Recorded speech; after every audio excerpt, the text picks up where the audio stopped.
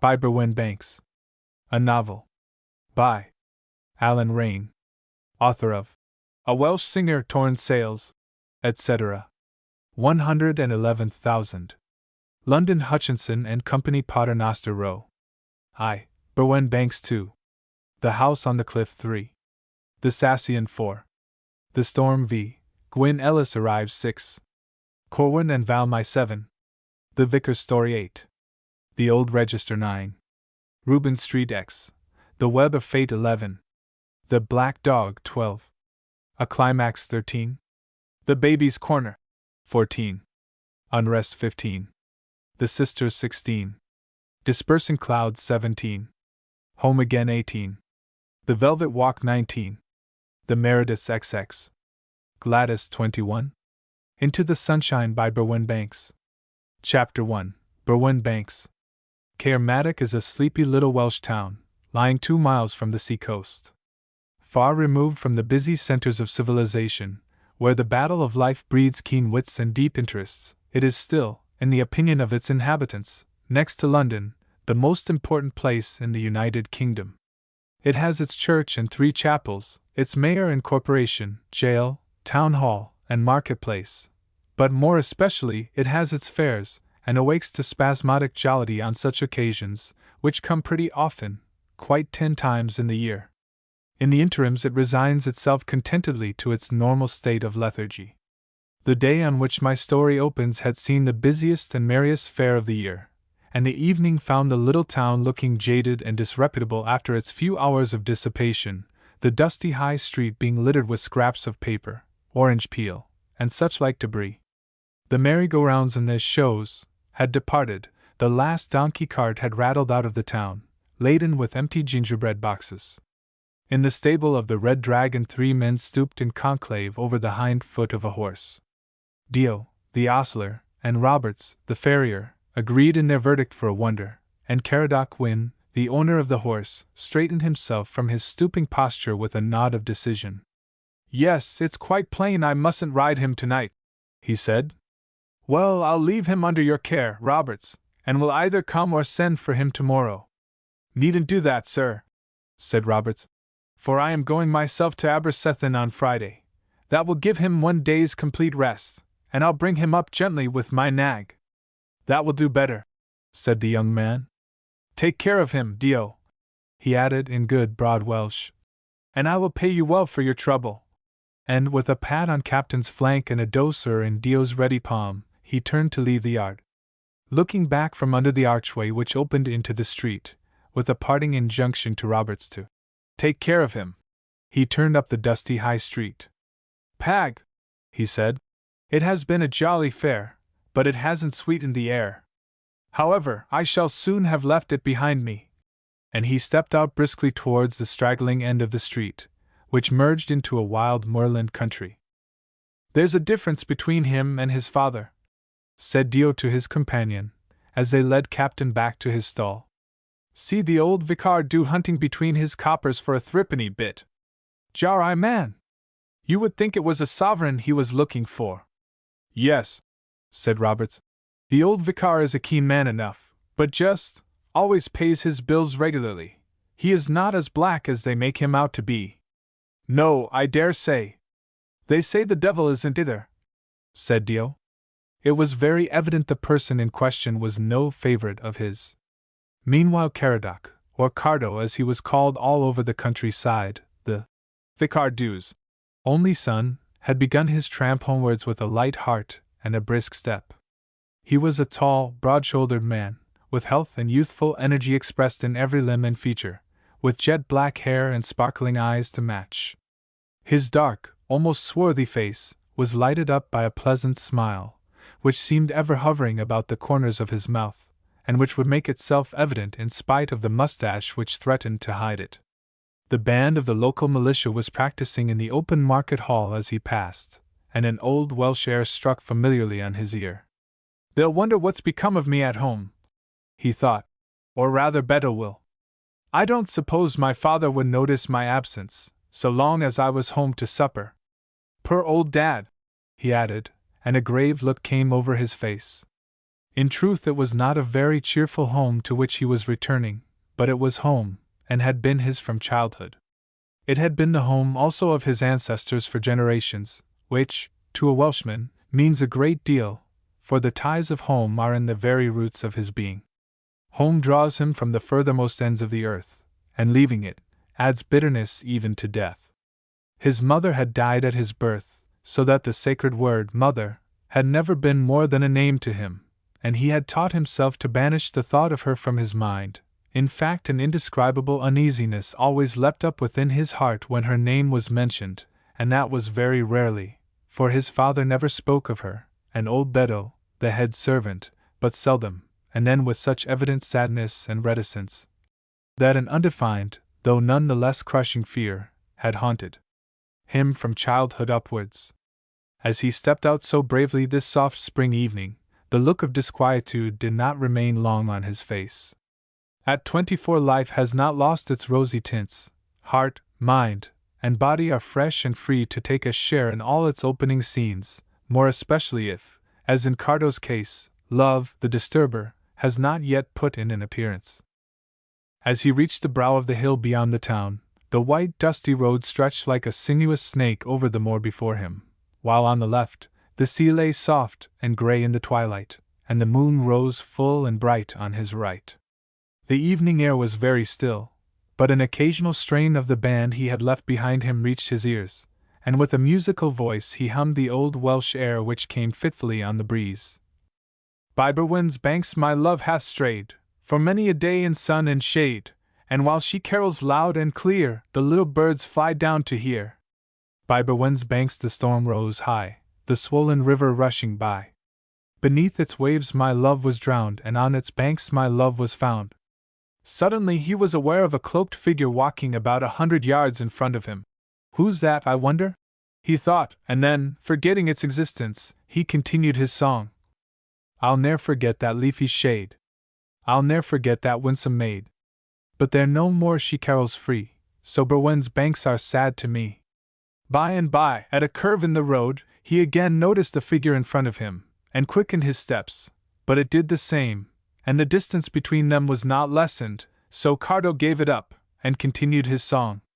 When the strain came to a natural ending, he looked again with some interest at the grey figure ever moving on, and still seeming to keep at the same distance from him. Once more he quickened his steps, and again the figure did likewise. Diwsanel, he said. I am not going to run after an old woman who evidently does not want my company. And he tramped steadily on under the fast darkening sky. For quite 3 miles he had followed the vanishing form, and as he reached the top of the moor, he began to feel irritated by the persistent manner in which his fellow traveler refused to shorten the distance between them. It roused within him the spirit of resistance, and he could be very dogged sometimes in spite of his easy manner. Having once determined, therefore, to come up with the mysterious pedestrian, he rapidly covered the ground with his long strides, and soon found himself abreast of a slim girl, who, after looking shyly aside at him, continued her walk at the same steady pace.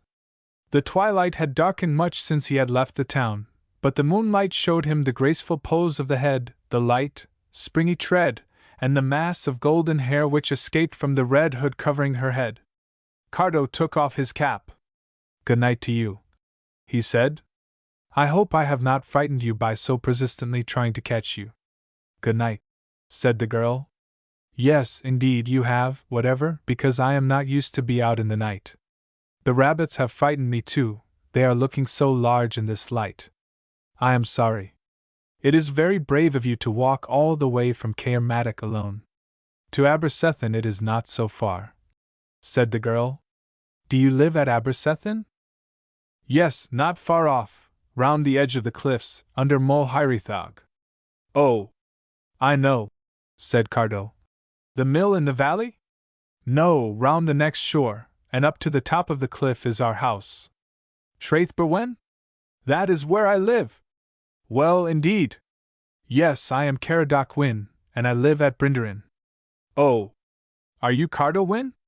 I have heard plenty about you, and about your father, the Vicar Dew. Ah, poor old Dad. I dare say you have not heard much good of him, The people do not understand him. Well, indeed, the worst I have heard of him is that he is not very kind to you, that he is making you to work on the farm, when you ought to be a gentleman." "That is not true," said Cardo, flushing in the darkness. "It is my wish to be a farmer. I like it better than any other work. It is my own free choice. Besides, can I not be a farmer and a gentleman too? Where could I be so happy as here at home, where my ancestors have lived for generations?" "Ancestors?" said the girl. "What is that?" "Oh, my grandfather and great-grandfather, and all the long dead of my family." "Yes, indeed, I see. Ancestors," she repeated, with a sort of scheduling tone, as though making sure of the fresh information. "I do not know much English, but there's good you are speaking it. Can you speak Welsh?" "Ha! Ha! Ha!" laughed Cardo, and his voice woke the echoes from Mulhirethog, the hill which they were nearing, and which they must compass before reaching the valley of the Berwen. "Ha! Ha! Ha! Can I speak Welsh? Why, I am Welsh to the core, Cymro Glan Gloy. What are you?" "Oh, Welsh, of course. You can hear that by my talk." "Indeed, no," said Cardo. "I did not know anyone at Traeth Berwen could speak English as well as you do." He was longing to find out who his fellow traveler was. He saw in the dim light she was slim and fair, and had a wealth of golden hair. He saw her dress was gray and her hood was red. So much the moonlight revealed, but further than this he could not discover, and politeness forbade his asking. As if in answer to his thoughts, however, her next words enlightened him. "I am Valmai Powell, the niece of Esek Powell, the preacher." A long, low whistle escaped from the young man's lips. "By Jove!" he said.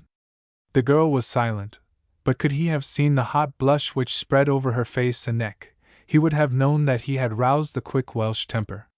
He was unconscious of it, however, and strode on in silence, until they reached a rough-built, moss-grown bridge, and here they both stopped as if by mutual consent. Leaning their elbows on the mossy stone wall, they looked down to the depths below, where the little river Berwen babbled and whispered on its way to the sea. "There's a nice noise it is making down there," said Valmai. "But why do you say a bad word when I tell you my uncle's name?" "A bad word? In your presence? Not for the world! But I could not help thinking how shocked my father and your uncle would be to see us walking together." "Yes, I think indeed," said the girl, opening a little basket and spreading its contents on the low wall. "See," she said, in almost childish tones, and turning her face straight to the moonlight. Cardo saw, as he looked down at her, that it was a beautiful face. "See," she said, "gingerbread that I bought in that old street they call the Muntride. Here is a silver ship, and here is a gold watch, and a golden girl. Which will you have?" "Well, indeed, I am as hungry as a hunter," said Cardo. "I will have the lassie, if you are sure you have enough for two." "Anno! Anno! I have a lamb and a sheep and some little pigs in my basket." And she proceeded to spread them out and divide them, and they continued to chat as they ate their gilded gingerbread. "Suppose your uncle and my father knew we were standing on the same bridge and looking at the same moon," said Cardo, laughing. "And eating the same gingerbread," added Valmai. "My word! There would be wrath." "Wrath?" said the girl, looking thoughtfully up in her companion's face. "What is that?" "Oh, something no one could feel towards you. Wrath is anger. My uncle is angry sometimes with me, and too, with my father, I suppose?" said Cardo. "Yes, indeed," said the girl. "That is true, whatever. Every Wednesday evening at the prayer meeting he is praying for the vicar do, and Beto told me last week that the vicar is praying for my uncle on Tuesday evenings." "Oh, Lord! Has it come to that?" said Cardo. "Then I'm afraid we can never hope for peace between them." They both laughed, and the girl's rippling tones mingled musically in Cardo's ears with the gurgle of the Berwen. "It is getting late," she said. "We had better go on, but I must say good night here, because it is down by the side of the river is my way to Dinah's. You will be nearer to keep on the road till you cross the valley." "No, indeed," said the young man, already preparing to help his companion over the stone stile. I will go down by the Berwen too, Annel, said Valmai, clasping her hands. It will be a mile further for you, whatever. A mile is nothing on such a night as this. And down to the depths of the dark underwood they passed, by a steep, narrow path, down through the tangled briars and bending ferns, until they reached the banks of the stream. The path was but little defined, and evidently seldom trodden. The stream gurgled and lisped under the brushwood. The moon looked down upon it and sparkled on its ripples, and as Valmai led the way, chatting in her broken English, a strange feeling of happy companionship awoke in Cardo-Wind's heart. After threading the narrow pathway for half a mile or so, they reached a sudden bend of the little river, where the valley broadened out somewhat, until there was room for a grassy, velvet meadow, at the further corner of which stood the ruins of the old parish church, lately discarded for the new chapel of ease built on the hillside above the shore. How black the ruins look in that corner, said Cardo. Yes, and what is that white thing in the window? Said Valmai, in a frightened whisper, and shrinking a little nearer to her companion. Only a white owl. Here she comes sailing out into the moonlight. Well, indeed, so it is. From here we can hear the sea, and at the beginning of the shore I shall be turning up to Dynas.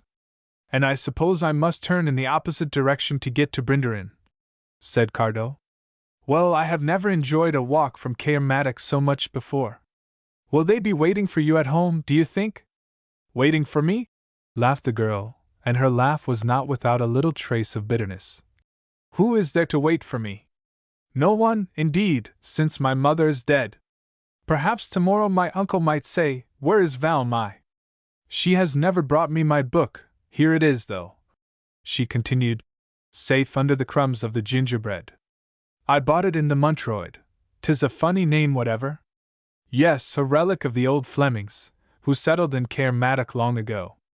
Oh, I would like to hear about that. Will you tell me about it some time again? Indeed I will, said Cardo eagerly. But when will that be? I have been wondering all the evening how it is I have never seen you before. They had now reached the open beach, where the Berwen, after its checkered career, subsided quietly through the sand and pebbles into the sea. Here is my path, but I will tell you. And with the sound of the gurgling river, and the plash of the waves in his ears, Cardo listened to her simple story. You couldn't see me much before, because only 6 weeks it is since I am here. Before that I was living far, far away. Have you ever heard of Patagonia?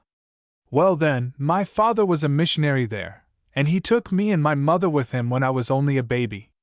Since then I have always been living there, till this year I came to Wales. Patagonia, said Cardo. So far away? No wonder you dropped upon me so suddenly. But how, then, did you grow up Welsh? Valmai laughed merrily. Grow up Welsh? Well, indeed, I don't know what have I grown up. Welsh, or English, or Spanish, or Patagonian. I am mixed of them all, I think.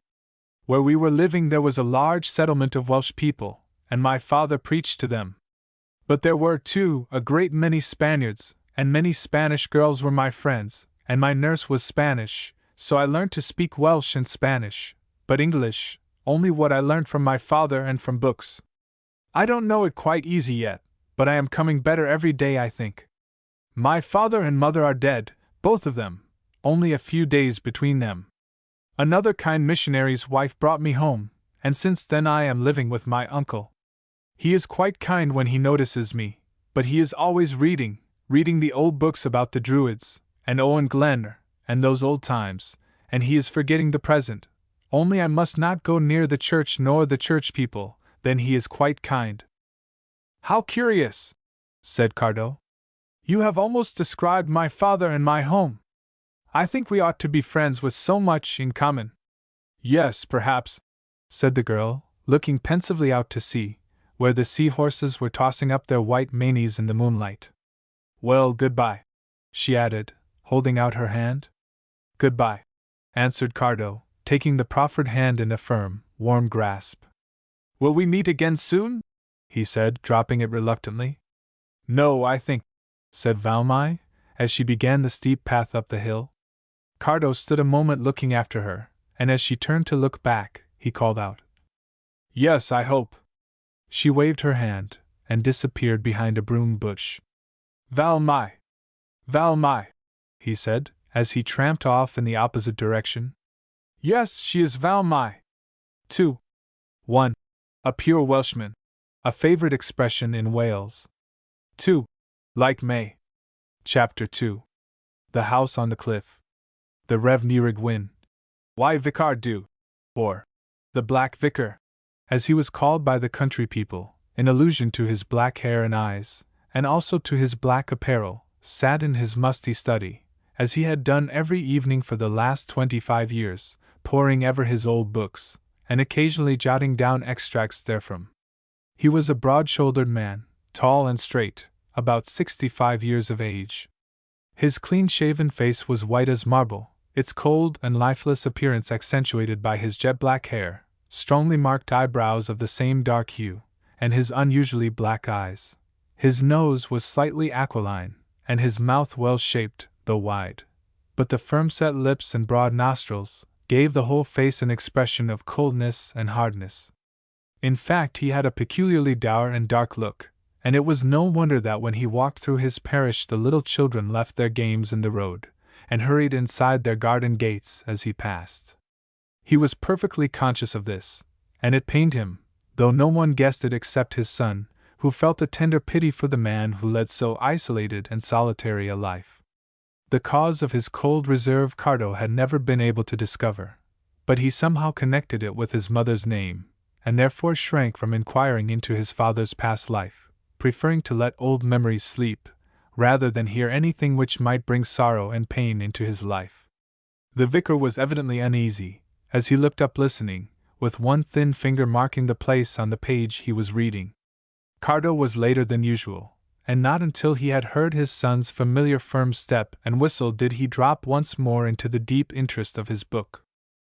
As Cardo approached the house he saw the light in his father's window, and pictured to himself the cold, pale face bending over the musty books. "Poor old Dad!" he murmured.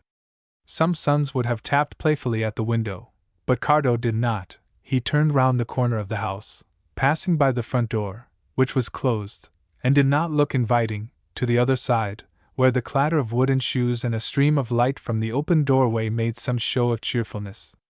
And there was Beddo, his old nurse and his father's housekeeper, in loud, angry tones, reproving the shepherd boy who stood leaning against the doorpost.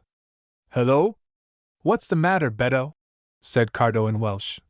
"What mischief has Robin been up to now?" "Machjan Bach, my dear boy, is that you?" said Beddo. "There's glad I am. You are late tonight, and I was beginning to puzzle. Has my father missed me?" "Well, indeed, he hasn't said anything," said Beddo, hunting for the frying pan, and beginning to prepare the ham and eggs for supper. "But where's that Robin?" she added. "A clout or two with the frying pan would not hurt his addlepot, eh? He has been wise and made himself scarce, but what has he done, Beddo? What has he done? The villain! Well, you know the sheep are grazing in the churchyard this week, and that monkey is watching them there. Well, he seated himself yesterday on a tombstone when we were in church, and witted men of Harlech on his flute. And the vicar praying so beautiful all the time, too. Praying against the wiles of the devil and of Esek Powell. Esek Powell! What has he been doing? Well, Machjan, you will not believe. The boldness of those methods is something beyond. And the impudence of Esek Powell! What do you think, Caradoc? He is praying for your father, out loud, mind you, in the prayer meeting every Wednesday evening. But there! The master is beforehand with him, for he is praying for Esek Powell on Tuesdays. And she tossed the frizzling ham and eggs on the dish. Come to supper, my boy. And Cardo followed her nothing loath into the gloomy parlor, lighted by one homemade mold candle, for he was hungry in spite of the gingerbread. "Ah, Caradoc! You have come," said the vicar, as he entered the room punctually at the stroke of 10. "What made you so late tonight?" "Well," said Cardo, "when Dio, Red Dragon, led Captain out of the stable, I found the swelling on his leg had risen again, so I left him with Roberts, the farrier. He will bring him home on Friday. You have written him too soon after his sprain, as I told you, but young men always know better than their elders. Well, you were right anyway this time, father. Yes, said his father. As the old proverb says, your hen a wire your eye fank a d big. 1. Shouldn't wonder if it rained tomorrow, the wind has veered to the south. It will be bad for the Sassian, won't it? Said Cardo, after a pause. The what? Said the vicar, looking full at his son. The Sassian, sir, as they call it, the Methodist Association, you know, to be held here next week. I don't want to hear anything about it. I take no interest in the subject. Won't you go then, father? There will be thousands of people there. No, sir, I will not go, neither will you, I hope, answered the vicar, and pushing his plate away, he rose, and walked stiffly out at the door and along the stone passage leading to his study. His son listened to his retreating footsteps. As bigoted as ever, poor fellow, he said. But what a fool I was to mention the subject. And he continued his supper in silence. When Beto came in to clear away, he had flung himself down on the hard horsehair sofa. The mold candle lighted up but a small space in the large, cold room. There was no fire in the grate, no books or papers lying about, to beguile the tedious hour before bedtime. Was it any wonder that his thoughts should revert to the earlier hours of the evening?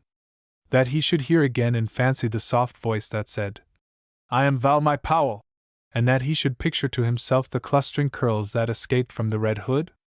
The old house, with its long passages and large rooms, was full of those nameless sounds which fill the air in the quiet of night. He heard his father's footsteps as he paced up and down in his study, he heard the tic-tac of the old clock on the stairs, the bureau creaked, the candle spluttered, but there was no human voice to break the silence. With a yawn he rose, stretching his long legs, and throwing back his broad shoulders, made his way along the dark passage which led into the kitchen, where the farm servants were seated at supper.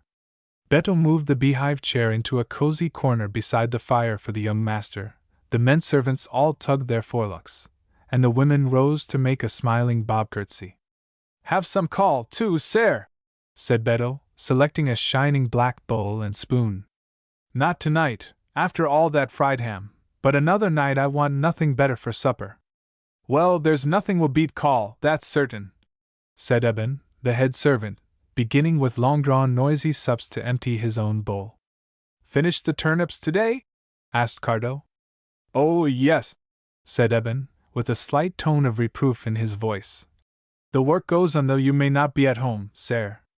I consider there is no piece of land on this earth, no, nor on any other earth, better farmed than Brinderin. Eh? And he looked defiantly at Beto, between whom and himself there was a continual war of words. Well, I suppose so, indeed, said Beto. You say so often enough, whatever, and what you say must be right.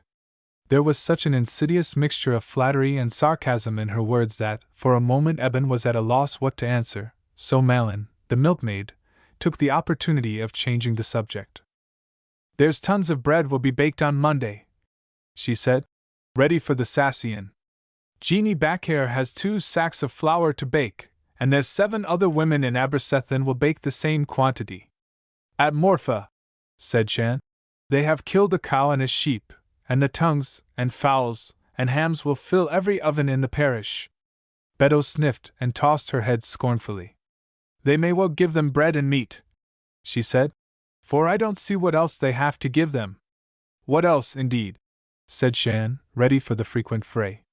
They won't have your humdrum old church frigate 3, perhaps, but you come and see, and hear Hughes Bangor, Price Merthyr, Jones Welshpool. Nothing to give them, indeed. Why, Price Merthyr would send your old red velvet cushion at church flying into smithereens in 5 minutes. Haven't I heard him? He begins soft and low, like a cat purring on the hearth, and then he gets louder and louder, till he ends like a roaring lion. And our own preacher, Esek Powell, to begin and finish the meeting. There's busy Valmy must be. Marge Hughes is there to help, and she says, Oh, be quiet, said Beto, and go along with your Valmy, and your Price Merthyr, and your hams, and lions, and things. ACHY-fi. I don't want to hear about such things in a clergyman's house. Valmy is a beauty, whatever. said Di the ploughboy. I kilt for at her over the hedge this morning when she was going to Cair Maddock. She's as pretty as an angel. Have you ever seen her, sir? Val my, said Cardo, prevaricating. Surely that is a new name in this neighborhood? Yes, she is Essex Powell's niece come home from over the sea. She is an orphan, and they say the old man is keeping her reading and reading to him all day till she is fair tired, poor thing. Well, it is getting late, said Cardo. Good night. And his rising was the signal for them all to disperse, the men servants going to their beds over the hay loft or stable, while the women, leaving their wooden shoes at the bottom, followed each other with soft tread up the creaking back stairs. In the study the vicar pored over his books, as he translated from English into Welsh the passages which interested him most. He was, like many of the inhabitants of the South Wales coast, a descendant of the Flemings, who had long ago settled there, and who have left such strong and enduring marks of their presence. Their language has long given place to a sort of doggerel English, but they have never learned to speak the language of the country except in some of the straggling border villages. Pembrokeshire, in particular, retains a complete separateness, so to speak, from the rest of the country, and is often called Little England beyond Wales. Thus it was that the English language seemed always more natural to Murigwyn than the Welsh. His sermons were always thought out in that language, and then translated into the vernacular, and this, perhaps, accounted in some degree for their stiffness and want of living interest. His descent from the Flemings had the disadvantage of drawing a line of distinction between him and his parishioners, and thus added to his unpopularity. In spite of this, Cardo was an immense favorite, his frank and genial manner, inherited from his mother, who was thoroughly Welsh, making its way easily to the warm Welsh hearts. There was a deep well of tenderness, almost of pity, within him for his cold stern father, a longing to break through his reserve, a hankering after the loving ways of home life, which he missed though he had never known them. The cold Fleming had very little part in Cardo's nature, and with his enthusiastic Welsh sympathies, he was wont to regret and disclaim his connection with these ancient ancestors.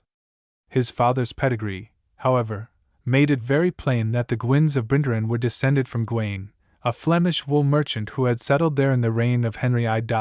These settlers being protected and encouraged by the English king, who found their peaceable, industrious habits a great contrast to the turbulence and restlessness of the Welsh under their foreign yoke.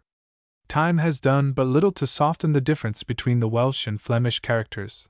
They have never really amalgamated, and to this day the descendants of the Flemings remain a separate people in language, disposition, and appearance.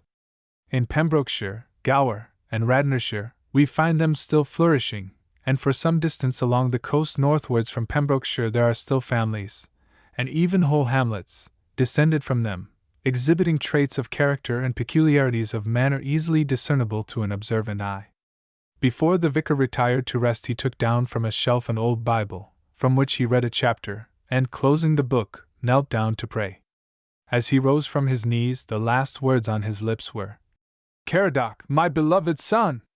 For the next few days the turnips and mangolds seemed even more interesting than usual to Cardo when he was up with the lark, and striding from fro to fro in company with Di and Eben, returning to a hurried breakfast, and out again on the breezy hillside before the blue smoke had begun to curl up from the thatched chimneys which marked the cluster of cottages called Abercethin. Down there, under the cliffs, the little village slumbered, the rising sun just beginning to touch its whitewashed walls with gold, while up above, on the high lands, the thick dews fields were already bathed in the morning sunlight. As he crossed from ridge to ridge and from fro to fro, Cardo's thoughts continually flew across the valley to the rugged hill on the other side, and to the old grey house on the cliff, the home of Essex Powell, the preacher. In vain he sought for any sign of the girl whose acquaintance he had made so unexpectedly, and he was almost tempted to believe that she was no other than a creature of his own imagination, born of the witching moonlight hour, and absorbed again into the passing shadows of night. But could he have seen through the walls of that old grey house, even now at that early hour, he would have understood what kept the preacher's niece so busily engaged that neither on the shore nor on the banks of the Berwen was there a sign of her. In the cool dairy at Dinah's, and in and out of the rambling old kitchen, She was busy with her preparations for the guests who would fill the house during the Sassion. She bustled about, with Marge Hughes in attendance, looking very different, but every bit as charming, in her neat farm dress as she had on her visit to Caermatic. The sleeves of her pink cotton jacket, pushed up above the elbows, showed her white, dimpled arms, while her blue skirt or petticoat was short enough to reveal the neatly shod feet, with their bows of black ribbon on the instep. Every house in the neighborhood was busy with preparations of some sort. At the farmhouses the women had been engaged for days with their cooking. Huge joints of beef and ham, boiled or baked, stood ready in the cool pantries, and in the smallest cottages, where there was more than one bed, it had been prepared for some guest. "John, my cousin, is coming from the works." 5 or "Mary, my sister, will be home with her baby." Everywhere hearts and hands were full of warm hospitality. Clergymen of the Church of England, though generally looking askance at the chapels and their swarming congregations, now, carried away by the enthusiasm of the people, consented to attend the meetings, secretly looking forward, with the Welsh love of oratory, to the eloquent sermons generally to be heard on such occasions. Cardo, ruthlessly striding through the dew-bespangled gossamer of the turnip field, heard with pleasure from Di that the adjoining field, which sloped down to the valley, had been fixed upon for the holding of the Sassion. On the flat at the bottom the carpenters were already at work at a large platform, upon which the preachers and most honored guests were to be seated, while the congregation would sit on the hillside, which reached up to the vicar's land. At least 3,000, or even 4, might be expected.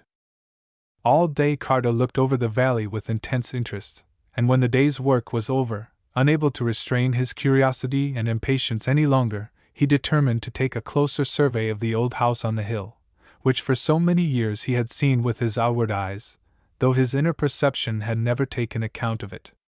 At last, crossing the beach, he took his way up the steep path that led to Dinah's. As he rounded a little clump of stunted pine trees he came in sight of the house, gray, gaunt, and bare, not old enough to be picturesque, but too old to look neat and comfortable, on that wind-swept, storm-beaten cliff. Its gray walls, marked with patches of damp and lichen, looked like a tear-stained face, out of which the 2 upstairs windows stared like mournful eyes. Downstairs, in one room, there was a little sign of comfort and adornment. Crimson curtains hung at the window, inside which a few flowers grew in pots. Keeping well under the hedge of elders which surrounded the CWRT or front garden, Cardo passed round to the side, the pine end, as it is called in Wales, and here a little lattice window stood open. It faced the south, and away from the sea a white rose tree had ventured to stretch out its straggling branches. They had evidently lately been drawn by some loving hand towards the little window. A muslin curtain fluttered in the evening breeze, on which came the sound of a voice. Cardo knew it at once. It was Valmy singing at her work, and he longed to break through the elder bushes and call her attention. He was so near that he could even hear the words of her song, softly as they were sung. She was interrupted by a querulous voice.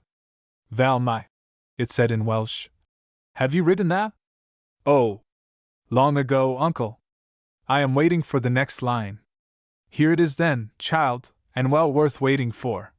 And with outstretched arm marking the cadence of its rhythm, he read aloud from a book of old poems. "There's poetry for you, girl. There's a description of nature. Where will you find such real poetry amongst modern bards? No, no! The bards are dead, Valmy. Well, I don't know much about it, uncle, but isn't it a modern bard who writes? Come and see the misty mountains in their gray and purple sheen, when they blush to see the sunrise like a maiden of 13. That seems very pretty, whatever." "Very pretty," growled the man's voice. "Very pretty, of course it is, very pretty. That's just it, but that's all, Valmy. PWFF. You have put me out with your blushing maiden and your purple sheen. Let us shut up Taliesin and come to DRYCHYPRYF episode. Now, you begin at the 5th chapter." There was a little sigh, which Cardo heard distinctly, and then the sweet voice began and continued to read until the sun sank low in the west. "It's getting too dark, uncle. Will I go and see if the cakes are done?" "No, no," said the old man. "Gwen will look after the cakes. You light the candle, and come on with the book. How Cardo longed to spring in through the lattice window, to fling the old books away, and to draw the reader out into the gold and purple sunset, out over the breezy cliffs, and down to the golden sands, but the strong bonds of circumstances held him back. The candle was lighted, and now he could see into the room. Old Esek Powell sat beside the table with one leg thrown over the other, hands clasped, and chin in the air, lost in the deep interest of the book which his niece was reading. He looks good for 2 hours longer, thought Cardo, as he saw the old man's faraway look. There was a little tone of weariness in her voice as, seating herself at the table by the open window, Valmai drew the candle nearer and continued to read. Outside in the dusky twilight, Cardo was gazing his fill at the face which had haunted him ever since he had seen it on the road from Caermatic. Yes, it was a beautiful face, even more lovely than he imagined it to be in the dim evening light. He took note of the golden wavy hair growing low on her broad, white forehead, her darker eyebrows that reminded him of the 2 arches of a beautiful bridge, under which gleamed 2 clear pools, reflecting the blue of the sky and the glint of the sunshine, the straight, well-formed nose, the pensive, mobile mouth, the complexion of a pale pink rose, and added to this the indescribable charm of grace and manner which spread through her personality. The evening shadows darkened, the sunset glow faded, and the moon rose in a cloudless sky. The distant sound of the regular plash of the waves on the beach reached Cardo's ears. He thought of the long reaches of golden sand lying cool and gray in the moonlight, and all the romantic dreams of youth awoke within him. Was it right that Valmai should be bending over a musty book in a dimly lit room? While outside were the velvet turf of the cliffs, the plashing waves, and the silver moonlight. But the reading still went on, the gentle voice growing a little weary and monotonous, and the white eyelids falling a little heavily over the blue eyes. Long Cardo watched and gazed, and at last, turning away, he walked moodily home. He knew his father would expect him to supper at 10 o'clock punctually, and hurried his steps as he approached the house. Just in time, for Beto was placing on the table an appetizing supper of caul and bread and butter, which the 2 men were soon discussing silently, for the vicar was more preoccupied than usual, and Cardo, too, was busy with his own thoughts. Suddenly the former spoke. "Is the long meadow finished?" he said. "Yes, Di is a splendid fellow to work, and Eben and he together get through a good deal. Tomorrow they can clear out the barn. The next day is the market at Llanowin. They must go there and buy a cow which Jones Pant-Yrych is going to sell. I have told Eben he is not to give more than £8 for her, and that is £1 more than she is worth." Cardo was silent. To clear out the barn next day was easy enough, but to get Di and Eben to the market on the following day would be impossible. It was the opening of the Sacian, and he knew that neither of the men would be absent on that occasion, even though disobedience should cost them their place. They were both Methodists, and it had gone hard with the vicar before he had taken them into his service. But the exigencies of farm life had compelled him to do so, as there was absolutely not one young man amongst his own congregation. To do him justice, he had forgotten for the moment that the market day at Llanowin would also be the Sacian day. "Do you remember, Father, the Sacian begins the day after tomorrow?" "I had forgotten it, but I don't see what difference that can make to my buying a cow. But Eben and Di will want to be at the meetings." A shadow crossed the old man's face. He made no answer, but continued to eat his supper in silence, and at last rose, and with a short "Good night, Cardo," went into his study.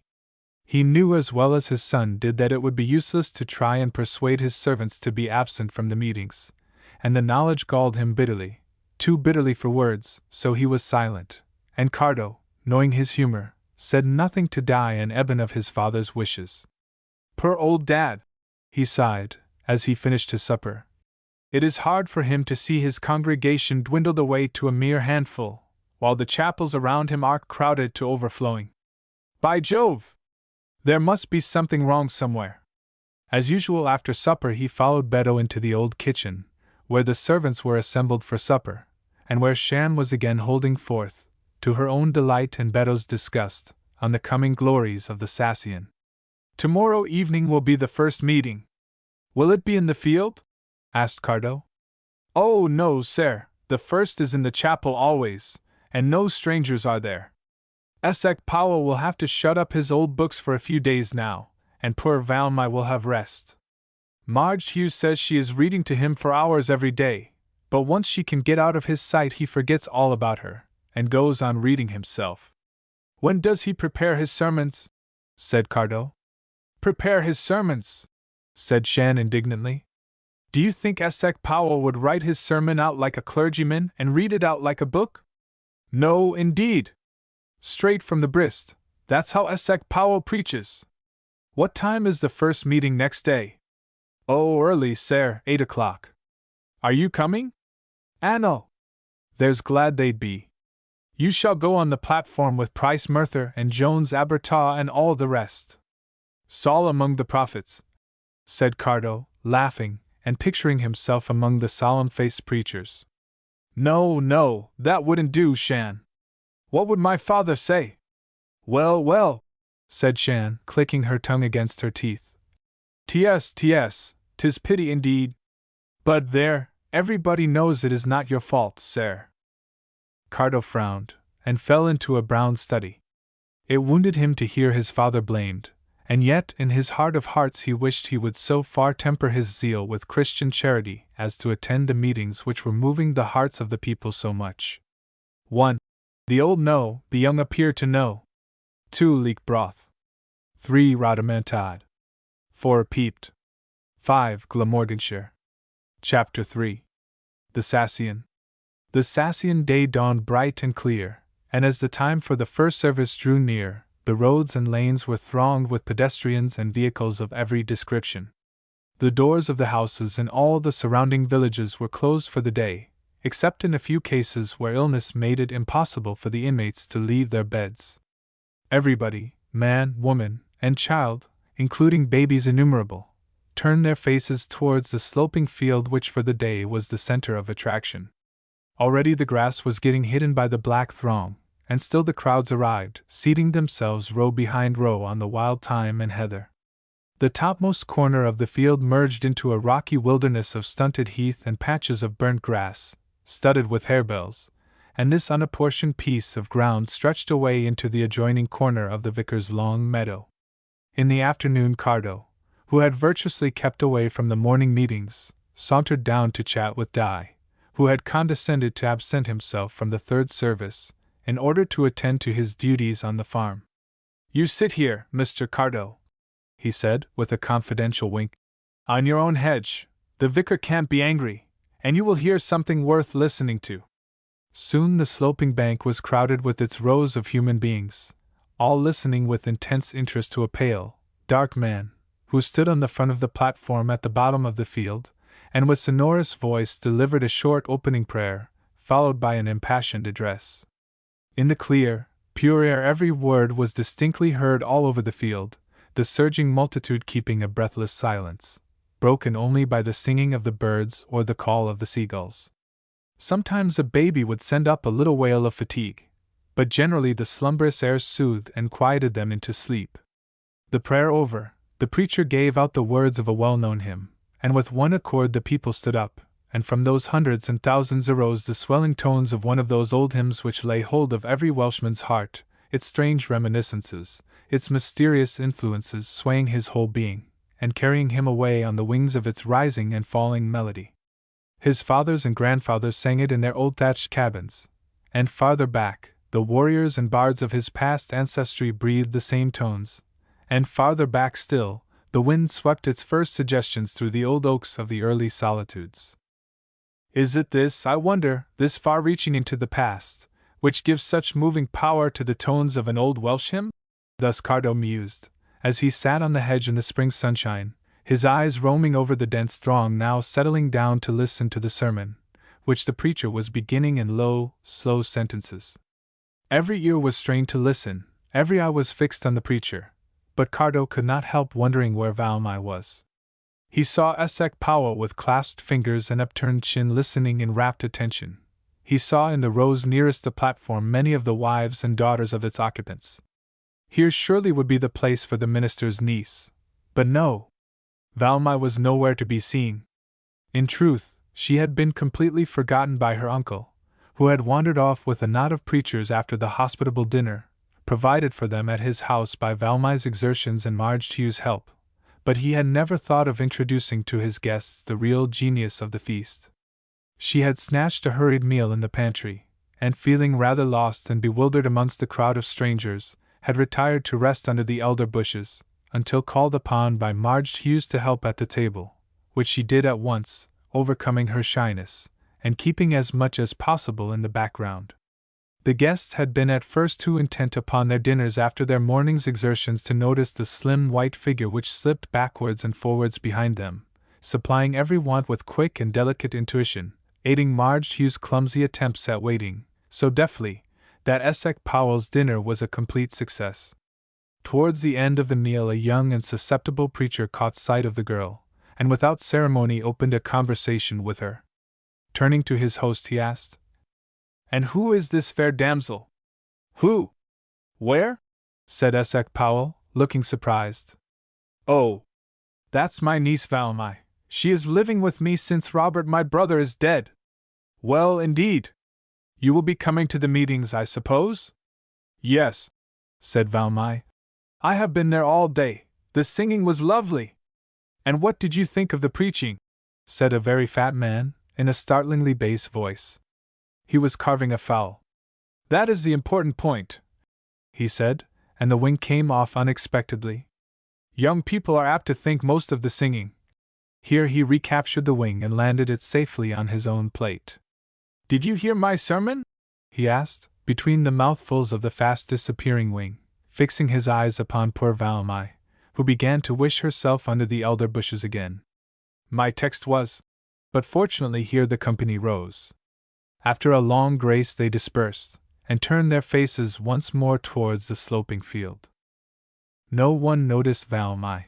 No one remembered her in the hurry to return to the preaching field. No one, she thought, would know or care whether she was present or not, and as she drew on her gloves and tied on her broad-brimmed straw hat, there was a little sadness in the curves of her mouth, a little moisture in the deep blue eyes, as alone she took her way after the preachers to the hillside. As she went she recalled the last open-air meeting she had attended, nearly 2 years ago, in that far-off land, where her father and mother had walked with her in loving companionship, when she had been the center of their joys and the light of their home, and as she followed the winding path, hymn-book in hand, her heart went back in longing throbs to the father and mother and the old home under the foreign sky, where love had folded her in its warm embrace. But now, she was alone. No one noticed whether she came or went, and as groups and families passed her, wending their way to the hillside, she answered their nods and greetings with pleasant kindliness, but still found herself alone. "It will always be like this now. I must learn to go alone. What can I expect when my father and mother are dead? There is no one else to care for me." She reached the crowded field, and ought to have made her way into the front rows near the platform where she might easily have found a seat, but Valmy was shy and retiring, and seeing there was no settled place for her, kept on the outskirts of the crowd, and at last found herself on the piece of uncultivated ground which bordered the corner of the vicar's long meadow. She seated herself on the heather at the top of the bank, the sea wind blowing round her, and tossing and tumbling the golden curls which fell so luxuriantly under her hat. All feeling of loneliness passed away as she sat there among the harebells and heather, for Valmy was young, and life was all before her, with its sweet hopes and imaginings. She was soon listening with deep interest to the eloquent and burning words which fell from the lips of the preacher, and with the harebells nodding at her, the golden coltsfoot staring up into the sky, the laughing babies sprawling about, was it any wonder that sadness fled away, and joy and love sang a paean of thankfulness in her heart? It was at this moment that Cardo caught sight of her. Unconsciously, he had been seeking her in every square yard which his eye could reach, and here she was close to him all the time.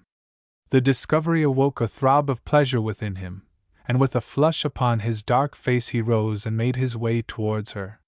She was absently turning over the leaves of her little Welsh hymn book as he approached, and smiling unconsciously at a toddling child who was making journeys of discovery around the furze bushes. A quick, short "Oh!" escaped her as she saw him approach.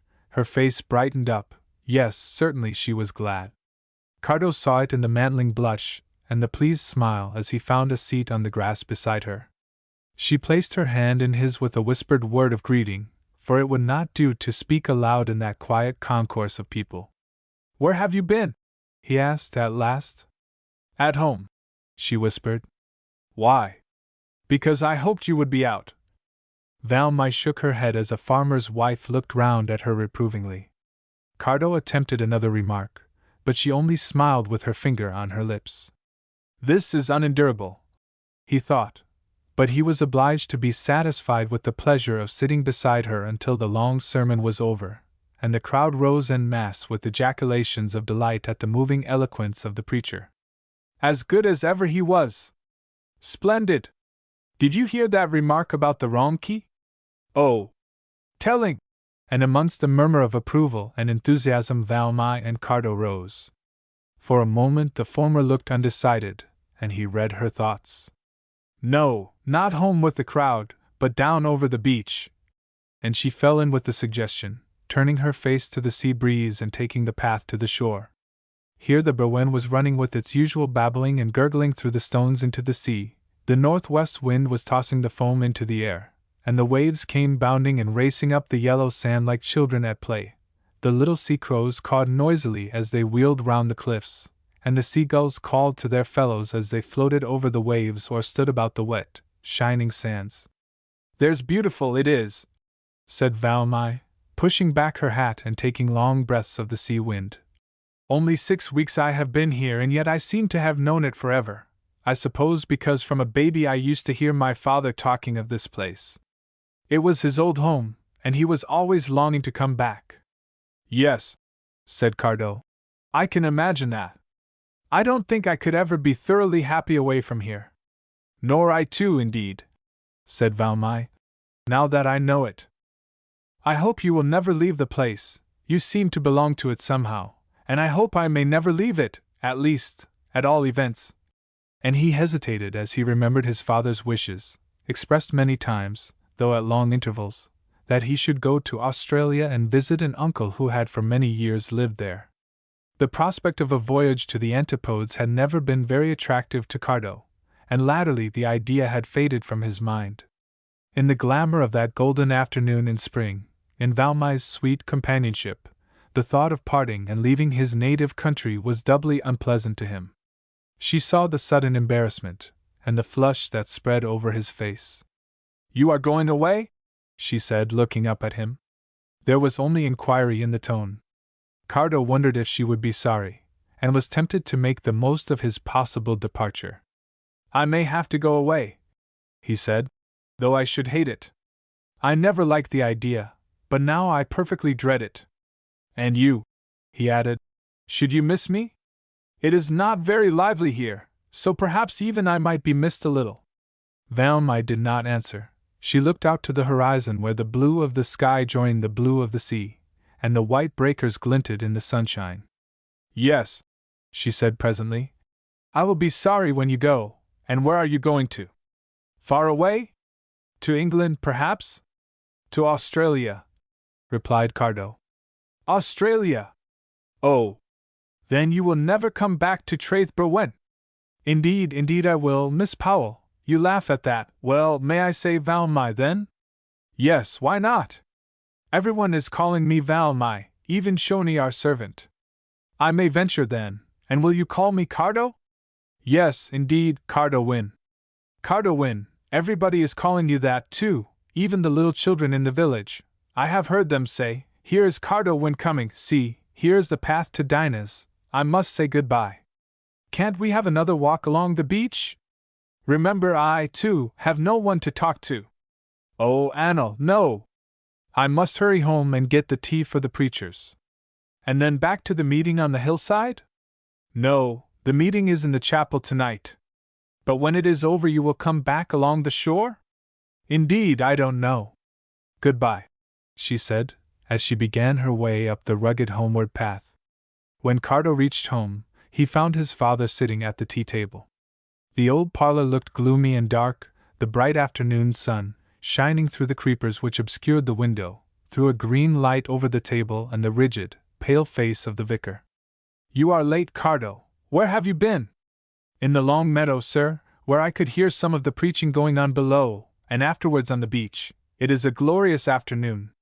Oh, Father, I wish you would come out and breathe the fresh air. It cannot be good for you to be always in your study poring over those musty old books.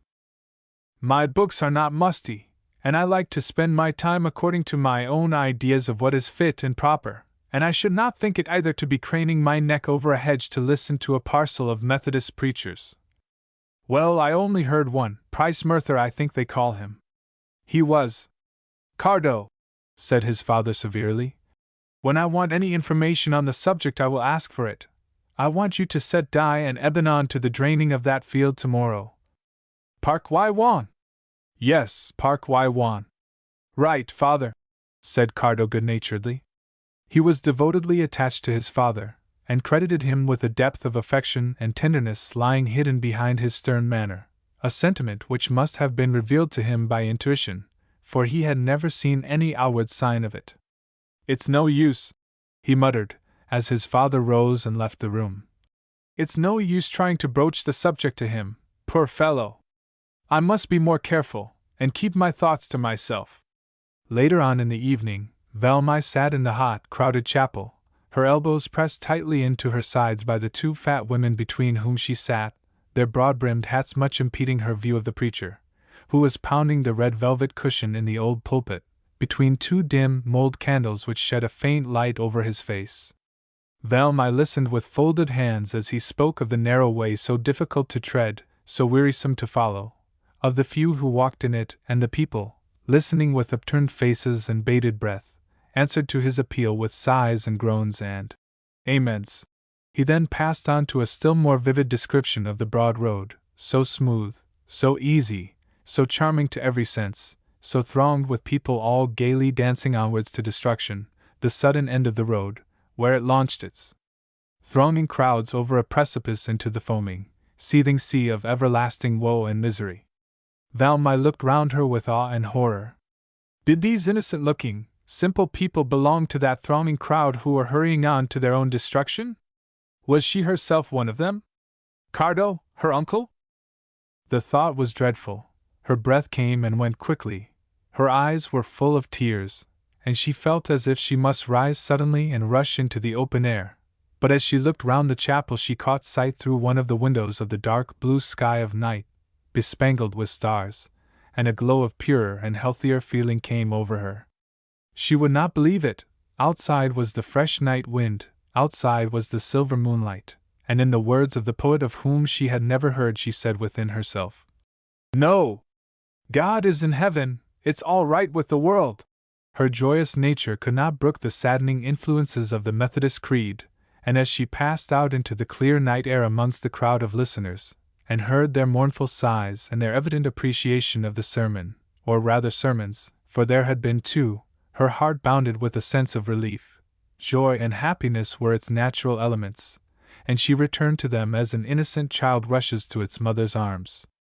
Leaving the thronged road, she took the rugged path down the hillside, alone under the stars, and remembering Cardo's question, "Will you come home by the shore?" she wondered whether he was anywhere near. As she reached the bottom of the cliff and trod on the firm, hard sand below, she saw him standing in the shadow of a rock, and gazing out at the sea over which the moon made a pathway of silver. The fishing boats from Innisore were out like moths upon the water. They glided from the darkness across that path of light and away again into the unknown. On one a light was burning. "That is the Butterfly," thought Velmy. "I am beginning to know them all, and there is Cardo Wynne." And with a spirit of mischief gleaming in her eyes and dimpling her face, she approached him quietly, her light footstep making no sound on the sand. She was close behind him, and he had not turned round, but still stood with folded arms looking out over the moonlit scene. Having reached this point, Velmy's fun suddenly deserted her. What should she do next? Should she touch him? No. Should she speak to him? Yes, but what should she say? "Cardo." No. And a faint blush overspread her face. A mysterious newborn shyness came over her, and it was quite a nervous, trembling voice that at last said, "Mr. Wynne?" Cardo turned round quickly. Val my!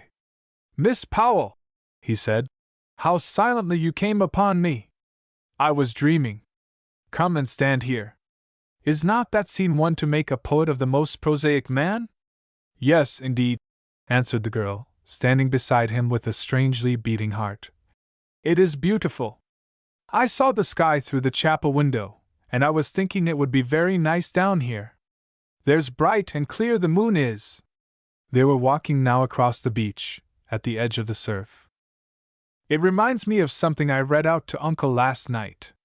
It was out of one of his old Welsh poets, Taliesin, or David A. P. Gwilym, or somebody. It was about the moon, but indeed I don't know if I can put it into English. Try, said Cardo. She comes from out the fold and leads her starry flock among the fields of night. Yes, that is beautiful, said Cardo. Indeed, I am glad you find something interesting in those dog-eared old books. Dog-eared? But they are indeed, she said, laughing. But how do you know? They may be golden leather, and spick and span from the booksellers, for all you know. No, I have seen them, and have seen you reading them. Seen me reading them? How? Where? Last night I was under the elder bushes, and saw you reading to your uncle. I watched you for a long time. Valmai was silent. You are not vexed with me for that? She was still silent. A tumult of happy thoughts filled her mind.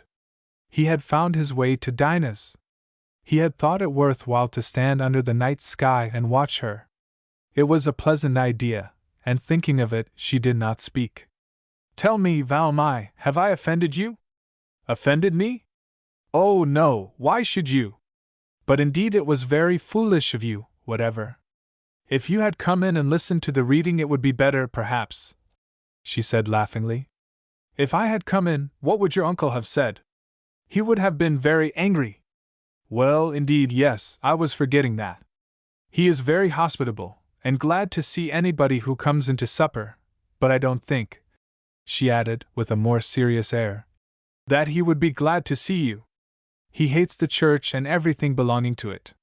Yes. How wearisome all this bigotry is. My father hates the chapels and all belonging to them. Perhaps you and I will begin to hate each other soon, said Valmai, as they reached the boulders through which the Berwen trickled. It was absolutely necessary that Cardo should help her over the slippery stones, and with her hand in his she stepped carefully over the broad stream, subsiding into quietness as it reached the sea. At last she was safely over, and as he reluctantly dropped her hand he returned to the subject of conversation. Will we hate each other? Again there was no answer, and again Cardo looked down at Valmai as he pressed his question. She had taken off her hat, and was walking with her golden head exposed to the cool night breezes. It drooped a little as she answered his persistent questioning. No, I think, she said, with her quaint Welsh accent. No, I think too, said Cardo. Why should we? Let us leave the hatred and malice and all uncharitableness to our elders. For you and me, down here on the sands and by the banks of the Berwen, there need be nothing but content and friendship. Yes, indeed, it is nice to have friends. I left all mine behind me in my old home, and I did not think I should ever have another. But here we are across the shore, and here is the path to Dinah's. Oh, but the walk has been too short. You must come back and let us have it over again. What? Back again? Said Valmai, laughing so merrily that she woke the echoes from the cliffs. Yes, back across those slippery stones and across the shore, and then back again to this side. I can help you, you know. Cardo's voice was very low and tender. It seemed ridiculous, but somehow he gained his point. Chapter 4. The Storm. A day or two later on, the weather changed, the wind blew up in angry soughs from the southwest, and meeting the strong flow of the spring tide, curled the green wave-tops into those small feathers of foam, always the forerunners of rough weather. The seagulls let themselves go before the wind, calling to each other excitedly. The little sea-crows stayed quietly at home in the safe crannies of the cliff. Old Dan Griffiths the fisherman hauled his boat further up the strand, and everything betokened the brewing of a storm. Nevertheless, Valmai was out early. Her small household duties had been attended to. She had skimmed the cream in the dairy, and fed the new calf. She had scattered the grain before the flocks of fowls and pigeons in the farmyard, had brushed her uncle's coat, and while helping him to shuffle into it, had asked him, "Are you going from home today, uncle?" "Yes, Murchie, didn't I tell you? I am going to a meeting at Penmorian, and won't be back tonight." "Are you going to walk?" "Why, no. Ride, of course." "Where's Malin?" "I think Shoney was just putting her into the cart." "Oh, I forgot to tell him," said the absent-minded man. "Tell him to saddle her, and bring her here at once." Valmy ran out, and picking her way daintily through the stubble of the farmyard, caught sight of Shoney fastening the last buckle of Malin's cart harness. "Wants her saddled?" he said, looking hot and flustered. "Dear, dear! There never was such a man! Wasn't I settled with him yesterday to take the 2 pigs to the fair to be sell? There's what it is to live in the clouds!" And grumbling, he unfastened the buckles, and soon led Malin saddled and bridled to the door. "Didn't you tell me we was to sell the pigs today?" he said sulkily, as soon as his master was seated safely on the saddle. Esek Powell, who had for some time been hopping about on one leg, finding it difficult to mount the spirited Malin, now looked thoughtfully at Shoney. "Pigs?" he said. "Pigs? Oh, of course. Yes, Shoney, quite right, you shall take them to market tomorrow. Today is the fair, you had forgotten that, I suppose. Well, well. Next week will do." And he trotted away, Shoney looking after him with undisguised contempt. "There's a man, now," he said in English, for he was proud of his proficiency in that language. "Was you ever see such a man? I tell you, Valmy, he would be ruined and put in jail for debt long ago if I wasn't keep him out of it. Yes, I think, indeed, Shoney, I am sure of it, but where is the fair today?" "At Lanathon, of course. Wasn't you hear of it?" "Why? You ought to be there, prank out in your ribbons and finery, talking and laughing with the young men, and coming home in the evening with your pocket handkerchief full of gingerbread and nuts." And he looked her over from top to toe. It had never struck him before that there was any charm in her appearance, but now he seemed to realize that she was worthy to be seen at the fair. "Yes," he said pensively, with his thumbs in the armholes of his waistcoat. "I wouldn't wonder a bit now if you was to pick up a sweet air amongst the gentry, because you are beginning to speak English as good as the vicar, and you are not quite like the girls about here, Valmy." "Am I not?" she said laughingly. "No," he said seriously. "And that's where you will be failing. There's not a chap about here will take a melody like you for a wife.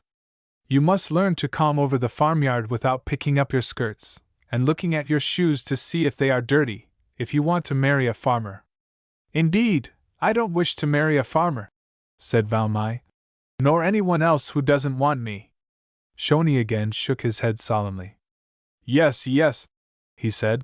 "I see how it is. It's not only the pigs, and the calves and hens, but you too I must take to markets and fairs, or we shall never marry you." And he turned away pondering seriously over his self-imposed duties. Valmy looked after him a little wistfully. Where should she go now? How should she spend the long day? Gwen would see to the housework, and would brook no interference with her management. Nobody wanted her, and nobody thought of her, except Shoney, and to him she seemed rather a burden, or was there one who thought of her sometimes, who cared a little for her? With heightened color and quick steps she turned from the farmyard down the steep path which led to the river's banks, and as she made her way through the thick hazel and willow brushwood she could not quite suppress the hope that she might meet Cardo. But no, perfect solitude reigned over the Berwen. Down in the valley she could not feel the wind, but she heard its roar in the tree-tops. The birds were silent, the sky was gray, and a little sadness fell over her spirits as she continued to thread her way under the tall bracken and brambles, onwards and upwards, until she at length reached the stile by the bridge upon which she and Cardo had eaten their gingerbread on the first evening of their acquaintance. The road which had that night been so quiet and deserted was now full of busy life, and as Valmy approached the stile and saw the many pedestrians and vehicles she shrank back a little, and through the branches of a hazel bush, looked out on the passers-by, realizing that all these hurrying footsteps, and faces full of interest, were turned towards the fair at Lanathon. Presently she heard the rumbling of wheels, and in a cloud of dust saw the vicar of the next parish drive by with his 2 pretty daughters. Just as they reached the bridge they were overtaken by a young man, who reined in his spirited, well-groomed horse and addressed the party. At once Valmai recognized the voice, and peeping through the greenery, saw it was Cardo, stalwart and strong, with his rough frieze coat and buttoned gaiters, looking every inch a gentleman farmer. There was a bluff and hearty greeting from the clergyman as Cardo took off his hat to the 2 young ladies, who simpered and blushed becomingly, for Cardo was the catch of the neighborhood. His good looks, his father's reputed wealth, and the slight air of mystery hanging over the silent vicar do, making quite a halo of romance around his son's personality. "Goodbye," said Mr. Hughes. "We shall see you at the fair, I suppose?" "Yes," said Cardo. "Goodbye." And he reined in his horse for a moment so as to avoid riding in the cloud of dust raised by the vicar's carriage wheels. Valmai's heart thumped loudly, for Cardo was looking at the stile, he was dismounting, and now he was leaning on the bridge lost in thought, and looking down into the green depths of the valley. There was a pleased look on his face and a gleam in his black eyes, which Valmai saw, and which made her heart beat faster and her cheek flush a more rosy red, but she shrank further back into the shade of the hazel bush, and only peeped out again when she heard by the horse's hoofs that his rider was remounting. Then she ventured over the stile and looked at the retreating figure, with his broad shoulders, his firm seat, and his steady hand on his bridle as he galloped out of sight. A flood of happiness filled her heart as she recrossed the stile and began her way again down the shady path. What mattered it that at every moment the wind rose higher, and the branches creaked and groaned above her? What mattered it that the birds were silent, and that the roar of the sea reached further than usual into the nutwood? She would go home and eat her frugal dinner of brown bread and budrin, and then she would set off to Innisoer to spend a few hours with Nance Owen, who had nursed her as a baby before her parents had left Wales. In spite of the increasing storm she reached the beach, and turned her face towards Innisoer, a small island or rather a promontory, which stretched out from the shore. At low tide a reef of rocks, generally known as the Rock Bridge, connected it with the mainland, but at high tide the reef was completely under water, the sea rushing in foaming breakers over it as if chafing at the restraint to its wild freedom. Had Valmai been better acquainted with the coast, she would not have dared to cross the bridge in the face of the storm which was every moment increasing in violence. The tide was down, and the rocks were bare, and the high wind helped to hurry her over the pools and craggy points. Gathering her red cloak tightly around her she made her way safely over to the island, which was a frequent resort of hers, as here she found the warm love and welcome for which her heart craved, and which was so sorely missing in her uncle's house. Amongst the sandy dunes and tussocks were scattered a few lonely cottages, in one of which Nance lived her uneventful life. Its smoke-brown thatch looked little different from the rushes and coarse grass which surrounded it, for tufts of grass and moss grew on the roof also, and Nance's goat was frequently to be seen browsing on the housetop. At the open door stood Nance herself, looking out at the storm. Suddenly she caught sight of Valmai, who was making a difficult progress through the soft, uneven sand, and a look of surprise and pleasure came over her face. "Oh, dear heart, is it you, indeed, come to see old Nance, and on such a day? Come in, sweetheart, out of the storm." "The storm, indeed," said Valmai, in Welsh as pure as Nance's own, as the old woman drew her into the cottage and closed the door. "Why, you know nothing about it on this side of the island, nothing of what it is in the village. The boats have all been drawn up close to the road, and the waves are dancing and prancing on the beach, I can tell you." Nance loosened her cloak and hat, and smoothed her hair with her horny hands. "There's glad I am to see you, Murch Fawkeye, and if you have no grand friends to keep you company and no one to look after you, you have always got old Nance to love you." "Yes, I know that, Nance, indeed." "What do you think of my new frock?" said the girl, holding out her skirt to the admiring gaze of the old woman, who went into raptures of admiration. "Oh, there's pretty, 'tis fine and soft, but white, always white you are wearing."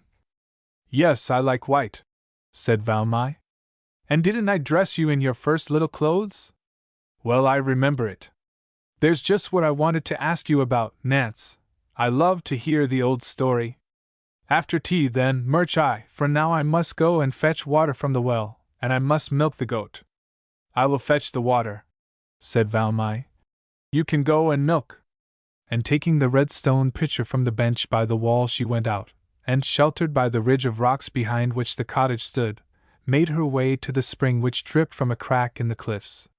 While she waited for the pitcher to fill, she sang, in sheer lightness of heart, the old ballad which not only floated on the air of Abercethin and its neighborhood, but which she had heard her mother sing in the far-off land of her childhood.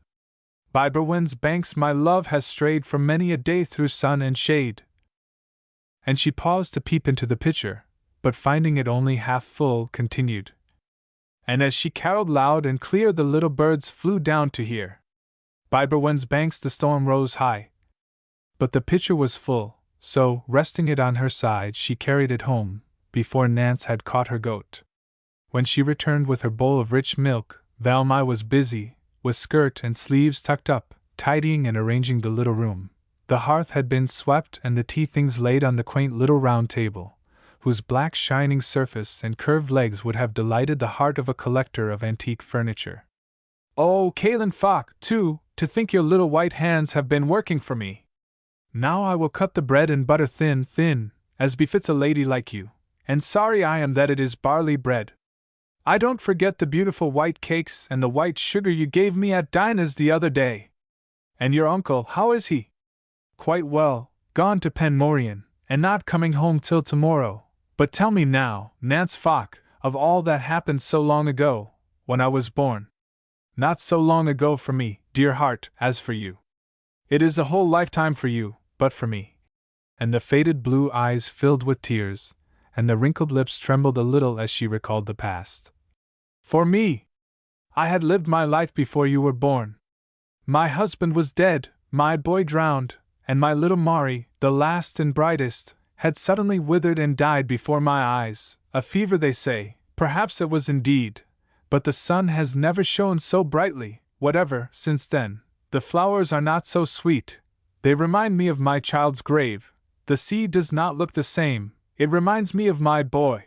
And she rocked herself backwards and forwards for some time, while Valmai stroked with tender white fingers the hard, wrinkled hand which rested on her lap. Well, indeed, said the old woman at last. There's enough of my sorrows. Let us get on to the happy time when your little life began, you and your twin sister. When you were washed and dressed and laid sleeping together in the same cradle, no one could tell which was which, but Dr. Anno. Who cared for that? Too much joy was in our hearts that your dear mother was safe. No one, at least, except the grand English lady who was lodging there at your grandfather's house. Her husband was dead, and she was very rich, but she had no children, and when she heard your mother had twins, she begged of us to let her have one for her very own, and she was like thorns to us because we could not tell for sure which was the oldest. Well, go on, Nance, said Valmai, as the old woman stopped to rake the peat embers together. Well, then, we all thought it was a very good thing, and no doubt the Almighty had His plans about it, for how could your poor mother take 2 babies with her to that far-off land where your father went a missionary? Well, there was a message come to fetch the lady to the deathbed of her mother, and she only waited at Dinah's long enough to see you both christened together, Valmai and Gladys. The next day she went away, and took your little sister with her. Oh, there's crying your mother was at losing one of her little ones, but your father persuaded her it was for the best.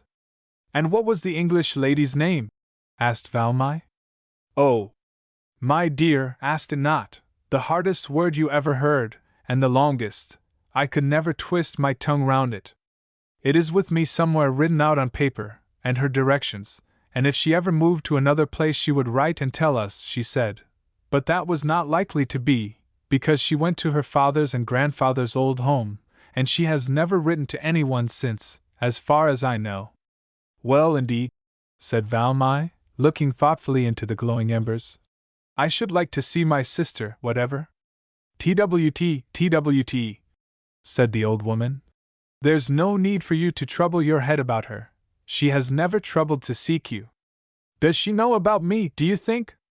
That I can't tell, of course, said Nance, going to the door to have another look at the storm. "Achy-fi. It's like a boiling pot," she said. "You can never go home tonight, my child." "Oh, yes, indeed I must. I would not be away from home in my uncle's absence for the world," said Valmai, joining the old woman at the door, and looking out rather anxiously at the angry sea. "Oh, when the tide goes down at 9 o'clock the moon will be up, and perhaps the storm will be over." They sat chatting over the fire until the evening shadows fell, and the moon shone fitfully between the scudding clouds. Meanwhile Cardo had ridden into Llanathan. A fair had generally much attraction for him, the merry laughter, the sociable meetings, the sound of music on the air, and the altogether festive character of the day. But on this occasion its pleasures seemed to pall, and quickly dispatching the business which had brought him there, he returned to the inn, and mounting his horse, rode home early in the afternoon. Why he thus hurried away he never could explain.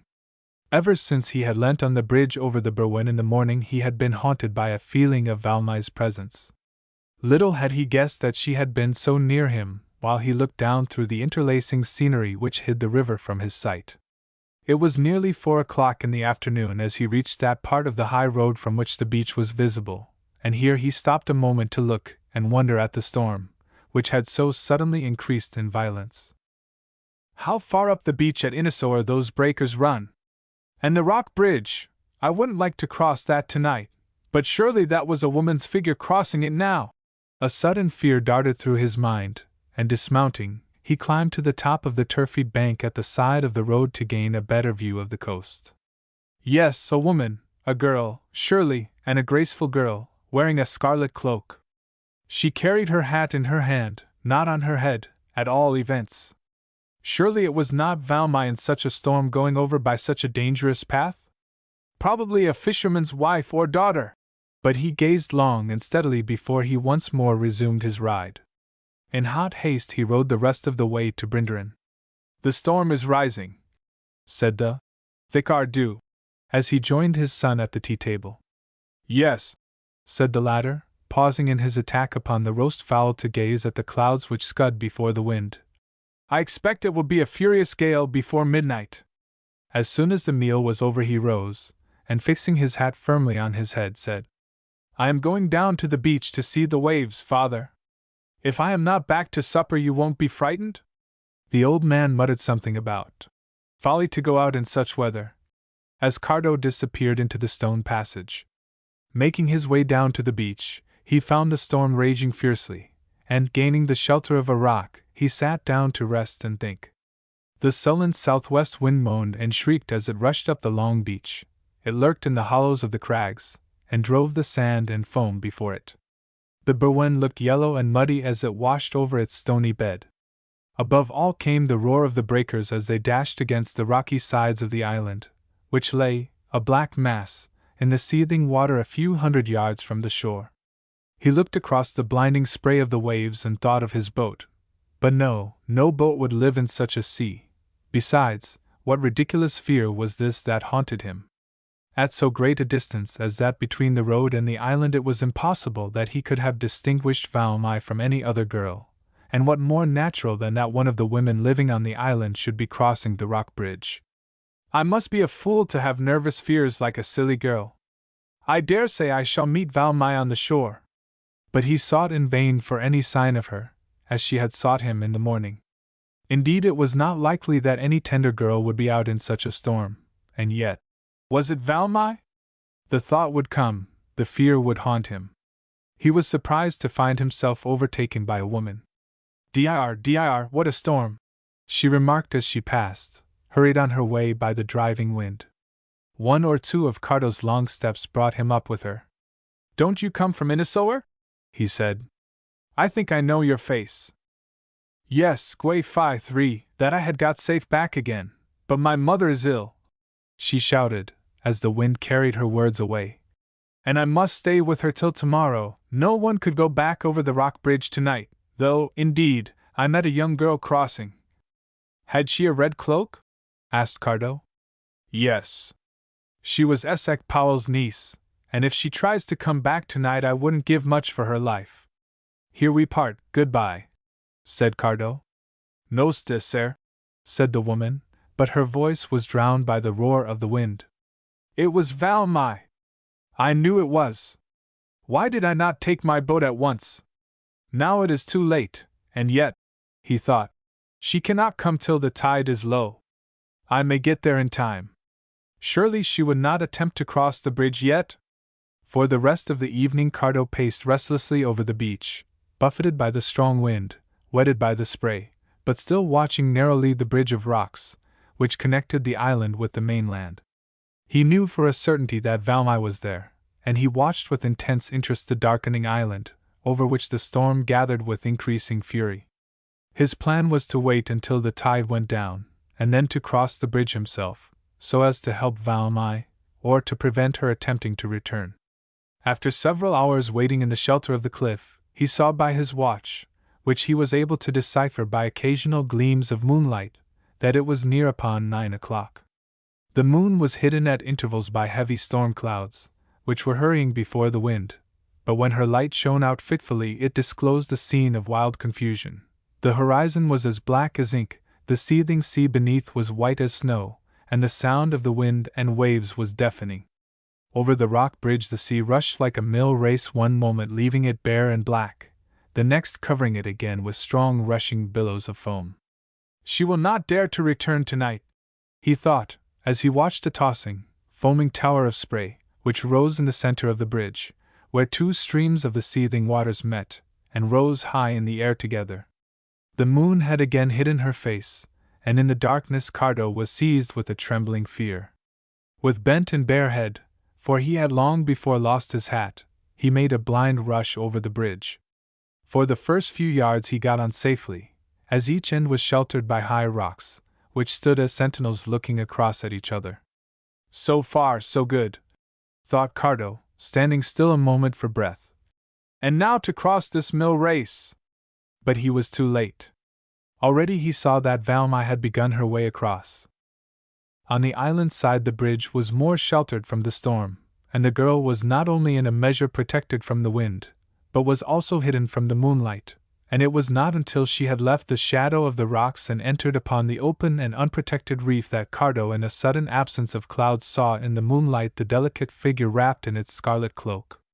For a moment she hesitated as she felt the full force of the wind, and in her hesitation decided upon the wrong course. She would run, she would reach the opposite rocks, and be safe before the next gust of wind came. Good God!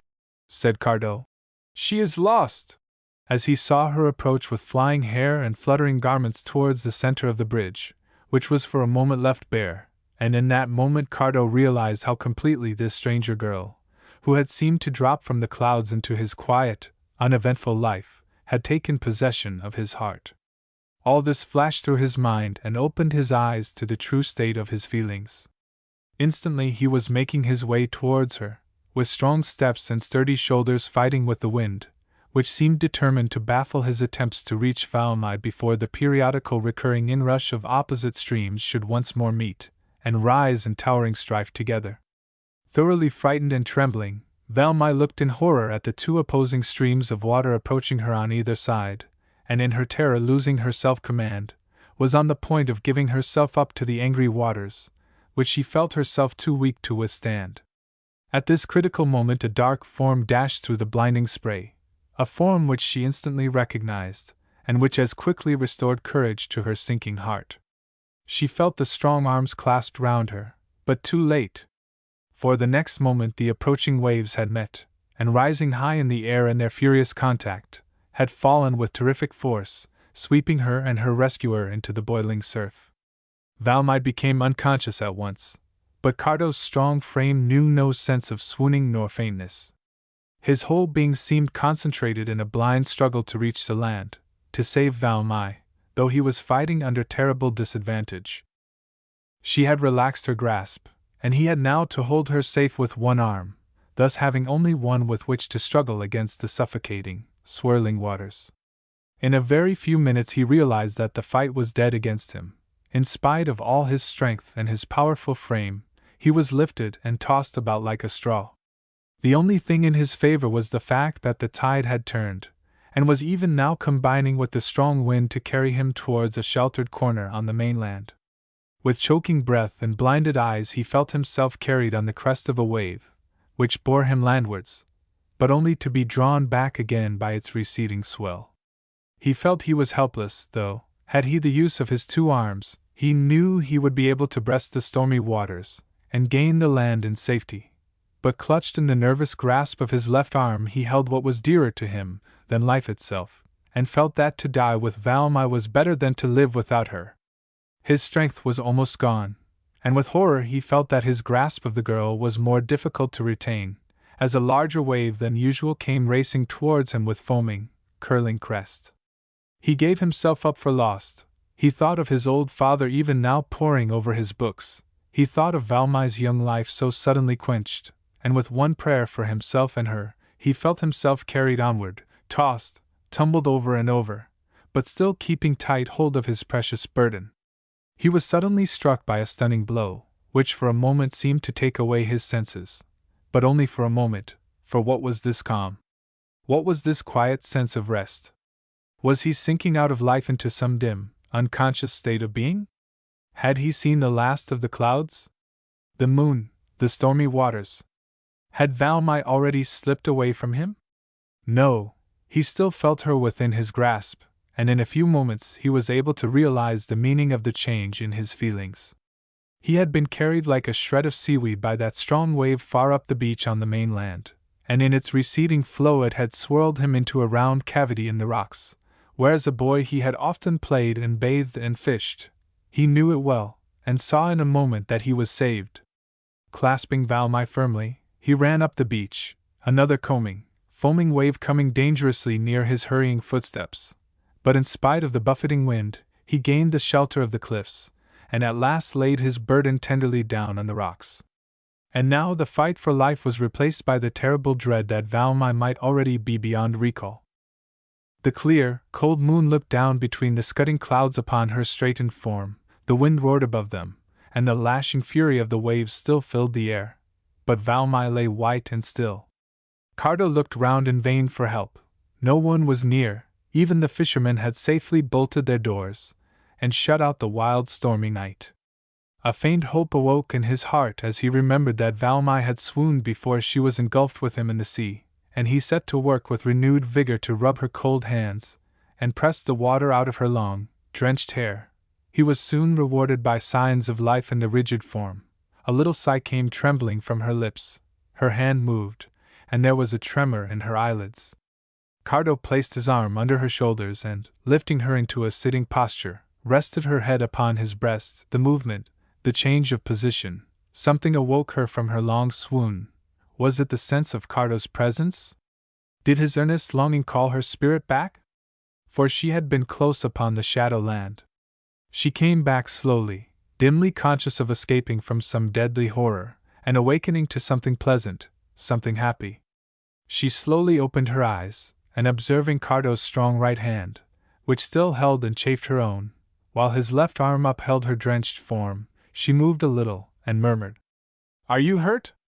"No," said Cardo, trembling in every limb with the excitement which he had controlled until now, and with the delight of seeing life and movement return to her. "Hurt? No! Only thankful to find you safe, only anxious to get you home." Valmy's voice was weak and low, and he had to bend his head over her to catch the words. "You have been near death for my sake, those dreadful waves. Do not think of them. I was in no danger. But I have been nearer death since I have sat here watching your slow recovery. Now, Valmy," he said, realizing that every moment of exposure in her cold, drenched garments was danger to her. "Be brave, give yourself up to me, and I will carry you home." But this adjuration was needless, for as he placed her gently down while he rose to his feet he felt that she was limp and powerless as a baby.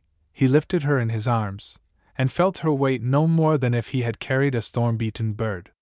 His own drenched condition he did not consider, did not feel, while he climbed with careful footsteps up the rugged path to Dinah's, lighted only by the moon, whose beams were continually obscured by the flying clouds.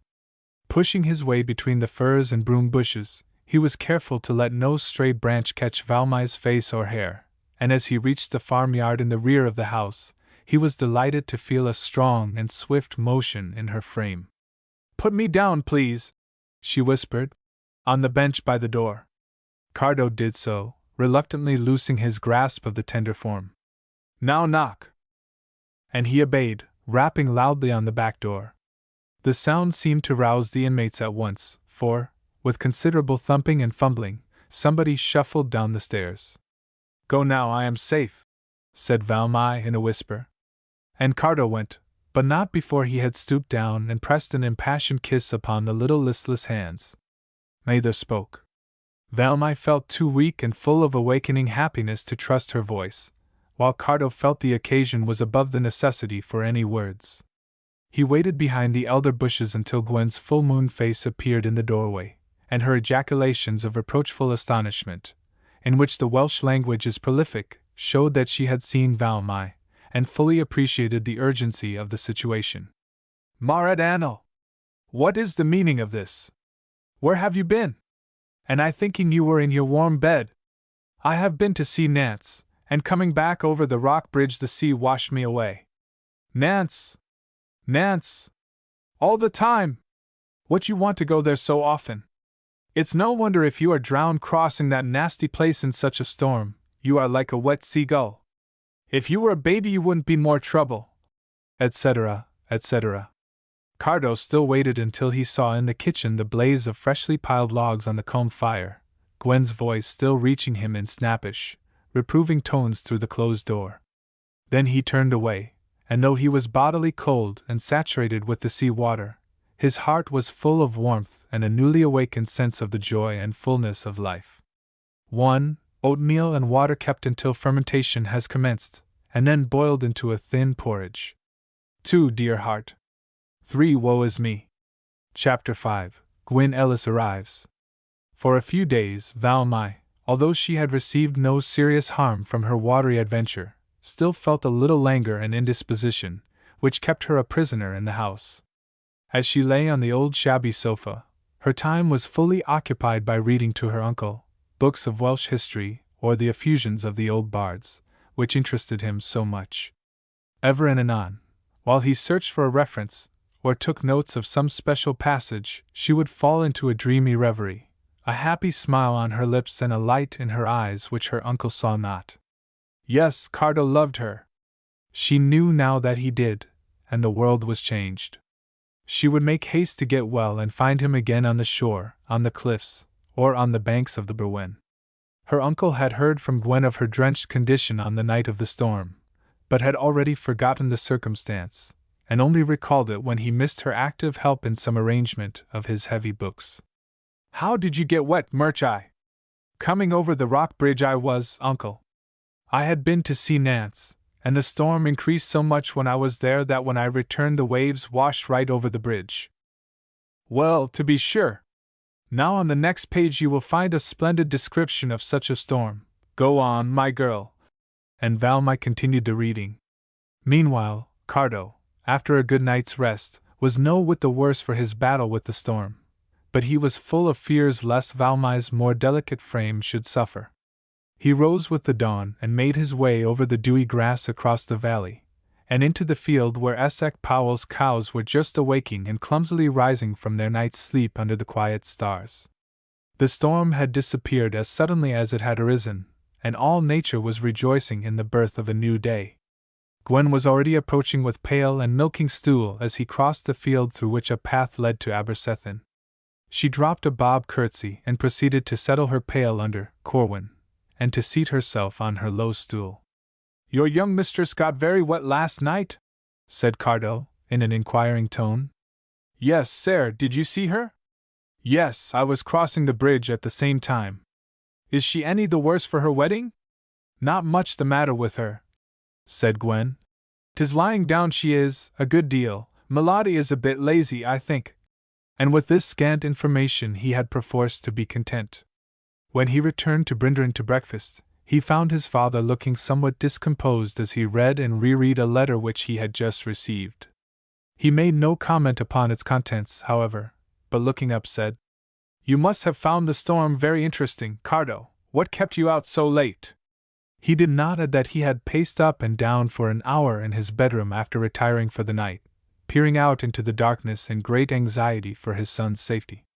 Very interesting, father. Nothing less than a ducking on the rock bridge. The storm was raging furiously there, and a girl was crossing in the midst of it. She was in some danger, and I was able to help her to cross in safety. One of our congregation? Asked the old man. By Jove! No, father, there isn't one girl under 70 in our congregation. A Methodist, then, I suppose, one of Essex Powell's lot? Yes, said Cardo, beginning to redden. But surely you wouldn't let a woman be drowned without making an effort to save her because she was a Methodist? I did not say so, Cardo, but certainly I should prefer my son's risking his life for a member of the church. Cardo made a gesture of impatience which his father saw and felt. It irritated him, and fixing his eyes steadily on his son's face, he said, I don't know how it is, but of late that subject has frequently been on your tongue. I have no cause to love the Methodists, and I hope they are not now going to add to my reasons for disliking them by coming between me and my son. I simply wish you not to mention them to me, Cardo. That is not much to ask. I will not, father, said Cardo, pushing his plate away. I will never mention them to you again. Good, replied his father. I have a letter here which I would like to read to you, but not this morning, as I am very busy. All right, father, in the afternoon, said Cardo, and when Beto appeared to clear away the breakfast things he was lost in a profound reverie, his long legs stretched out before him and his hands buried deep in his pocket. Beto tried in vain to recall him to outward surroundings by clattering her china and by sundry hms and coughs, but Cardo still remained buried in thought and jingling his money in his pocket. At last she accidentally jerked his head with her elbow. Hello, Beto! What is the matter? My dear boy, said Beto. Did I hurt you? Where were you so late last night? Oh, out in the storm. Have you seen my wet clothes? I flung them out through my bedroom window. You will find them in a heap on the garden wall. Wet clothes? Cotton Pob. Did you get in the sea then? Oh, yes. Tumbled over and over like a pebble on the beach, he said, rising. But you know such duckings are nothing to me. I enjoy them. Beto looked after him with uplifted hands and eyes. Well, indeed. There never was such a boy. Always in some mischief, but that's how boys are. Cardo went out whistling, up the long meadow to the barren corner, where the furze bushes and wild thyme and harebells still held their own against the plow and harrow, and here, sitting in deep thought, and still whistling in a low tone, he held a long consultation with himself. No!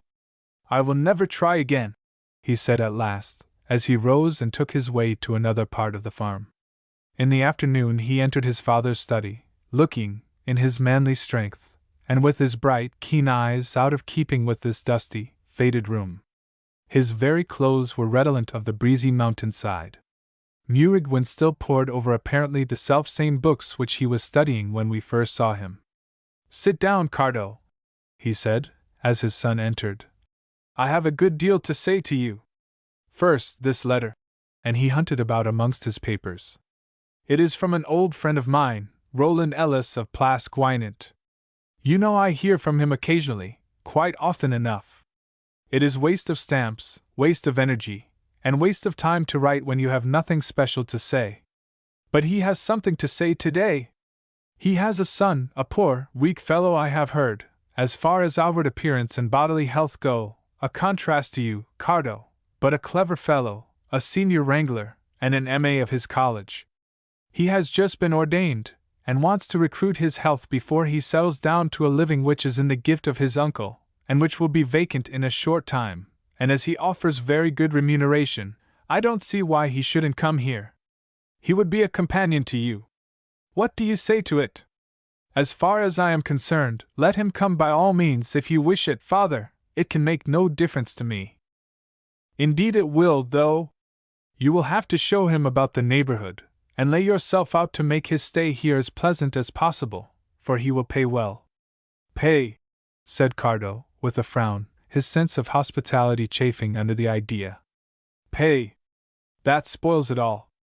If you take my advice in the matter, you will write to your friend, and tell him to send his son here by all means, but decline to take any remuneration. Cardo, you are a fool! Do you think I would take a stranger into my house, to have him always at my table, upsetting all my domestic arrangements, for nothing? You ought to know me better. Fortunately for you, with your pride and extravagant ideas, I am here to look after affairs, and hitherto, thank God, I have been quite capable of doing so. I only consulted you on the matter because I wanted to know what chance there was of your making yourself agreeable to the young man, as I cannot be bothered with him. Oh, well, that is settled, said Cardo. I shall be glad of a companion, and will do my best to make him happy. I hope he'll be a jolly fellow. Jolly fellow? I hope he will be a steady young man, and a fit companion for you. You don't seem to think of the necessity of that. I leave that to you, sir, said Cardo, with a humorous smile. I should never dream of questioning your prudence in the matter. The old man nervously fingered his papers. Well, that is settled. I will not keep you longer from your fishing or your rowing. Which is it today, Cardo? And he raised his black eyebrows, and spoke with a slight sneer. Cardo laughed good-naturedly. Neither fishing nor boating today, sir. No! It's that field of Swedes this afternoon. And he turned away with his hands dug deep in his pockets. A bad habit, Cardo!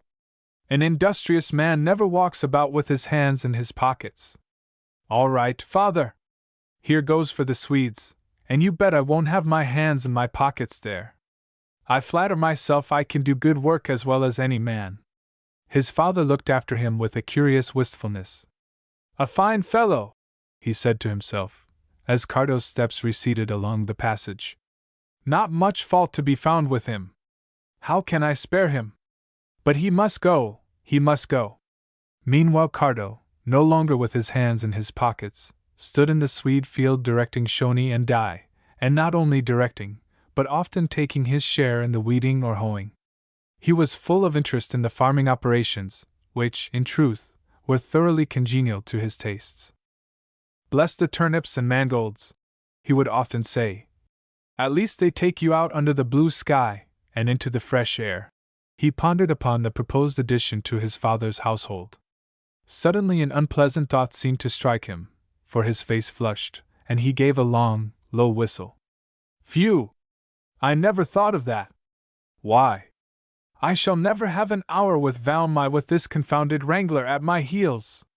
Deuce annal! How shall I manage it? One thing only I know, no power on earth, not even an M.A., shall keep me from her. But neither that day nor the next was Valmy to be seen. It was 2 or 3 days before she was able to throw off entirely the languor which followed her immersion in the sea, but on the evening of the 3rd day, as the sun drew near its setting, she once more roamed down the path to the beach, a new light in her eyes and a warmer glow on her cheek. The long shadows of evening stretched over the shore, and the sun sank low in the western sky, all flooded with crimson, and purple, and pale yellow, as she flung herself down under a towering rock, still a little languid, but full of an inrushing tide of happiness. The green waves came rolling in, their foaming crests catching the rosy pink of the sunset. The seagulls sailed lazily home from their day's fishing. The sheep on the hillside were folded, and the clap-clap of the mill in the valley came on the breeze. Valmy sat long gazing at the crimson pathway over the sea, both heart and soul filled to overflowing with the beauty of the sunset hour. Not even Cardo's presence was missed by her, for she knew now that he loved her. She knew that sooner or later she should meet him, should see him coming, through the golden sunlight of the morning, or in the crimson glory of the evening, with buoyant steps and greeting hands towards her, and almost as the thought crossed her mind, a sound fell on her ear which brought the red blood mantling to her cheek. Thud, thud on the sands. It was surely his footsteps, and in another moment Cardo was beside her. At last, Valmy, he said, stretching out both hands to clasp her own as she rose to meet him. At last! Where have you been the last 3 years? Do not say they have been days. Are you well and none the worse for your wedding? And still holding her hands in his, he made her sit again on the rock, while he stretched himself on the dry sand at her feet. A little silence fell upon them both, a strange constraint which was new to them, and which Valmy was the first to break. I ought to be thanking you for saving my life, Cardo, but indeed I have no words to speak my thanks. I know I owe my life to you. What will I say? Nothing, he said, leaning on his elbows and looking up into her face. Nothing. There is no need for thanks, for I could not help myself. It was the simplest thing. Seeing you in danger, I helped you out of it, for Valmy. And here his voice sank low and trembled a little. It is like this with me, and you must know it. Had you been washed away by those cruel waves, there would have been no Cardo here tonight. I could not live without you. And you, Valmy, how is it with you? Her head drooped very low. Cardo, lying on the sands, looked up into the blushing face, but still she made no answer. Starting to his feet, he stretched out both hands to her and said, Come, Fanwillid Winkworth a frown one, let us walk together. I cannot rest. Valmy, tell me, have I the same place in your heart that you have in mine? Place in my heart? Good heavens! There is no room there for anything else. You own it all, Valmy. You sway my very being. Have you no comfort to give me? Speak to me, dearest. Cardo, said Valmy, can I give you what you have already stolen from me? I was alone and friendless when I met you that night in the moonlight. Now I am happy though my heart has gone from me. What shall I say more? My English is not very good. But you can say, Cardo, I love you. Say that again. Yes, I can say that, whatever. Say it then, Valmy. Oh, well, indeed. You know quite well that I love you. Cardo, I love you. And to the sound of the plashing waves the old story was told again. He had asked, while he held her face between both hands, gazing earnestly into the blue eyes, Does this golden sky look down tonight upon any happier than we two? And with her answer even he was satisfied. An hour later the moon added her silver glory to the scene, and under her beams they continued long walking up and down, lingering by the surf, whispering though there was no one to hear. They parted at last under the elder bushes at Dinah's. Cardo was right. In all Wales there were not that night two happier hearts than theirs. No fears for the future, no dread of partings, no thought of life's fiery trials, which were even now casting their shadows before them.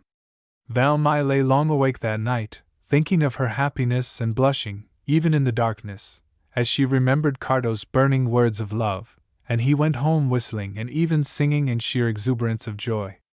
Forgotten his father's coldness, forgotten his bare, loveless home, forgotten even the wrangler who was coming to trouble him, and forgotten that nameless shadow of parting and distance, which had hovered too near ever since he had met Valmy. She loved him, so a fig for all trouble. They had pledged their troth on the edge of the waves, and they thought not of the mysterious, untried sea of life which stretched before them. Early in the following week Cardo drove to Caermatic to meet the mail coach, which entered the town with many blasts of the horn, and with much flourishing of whip, at 5 o'clock every evening. In the yard of the Red Dragon he waited for the arrival of his father's guest. At the appointed time the coach came rattling round the corner, and, as it drew up on the noisy cobblestones, a pale, thin face emerged from the coach window and looked inquiringly round. Mr. Gwyn Ellis, I suppose? Said Cardo, approaching and helping to tug open the door. Yes, said a high but pleasant voice.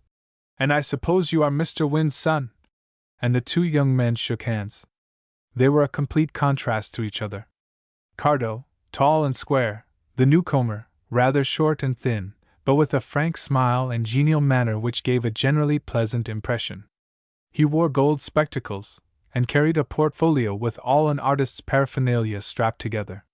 Too precious to be trusted amongst the luggage, I suppose, said Cardo. You are right. As long as I have my painting materials safe, I can get along anywhere, but without them I am lost. And he busied himself in finding and dragging down his luggage. In less than 10 minutes the two young men had left Caermatic behind, and were fast lessening the distance between them and Brinderin. Very kind of you to meet me, and what a splendid horse, said Gwyn Ellis. Carries his head well, and a good stepper. Fond of horses? Asked Cardo. Oh, very, said the high-toned voice. Riding and painting are the chief delights of my life. We can give you plenty of riding. Jim, here, is always at your service. And as for the painting, well, I know nothing about it myself, but I think I can show you as pretty bits of scenery as you ever saw within the four sides of a gilt frame. And as they drew near the top of the moor, where they caught sight of the long stretch of coast, with its bays and cliffs and purple shadows, the newcomer was lost in admiration. Cardo, who had been accustomed all his life to the beauties of the coast, was amused at his friend's somewhat extravagant exclamations. "Oh, charming!" he said, taking off his glasses and readjusting them on his well-shaped nose. "See those magnificent rocks, sepia and cobalt, and that cleft in the hills running down to the shore, ultramarine, and what a flood of crimson glory on the sea, carmine, rose madder, and By Jove! It will be a wonderful paint box that can imitate those colors," said Cardo, with a nod at the sunset. "Ah, true," said Gwyn Ellis. "One would need a spirit brush dipped in ethereal fire. A broad and ample road whose dust is gold, open, ye heavens! Your living doors. That is very pretty," said Cardo. "But I am not much acquainted with English poetry. A farmer's life, you know, is too busy for that sort of thing." "I suppose so, but a farmer's life is poetry itself, in its idyllic freshness and purity." Cardo shrugged his shoulders. "I don't know so much about that, but it is a life that suits me. I was meant for a farmer, I am sure, couldn't soar much above turnips and hay, you know. See here, now, there's a crop of hay to gladden a farmer's heart. In a week or two we shall have it tossed about in the sun, and carried down through the lanes into the haggard, and the lads and lasses will have a jolly supper in the evening, and will give us some singing that will wake the echoes from Moel Hyrithog yonder. Then the lanes are at their best, with the long wisps of sweet hay caught on the wild rose bushes." "Aha! My friend, I see I am right," said Ellis. "And a farmer is a poet, whether he knows it or not." Cardo laughed heartily, as they alighted at the front door. "Tell my father that, do. Cardo Wynne a poet! That is something new, indeed."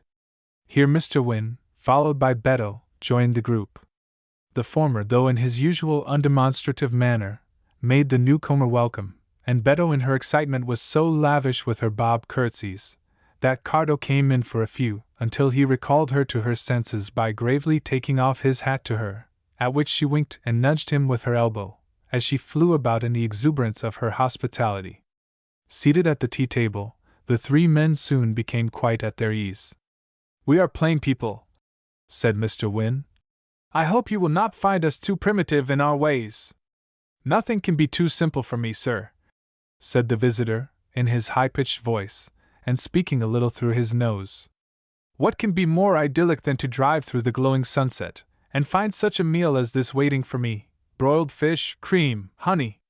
Murigwyn reflected with satisfaction that none of these luxuries were expensive. "I hope you will get strong here," he said. "The air is pure and bracing, and you can roam about where you please. If you prefer riding, you can always have Captain or Jim. I want to sell Jim, but if I don't get £40 for him, I shall keep him till September fair." Gwyn Ellis put down his knife and fork, and sat gazing silently at the fair scene which lay stretched before him. "What's the matter?" said Cardo. "Oh, exquisite charming! That view alone is worth coming down for. See those purple shadows. See that golden light on the gorse bushes. Well," said Mr. Wynne, rising, "I must return to my study, and leave you young men to finish your meal together." Cardo, though amused at, and somewhat despising his friend's sentimental enthusiasm, yet on the whole did not dislike him. "Oh, I believe the fellow is all right," he thought, when they had parted for the night. "In fact, I rather like him, and, by Jove, I had forgotten all about his being a wrangler. There's no conceit about him anyway. If there had been, I should have had to pitch him out of the dogcart, upset him into the sea or something, but I think he is all right." And he went satisfied to his bed, and supped the sleep of the just, or, at all events, of the busy farmer. 1. Beloved. Chapter 6. Corwin and Val Mai. Gwyn Ellis soon found himself quite at home at Brinderen, and enjoyed the freedom and variety of his life in its picturesque neighborhood. To Cardo, who had hitherto been so much alone, his presence was a very pleasant change, and though Ellis was a complete contrast to himself in every way, he liked him, and felt the advantage of companionship, more especially in the evenings, when, his father shut up in his study, and the old parlor but dimly lighted, he had always found the time hang rather heavily.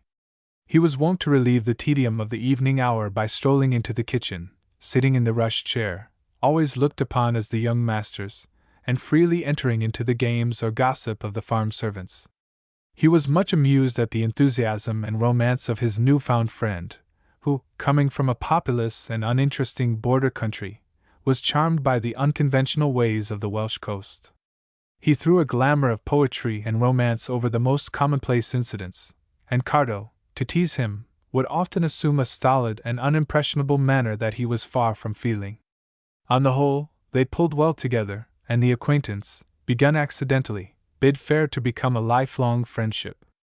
Immediately after breakfast every morning, Gwyn Ellis, armed with brushes, palettes, and divers other encumbrances, would ramble away over shore or cliff, bringing with him in the evening the most beautiful scenes and views of the neighborhood, which his deft brush had transferred to the pages of his portfolio. He was a true artist, and moreover, possessed one admirable trait, generally lacking in inferior artists, namely, humility. And as he held up for Cardo's inspection an exquisite sketch of sea and sky and tawny beach, he waited anxiously for his criticisms, having found out that though his friend was no artist himself, his remarks were always regulated by good taste and common sense. "That Nance's cottage?" Cardo was saying tonight as he sat in the rush chair by the fire in the farm kitchen, Ellis on a bench beside him, the little round table supporting the portfolio before them. "That cozy, picturesque-looking cottage Nance's. Those opal tints over sea and sky, that blue smoke curling from the chimney, and that crescent moon rising behind the hill. Come, Ellis, you have given us a dose this time." "Dose of what?" said Ellis, putting on his gold-rimmed glasses. "Why, of romance, of poetry, of imagination, of course. Give you my word, my dear fellow, that's how it appears to me. You are blind, dead to the beauties which surround you. Now, what would that scene appear like to you?" Cardo laughed. "Why, exactly what it appeared to you, Ellis, only I like to tease you. I see all these beauties, old chap, though I lack the power to portray them as you do." "I believe you, Cardo, though I doubt if you realize the blessing you enjoy in living amongst such picturesque scenes. To me, coming from a flat, uninteresting country, it seems a privilege to thank God for on your knees. Perhaps I feel it as much as you do, Ellis, though I couldn't put it into words. All I know is, I had rather live here on 5 shillings a week than I would on £5 elsewhere." "You are a matter-of-fact fellow. 5 shillings a week indeed! And £5 worse. If you were not so much bigger and stronger than me I'd knock you down, Cardo. Come, let us have a stroll in the moonlight." And they went out, the one to rhapsodize and to quote poetry, the other to shock his friend with his plain, unvarnished remarks, while his eyes and thoughts crossed the valley, and followed the moonlight which lightened up the old grey house looking down from the opposite hill. Where was Valmy? He had caught a glimpse of her in the afternoon as he returned from Abercethin, the path to which led him through Essex Powell's fields. Caught a glimpse of her only, for as ill luck would have it, as he crossed one corner of the field she was reaching the gate at the further corner. Other maidens wore white frocks and straw hats, but his heart told him that this was no other than Valmy. He could hear her singing as she went, a long wreath of ox-eyed daisies trailing behind her, the gate open and she was gone. But surely here were signs of her recent presence, for round the horns of Corwin, the queen of the herd of cows, was wreathed the rest of the daisy chain. She was a beautiful white heifer, with curly forehead and velvet ears. As Cardo approached and patted her neck, she looked softly at him out of her liquid brown eyes shaded with long black lashes. "She is a beauty," said Cardo, looking at her with the critical eye of a farmer, "and worthy to be Valmy's pet. What a picture for Ellis to paint! Valmy and Corwin. By Jove, I'll try to manage it." Gwyn Ellis was delighted when Cardo broached the subject as they roamed over the cliff in the moonlight. Can you paint animals and human beings as well as you can scenery, Ellis? Not quite, perhaps, but still pretty well. You liked that sketch of the priest and the girl at the confessional, didn't you? Yes, very much. Well, now, what do you say to a pretty white cow and her mistress? Oh, a pretty girl milking her cow, a charming subject. Show it me, Cardo, not Beto. Now, you don't mean Beto? Though, upon my word, I have seen her look very picturesque on the milking stool. No, no, no! Caton Pob! Man, I'll show you a prettier picture than that. She's a lovely creature, with brown velvet eyes, her forehead all covered with little round curls. What? A frizz? Well, if you like to call it so. Lovely ears and a little soft nose, the whole surmounted by a pair of short brown horns. Good heavens! The woman? Why, no. The cow, of course. Oh, I see. The frizz and the brown eyes belong to a cow then, but what of her mistress? My dear fellow, don't waste all your poetry on the cow. As I haven't much to spare, you think. Well, her mistress is Valmy. And Cardo lifted his hat as he spoke. Gwyn Ellis took 2 or 3 long puffs at his pipe, and looked curiously at Cardo, who stood looking over at the glimmering light in one of the windows at Dinah's. Cardo Wynne, I am beginning to understand you. I have mistaken the whole situation. Here have I been thinking myself the only man in the place capable of appreciating its beauties properly, the only poetic and artistic temperament amongst you all, and I gradually awake to find myself but a humdrum, commonplace man of the world, who has dropped into a nest of sweet things, earth, sea, and sky combining to form pictures of beauty, picturesque rural life, an interesting and mysterious host, an idyllic cow, a friend who, though unable, or perhaps unwilling, to express his enthusiasm, yet thoroughly feels the poetry of life, and better than all, I find myself in close touch with a real romantic love affair. Now, don't deny it, my dear fellow. I see it all, I read it in your eyes, I know all about it. The pretty cow's lovely mistress, and her name is Valmy. How tender! My Welsh is rather rusty, but I know that means sweet as May. Oh, Cardo Wynne, what a lucky dog you are! Cardo was still silent, and his friend continued, pointing to Dinah's. And there she dwells, haven't I seen your eyes attracted there continually? Of course, there's the glimmer of her lamp. High on the breezy cliff, with the pure sea wind blowing around her, the light and joy of her father's home, and soon to fly across the valley and lighten up another home. Oh, stop, for mercy's sake, said Cardo. Your Pegasus is flying away with you tonight, Ellis. Your imagination is weaving a picture which is far beside the truth. You have not guessed badly. I do love Valmy, Corwin's mistress, and I wish to God the rest of the picture were true. Pooh! My dear fellow, the course of true love, you know, etc., etc., it will all come right in time, of course, these things always do. I'll manage it all for you. I delight in a love affair, especially one that's got a little entangled, you know. Here it is, then, said Cardo. Valmy has neither father nor mother, and lives up there with an old uncle, who takes no more notice of her than he does of his cows or his sheep, but who would be quite capable of shutting her up and feeding her on bread and water if he knew that she ever exchanged greetings with a churchman, for he is a Methodist preacher and her guardian to boot. A long-drawn whistle was Gwyn Ellis's only answer, but he rubbed his hands gleefully. Then, continued Cardo, on this side of the valley there is my father, shut up with his books, taking no interest in anything much except his church and his farm, but with a bigoted, bitter hatred of all dissenters, especially Methodists, and most especially of the Methodist preacher. Why, Ellis, they convene public meetings on purpose to pray for each other, and I believe if my father knew that I loved Essex Powell's niece he would break his heart. Therefore I cannot tell him, it is impossible, but it is equally impossible for me, as long as I have any being, to cease to love Valmy. Now there! What way do you see out of that maze? Many ways, said Ellis, rubbing his hands with delight. My dear fellow, you have pitched upon the right person. I'll help you out of your difficulties, but you must let me see her. All right, Tomorrow, said Cardo, as they neared Brinderin. When their voices reached the vicar's ears, he paused in his reading, and a look of pleasure softened his white face, but only for an instant, for as the young men passed the window a dark and mournful look chased away the momentary softness. Soon, he said, soon I will tell him he ought to be prepared, I will tell him. It was no easy matter next day to find Valmy, though Cardo and Gwyn Ellis sought for her over shore and cliff and by the brawling Berwen. They were returning disconsolate through the turnip fields at noon, when Cardo caught sight of a red spot in the middle of a cornfield. There she is, Ellis, he said, turning round. Have we time to go back? What? That little scarlet poppy in the corn?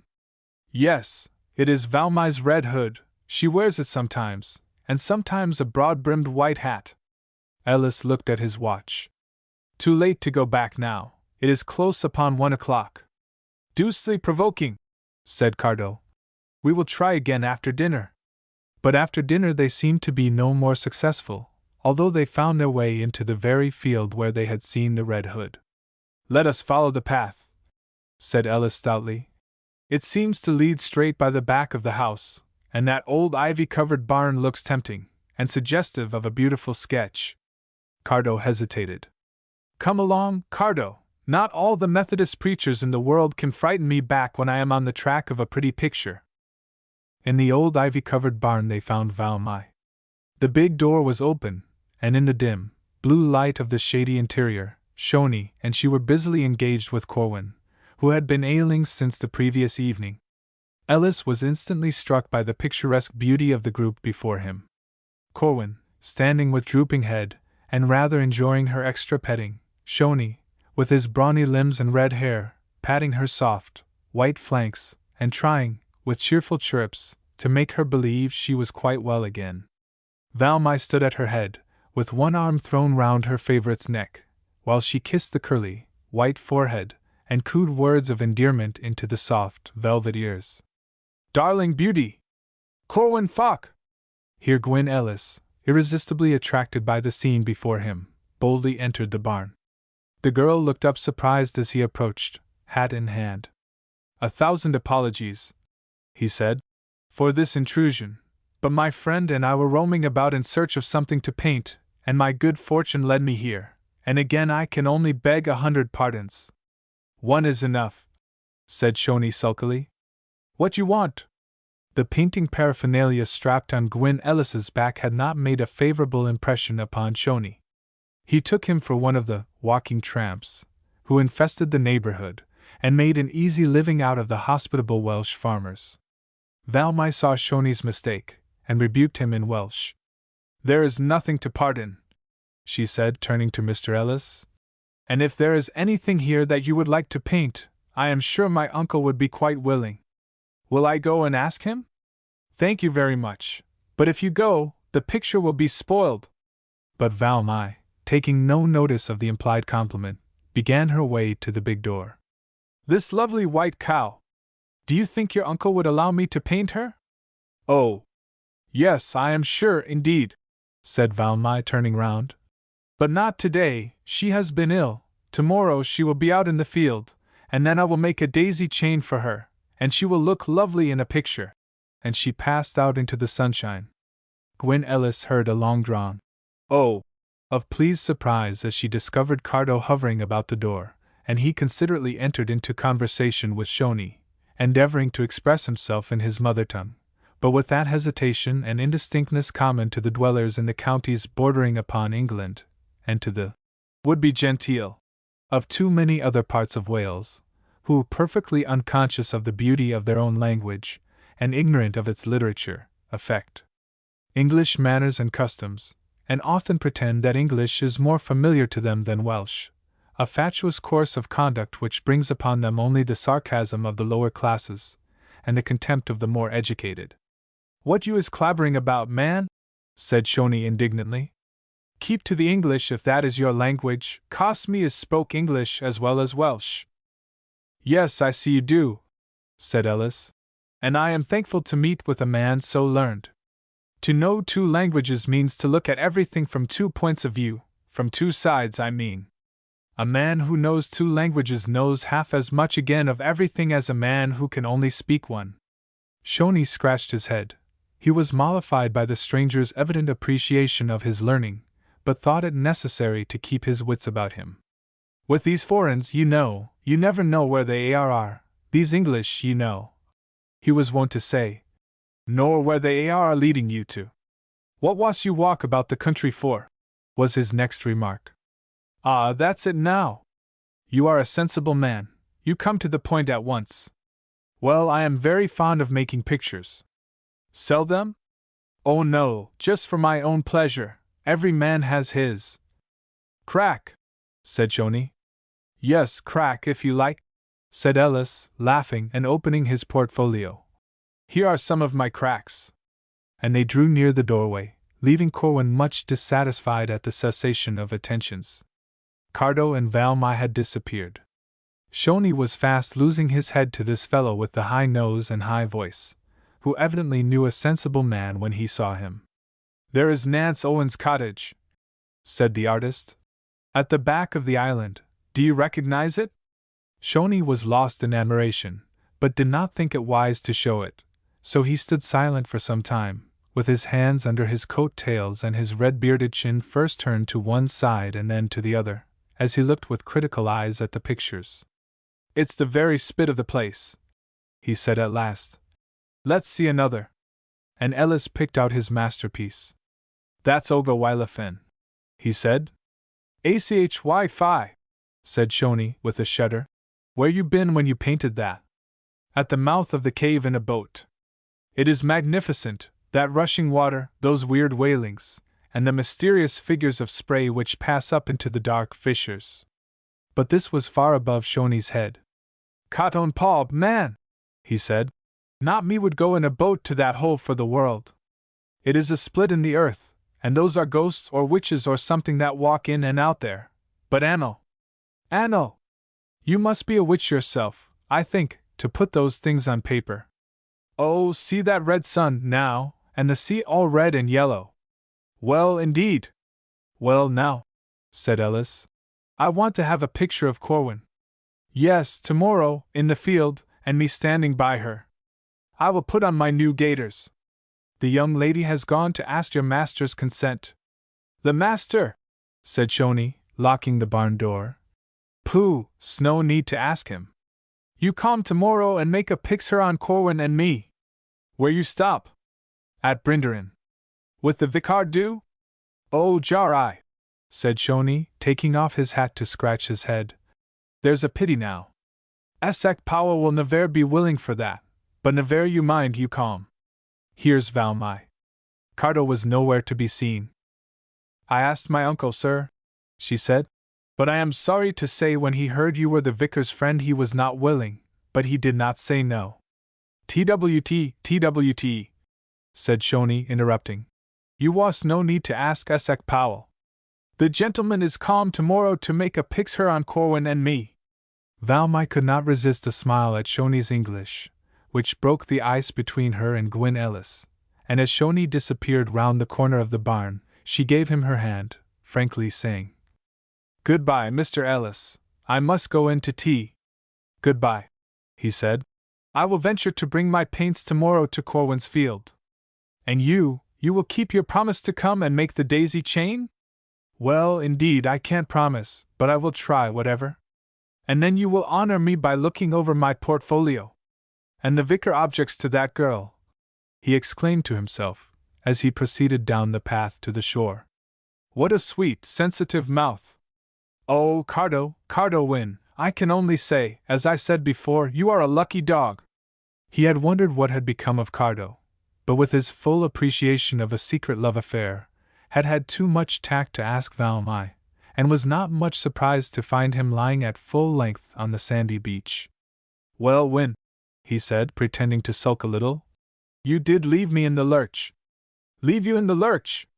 My dear fellow, do forgive me. To tell the truth, I forgot all about you until Valmy went indoors to find her uncle. I waited to see if she would come out again, but she never did. I believe she was waiting until I had gone. She's dreadfully chary of her company. Another charm. said Ellis. One would get tired of an angel who was always an evidence. She is an ideal girl. Tell me when you are going to retire, old fellow, and then I will try my luck. That sweet mouth, though the delight of a lover, is the despair of an artist. Cardo sighed. Well, she came back after you were gone then, and shook hands with me, but said her uncle did not seem delighted to hear I was the vicar's friend. Of course not. But I made love to Shoney and gained his consent, and he is the real master there, I fancy. You did? Said Cardo, lost in admiration of his friend's shrewdness. I did, said Ellis. Tomorrow I am to go to the field and paint Corwin, and Valmai has promised to come and make a daisy chain for the occasion. Has she indeed? Said Cardo, with great interest. She would not promise me. I believe she loves to see me miserable. Well, cheer up, said Ellis, for I shall be a precious long time at those curls of Corwin's and those expressive brown eyes. Shoney, I know, will stick to me like a leech, but you and Valmai, I expect, will meanly desert me again. Next day Valmai was as good as her word, for, as the young men entered the field at one corner, she appeared at the gate in the other, and as she came towards them, Gwyn Ellis was struck anew by the beauty and freshness of her appearance. She wore a simple white frock, her fair, broad forehead was shaded by a white sunbonnet, and she carried a wreath of moon daisies, which she flung over Corwin's neck, who was grazing peacefully among the buttercups, ignorant of the honor awaiting her. Valmai nodded playfully to Cardo and his friend as they drew near, and taking Corwin's soft, white ear, drew her towards them with many endearing terms. Come then, my queen, dear Dee, come along then, and show your beautiful brown eyes, and your pretty white curls. Here we are, Mr. Ellis, will we do? And holding up her white frock, she made a demure little curtsy to the two young men, while Shoney, also arriving on the scene, looked at her with amused surprise, not unmixed with reproof. "ISS, you must excuse Valmai, gentlemen," he said, tugging his red forelock. "She ISS partly a foreign, and not know our manners about here." "Oh, we'll excuse her," said Gwyn Ellis, while Cardo clasped her hand and gazed rapturously at the blushing face under the white bonnet. "I was want her," said Shoney, with a jerk of his thumb towards Valmai, "to put on her best frock, but no!" and he clicked his tongue against the roof of his mouth. "There's odd things women are, ts. "Well, indeed," said Valmai. "I did not think a smart gown would suit the fields, whatever." "Couldn't be better, Miss Powell," said Ellis, arranging his group, and introducing Shoney as a shadowy background. With a few deft touches of his brush he had drawn the outlines of his picture, with good-natured artfulness, devoting much time to finishing off Corwin and dismissing Valmai and Cardo. "Now you two can go," he said, "but I can't do without Shoney. A little black spot at the back of that ear?" No, brown," said Shoney, delighted to be of such importance. "And the same brown smot on another ear, and that's the only smot upon her." He watched with intense interest the progress of the picture, calling the artist's attention to all Corwin's good points as though he were appraising her at a cattle sale, and an hour passed away quickly both to the artist and Shoney, but to Cardo and Valmai, what a golden hour! To stroll away together over the soft grass studded with buttercups, down to the edge of the cliffs, where they sat among the gorse bushes looking out at the rippling blue bay, silent from sheer happiness, but taking in unconsciously the whole beauty of the scene, for it was engraved upon their minds and often recalled in after years. "There!" said Gwyn Ellis at length, closing his portfolio with a snap. "I can finish the rest at home." ISS, said Shoney. "ISS not so much outs about Valmai. And tomorrow I will finish your gaiters, Shoney." "Very well, sir, please you remember, 7 buttons on both of the 2 legs. Chapter 7. The Vicar's Story. The spring had gone. Summer had taken her place and was spreading all her wealth of beauty over the scene. The sea lay shimmering in the golden sunshine, the little fishing boats flitted about the bay like white-winged butterflies. On the yellow sands the waves splashed lazily, up on the cliffs the sea crows cawed noisily, and the seagulls sailed high in the air, and day after day Gwyn Ellis sought and found some new scene of beauty to transfer to his portfolio. Every day he trudged away in the morning and returned late in the evening, fast gaining strength and health, and bidding fair soon to rival Cardo in his burly breadth of chest. And where was Cardo through all this summer weather? The duties of his farm were never very onerous, as, under Eben's practical management, and his father's careful eye, all the work was carried on regularly, and he well knew that with every year, and with their inexpensive menage, his father's riches were increasing, and that there was no real reason why he should work at all. But he was one of those to whom idleness was intolerable. True, he could lie on the sands with his hat over his face for an hour sometimes, listening to the plashing waves and the call of the sea-birds. He could sail in his boat on the bay for many a sunny afternoon, the sails flapping idly in the breeze, while he with folded hands leant against the mast, lost in thought, his eyes narrowly scanning the cliffs and rocks around for some sign of Valmai. And sometimes rewarded by a glimpse of her red hood or a wave of her handkerchief. But for the lounging laziness which shirks work, and shrinks from any active exertion, he had nothing but contempt. Di always averred that the work never went so well as when the young master helped at it. TWT, he is like the rest of the world these days, said Eben. Works when he likes, and is idle when he likes. When I was young, etc., etc. When the haymaking began, he was everywhere in request, and entered with much energy into the work of the harvest. Early and late he was out with the mowers, and at a push, with his strong shoulders and brawny arms, could use the scythe as well as any of the men. The vicar paid occasional visits to the hayfields, and Beto was busy from morning to night filling the baskets with the lunch of porridge and milk, or the afternoon tea for the haymakers, or preparing the more substantial dinner and supper. "What's Dinah's thinking of?" said Eben, drying his heated face. "Not begun to mow yet?" "Begin to-morrow," answered Di. "Esek Powell forgot it was hay harvest, until Valmai pulled him out by the coat, and made him look over the gate. Has seen the picture," said Eben. "Mr. Ellis has made of her and Corwin. Splendid." "No," said Di. "Has he? What will the vicar say?" "Jarrai! There'll be black looks." But Gwyn Ellis had been wiser than to show his sketch to the vicar. He was learning like Cardo that if there was to be peace at Brinderin, either Esek Powell nor his flock nor his family must be mentioned. The last full wain of sweet-scented hay had been carted into the haggard, amidst the usual congratulatory comments of the haymakers, who had afterwards trooped into the farmyard, where, under the pale evening sky, with the sunset glow behind them, and the moon rising full before them, they seated themselves at the long supper table prepared by Beto and Sean in the open yard. First the bowls were filled with the steaming caul, and then the wooden platters were heaped with the pink slices of home-cured bacon, and mashed-up cabbages. Last of all came the hunches of solid rice pudding, washed down by blues, one of homebrewed ale, and the talk and the laughter waxed louder and merrier, as they proceeded with their meal. Gwyn Ellis sat perched on the wall under the elder tree sketching the group, and evidently affording them much amusement. The vicar looked at them through his study window, but Cardo, who had worked hard all day in the field, was absent. Down in the shady path by the Berwen, he and Valmai walked and sang together. Of course she could sing, with the clear, sweet voice and the correct ear common to most Welshwomen, and Cardo sharing also in the national gift. Their voices frequently blended together in song, and the Sylvan Valley often echoed to the tones of their voices, more especially in the old ballad, which tradition said had been composed by a luckless shepherd who had lived in this valley. "By Berwen's banks my love hath strayed," etc.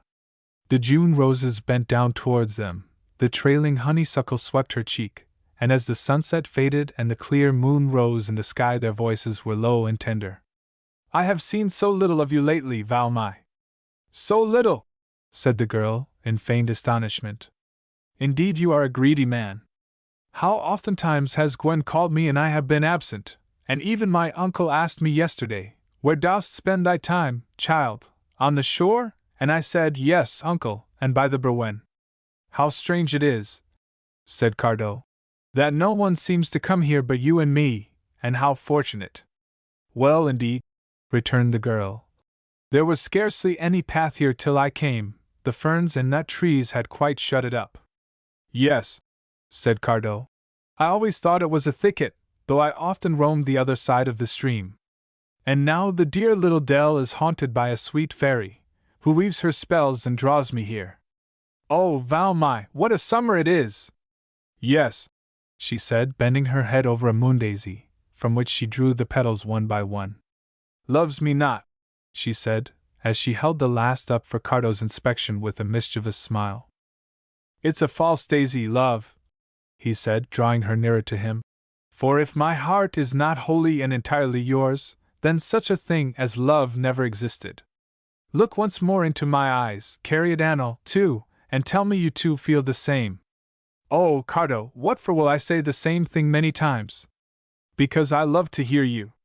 The girl leant her cheek confidingly on his breast, but when he endeavored to draw her closer and press a kiss upon the sweet mouth, she slipped away from his arms, and shaking her finger at him playfully said, No, no, one kiss is enough in a week, whatever. Indeed, you shan't have more. And she eluded his grasp by slipping into the hazel copse, and looking laughingly at him through its branches. Oh, the cross man, she said, and the dissatisfied. Smile, then, or I won't come out again. Come, Val, my darling, you tantalize me, and I begin to think you are after all a fairy or a wood nymph, or something intangible of that kind. Intangible, what is that? She said, returning to his side with a little pucker on her brow. Oh, if you begin to call me names I must come back, but you must be good. As Cardo grasped her hand. Do you hear? And not ask for kisses and things. Well, I won't ask for kisses and things, said Cardo, laughing, until next time. And thus, while Esek Powell was lost in dreams of the old bards and druids, and the vicar counted his well-garnered hayricks, these two walked and sang in the mazes of the greenwood, the soft evening sky above them, the sweet sea breezes around them, and talked the old foolish delicious words of love and happiness. What wonder was it that, as alone under the stars, they returned to the haunts of men, the links of the love that bound them to each other grew stronger and stronger, and that to Valmy, as they parted on the shore, all of earthly delight seemed bound up in Cardo, and to him, as he watched the lithe, graceful figure climbing up the rugged path to the cliffs, all the charm and beauty of life seemed to go with her. After supper, at which the vicar had been more silent than usual, he rose, and for a moment stood still, and, looking at his son, seemed about to speak, but appearing to change his mind, after a curt good night, he walked away through the long stone passage with his usual firm step. He was so regular and fixed in his habits that even this little hesitation in his manner surprised Cardo, but he had not much time for conjecture, as his father's voice was heard at the study door. Caradoc, he called, I want to speak to you. Cardo cast an involuntary glance of astonishment at Gwyn Ellis as he rose from the table and put his pipe back on its bracket. I think I shall go to bed, said Ellis, leaning back with a yawn and a stretch. I have been on my legs all day, and a jolly day it has been. The vicar was standing at the study door holding it a little ajar.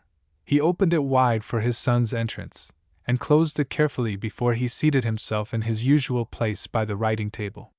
Shall I light your candles, father? Yes, one will do. And while Cardo busied himself with the candle and matches, and drew down the blinds, his father fumbled amongst his papers and coughed awkwardly. Sit down, Cardo. I have something to say to you which I have been wanting to say for some time, and which I hope will give you pleasure. Cardo said nothing, his attention being riveted upon his father's countenance. The marble face seemed whiter than usual, the deep shadows round the eyes darker, and, was it fancy, or were the lips whiter? What is it, father? Said Cardo, at last pitying the old man's evident nervousness. No bad news, I hope?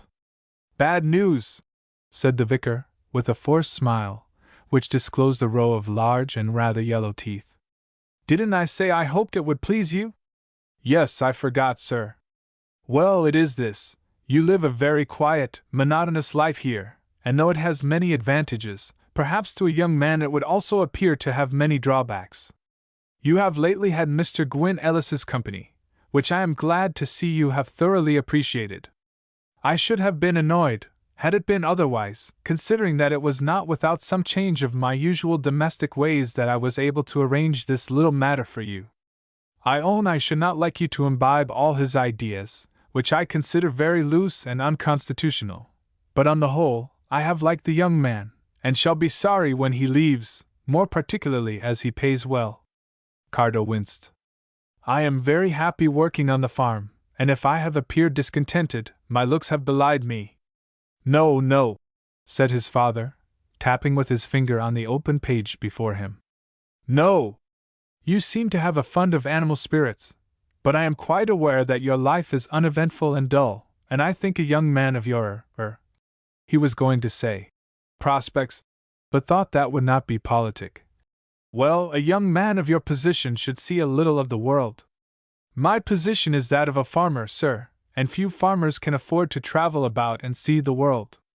Certainly not, and for heaven's sake don't run away with the idea that I can afford it any better than other poor vicars or farmers, but knowing that you have a £100 a year of your own, Cardo, which, by the by, you never spend much of, and which I am glad to hear you are already beginning to save up, I thought it well to suggest to you a little holiday, a little break in your occupation. Once for all, sir, I have no wish to travel, so do not trouble your head about me. I am perfectly contented and happy. There was a moment's silence, except for the vicar's tapping fingers, and when he next spoke there was a little shake in his voice and a little droop in his straight back. Well, he said at length, if that is the case, I need not expect you to accede to my proposals. When a young man is contented and happy, it is not to be expected he will alter his mode of life to please an old man. And that man his father? Indeed it is, said Cardo, standing up and taking his favorite attitude, with his elbow on the mantelpiece. Why do you keep me at arm's length? Why do you not tell me plainly what I can do for you, father? There is nothing I would not do, nothing I would not sacrifice, that is. And he made a mental reservation concerning Valmy. That is, nothing except what I am about to ask you, I suppose? Said the old man. The words were not amiable. They might have angered another man, but Cardo detected a tremor in the voice and an anxious look in the eyes which softened their asperity. What do you want me to do, sir? In plain words, I want you to go to Australia. Australia! Gasped Cardo. In heaven's name, what for, sir? I have often told you that some day I would wish you to go to Australia, Cardo. If you cannot afford your own expenses, I will help you. In fact, I will place funds at your disposal which shall enable you to travel like a gentleman, and to reap every advantage which is supposed to accrue from travel and seeing the world. Cardo lay speechless from astonishment, not so much at the idea of banishment to the antipodes, for his father had sometimes, though at long intervals, hinted at this idea, but at the unusual coolness with which he had alluded to such a lavish expenditure of money, and as he looked at his father with an earnest, inquiring gaze, the old man seemed to shrink under the scrutiny. At last, turning away from the table, and placing both hands on his knees, he continued in an altered tone. Sit down again, Cardo, and I will tell you the story of my life, and then you shall tell me whether you will go to Australia or not. His son sat down again and listened eagerly. He had always longed to hear something of his father's early life. He had always rebelled against the cold barrier of mystery which seemed to enshroud him and separate him from his only son. Well, to begin at the beginning, said the vicar, fixing his eyes on one spot on the carpet. There was a time when I was young. Perhaps you can hardly realize that, he said suddenly, looking up. But strange as it may seem to you, it is a fact. I once was young, and though never so gay and light-hearted as you, still I was happy in my own way, and fool enough to expect that life had for me a store of joys and pleasures, just as you do now. I was doomed, of course, to bitter disappointment, just as you will be. Well, I had one trouble, and that was the fear that I might be appointed to a curacy which would take me away from my old home, and I was greatly relieved when I was appointed to this living through the influence of an old friend of my father's. When I entered upon my new duties, I found the old church filled with a hearty and friendly congregation, but soon afterwards that Methodist chapel was built on the moor, and that rascal Essex Powell became its minister, and from that day to this he has been a thorn in the flesh to me. My father died about a year after I was ordained, and I found the old house rather lonely with only Beto, who was then young, to look after my domestic affairs. My farm I found a great solace. About this time I met your mother, Agnes Powell. Her uncle and aunt had lately come to live in the neighborhood, accompanied by their daughter Ellen and their niece, your mother. The two girls were said to be wealthy, and seemed to be as much attached to each other as though they had been sisters. I don't remember much about Ellen Vaughan's appearance. In fact, I scarcely noticed her, for I had fallen passionately in love with Agnes Powell. Are you listening, Caradoc? Yes, indeed, sir, he said breathlessly. I have thirsted for this knowledge so long. You have? Well, then, listen. I loved your mother with a frantic mad devotion, though I killed her. Cardo started. Yes, I killed her, not by a cruel blow or murderous attack, but quite as surely and as cruelly. I told you I had not your gay and lively disposition.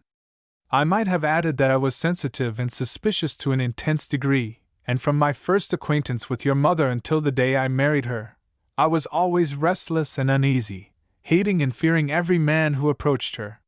He reached a glass of water which stood on the table, and having drunk some, looked again at his son. You see, Caradoc, if I have withheld this information from you long, I am telling you everything now. Just about this time my brother Lewis, who had for some years been settled in Scotland to learn farming, came home to Brinderin, although I, being the elder son, was the owner of the place. Lewis had a small annuity settled upon him. As I was on the eve of being married, he was much interested in my affairs, and spoke of his admiration of Agnes in such glowing terms, that I felt, and I fear, showed some resentment. However, as he was well acquainted with my suspicious nature, he was not offended, but laughed me out of my doubts for the time, he repeated, again fixing his eyes on the spot on the carpet. Bear in mind, Cardo, through every word of this history, that the suspicion and mistrust of my nature amounted almost to insanity. I see it now, and, thank God, have conquered it in some measure. Well, we were married. Lewis was my groomsman, and Ellen Vaughan was the bridesmaid. It was a very quiet wedding, as Mrs. Vaughan was in very bad health. In fact, she died soon after our marriage, and Agnes seemed to feel the loss of her aunt so acutely that I was jealous and angry, and she saw that I was so, and endeavored to hide her tears. Poor child! Poor child! I don't think her uncle ever liked me, or approved of our marriage. Happily he had no control over Agnes's fortune, or I believe she would never have had a penny of it, but I think he might have trusted me there, for I have nursed it, yes, and doubled it. He mumbled, as though forgetting he was speaking to anyone but the carpet. Well, let me see, where was I? But my mother, sir? Interrupted Cardo. Tell me something about her. Was she pretty? Yes, she was beautiful, very lovely, with a foreign Spanish look in her eyes. You have the same, I think, Cardo. There was a tradition of Spanish blood in the family. And had she a Spanish temper, sir? Quick and hasty, I mean. No, quite the contrary, a sweet and amiable temper, but certainly with a good deal of pride, which resented a suspicion like a blow. And the old man sighed heavily. My brother Lewis made his home at Brinderin, while he was looking about for some suitable opening for his farming operations, and here in the midst of my newly found happiness, with hope and love shedding their beams around me, I allowed the first insidious entrance of the serpent of distrust and jealousy of my wife into my heart. My brother Lewis was very unlike me in appearance and disposition, being of a frank and genial manner, and trustful to a fault. I think you inherit that trait from him. Be careful of it, Caradoc, or you will be cheated by every man you meet.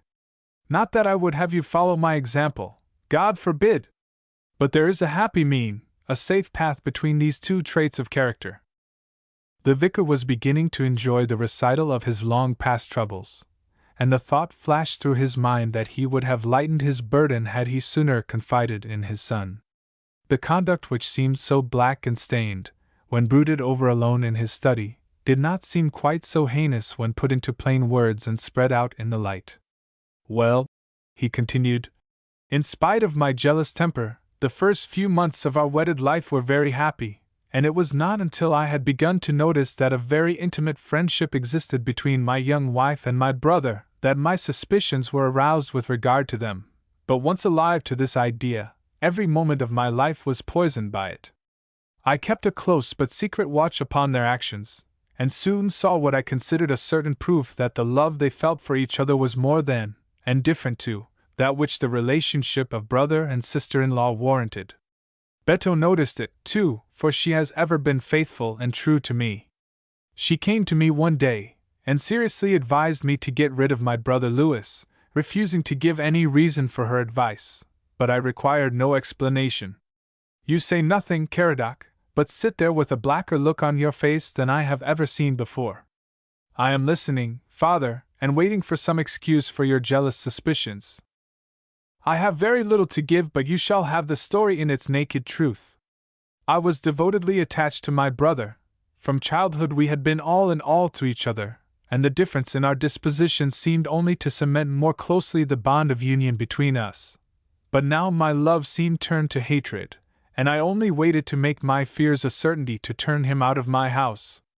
Although I was anxious to hide my suspicions for a time, I could not refrain from sneering taunts about men who spent a life of idleness while others worked. Louis opened his blue eyes in astonishment, and his frank, open countenance wore a hurt and puzzled look, but he did not go. He bore my insults, and yet haunted the house, and lingered round the west parlor, now shut up, but where your mother always Saturday. I found it impossible to hide entirely from Agnes my doubts of her love, and I soon saw that my involuntarily altered manner had made a corresponding change in hers. The proud spirit within her was roused, and instead of endeavoring to soothe my suspicions, and show me my mistake, she went on her way apparently unheeding, holding her head high, and letting me form my own opinion of her actions. I ought to have told you that her uncle had been so annoyed at her marriage with me that he had forbidden her to enter his doors again, and of this I was not sorry, though it roused my anger so much that I added my injunctions to the effect that if she wished to please me she would break off all acquaintance with her cousin, Ellen Vaughan. This, however, she would not promise to do, and it was the first beginning of the rift, which afterwards widened into a chasm between us. Her cousin also was too much attached to her to be easily alienated from her, and the two girls met more frequently than either her uncle or I were aware of. There was another girl, too, I forget her name, but she was a sister of Essex Powell's. Agnes and she had been schoolmates and bosom friends, and they were delighted to meet here by accident, and I soon found that my wife continually resorted to Essex Powell's house to pour out her sorrows into the bosom of her friend, but this I could not allow. To visit the house of my bitterest enemy, to make a friend of his sister, was a glaring impropriety in a clergyman's wife, and I cannot even now feel any compunction at having put a stop to their intercourse, if, indeed, I succeeded in doing so. A cold cloud seemed to have fallen between me and your mother, and as for my brother, we scarcely spoke to each other at meals, and avoided each other at all other times. Still Louis stayed on, with that puzzled look on his face, and still Agnes went through her daily duties with a proud look and a constrained manner. Poor Beto looked anxiously from one to the other of us, and I kept my still and silent watch. My heart was breaking with distrust of my wife, and hatred of my brother, but I never spoke of my failing trust in them both. I brooded upon it night and day, and my life became a hell upon earth. One day in the early spring, about a month before you were born, Caradoc, I had been to a funeral at the old church, and hearing of the serious illness of a parishioner who lived on the high road to Aberystwyth, I followed the path on the left side of the Berwen, and as I neared the bridge which crosses the valley on the top, I suddenly came upon Agnes, who was sitting on a boulder by the side of the brook, and as I approached I saw her dry her eyes hurriedly. She rose from her seat, and her color came and went as she looked at me. I longed to take her in my arms and press her to my heart, for she looked pale and sorrowful. An exclamation from Cardo interrupted him. "It pains you, Caradoc, it pains me, it pained me then, it will pain me as long as I have any being. I may be forgiven hereafter, but it cannot cease to pain me." "Agnes," I said, "are you not straying very far from home?" "I came for a walk," she answered. "It is a lovely day."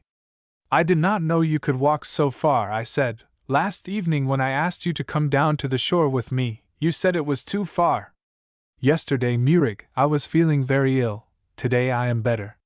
Her lip quivered a little, and she looked round uneasily, I thought. I said, I am going to see old Shangwade, or I would walk back with you, but perhaps you don't mind going alone. Oh, no, not at all, she said, as she began her way back by the Berwen.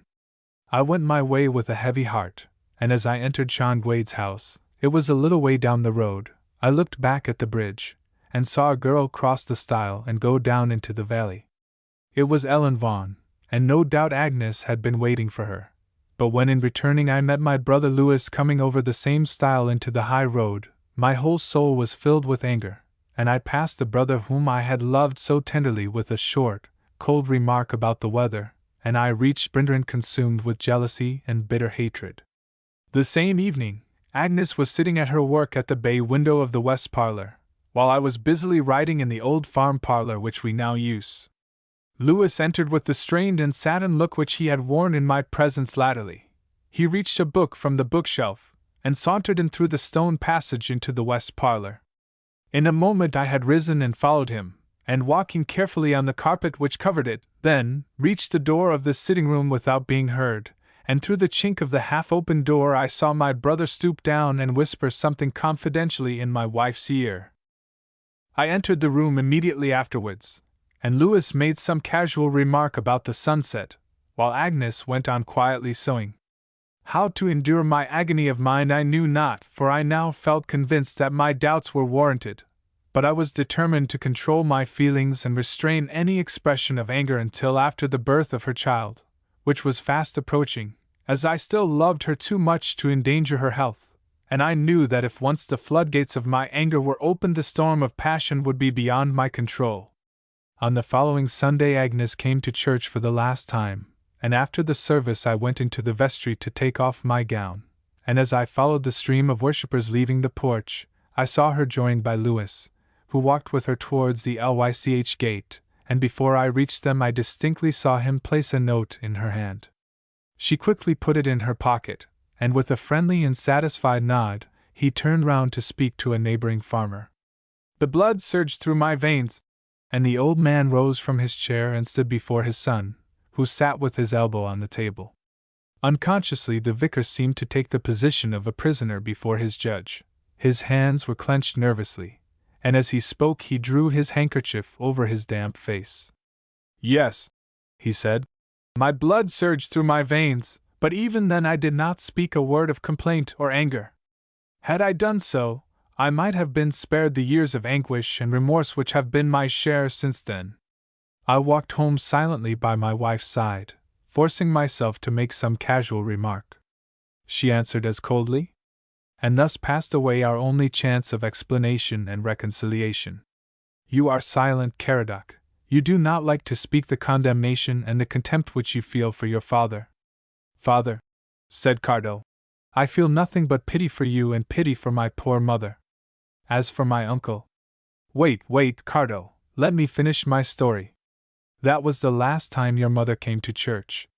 In a short time afterwards you were born, and during the intervening time I struggled harder than ever, not to forgive, but to drop my wife entirely out of my life.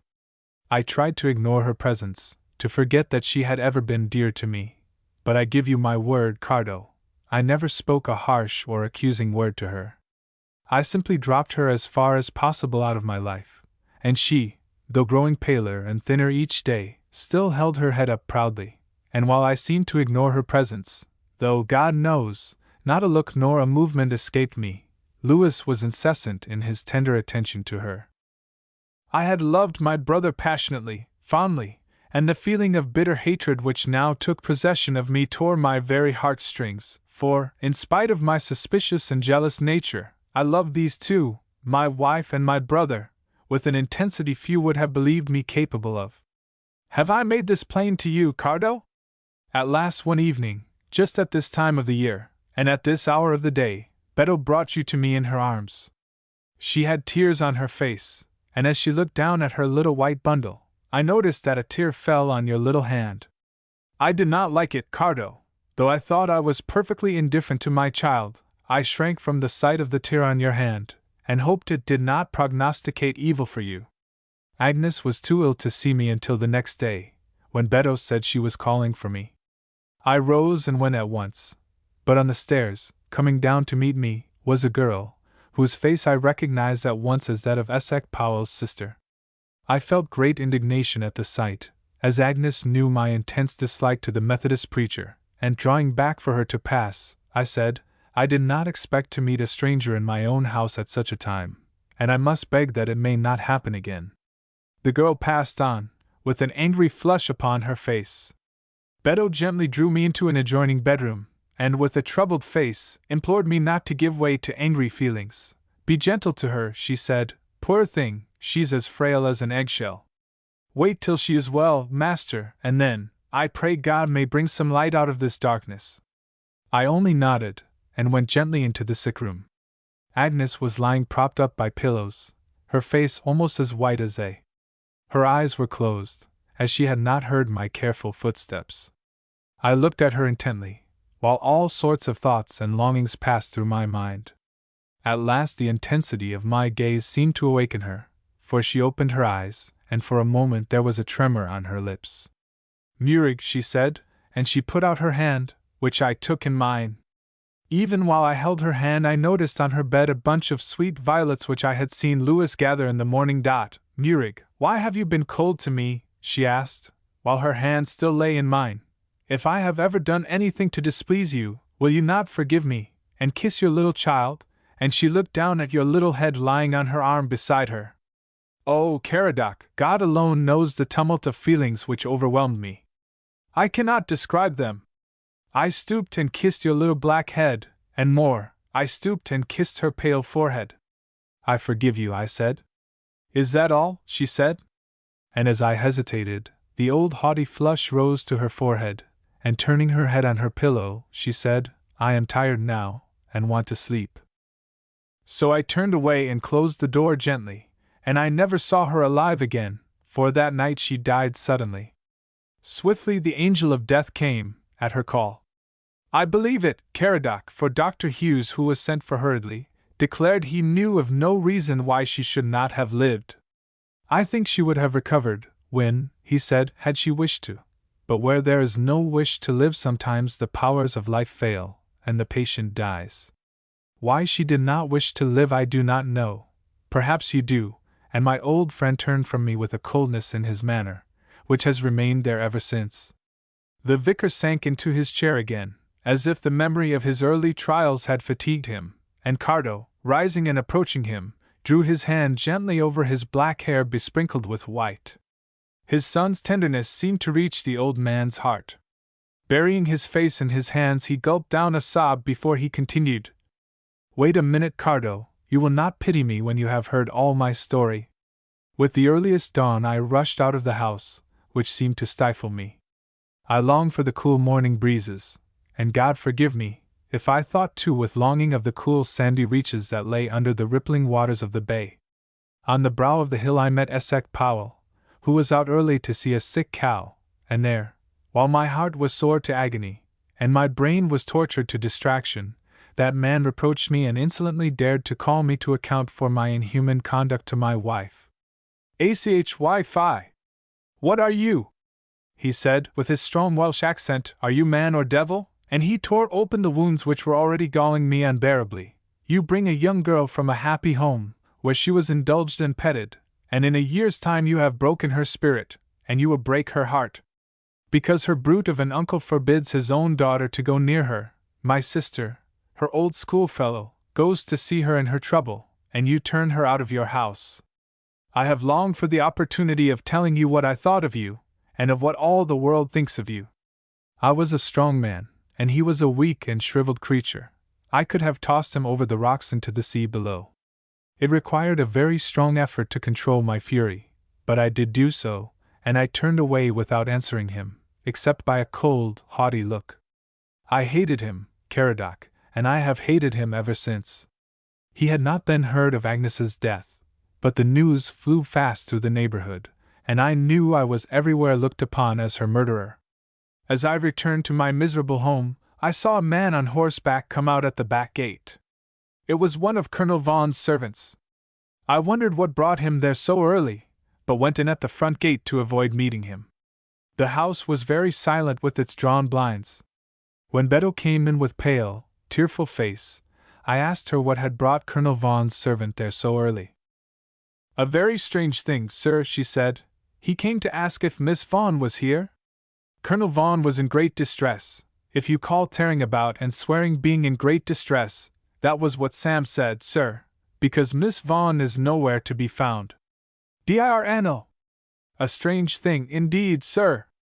I was too miserable to pay much attention to her gossip, and began my breakfast alone, for Lewis had not appeared, and I dreaded to see him. I had thought it strange that in the turmoil of the night before, with the hurried footsteps and the arrival of the doctor's gig, my brother had not been disturbed, and he was apparently still sleeping. I shall never forget that long, long day. I thought my misery was beyond human endurance. Little did I think that ere night it would be increased tenfold. I had refused to leave this room, though Beto had done her best to persuade me to eat the dinner which she had prepared. She was always quick to read my thoughts and understand my feelings. "You would be quite as much alone in the parlor, sir, as you are here," she said, "for I can see nothing of Mr. Lewis. Indeed, I have been into his room, and I see he has not slept there last night," and she flung her apron over her head, and swayed backwards and forwards, crying, "Oh, Anno! Beth na 3, and she slowly and tremblingly drew a note out of her pocket and handed it to me. "Perhaps that will tell you something, sir." "Where did you find this?" I said. "I found it on her bed after she died. Mr. Lewis had sent it by Madeline the nurse." I tore the note open. I never dreamt it was dishonorable, either do I now, and read the words which began the awakening that was to come with such force and bitterness. They were these: "My dear Agnes, my warmest congratulations upon the birth of your little one, and my deepest thanks for all your kindness to me and dear Nellie. Without your help we should never have been united. Goodbye, and may God grant us all a happy meeting at some future time. Your ever grateful and devoted friends, Lewis Wynne and Ellen Vaughan." I stared at the letter in a maze of troubled thought, the feeling uppermost in my mind being too late. Too late! Gone forever, my beloved wife! And alienated from me forever, my little less loved brother! "And this, sir," said Beto, drawing another letter from her pocket, "I found on Mr. Lewis's table. I think it is directed to you." I hastily tore that open also, and read words that I cannot even now bring myself to repeat. They were too bitter in their tender upbraiding, in their innocent ignorance of my suspicions. They spoke of a love whose existence I had not guessed, of his devotion to Ellen Vaughan, my wife's cousin, of his deep gratitude to Agnes for her unfailing kindness to him and to his beloved Ellen, of his deep distress at my evident dislike of him. "What has come between us, Murig?" he said. "What has become of the faithful love of so many years? Is it possible you have grudged me the shelter of your roof and the food that I have eaten? I can scarcely believe it, and yet I fear it is true. Enclosed I leave you a check which will pay for anything I may have cost you. Further than that I can only thank you for your, I fear, unwilling hospitality, and pray that some day we may meet, when this mysterious cloud, which I have deplored so much, may have cleared away. When you read this, Ellen and I will have been married at St. Jorwitha's Church at Caermatic, and shall, I hope, have sailed for Australia, where you know I have long wished to go." "Beto," I said, "is she lying dead and still upstairs?" "Yes, master, poor angel. Still enough and white enough in her coffin." "Why, sir, why?" "Because I wonder she does not come down and reproach us, for we have been wronging her from beginning to end, Beto. These letters prove to me that my brother, my beloved, innocent brother, was deeply in love with her cousin, Ellen Vaughan, and she, in the tenderness of her heart, helped to bring about their union, and was the means of delivering the letters which they wrote to each other. They were married this morning at Caermatic Church, and have probably already sailed for Australia." Beto left me, sobbing bitterly. I think she has never forgiven herself. Either can I forgive myself, Cardo. As the years went on, my sorrow only deepened, and an intense longing arose in my heart for the friendship of the brother who had been so much to me for so many years. I wrote to him, Caradoc, a humble, penitent letter, beseeching his forgiveness even as a man begs for his life. He has never answered my letter. I know he is alive and thriving, as he writes sometimes to Dr. Hughes, but to me he has never sent a message or even acknowledged my letter, and I thirst for his forgiveness. I cannot die without it. I have long cherished the thought that when you came to man's estate I would send you to him. I would send the best of earthly treasure that I possess, my only son, to plead for me, to explain for me, and to bring back his love and forgiveness. Now, Cardo, will you go? I will, father, said Cardo, rising and placing his hand in his father's. And can you think over what I have told you and still retain a little love and pity for your old father? Father, I feel nothing but the deepest sorrow and pity for you both, father and mother. I don't know which is to be pitied most. Thank you for telling me all this, it explains so much that has puzzled me, it accounts for your sadness and gloom, and your apparent coldness. I will go to Australia, and please God, I will bring back my uncle's love and forgiveness to you. God bless you, my boy, and good night. There was a warm hand clasp, and Cardo left his father sitting by the flickering candle, which had burnt down to its socket. 1. A blue mug containing a little over half a pint. 2. Dear sweetheart. 3. Oh dear! What shall I do? Chapter 8. The Old Register. The summer had passed, with all its charms of June roses and soft July showers, with its sweet, long days of sunshine, and its soft, west winds brine-laden, its flights of happy birds, and its full promise in orchard and cornfield. Cardo and Valmy still haunted the woods by the Berwen, and walked along its banks, or sat listening to its trickling music as it hastened down to the sea, but there was a sadder look on both their faces. Cardo had new lines about his mouth, and Valmy had a wistful look in her blue eyes. Both had an unaccountable premonition of something sorrowful to come. Oh, I am afraid of something, the girl had said one day, as she sat beside her lover, throwing pebbles into the brook. Something worse even than this terrible parting, which must come next month. What is it, Cardo? What is hanging over us?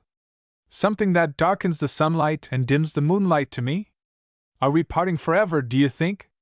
Nonsense, dearest, said Cardo cheerfully, though the little pucker between his eyes seemed to speak of the same anxiety and fear. Isn't the separation which we must bear enough to account for all sorts of fears and depressing thoughts?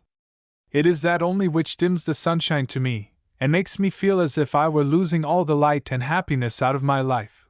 But let us cast our fears to the wind, Valmy, for a year will see all our troubles over. In a year's time I shall have returned, bringing, I hope, reconciliation and love to my dear old father, peace for his last days, Valmy. It is worth trying for, is it not? Yes, yes, no doubt your presence will be more effectual than a letter. He thinks, too, said Cardo, that a little travel by land and sea will brighten my life, which he imagines must be so monotonous on this lonely west coast. He doesn't know of the happy hours we spend here on the banks of the Berwen, but when I return with loving greetings from his brother, and who knows, perhaps bringing that brother with me in person, then, Valmy, while his heart is softened and tender, I will tell him of our love, I will ask his consent to our marriage, and if he refuses, then we must take our own way and be married without his consent. There is the thatch house just above the mill already waiting for us. It is my own, you know, and although old Cianco and his wife don't make much of it, think how lovely you and I would make it. Think of me sitting in the thatched porch behind those roses smoking, and you looking out through those pretty little lattice windows under the eaves. Valmy sighed and blushed. Oh, what dreams, Cardo! I cannot reach so far. My thoughts stop short at the long winter, when that glistening sea will be tossing and frothing under the fierce northwest wind. Oh, I know how it looks in the winter, and then to think that all that lies between me and you. What a trouble has come upon us when all seemed so bright and glorious. Yes, I have brought sorrow and unrest into your peaceful life. Will you give me up? Will you break the bonds that are between us, and once more be free and happy? Cardo, was all her answer in a pained tone, as she placed her hand in his. What are you talking about? Nonsense, love, foolish nonsense. I know too well that nothing on earth or heaven can break the bonds that bind us to each other.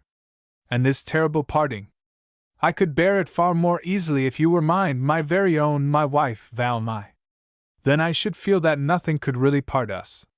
Can it not be? Can we not be married here quietly in the old church, with none but the sea breezes and the brawling Berwen for company? And the old white owl to marry us, I suppose? Oh, Cardo, another dream. No, no, wait until you return from that dreadful Australia, and then. And then, said Cardo, you will not say no. No, said the girl, looking frankly into his eager face. I will not say no, but I must go, I am late. Shoni begins to ask me suspiciously, where you going again, Valmai? I am sure we could not go on much longer meeting here without his interference. How dreadful to have Shoni's red hair and gaitered legs dogging our footsteps in this fairy dell. To whom does this sweet valley belong, Cardo? To you? To my father. If it ever comes into my possession, it will be so guarded that no stray foot shall desecrate its paths. Cardo was not without hope of being able to overcome Valmai's reluctance to be married before he left the country, and as he and Gwyn Ellis returned one day from a sail he broached the subject to his friend. Tomorrow will be the 1st of September, he said, as he watched the bulging sail and the fluttering pennon against the blue sky. Yes, answered Ellis. I am sorry my holiday is coming to a close. I don't see why you should leave, although I am obliged to go. Oh, it will be quite time for me. Everything jolly comes to an end some time or other. True, said Cardo, with a sigh. Well, you heave a sigh, and you look as grave and solemn as any of Essex Powell's congregation, and upon my word, I don't see what you've got to look so glum about. Here you are, engaged to the prettiest girl in Wales, just going out for a year's travel and enjoyment before you settle down as a married man in that idyllic thatched cottage up the valley, a year to see the world in, and a devoted father, for he is that, Cardo, in spite of his cold ways, waiting to greet you when you come back. And Valmai Powell following every step you take with her loving and longing thoughts. No, no, Cardo, you have nothing to pull such a long face about. On the contrary, as I have said before, you are a lucky dog. Cardo grunted. Besides, you are not obliged to go. It seems to me rather a quixotic affair altogether, and yet, by Jove! There is something in it that appeals to the poetic side of my nature. You will earn your father's undying gratitude, and in the first gush of his happiness you will gain his consent to your marriage with Valmai. Not a bad, rather a clever little program. Oh, it is all very well for you to talk like that, Ellis, but nothing you say can lessen the bitterness of parting from Valmai. It is my own wish to go, and nothing shall prevent me, but I could bear the separation with much more fortitude if only. And he stopped and looked landwards, where the indistinct gray blur was beginning to take the pattern of fields and cliffs and beach. If what? Said Ellis, shifting the sail a little. If only I were married to Valmai. Phew! What next? Said Ellis. Married! Cardo Wynne, you are bringing things to a climax. My dear fellow, it would be far harder to part from a wife of a week than from a sweetheart of a year. That's my idea of wedded bliss, you see. Nonsense! It would not, said Cardo. It would give me a sense of security, a feeling that, come fair or come foul, nothing could really come between me and Valmai, and besides I should not want her to be the wife of a week. I should be satisfied to be married even on the morning of my departure. Come, Ellis, be my friend in this matter. You promised when I first told you of my love for Valmai that you would help us out of our difficulties. You are an ordained priest. Can you not marry us in the old church on the morning of the 14th? You know the Burwala sails on the 15th, and I go down to Fordsea the day before, but not till noon. Can you not marry us in the morning? Has Valmai consented? Asked Ellis, sinking down in the prow of the boat and looking seriously at his companion. I have not pressed the question, but if she agrees, will you do it? Do it? My dear fellow, you talk as if it were a very simple affair. Do it, indeed. Where are the banns? I would buy a license. And the ring? At Caermatic. And Cardo began to look in deadly earnest. And what about the witnesses? I have even thought of that.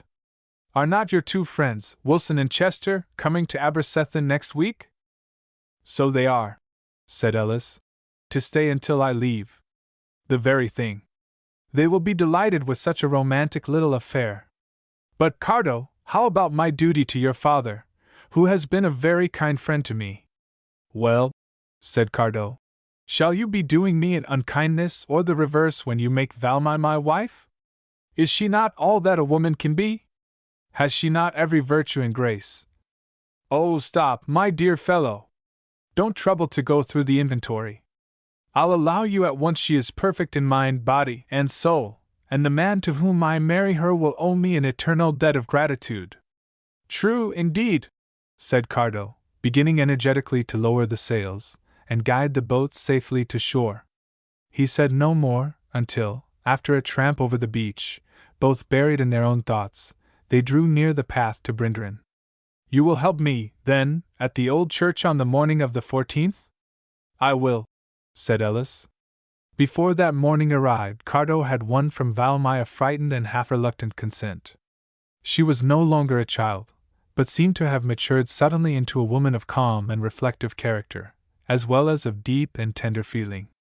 To be married thus hurriedly and secretly! How different to the beautiful event which she had sometimes pictured for herself! Where was the long, white veil? Where were the white-robed bridesmaids?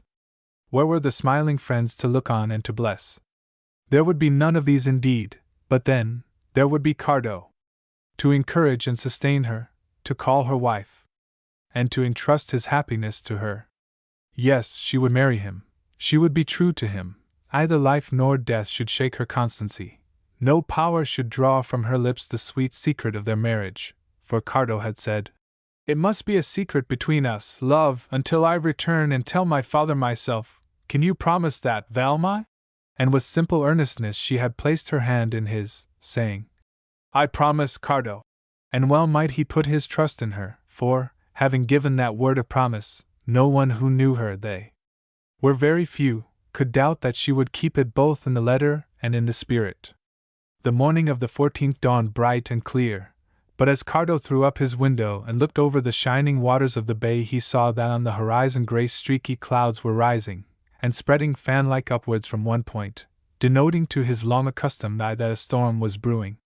"Well, it is September," he thought, "and we must expect gales." He dressed hurriedly though carefully, and was soon walking with springy step across the beach, and up the valley to the old church. He cast a nervous glance towards Dinah's, wondering whether Valmy would remember her promise, fearing lest she might have overslept herself, that Esek Powell or Shoney might have discovered her intentions and prevented their fulfillment. Perhaps even she might be shut up in one of the rooms in that gaunt, grey house. Nothing was too unreasonable or unlikely for his fears, and as he approached the church he was firmly convinced that something had happened to frustrate his hopes. Nobody was in sight, the Berwen brawled on its way, the birds sang, the ivy on the old church tower glistened in the sunshine, and the seagulls sailed overhead as usual. It had been decided the night before that Gwyn Ellis should leave the house alone at his usual early hour, and that his friends should come by the high road from Abersethin, and down by the river path to the church. They were not to stand outside, but to enter the church at once, to avoid any possible observation. But in spite of this prior arrangement, Cardo wondered why no one appeared. "Can Gwyn Ellis be late? Or those confounded fellows from Abersethin have forgotten all about it, probably? It's the way of the world!" As he crossed the stepping stones to the church he felt sure there would be no wedding, and that he would have to depart at midday still a bachelor, leaving Valmy to all sorts of dangers and trials. When he entered the porch, however, and pushed open the door of the church, in the cool green light inside, he found his three friends waiting for him. "I wonder why she doesn't come," he said, turning back to look up the winding path through the wood. "It's quite time." "Yes, it is quite time," said Ellis. "I will go and put on my surplice. You three can sit in that rickety front pew, or range yourselves at the altar rail. In fact, there she is coming down the path, you won't be kept long in suspense." And as the three young men stood waiting with their eyes fixed upon the doorway, Valmy appeared, looking very pale and nervous. Gwyn Ellis had already walked up the church, and was standing inside the broken altar rails. Valmy had never felt so lonely and deserted. Alone amongst these strangers, father, mother, old friends all crowded into her mind. but the memory of them only seemed to accentuate their absence at this important time of her life. She almost failed as she walked up with faltering step, but a glance at Cardo's sympathetic, beaming face restored her courage, and as she took her place by his side she regained her composure. Before the simple, impressive service was over she was quite herself again, and when Cardo took her hand in his in a warm clasp, she returned the pressure with a loving smile of confidence and trust, and received the congratulations of Gwyn Ellis and his two friends with a smiling though blushing face.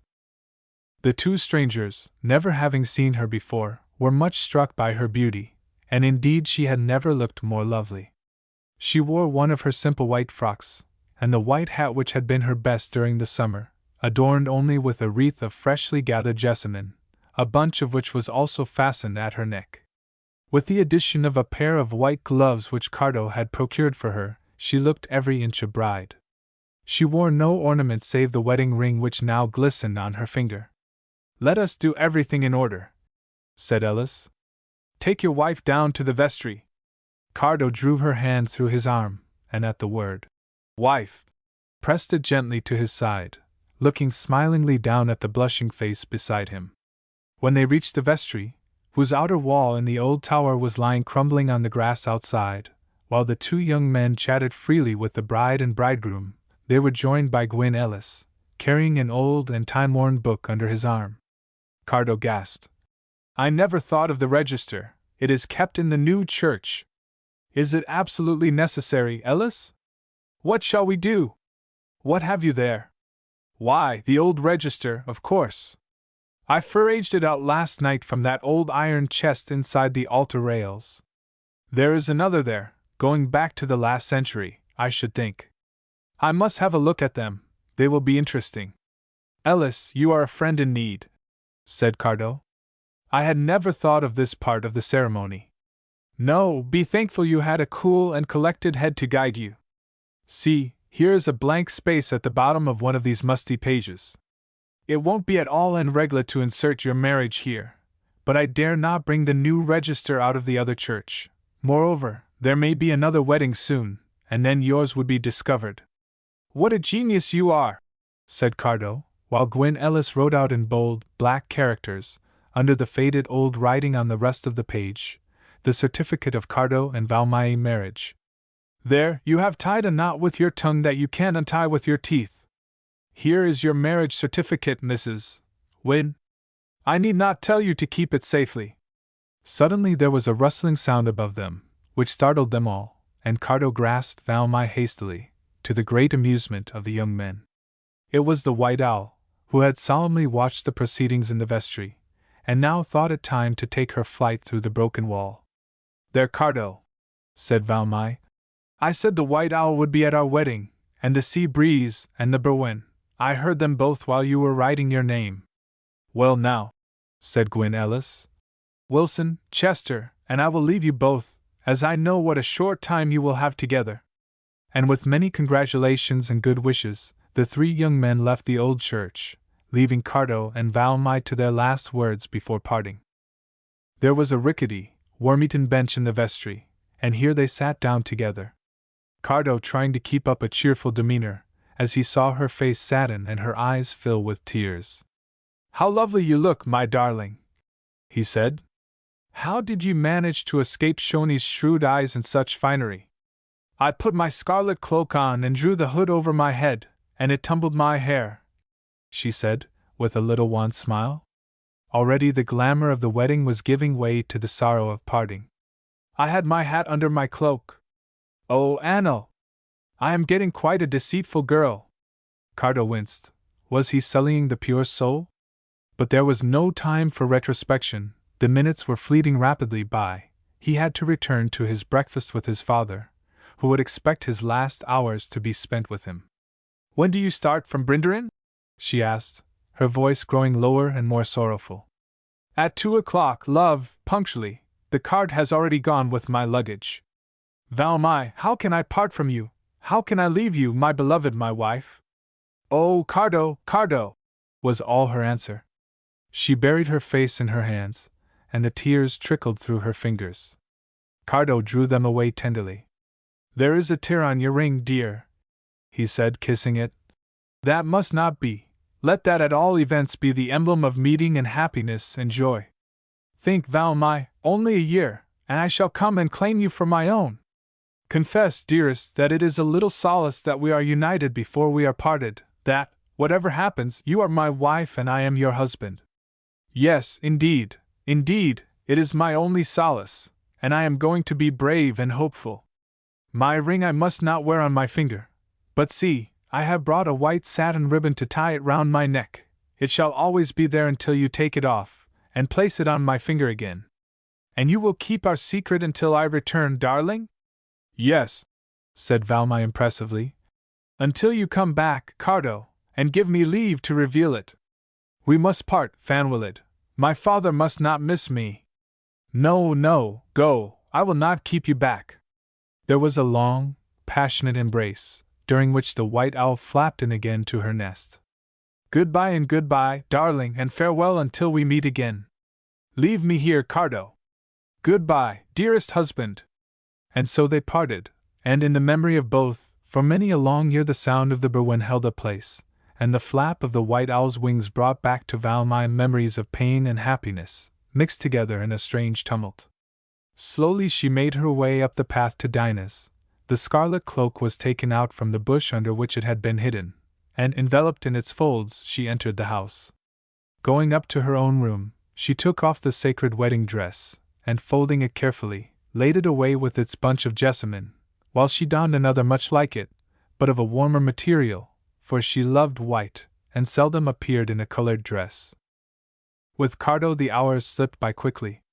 His father had many last directions to give him, and Beto had endless explanations to make.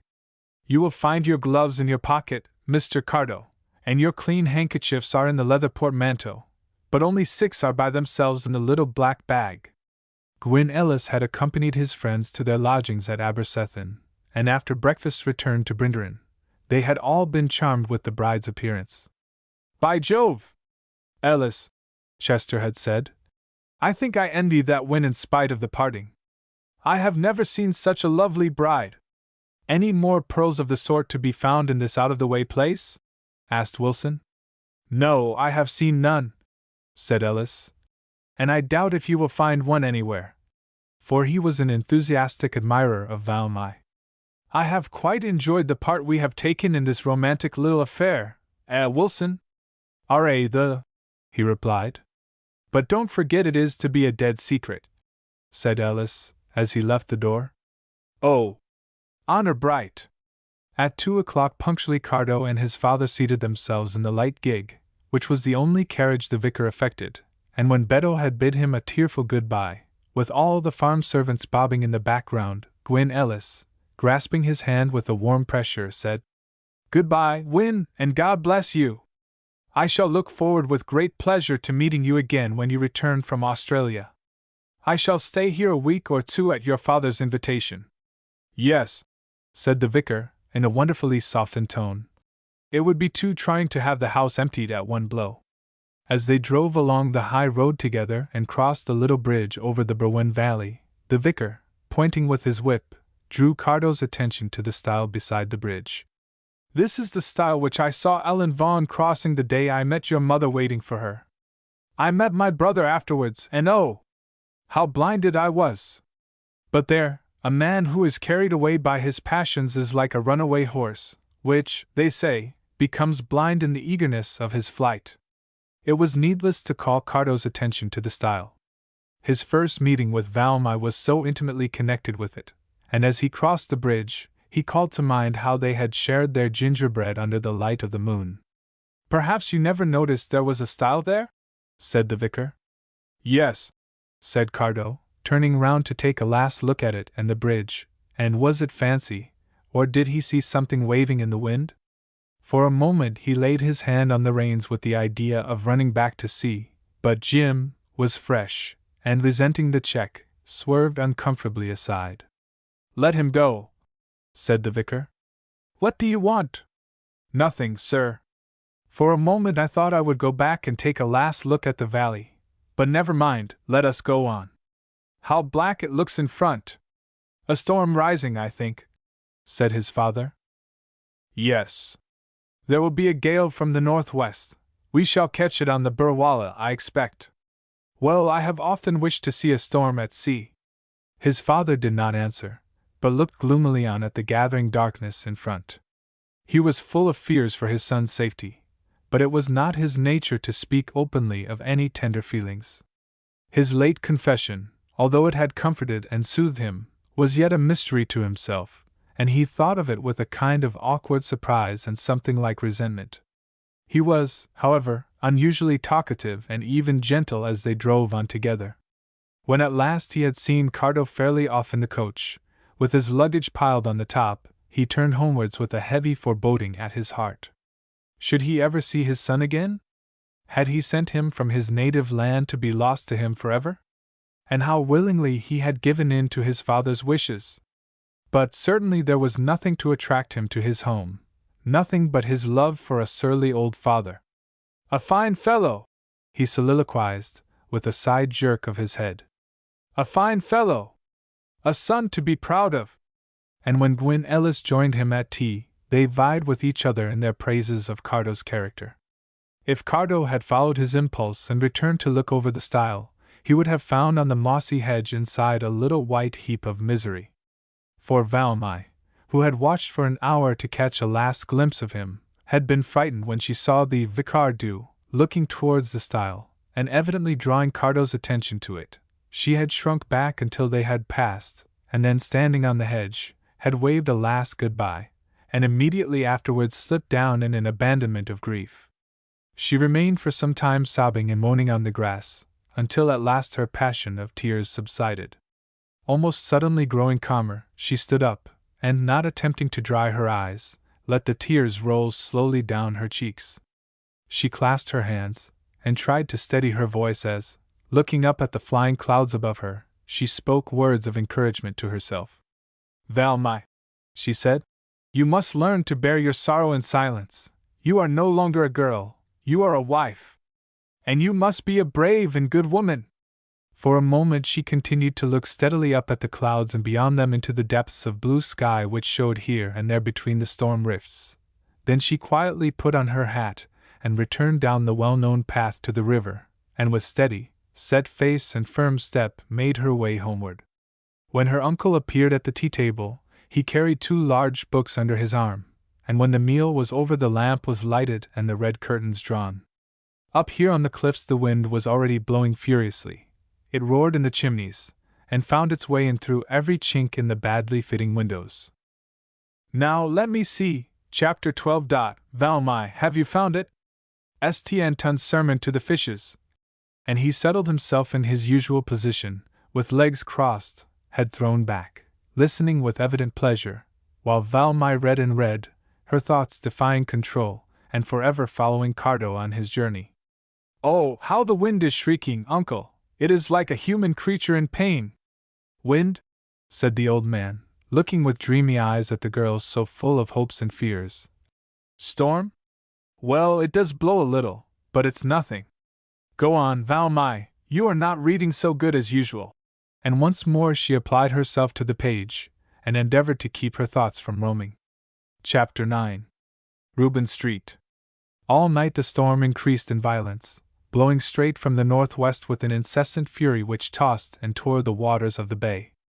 Against the black cliffs the foaming waves hurled themselves like fierce animals leaping up to reach their prey, but the adamant rocks, which had defied their rage for centuries, still stood firm, and flung them back panting and foaming into the swirling depths below, to rise again with ever-increasing strength, until the showers of spray reached up even to the grassy slopes on which the sheep huddled together.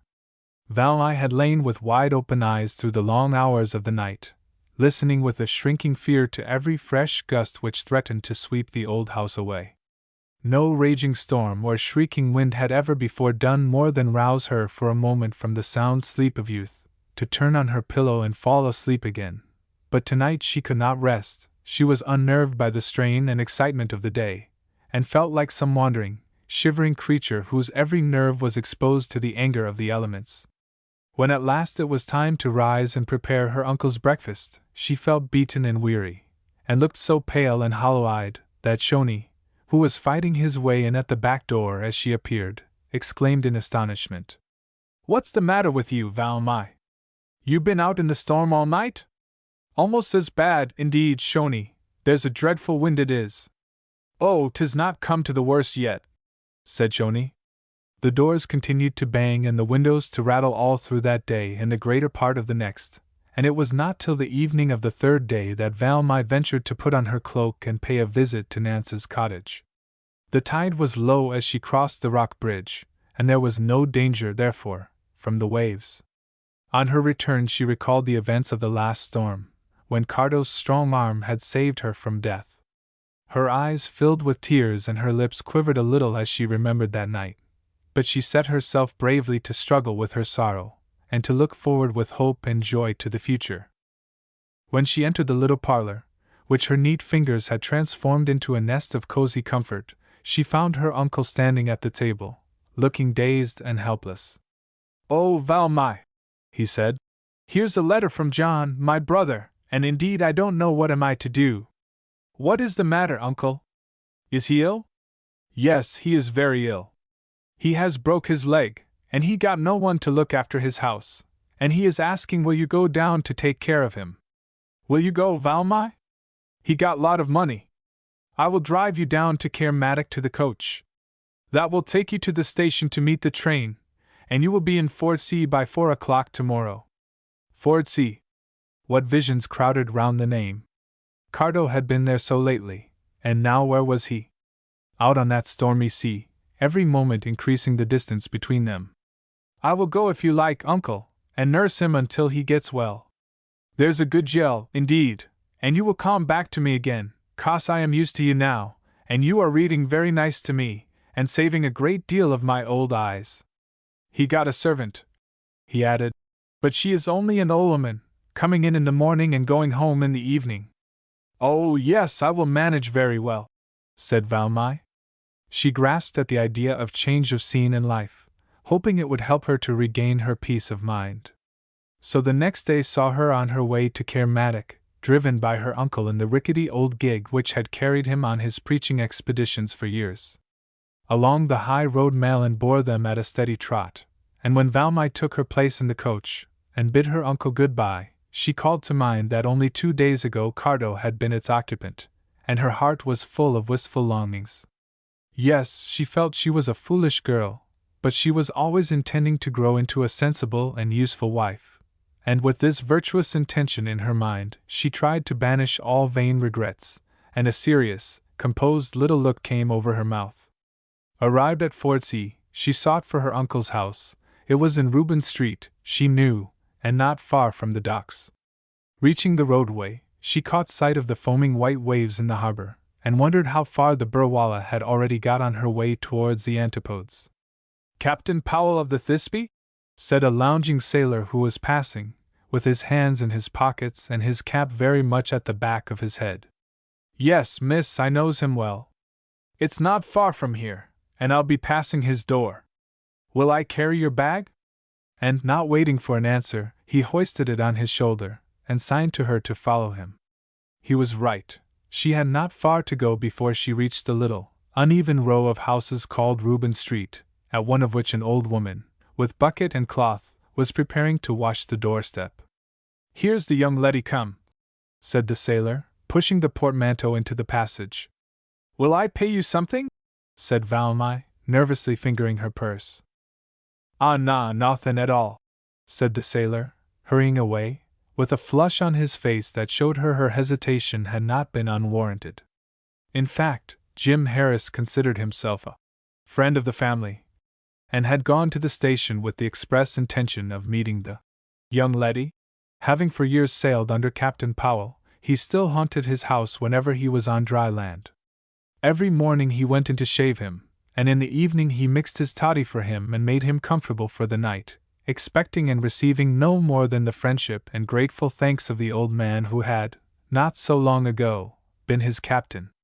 Having deposited the portmanteau, Valmy had scarcely time to thank him before he had slouched away with a polite touch of his cap. "My uncle lives here? Captain Powell?" "Yes, miss, and thank the Lord you've come, for I've been yut on the road looking for you 20 times today, though I told him you couldn't come afore the train. There he is, knocking again. You go up to him, miss, that's all he wants. I'll bring your bag up, honey. There's your room, right atop of the stairs, and there's your uncle's door on the first landing. You'll hear him grumbling. And following these instructions, Valmai knocked at the first door she came to. Come in, and be tarnished to you, said an extraordinarily gruff voice, and almost before she had time to enter the room, a heavy book came flying at her. Fortunately, it missed its aim, and she stood for a moment irresolute at the door, while her uncle, without looking at her, continued to rail at his much-enduring domestic, whom he was accustomed to manage by swearing at and flattering in turns. His voice was a guttural rumbling, which seemed to come from some cavernous bronchial depths. Ain't the little Jell come yet? Uncle, here I am, said Valmai, approaching the bed with a frightened look, though she tried to put on a placid smile. The shaggy head turned on its pillow. Hello, and so you are, in spite of that old witch saying for the last hour that you couldn't come yet. Come here, my beauty, and shake hands with your old uncle. I've got one hand, you see, to shake with you. Yes, uncle, and to throw books at me when I come in. There was a low, gurgling laugh, which deepened the color in the old man's face so much that Valmai, fearing he was going to have a fit, hastened to say something quiet and calming. I came as soon as I could, uncle. We were so sorry to hear of your accident. How did it happen? The Lord knows, my dear, I don't, for I've walked up that street 4 or 5 times every day the last 5 years, and never done such a thing afore. But there, and he began to gurgle again, to Valmai's horror. There must always be a beginning to everything, so I slipped on a d stone, somehow or other, and being no light weight, broke my leg, and sprained my wrist into the bargain. Take off your things, May dear. Are you up for nursing an old man till he's well again? Indeed, I'll do my best, whatever, said Valmai, taking off her hat and cloak. Uncle Essex said I was to stay until you were quite well. That's right. I knew you'd come, my Jell, though that old devil wanted me to think that perhaps you wouldn't. She'll come, I says, and if she's like her father she'll come almost afore she's asked. So ready, he was, and so kind. And how's old Essex? Got his nose buried in them moldy books same as ever? Just the same, said Valmai. Shall I take my things to my own room? Yes, May dear. It's the little room atop of this. Where's that old hag now? She ought to be here to show you your room. And reaching a heavy stick, which stood by his bedside, he knocked impatiently on the bare boarded floor, calling Mrs. Finch. Mrs. Finch. So loudly at the same time, that Valmai seriously feared he would burst a blood vessel. Deaf as a post, he said, gasping. Leave it to me, uncle, don't tire yourself. She has shown me my room, and there she is taking my bag up. Now see how quickly I'll be back, and bring you a nice cup of tea, and one for myself in the bargain, for I am famishing. And she left the room with a cheerful nod towards the old man. Bless her pretty face, said the rumbling voice when the door was closed. I don't want her cup o' tea. Never could bear the slosh, but I am blessed if I won't drink it to the dregs to please her. In a very short time Valmai returned, carrying a tray laid out neatly with tea things for 2, and drawing a little round table towards the bed, placed the tray upon it, while Mrs. Finch brought in some slices of cold ham. There, you see, said Valmai. I'm making myself quite at home. I asked Mrs. Finch for that ham. Of course you did, May dear. Didn't I tell you, you old addlepate? He said, turning to poor Mrs. Finch, whose only desire seemed to be to find a place for the ham and get out of the room. Didn't I tell you the lil Jell would come? ISS you did, many times today, said Mrs. Finch, while the old man fumbled about for another book to throw after her. Valmai laughed, but chided gently. Oh, poor old thing, uncle! She flew about like lightning to get the tea ready. Now here's a lovely cup of tea. Ah! It do smell beautiful. And he allowed himself to be raised up on his pillow, while he drank the tea down at a gulp. Bravo! Uncle, said Valmai. Ready for another? Another! Oh, dash it, no, one's enough, May dear, 'Twas very nice and refreshing. Now you have your tea, and let me look at you. And as Valmy partook of her tea and bread and butter and ham, even his hospitable feelings were satisfied. Now I'm going to ring for Mrs. Finch to take these things away, uncle. No more books, mind. No, no, he said, laughing. She's had 4 today, and a pair of slippers, and that'll do for one day. After all, she's a good old soul. Though why sold more than whiting or mackerel I never could make ut. She knows me and my ways, May dear, and I pay her well. 8 shillings a week regular. And she only comes at 10 and leaves at 5. Oh, bless you, she knows when she's well off, or she wouldn't put up with the books and slippers. I know he added, with a shrewd wink, which set Valmy laughing again. When Mrs. Finch came in for the tray he was quite amiable. Well, old Gel, he said, this is the night for your wages, isn't it? ISS, sir, said the woman, with a sniff and a bob curtsy. There's my purse. Count it out to her, May dear. 8 shillings, every penny, and there's a shilling overhead for good luck, Mrs. Finch, because the lil Gel has come to manage the ship for us. Now remember, she's capting now and you're the mate. ISS, sir, and thank you, said Mrs. Finch, disappearing with practiced celerity through the doorway. And so Valmy took her place at once as captain of her uncle's house, and in spite of his gruff ways and his tremendous voice, she felt more at home with him than with Essex Powell, for here her presence was valued, and she felt sure that she had a place in the old man's warm heart. She slept heavily through the next night, and in the morning awoke refreshed, and with a feeling of brightness and cheerfulness which she had not expected to feel so soon. Her new life would give her plenty to do, to fill up every hour and to drive out all useless regrets and repinings. Deep in her heart lay the one unsatisfied longing. Nothing could alter that, nothing could heal the wound that Cardo's departure had made except the anticipation of his return. Yes, that day would come, and until then she would bear her sorrow with a brave heart and smiling face. The weather continued rough and stormy, and, looking out from her bedroom window, the gray skies and windswept streets made no cheerful impression upon her. The people, the hurrying footsteps, and the curious Pembrokeshire accent gave her the impression of having traveled to a foreign country. All was so different to the peaceful seclusion of the Berwen Banks. It was a horrid dull town, she thought, and with the consciousness of the angry white harbor which she had caught sight of on her arrival, her heart sank within her, but she bravely determined to put a good face on her sorrow. On the second morning after her arrival she was sitting on the window seat in her uncle's room, and reading to him out of the newspaper, when the bang of the front door and a quick step on the stair announced the doctor's arrival. Well, Captain, he said, and how is the leg getting on? He was a bright, breezy-looking man, who gave one the impression of being a great deal in the open air, and mixing much with the sailoring. Indeed, he was rather nautical in his dress and appearance. You have a nurse, I see, he added, looking at Valmy with a shrewd, pleasant glance. Yes, said the captain. Nurse and housekeeper in one. She is May niece, poor Robert's daughter, you know. Ah, to be sure, said the doctor, shaking hands with her. He went out as a missionary, didn't he? Yes, to Patagonia, more fool he, said the captain. Leaving his country for the sake of them niggers, as if there wasn't plenty of sinners in Wales for him to preach to. But there, he was a good man, and I am a bad un.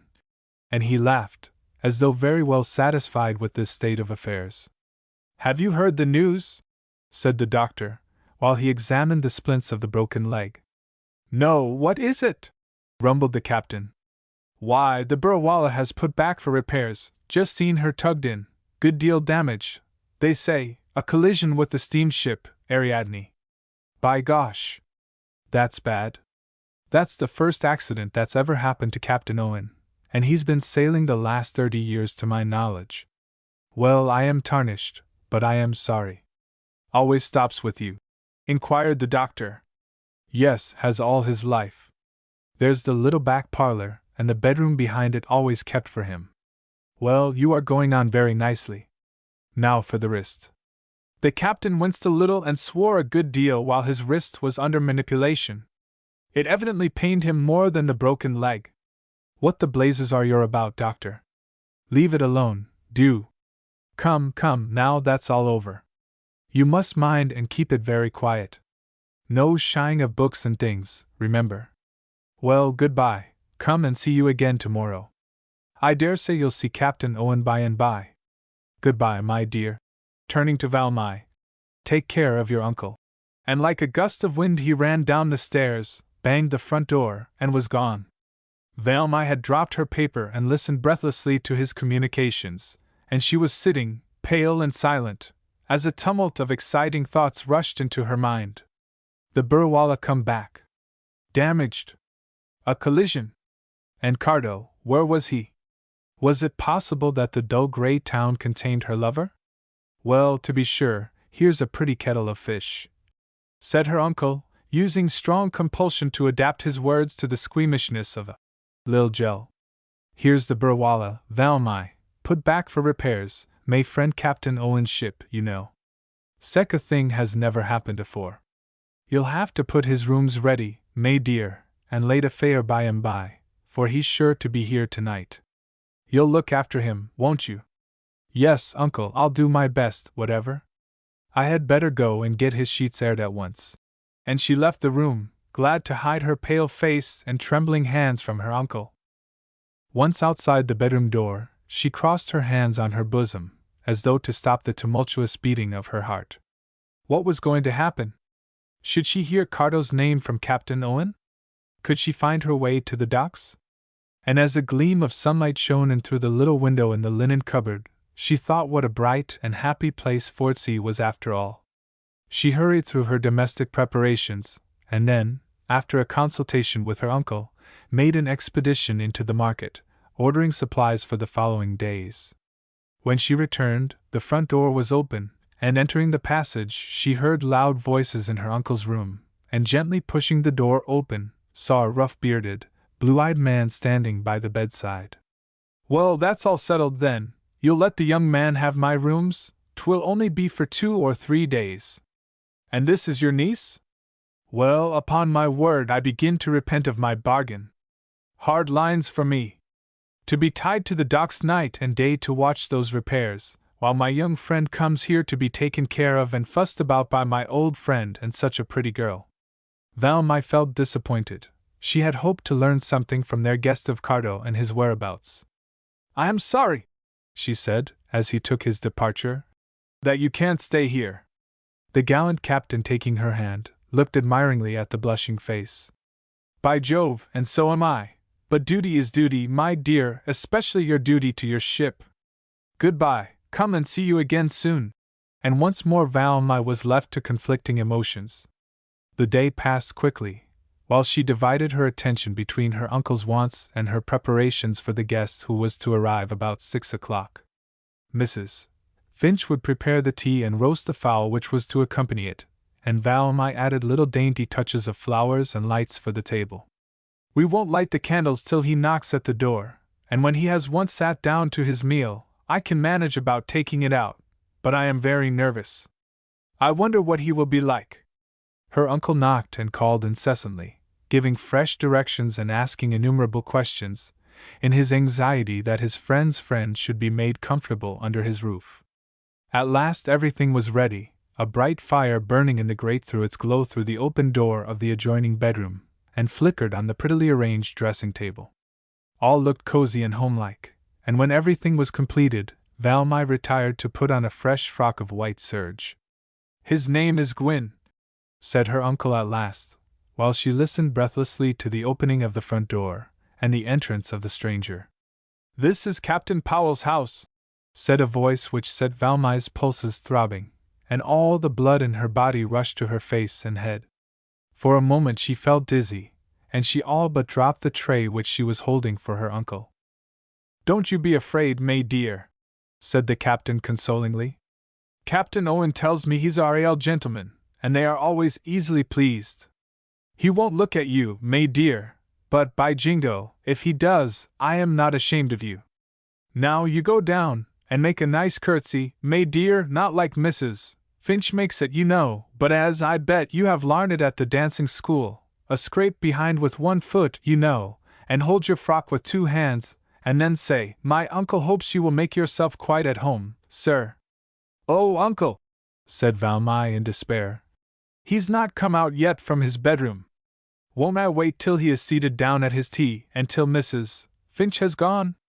Well, confound the old woman, said the captain, knocking violently on the floor. Where is she now? Why don't she come and tell me how he's getting on? Roast fowl nicely brown, may dear? Egg sauce?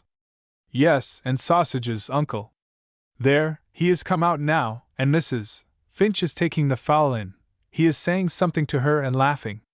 Now he is quite quiet, said the girl. Of course, he's attending to business. And for the next quarter of an hour, Valmai had the greatest difficulty in restraining her uncle's impatience. Let him have time to finish, uncle. Yes, yes, of course, May dear, we'll give him time. I can now hear Mrs. Finch say, is there anything else, sir? So she is going. Yes, there, she has shut the front door. Oh dear, dear! Now if he rings, I must go in. Oh dear, dear, said the captain, in an irritable voice. What is there to oh dear, dear about? You go down and do as I tell you, and you can just say, as the ladies do, you know, I hope your tea is to your liking, sir. Go now, at once. And as she went, with hesitating footsteps, he threw an encouraging, good yell, after her. Chapter 10. The Web of Fate. Arrived on the doormat of the little parlor, where Cardowen was coming to an end of a repast, which showed by its small remnants that it had been thoroughly appreciated, Valmai fell into a tremor of uncertainty. Was it Cardo? Yes, she could not be mistaken in the voice. But how would he take her sudden appearance? Would he be glad? Would he be sorry? And the result of her mental conflict was a very meek, almost inaudible knock. Come in, shouted Cardo from within. Another pause, during which Cardo said, Why the deuce don't you come in? The door was slowly opened, and there appeared Valmai, blushing and trembling as if she had been caught in some delinquency.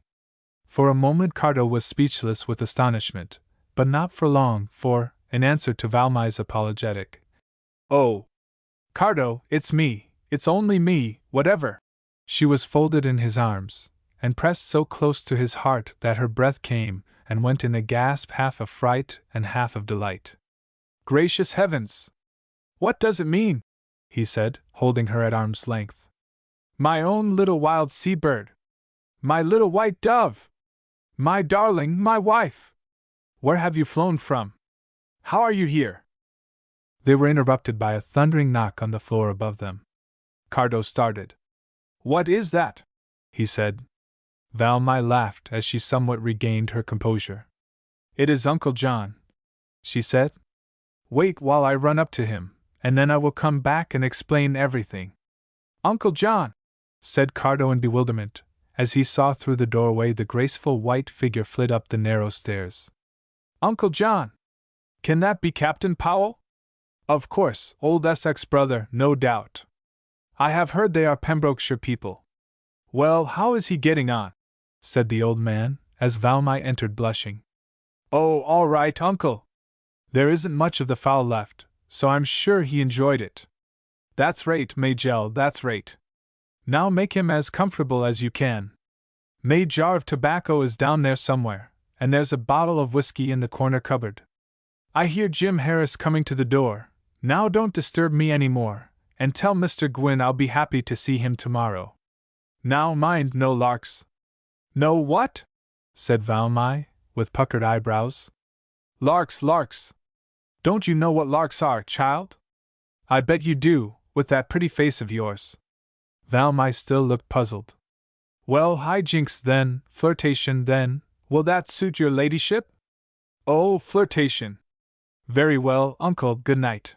And after a kiss and another, good gel, Valmai passed Jim at the doorway, and went slowly downstairs. Cardo stood at the bottom awaiting her with wide open arms. Come, come, Valmai, how slow you are, Fanwillid. I am waiting for you. What made you step so slowly down the stairs? He said, as he drew her towards him. You should have flown, dearest. I was thinking, said Valmai. And of what? Thinking whether I had told Uncle an untruth. He said, no flirtations, larks, he called it, and I said, very well, Uncle, and I was wondering whether husband and wife could flirt. Cardo laughed heartily. Come and sit by me, Valmai, he said, and let us see. Come and explain to me how, in the name of all that is wonderful and delightful, I find you here, with your head nestled on my shoulder, instead of being separated from me by wind and wave, as, in the natural course of events, you should have been? Well, you see, Cardo, when you passed the stile on Thursday, oh, that sad Thursday! Cardo shared in the shiver which shook her. I was there, to catch a last glimpse of you, but I was afraid to show myself because of the vicar do, so I shrank down behind the hedge till you had passed, and then I stood up and waved my handkerchief, and then you were gone, and I fell down on the moss, and cried dreadfully. Oh, Cardo, I did feel a big rent in my heart. I never thought it was going to be mended so soon, and I roamed about all day, and tried hard to keep my sorrow out of my thoughts, but I couldn't. It was like a heavy weight here. And she crossed her hands on her bosom. All that day, and all the next, I went about from place to place, but not to the Berwen. I could not walk there without you, and the next morning, when I came back from Innisore, where I had been to see Nance, I found my uncle reading a letter. It was from Jim Harris, the sailor, who does everything for Uncle John, to say he had broken his leg, and would I come and nurse him? And indeed I was very glad, whatever, to have something to do, so I came at once. Uncle Essek drove me to Kermadec, and I thought what a dull, great town Forsea was, until this morning when the doctor came and said the Burwallah had come back for repairs, and then the sun seemed to shine out, and when I went out marketing, I could not think how I had made such a mistake about Forsea. It is the brightest, dearest place. It is paradise, said Cardo. There's Jim Harris going. I must go and lock the door. Everything is all right, miss, and I wish you good night, said Jim, as he went out. He went through the same formula every night. Now for my part of the story, said Cardo, when she returned. First let me take the tea things away, Cardo. No, no, bother the tea things. Let them be for a while, Valmai. I forbid your carrying them away at present, and you know, you have promised to obey.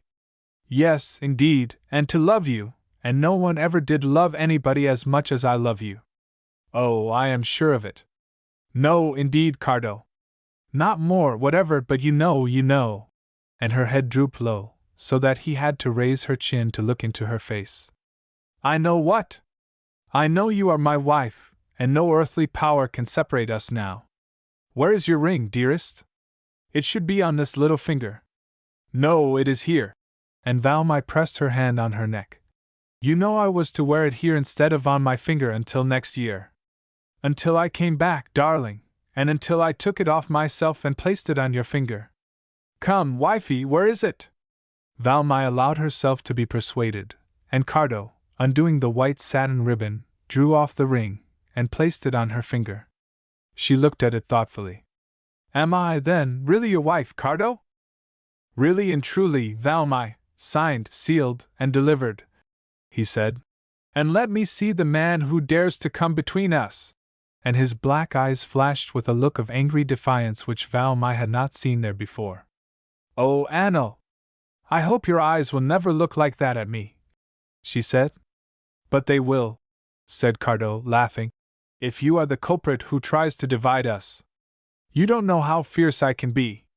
Please, sir, can I take the tea things now? On condition that you come back at once.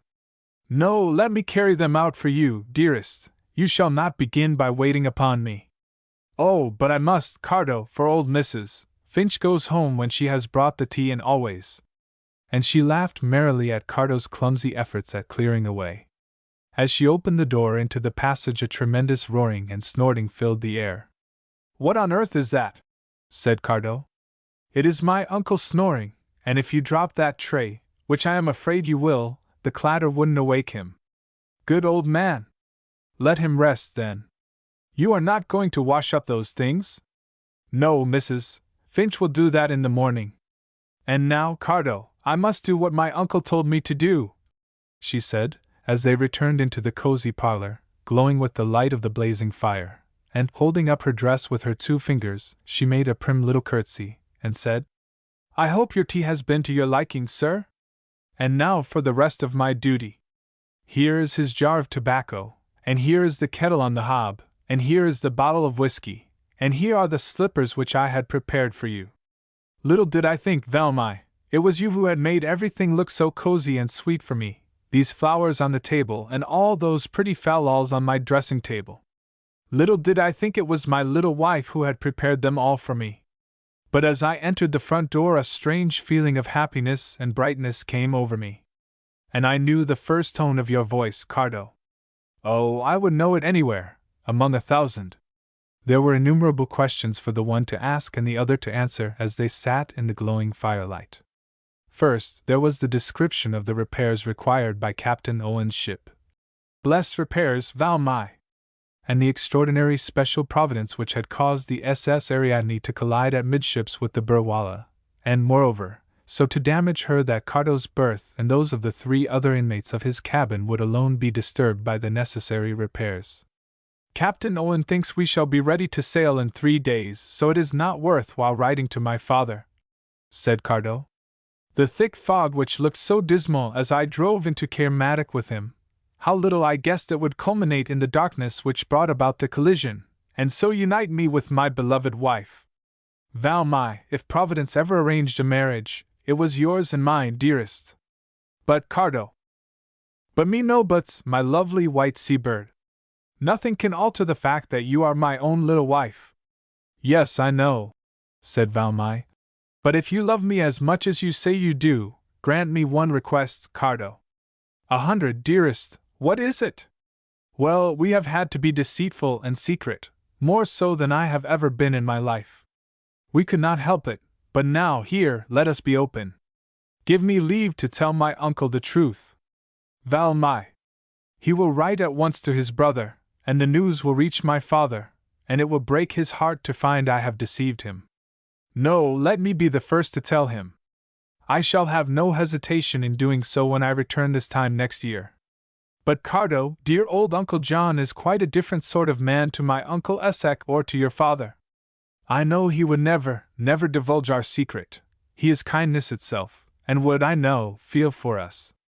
And it would be such a comfort to me to know that we had been open and above board where it was possible to be so. Cardo, say yes. Yes, yes, yes, dearest, I know, I feel you are right, so tell him the whole truth. Oh, how proud I should be to tell the whole world were it possible, and how proud I shall be when I return, to publish abroad my happiness. But until then, Valmy, you will keep to your promise of perfect secrecy? For I would not for all the world that my father should hear of my marriage from any lips but my own. You promise, dearest? Cardo, I promise. And Valmy looked pensively into the fire. A year is a long time, she said, but it will come to an end some time. Don't call it a year. I don't see why I should not be back in 8 or 9 months. The kettle sang and the bright fire gleamed, the old captain snored upstairs, and thus began for Valmy and Cardo that fortnight of blissful happiness, which bore for both of them afterwards such bitter fruits. For upon overhauling the Berwala it was discovered that she had sustained more injury than was at first suspected, and the 2 or 3 days' delay predicted by Captain Owen were lengthened out to a full fortnight, much to the captain's chagrin and the unspeakable happiness of Cardo and Valmy.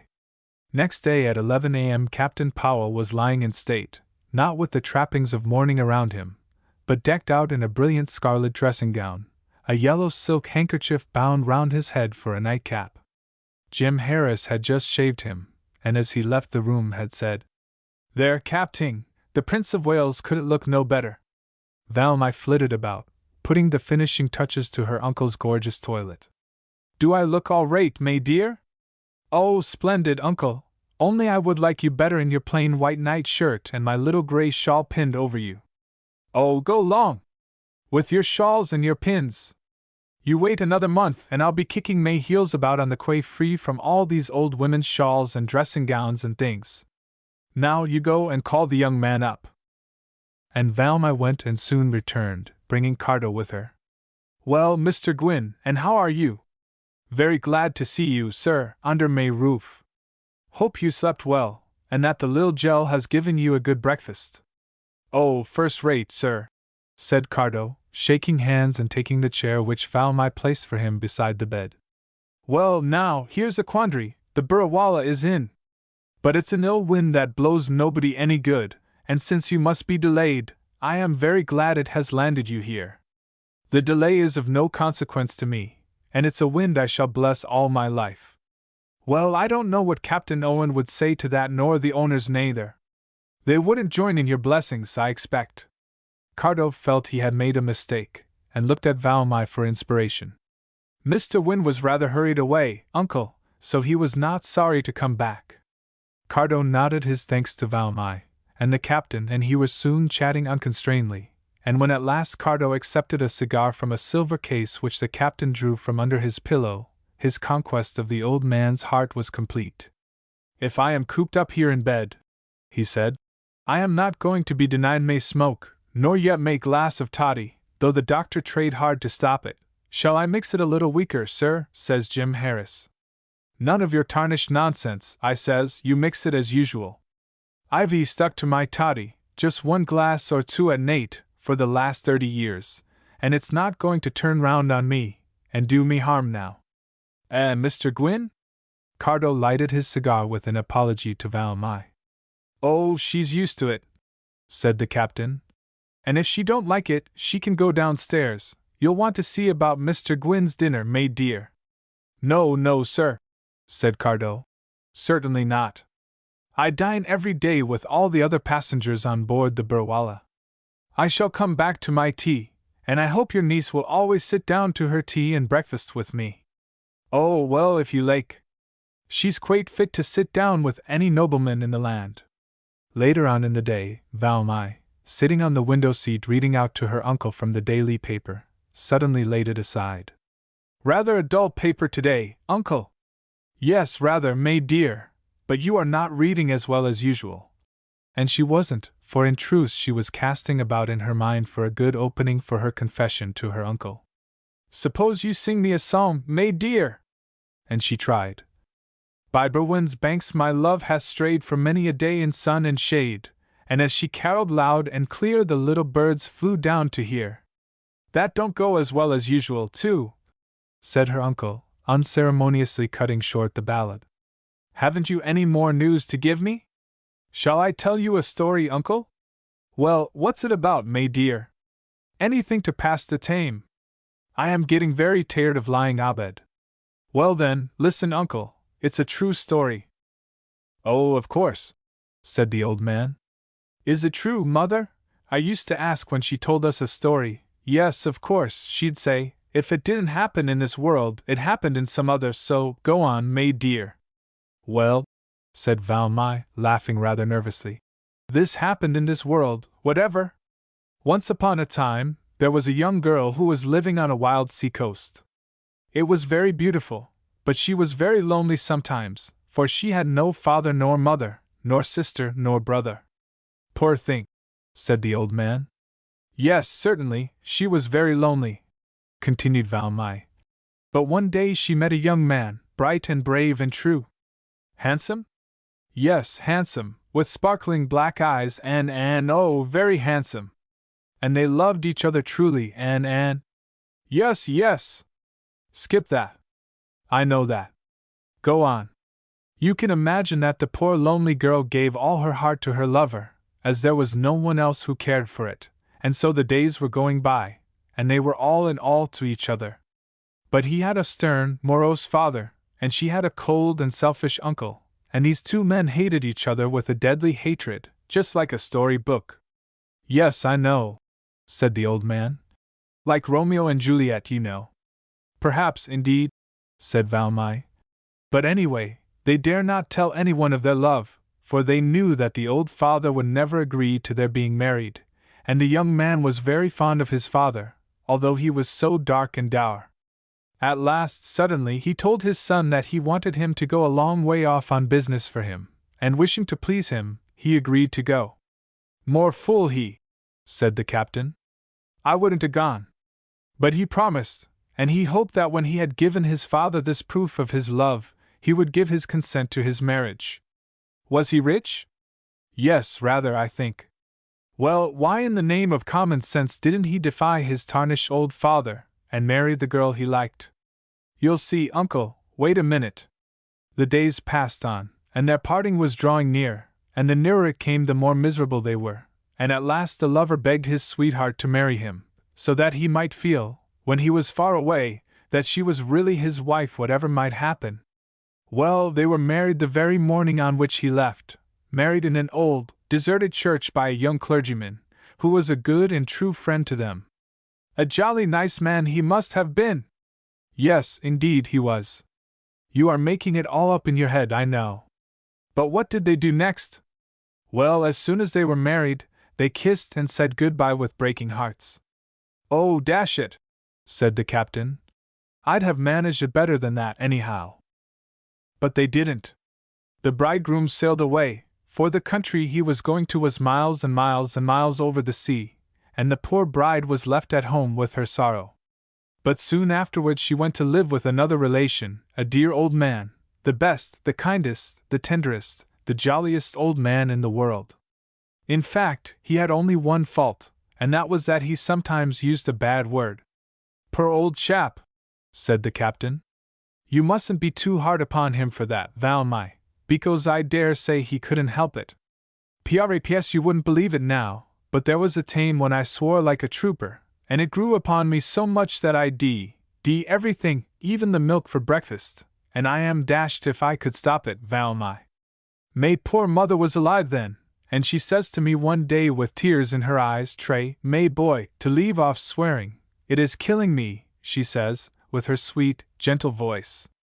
So I says to myself, John, I says, you are a d fool. You're killing your mother with your foolish swears. Pull up short, says I, and tray and feign some other word that'll do. So I fixed upon tarnished, and I am dashed if May mother wasn't perfectly satisfied. It's a grand word. Puts you in mind of tar and tarnal and tarpauling, and lots of shippy things. 'Twas hard to get used to it at first, but 'pon May word now, May dear, it comes as natural as swearing. But there! Go on with the story. Where were we? Valmy was a little bewildered by the captain's reminiscences. Well, we had just come to where the girl, or rather the young wife, had gone to live with her other uncle. Here she would have been as happy as the day is long, had it not been for the continual sorrow for her lover. The captain began to look a little suspicious, but Valmy hastened to prevent further interruptions. But now comes the wonderful part of the story, uncle. A dreadful storm arose, and a thick fog came on, and the ship in which the bridegroom sailed was so damaged that she had to put back for repairs. The young man found lodgings in the town, and what house do you think he came to? But the very one where the bride lived with her dear old uncle, and they made up their minds to tell him everything, and to throw themselves on his generosity. Dear uncle, what do you think of my story? Dashed if I didn't begin to think it was me you meant by the old man. But child, you are not going to cheat that kind old uncle, and tell him a pack of lies, and laugh at him. You are not the bride? Yes, uncle, said Valmy, with blushing face and drooping eyelids. And Mr. Gwyn is the bridegroom? Yes. His name is Wyn, not Gwyn. And you knew nothing about it until he came here yesterday?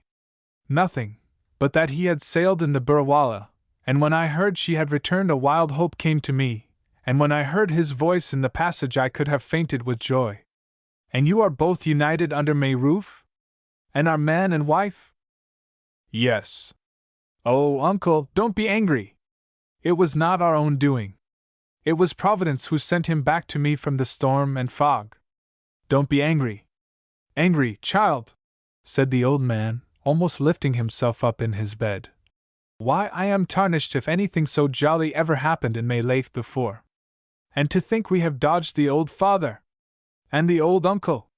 Why, that must be Esek! And this discovery was followed by a burst of rumbling laughter, which set Valmy more at her ease. But never mind who he is, here you are, and here you shall be happy. I'll take your parts, May dears. I'll see that nothing comes between you any more. And you will keep our secret, uncle, until Cardo comes back? Of course, child. We mustn't tell anyone, for fear it will get round to the old father's ears. Bay the Bay, who is he? Mr. Wynne, the vicar of the parish, the vicar do they call him, from his black looks. The vicar do, said the captain. Why? He is rolling in money. You've done a tidy little job for yourself, Majel, and your old Uncle John will befriend you. Here Mrs. Finch opened the door, and with a sniff said, The gentleman's come back, and he wants to know can he see Miss Powell? The captain fell into another fit of laughter, while Mrs. Finch stared at him in astonishment. Tell him to come up, he said at last. You gaping old gudgeon, what you standing staring there for? Send Mr. Wynne up. Tell him the lady is here, and I want to see him. In a few moments Cardo bounded up, 3 steps at a time, but not without fears as to the effect of Valmy's revelation, for she had whispered to him as she had let him out at the front door. I am going up to tell him now. Well, I never, said the captain, with pretended severity. How dare you show your face to me after stealing May Lil Gel from under May very nose? Come here, you rascal, and shake hands over it. Wish you joy, May dear fellow. And the lil one, where is she? Come here, you lil fool. What are you hiding there for? Come and put your hand in your husband's. There now. That's something like it. And God bless you. So your husband and wife are ye? Looking critically from one to the other. Well, ye're a jolly good-looking pair. And so ye're married, are ye? With your permission, sir, said Cardo, laughing, and with your blessing upon us. I am so thankful to feel I shall not be leaving Valmy without a friend when I sail. No, not without a friend. I'll stick to her. But look here, keep it all dark from old Finch. And he seemed bursting with the importance and pleasure of his secret. You go down to your tea, May dears. I ain't going to be a selfish old uncle. No, go along with you, both of you, and send old Finch up to me. But look here, he called after them, in a hoarse whisper. Mum's the word. The sun shone brilliantly, and the weather seemed to repent of its late burst of temper.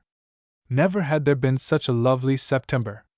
Never had the harbor glistened so brightly in the sunshine, and never since he had broken his leg had the captain laughed so heartily or enjoyed himself so thoroughly as he did during the fortnight which followed, when Cardo read to him out of the newspaper and Valmy sang at her work about the house.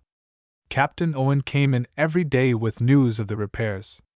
Well, Mr. Wynne, he said one morning, I am happy to tell you we shall sail tomorrow afternoon. Cardo's heart sank, and Valmy turned very pale. Your cabin is being refitted today, and I shall be glad if you can come on board by 4 o'clock tomorrow afternoon.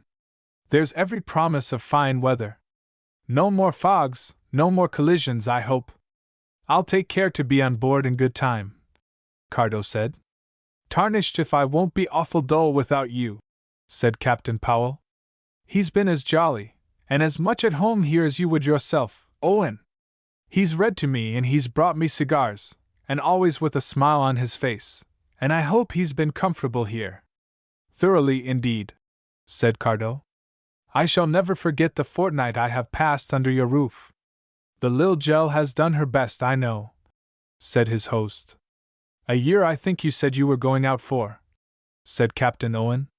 Well, I hope to be away only 8 or 9 months, certainly not longer than a year, said Cardo.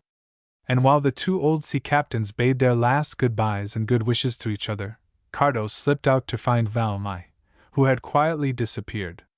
She was sitting on the old red sofa in the little back parlor in an abandonment of grief. Oh! Cardo, it has come! Now in reality it has come! Cardo drew her towards him. Cheer up, darling, he said. You'll be brave for my sake, won't you? Yes, she said, trying to check her sobs. This is the last time I am going to be weak and childish. Tomorrow I will be strong and brave and womanly. You will see, Cardo, a bright, courageous wife to cheer her husband at parting, and to bid him look forward with hope to meeting again. Oh! I know quite well what I ought to be. You are perfection in my eyes, Ephemelid. That is what makes the parting with you so cruel. Gwyn Ellis was quite right when he said that it would be much harder to part with a wife of a week than a sweetheart of a year. Chapter 11. The Black Dog. During the next few weeks, Cardo was generally to be seen pacing the deck of the Burwala, playing with the children or chatting with some of the passengers. He walked up and down, with his hands sunk deep in his pockets, and cap tied firmly under his chin, for there was a pretty stiff breeze blowing, which developed later on in the voyage into the furious gales and storms which made that autumn so memorable for its numerous wrecks and casualties. Cardo was a great favorite on board. His frank and genial manner, the merry twinkle of his eye, and his tender politeness to the very old or the very young had won all hearts. With good-natured cheerfulness he entered into the plans and pastimes of the youthful part of the community, so that he had made a favorable impression upon all, from the cabin boy to the captain, and from the old general, who seldom left his berth, to the big black retriever, who was making his third voyage with his master to the Antipodes. "Always a pleasant smile on his face when you speak to him," said one of the ladies to a friend one day. "But I think he has a rather sad look sometimes, when he is pacing up and down with his hands in his pockets." "Yes," said the other, with a sentimental air. "I wonder what he is thinking of at those times. I'll make love to the captain, and see if I can find out something about him. They seem very intimate. We must try and cheer him up, dear. He doesn't seem to want much cheering up now," said her friend, as Cardo passed them with two other young men, who were enjoying a story told by one of them, Cardo's merry laugh being loudest and heartiest of the three. But there was a sober, wistful look on his face sometimes which was not habitual to it, and as the days slipped on, he might often be seen, leaning over the side of the vessel with an anxious pucker on his forehead. The parting with Valmy had, of course, been a trying ordeal. With the fervor of a first and passionate love, he recalled every word she had spoken, every passing shade of thought reflected on her face, and while these reveries occupied his mind, there was a tender look in the deep black eyes and a smile on his lips. But these pleasant memories were apparently often followed by more perplexing thoughts. One afternoon he had been standing for some time lost in a dream, while he looked with eyes that saw nothing over the heaving waters to the distant horizon, when the captain's voice at his elbow recalled him to his surroundings. "You are looking at the very point of the wind, the very eye of the storm." "The storm?" said Cardo, starting. "Are we going to have one?" The captain looked critically in the direction towards which they were sailing. "Dirty weather coming, I think." "Yes, I see," said Cardo. "I had not noticed it before, though. How inky black the sky is over there! And the sea is black, and that white streak on the line of the horizon." "We shall have a bit of a toss," said the captain. "Couldn't expect to get to Australia on a mill pond." "Mill pond do you call the swells we have had the last few days?" "Almost," replied the captain, leaving him unceremoniously, and shouting some orders to his crew. Thus left, Cardo fell again into a deep reverie. Yes, it looked black before them. But I have always wished to see a storm at sea, and if I only had Valmy with me, I should be joyous and exultant. But instead of that, I am alone, and have a strange foreboding of some evil to come. I can't be well, though I'm sure I don't know where I ail, for I feel all right, and I eat like a horse. "Come, Mr. Wynne," said one of the ladies, who had marked his serious looks. "We must really call you to account. You have fallen into a brown study again. You must let us cheer you up. We can't have the very life of the party losing his spirits. Now if you had left your wife at home, as Mr. Dawson has—" "I have done that," said Cardo, "but I am not at all likely to fall into low spirits. I have never in my life known what that means, but a man, more especially a married man, must have his moments of serious thought sometimes." "Yes, of course," said the lady, with a considerable diminution of interest in "the handsome Mr. Wynne. You have left your little ones too, I suppose?" "No," said Cardo, laughing. "I have none." "Ah, indeed, that's a pity." And she took the first opportunity of joining her friend, and telling her of her discovery. Cardo continued to look out to sea. No, bad enough to leave Valmy, but little ones? Would that time ever come? And as he pondered, a fresh idea seemed to strike him. It was evidently a painful one. It stung him like the lash of a whip, and clenching his hands, and muttering something between his teeth, he roused himself hastily, and joined a party of young people, who were amusing themselves with the pranks of a little boy, who, delighted with the notice taken of him, strutted about and gave his orders, in imitation of the captain. "Oh, here's Mr. Wynne," said the little urchin, and in a moment he was lifted on to Cardo's shoulder, whooping with delight, and for the next hour, the laugh was loudest and the fun most furious where Cardo and his little friend were located. Before long, however, the storm was upon them. Masts creaked and cordage rattled, the sails had been lowered, and everything made safe, and Captain Owen, standing on the bridge, looked energetic and fit to fight with the storm fiend. The ladies soon retired, and many of the gentlemen followed them below, some of the younger and hardier remaining on deck. Amongst them was Cardo, who watched the fury of the elements as the wind tore down upon them. Once, as the captain passed him, he asked, "Is there any danger?" "I see none," was the laconic reply. It satisfied Cardo, and he gave himself up to watch the grandeur of the storm.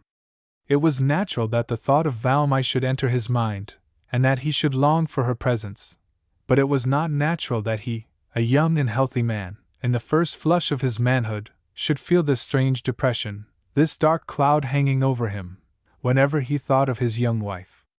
It was unlike Cardo. If his life had been devoid of any special interest or excitement, it had at least been free from care. Not even his lonely childhood, or his dull, old home had dimmed the brightness and elasticity of his spirits. He had never had a cobweb in his brain, and this haunting shadow which followed every sweet memory of his wife was beginning to rouse his resentment, and while the storm raged around him, and the ship plowed her way through the seething waters, Cardo Wynne set himself with manful determination to face the black dog which had haunted him lately, and somewhat in this groove ran his thoughts. "Valmy, sweet Valmy, I have left her, it could not be helped. I will return to her on the wings of love as soon as I have fulfilled my father's wishes." But a year, had he provided fully and properly for her happiness during that time? Money amply sufficient he had left in her uncle's keeping for her, as she had firmly refused to accept it herself. "I shall not want it, I have plenty for myself. I have 20 gold sovereigns in my little seal purse at home, and I shall receive my next quarter's allowance soon. No, no, Cardo, no money until we set up housekeeping." And he had acceded to her wishes, but had, unknown to her, left a check in her uncle's keeping. Why did I claim from her that promise of secrecy? What if circumstances might arise which would make it impossible for her to keep it? He knew that having given her promise to him, she would rather die than break it. He had acted the part of a selfish man, who had no thought but of his own passionate love. The possible consequences to her had not before occurred to his mind. But now, in the stress of the storm, while the thunder rolled above him, and the lightning flashed over the swirling waters, everything seemed clear and plain. He had done wrong, and he would now face the wrong. Their happy meeting at Fordsea, as blissful as it was unexpected, might be followed by times of trouble for Valmy, times when she would desire to make known her marriage, and he had left her with an embargo upon her only means of escape out of a difficulty. Yes, the path was plain. He would write to her and release her from her promise of secrecy. Better by far that his father should be angered than that Valmy should suffer. Yes, it was plain to him now. He had left the woman he loved in the anomalous position of a married woman without a husband. What trying scenes might she not pass through? What bitter fruits might not their brief happiness bear? The next day they had cleared the storm, its fury having been as short-lived as it was sudden. The sea was gradually quieting down, and the sun shone out bravely. The sails were unfurled and the Berwala once more went gaily on her way. Cardo had spent all the morning in writing. He would send his letter by the first opportunity. It was full of all the tender expressions of love that might be expected under the circumstances. His pen could scarcely keep up with the flow of his thoughts. "I have done wrong in making you promise to keep our marriage a secret," he wrote, "and I repent bitterly of my thoughtlessness. Many things might happen which would make it absolutely necessary that you should disclose it. For instance, your uncle might die. What would then become of you? Certainly you would have your good old Uncle John to fall back upon, and he is a host in himself. If any circumstances should arise which would make it desirable for you to do so, remember, dearest, it is my express wish that you should make known to all the world that you are Valmy Wynne, the beloved wife of Caradoc Wynne. Page after page was written with the lavish fervor of a first love letter, very interesting to the writer no doubt, but which we will leave to the privacy of the envelope which Cardo addressed and sealed with such care. He placed it in his desk, not expecting that the opportunity for sending it would so soon arrive. In the course of the afternoon, there was some excitement on board, for a large homeward-bound ship was sighted, which had been a good deal damaged by the storm. She had been driven before the wind, and had borne the brunt of the gale before it had reached the Berwen, having sprung a leak which considerably impeded her course. She hove to within hailing distance, and received the aid which the better condition of Captain Owen's ship enabled him to confer. She was the Dundee, Captain Elliott's son, bound for Liverpool. All letters were delivered to her keeping, and the ships went on their way, but to what different destinations. The Dundee, after a stormy passage, was wrecked off the coast of France. The captain and crew were saved, but the ship became a total wreck, sinking at last in deep water, and thus Cardo's letter never reached Valmy. Its transmission, however, relieved him of much of the uneasiness which had hung over him, and his usual cheerfulness returned in a great measure. Meanwhile, Valmy hoped and longed for the promised letter. "Why does he not write, I wonder?" was the question continually uppermost in her thoughts. The voyage of the Berwen was, on the whole, prosperous, although, towards the end, she was much delayed by adverse winds, so that Sydney Harbour was not reached until the end of the 4th month. A further and unexpected delay arose from the illness of a passenger who occupied a berth in Cardo's cabin, and as they were nearing their destination he died of typhoid fever. Consequently the Berwen was put into quarantine, of course to the great annoyance and inconvenience of all on board. "You are not looking well, Mr. Wynne," said the doctor one day. "Oh, I'm all right," said Cardo. "Only impatient to get on shore. I feel perfectly well. Why, my dear doctor, I have never had a day's illness in my life, as far as I can remember." "I can believe that," said the doctor. "And what a splendid sailor you have been! But still, let me know if you are not feeling well." It was quite true that Cardo had latterly experienced some sensations to which he had hitherto been a stranger, frequent headaches and loss of appetite. But, being of a very hardy temperament, he tried to ignore the unpleasant symptoms, and waited for the end of the quarantine with feverish impatience. When at last they were allowed to land, he was amongst the liveliest and most energetic of the passengers. He drove at once to the Wolfington Hotel, to which he had been recommended by Captain Owen.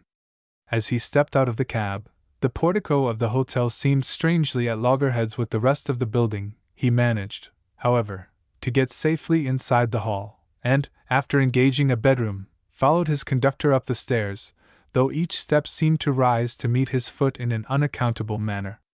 "A long sea voyage doesn't suit me, that's certain," he soliloquized, as he entered the room and busied himself at once with his luggage.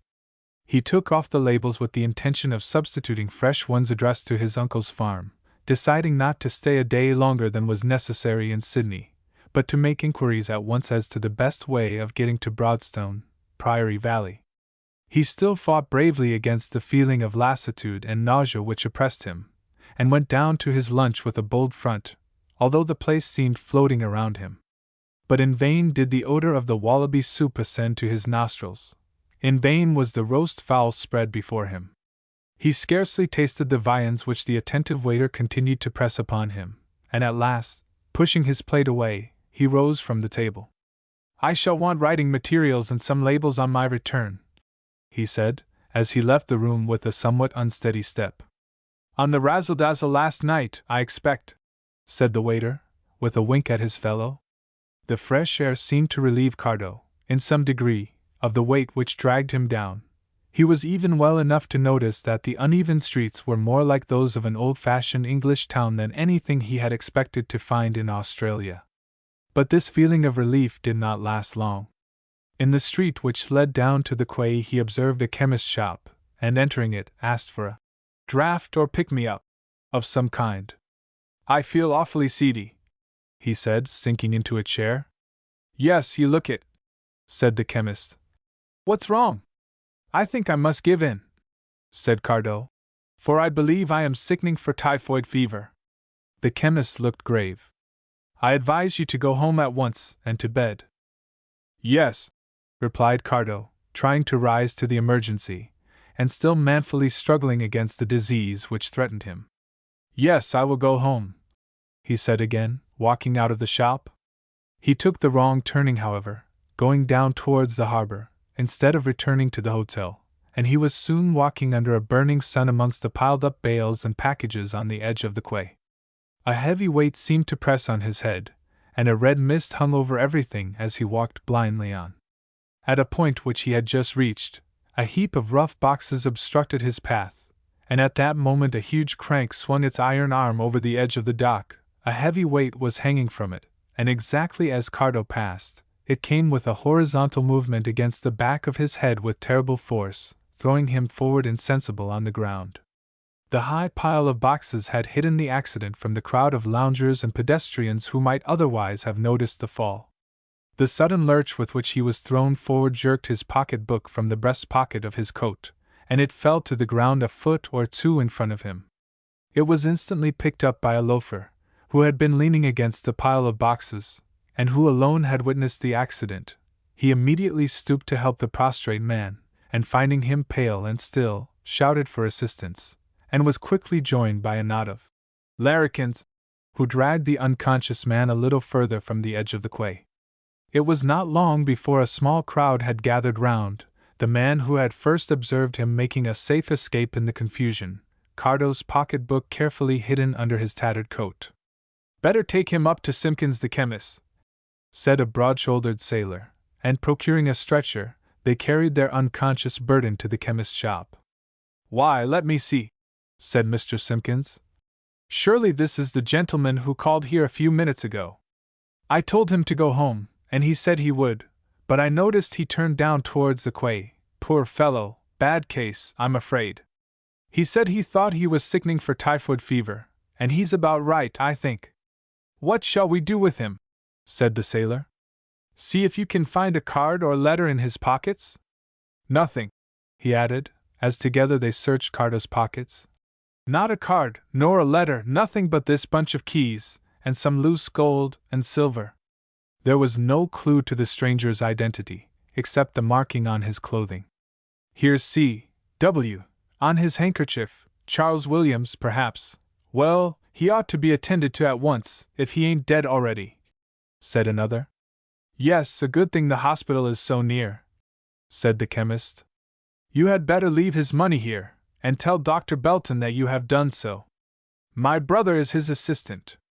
I dare say we shall hear more about him from him. Now then, boys, heave up, gently, that's it. And Cardo was carried out of the shop to the hospital in an adjoining street. Here, placed on a bed in one of the long wards, doctors and nurses were soon around him, but Cardo lay white and still and unconscious. One of the bearers had mentioned typhoid fever, and Dr. Belton looked grave and interested as he applied himself to the examination of the patient. My brother has been here, said his assistant. This man had just been into his shop, and said he believed he was sickening for typhoid, and it wasn't 10 minutes before he was picked up on the quay. The heat of the sun, I expect, was too much for him under the circumstances, said Dr. Belton. A plain case of sunstroke, I think. This money was found in his pocket, said Simpkins, handing over 5 sovereigns and 15 shillings in silver. This bunch of keys, too, and his watch, but no card or letter to show who he is. Fine young fellow, said Dr. Belton. Splendid physique, but looks like a bad attack. Restoratives were tried, but with no effect. Cardo still lay like a dead man. Very strange, said the doctor, when next day he found the patient in the same unconscious condition. Few constitutions would be able to fight against 2 such serious diseases. Sunstroke as well as typhoid, said Mr. Simpkins. Yes, I have no doubt of it. Curious combination of evils. Poor chap, said Simpkins. No constitution could survive that. Nothing is impossible, said the doctor. Very interesting case. Keep up the strength, nurse. Everything was done that was possible for poor Cardo. The nurses were unremitting in their care and attention, but nothing roused him from his trance-like stupor. During the course of the day, the news of the finding of an unknown man on the quay reached the Wolfington Hotel, where the waiter, with another knowing wink and shake of the head, said, "On the razzle-dazzle again, I expect. Must be the same man," and he proceeded upstairs to examine the luggage, from which Cardo had removed the labels intending to redirect them to his uncle's house. There was no letter or paper found to indicate the name of the owner, even the initials C.W. gave no clue. "What was the man's name?" said the waiter to Mr. Simpkins, who happened to call the following morning. "Don't know. Charles Williams he is called at the hospital." There was no clue to his identity, but just the letters C.W. on his linen. "Then, no doubt, his luggage is here," said the waiter. "All his things are marked C.W., and from your description it must be the same man. Well, my brother will speak to Dr. Belton about it, and he will arrange to have it taken care of. He already has his money and his watch." And so Cardo went slipped out of his place in the outside world and was soon forgotten by all except those connected with the hospital. In 3 weeks the fever had run its course, and to the astonishment of the nurses and doctors, Cardo still lived. Extraordinary vitality! Has he never spoken a word? Never a sound or a word until he began moaning today. Good sign, this moaning. Mind, keep up his strength. And gradually, under the constant care of Dr. Belton, who was much interested in the case, Cardo, or Charles Williams as he was now called, recovered strength of body, and to a slight extent, restoration to consciousness, for though he lay inert and motionless, his lips moved incessantly in a low muttering or whispering, in which the nurses in vain endeavored to find a clue to the mystery of his illness. Chapter 12. A Climax. A bitter north wind, laden with sleet and rain, blew over Aberystwyth Bay, tearing the surface into streaks of foam. The fishing boats were drawn up on the grassy slope which bordered the sandy beach, and weighted with heavy stones. The cottage doors were all closed, and if a stray pedestrian was anywhere to be seen, he was hurrying on his way, his hands in his pockets, and his cap tied firmly under his chin. On the cliffs above, the wind swirled and rushed, blowing the grass all one way and sweeping over the stunted thorn bushes. In the corners under the hedges, the cows and horses sheltered in little groups, and the few gaunt trees which grew on that exposed coast groaned and creaked as they bent away from the storm. At Dinah's the wind blew with bitter keenness through every chink and cranny, roaring and whistling round the bare grey house, rattling the doors and windows with every angry gust. In the little parlor at the back of the house it was not heard so plainly. A bright fire burned in the grate, and the crimson curtains gave it a look of warmth and comfort which Essex Powell unconsciously enjoyed. He was sitting in his armchair and in his favorite position, listening with great interest to Valmy, who was reading aloud in Welsh from the Mabinogion. The tale was of love and chivalry, and it should have interested the girl more than it did the old man who listened with such attention, but her thoughts refused to follow the thread of the story. She stopped occasionally to listen to the wind as it howled in the chimney. All through the short, dark afternoon she read with untiring patience, until at last, when the light was fading, Gwen brought in the tea and put an end to the reading for a time. Valmy had stayed at Fordsea until her uncle had quite recovered from his accident, and the new year was well on its way before he had wished her good-bye at the station. She left him with real sorrow, and the old feeling of loneliness and homelessness returned to her heart.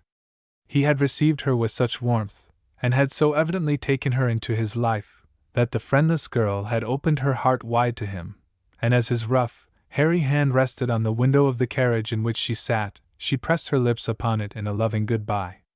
There were tears in the kind old eyes, as he stood waiting for the train to move. "Won't you write sometimes, uncle?" she asked. "Well, I won't promise that, indeed, May dear, for there's nothing I hate more than writing a letter, but I'll come and see you as soon as you have a house of your own. And don't you forget to look out for a little cottage for me at Aberystwyth. I am determined to end my days near you, and you know who.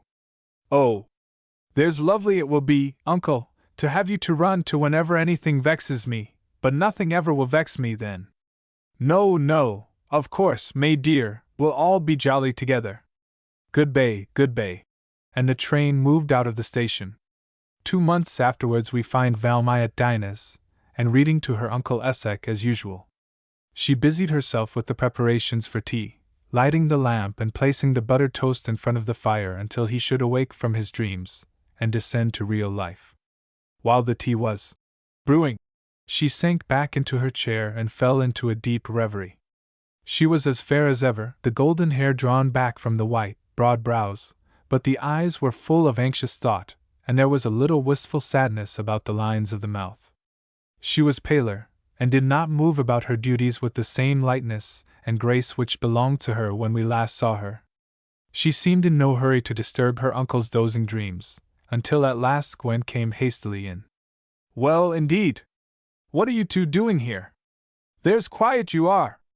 Valmy started, rousing herself and her uncle. Yes. Come to tea, uncle. I was thinking, Gwen. Oh, yes, thinking, said Gwen, with an insolent sneer.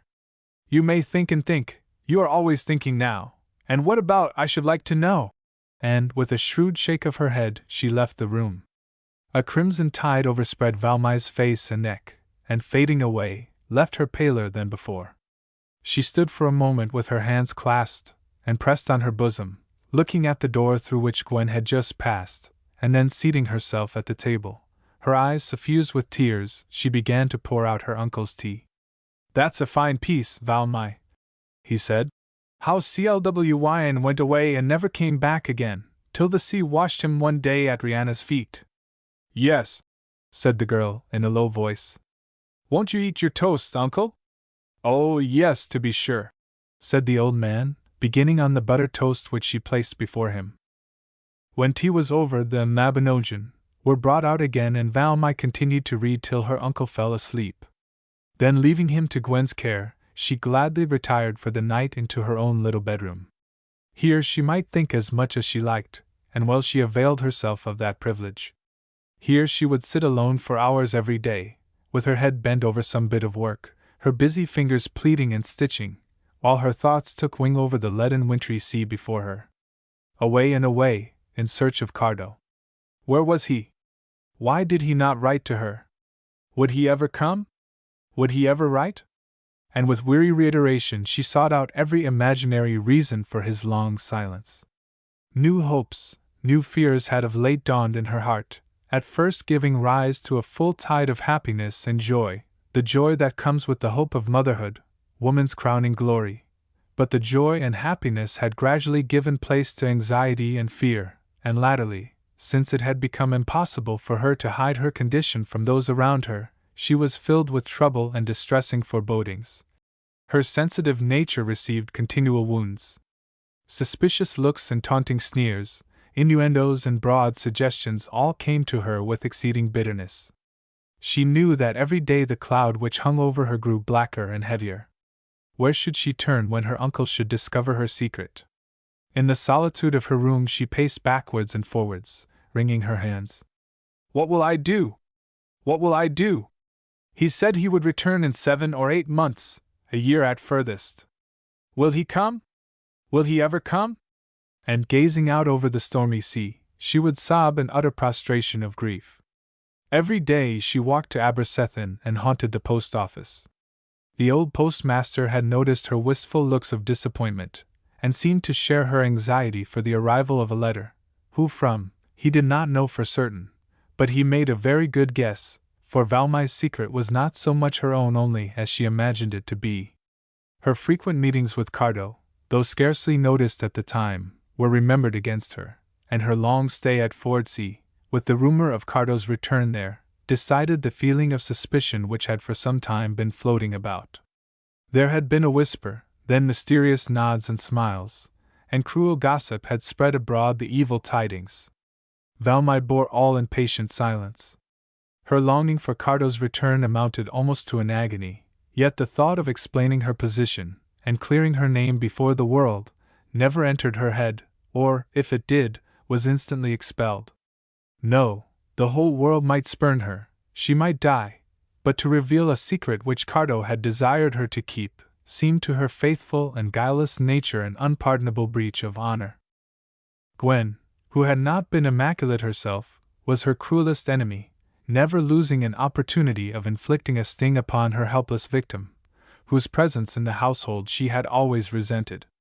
The day following Gwen's sneering remark, Valmai took her daily walk to Aberystwyth post office. The old man beamed at her over his counter. "Letter come at last, miss," he said. And her heart stood still. She was white to the lips as she sat down on a convenient sack of maize. "It is a long walk," said the postmaster, hunting about for the letter. "Dear me, where's I put it?" And he looked in a box of bloaters and a basket of eggs. "Here it is. I 'member now, I put it safe with the cheese was to go to Dinah's." Valmai took it with trembling fingers. It had a deep black edge. "It is not for me," she said. "Indeed? I was not noticed that. I was only see Powell, Dinah's. I am sorry, Miss Fock, but you must cheer up," he added, seeing the gathering tears. "It's never so dark that the Lord can't clear it up." "No," said Valmai, rising from her seat. "Thank you, goodbye." And blinded by her tears, she passed out into the driving wind and sleet. Perhaps the letter bore some news of Cardo. Perhaps bad news, for it had a black edge. She drew her red cloak tightly around her, and once more bravely faced the buffeting wind which swept the path before her, and with fitful gusts threatened to lift her off her feet. When she reached Dinah's, Gwen was already laying the dinner in the little parlor. "You have been a long time," she said. "Where have you been? To the post again today? You never used to go to the post, Valmai." The girl did not answer, but sat down breathless on the sofa. "Where is Uncle?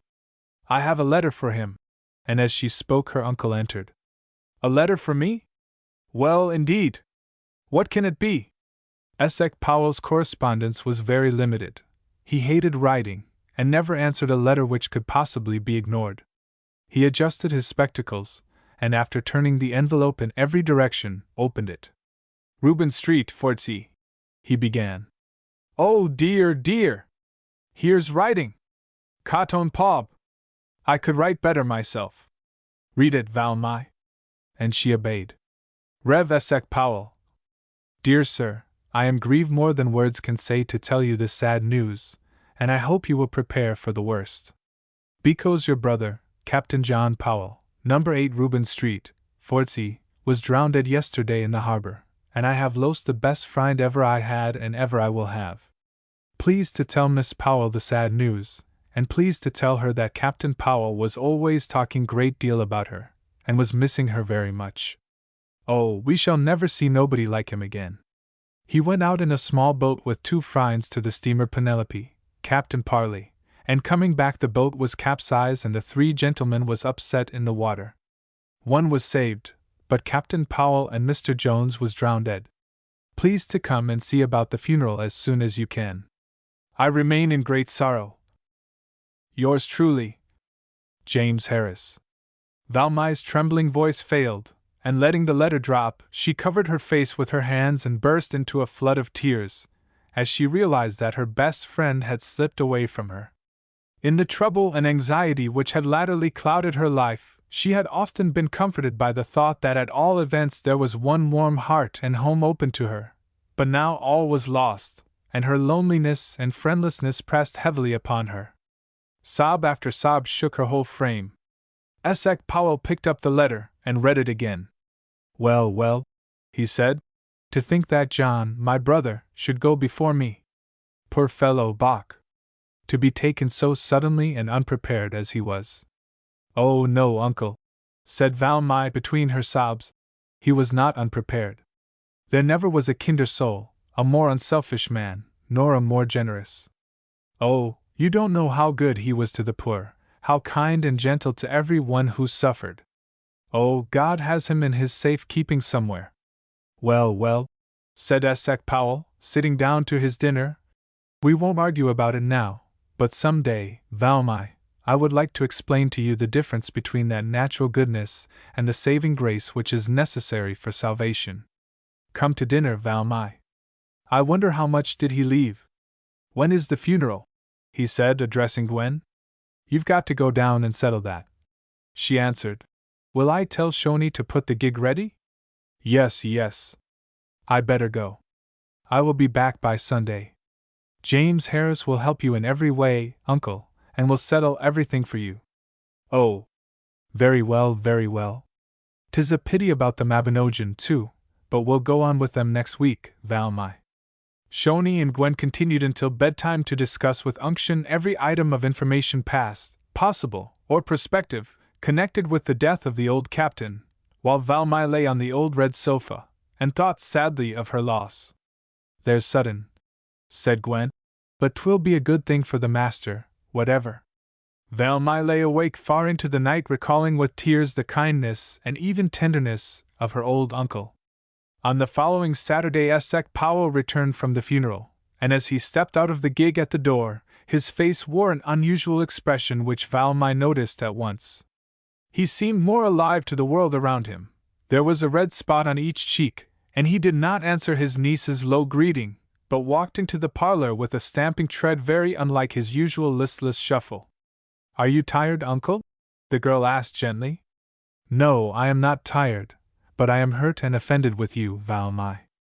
You are a sly, ungrateful girl, and it is very hard on me, a poor, struggling preacher very badly paid, to find that my only brother has left all his worldly goods to you, who are already well provided for. What do you think yourself? Wasn't it a shame on you to turn him against his brother? Oh, I never did, said Valmy. I never thought of such a thing. Dear Uncle John! I didn't want his money, I only wanted his love. What is the matter? Said Gwen, coming in. Matter enough, said her master, in angry, stammering tones. John, my brother, has left all his money to this Judas of a girl. £150 a year, if you please. And only a paltry £100 to me, and the same to Jim Harris, the sailor. ACHY-fi. The greediness of people is enough to turn on me. Between Gwen's exclamations and Essex Powell's angry harping on the same string, the evening was made miserable to Valmy, and she was glad enough to escape to her bedroom. The next day she awoke with a throbbing headache. You are not going to chapel today, I suppose? Said Gwen. No, my headaches too badly. I have never missed before, but today I think I will rest at home. Yes, rest at home, certainly, said Gwen. You ought to have stopped at home long ago. In my opinion, it would be more decent. Her meaning was too plain, and Valmy's head drooped as she answered. Perhaps it would have been wiser, considering all things. Considering all things, indeed, sneered Gwen. Yes, they will turn you out of the Sciot, because when the calf won't go through the cibber door he has to be pushed out. And with a toss of her head she carried the tray away. It was a miserable day for Valmy, and not even after events of more bitterness were able to efface it from her memory. She roamed about the house restlessly, and round the garden, which was beginning to show signs of the budding life which had slept through the storms and snows of winter. Already in a sheltered corner she detected the scent of violets. An early daffodil nodded at her, a bee hummed noisily, and a sweet spring breeze swept over the garden. What memories it awoke within her! How long ago it seemed since she and Cardo had roamed together by the Berwen. Years and years ago, surely. Her reverie was disturbed by Shoney, who, coming back early from chapel, had found his way into the garden. You was quite right not to go to chapel this morning, he said. Don't go tonight again, either. No, said Valmy. I won't. But why, Shoney? Why? He said. Because you better not. John Jones and William Hughes, the deacons, is been speaking to master about you, and next week is the Sciot one, and you will be turned out. Valmy turned a shade paler. She knew the disgrace this excommunication implied, but she only turned with a sigh towards the house, Shoney marching before her with the air of a man who felt he had performed a disagreeable duty. Essex Powell had stopped to dine with a farmer living near the chapel, and did not return home until near tea time. Then burst upon the girl the storm she had so long dreaded. Her uncle's anger had already been roused by his brother's will, and his feelings of greed and spite had been augmented by the information imparted to him by his deacons. "How dare you?" he said. His eyes flashed with anger, and his voice trembled with the intensity of his fury. Valmai, who was arranging something on the tea-table, sank down on a chair beside it, and Gwen, carrying a slice of toast on a fork, came in to listen. To hear her master speak in such excited tones was an event so unusual as to cause her not only astonishment but pleasure. Shoni, too, was attracted by the loud tones, and stood blocking up the doorway. Valmai flung her arms on the table, and leant her head upon them, sobbing quietly. "Are you not ashamed of yourself?" thundered the old man. "Sitting at my table, sleeping under my roof, and attending my chapel, and all the time to be the vile thing that you are. Dear Uncle John, indeed! What would your dear Uncle John say of you now? You fooled him as you have fooled me. Do you think I can bear you any longer in the house with me?" There was no answer from Valmai, and the old man, angered by her silence, clutched her by the arm and shook her violently. "Stop there!" said Shoni, taking a step forward, and thrusting his brawny arm protectingly over the girl's bent head. "Stop there! Use as many bad words as you like, Esek Powell, but if you dare to touch her with a finger, I'll show you who is the real master here. She is a deceitful creature, and has brought shame and dishonor on my name," stammered the old man. "Am I, a minister of religion, any longer to harbor in my house such a hussy? No, out you go, madam! Not another night under my roof! Will you send her out at this late hour?" said Shoni. "Where is she to go?" "I don't care where she goes. She has plenty of money, money that ought to belong to me. Let her go where she likes, and let her reap the harvest that her conduct deserves. Remember, when I come back from chapel tonight I will expect the house to be cleared of you." Valmai rose wearily from the table, and went up the stairs to her own room, where she hastily gathered a few things together into a light basket. Her heavier things she had packed some time before in readiness for some such sudden departure as this. Meanwhile, in the parlor below, the sturdy Shoni faced his irate master. "Man," he said, "are you not ashamed of yourself? How dare you speak to me in that tone?" said the old man. "Because I owe you 200 or 300 pounds you forget your position here." "No," said Shoni, "I don't forget, and I'll remind you sooner than you think if you don't behave yourself. Man! You haven't learnt the ABC of religion, though you are a preacher. Christ never taught you that way of treating a fallen woman. Shame upon you! And your own brother's child. But I'll see she's taken care of, poor thing. And the villain who has brought this misery upon her shall feel the weight of this fist if ever he returns to this country. But he won't. He has got safe away, and she has to bear the shame, poor thing. Wait till I tell the vicar do what I think of his precious son." "The vicar do?" said the old man, turning white with rage. "Do you mean to say that his son has been the cause of this disgrace? I'll thrash her within an inch of her life." And he made a rush towards the door. "Sit down," said Shoni, taking him by the arm and pushing him back into his easy chair. "Sit down, and calm yourself, before you stand up and preach and pray for other people. 'Tis for yourself you ought to pray." "True, Shoni, true. I am a miserable sinner like the rest, but don't let me see that girl again. Put her out of your thoughts," said Shoni. "I'll see to her." And as Valmai came silently down the stairs, he opened the front door for her, and quietly took her basket from her. "Well, Howard Bach," said Gwen, looking after them. "There's attentions. We'd better all walk in the wrong path."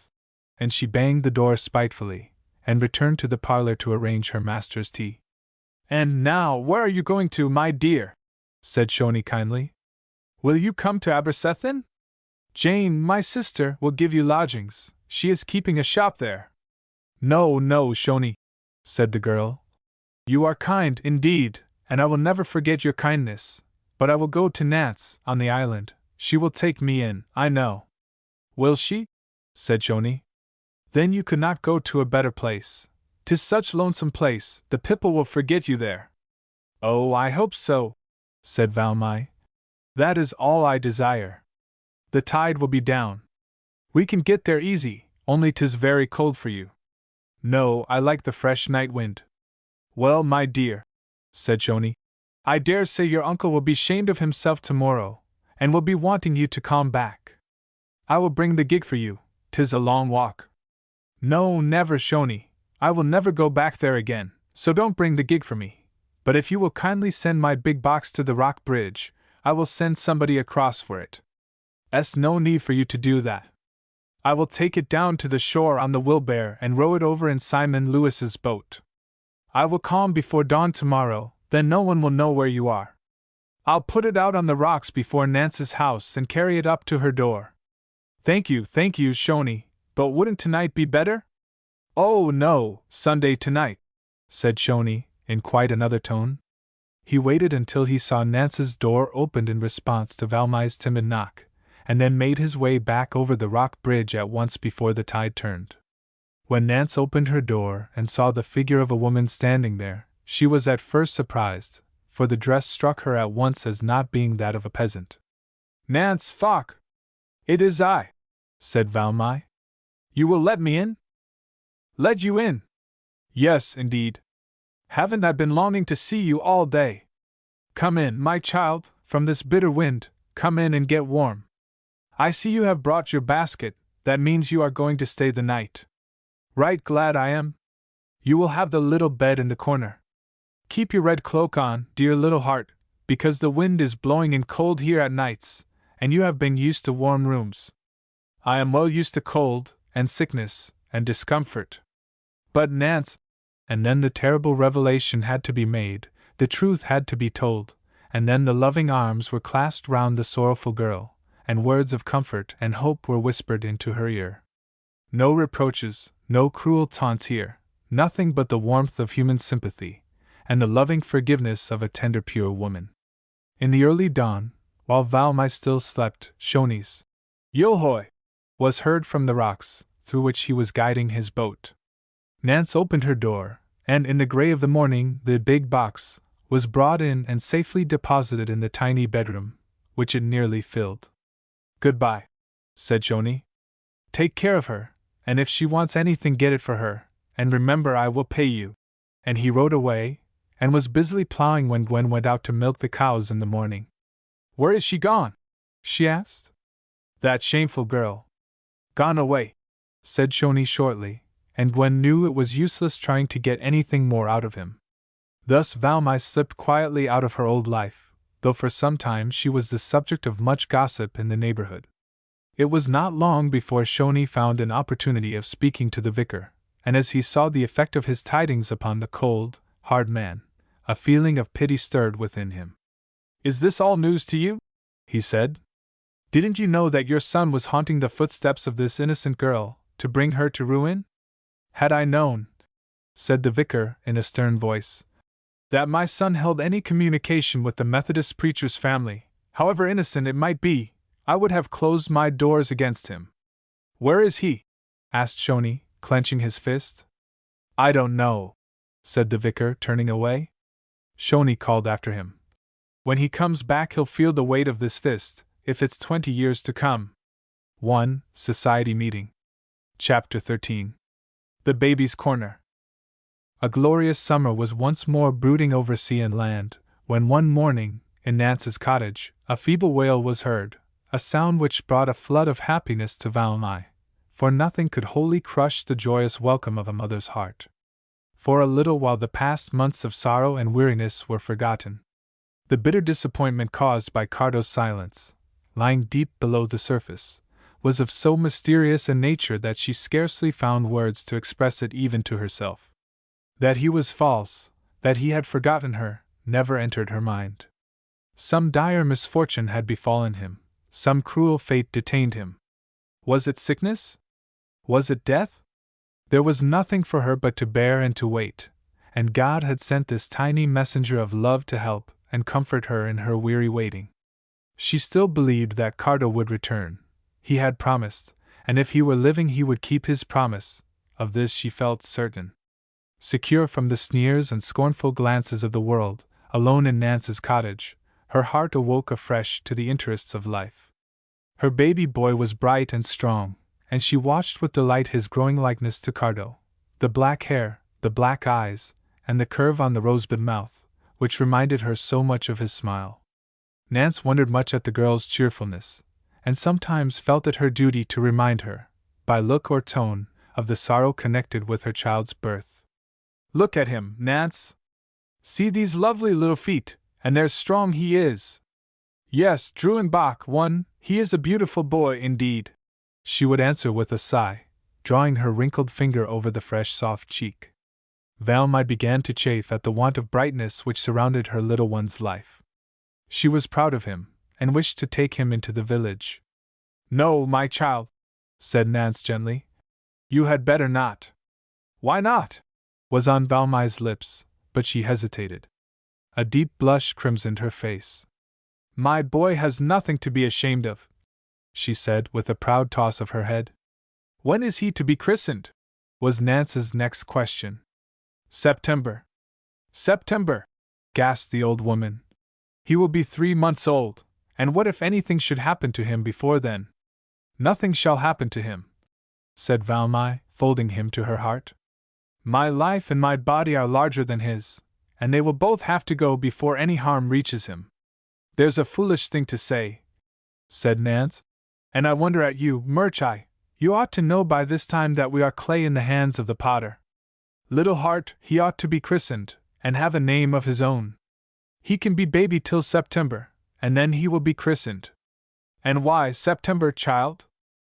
Here Valmai took refuge in that silence which had been her only resource since Cardo's departure.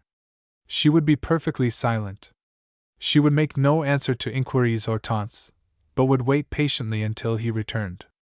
September! What glowing pictures of happiness the word brought before her mind's eye!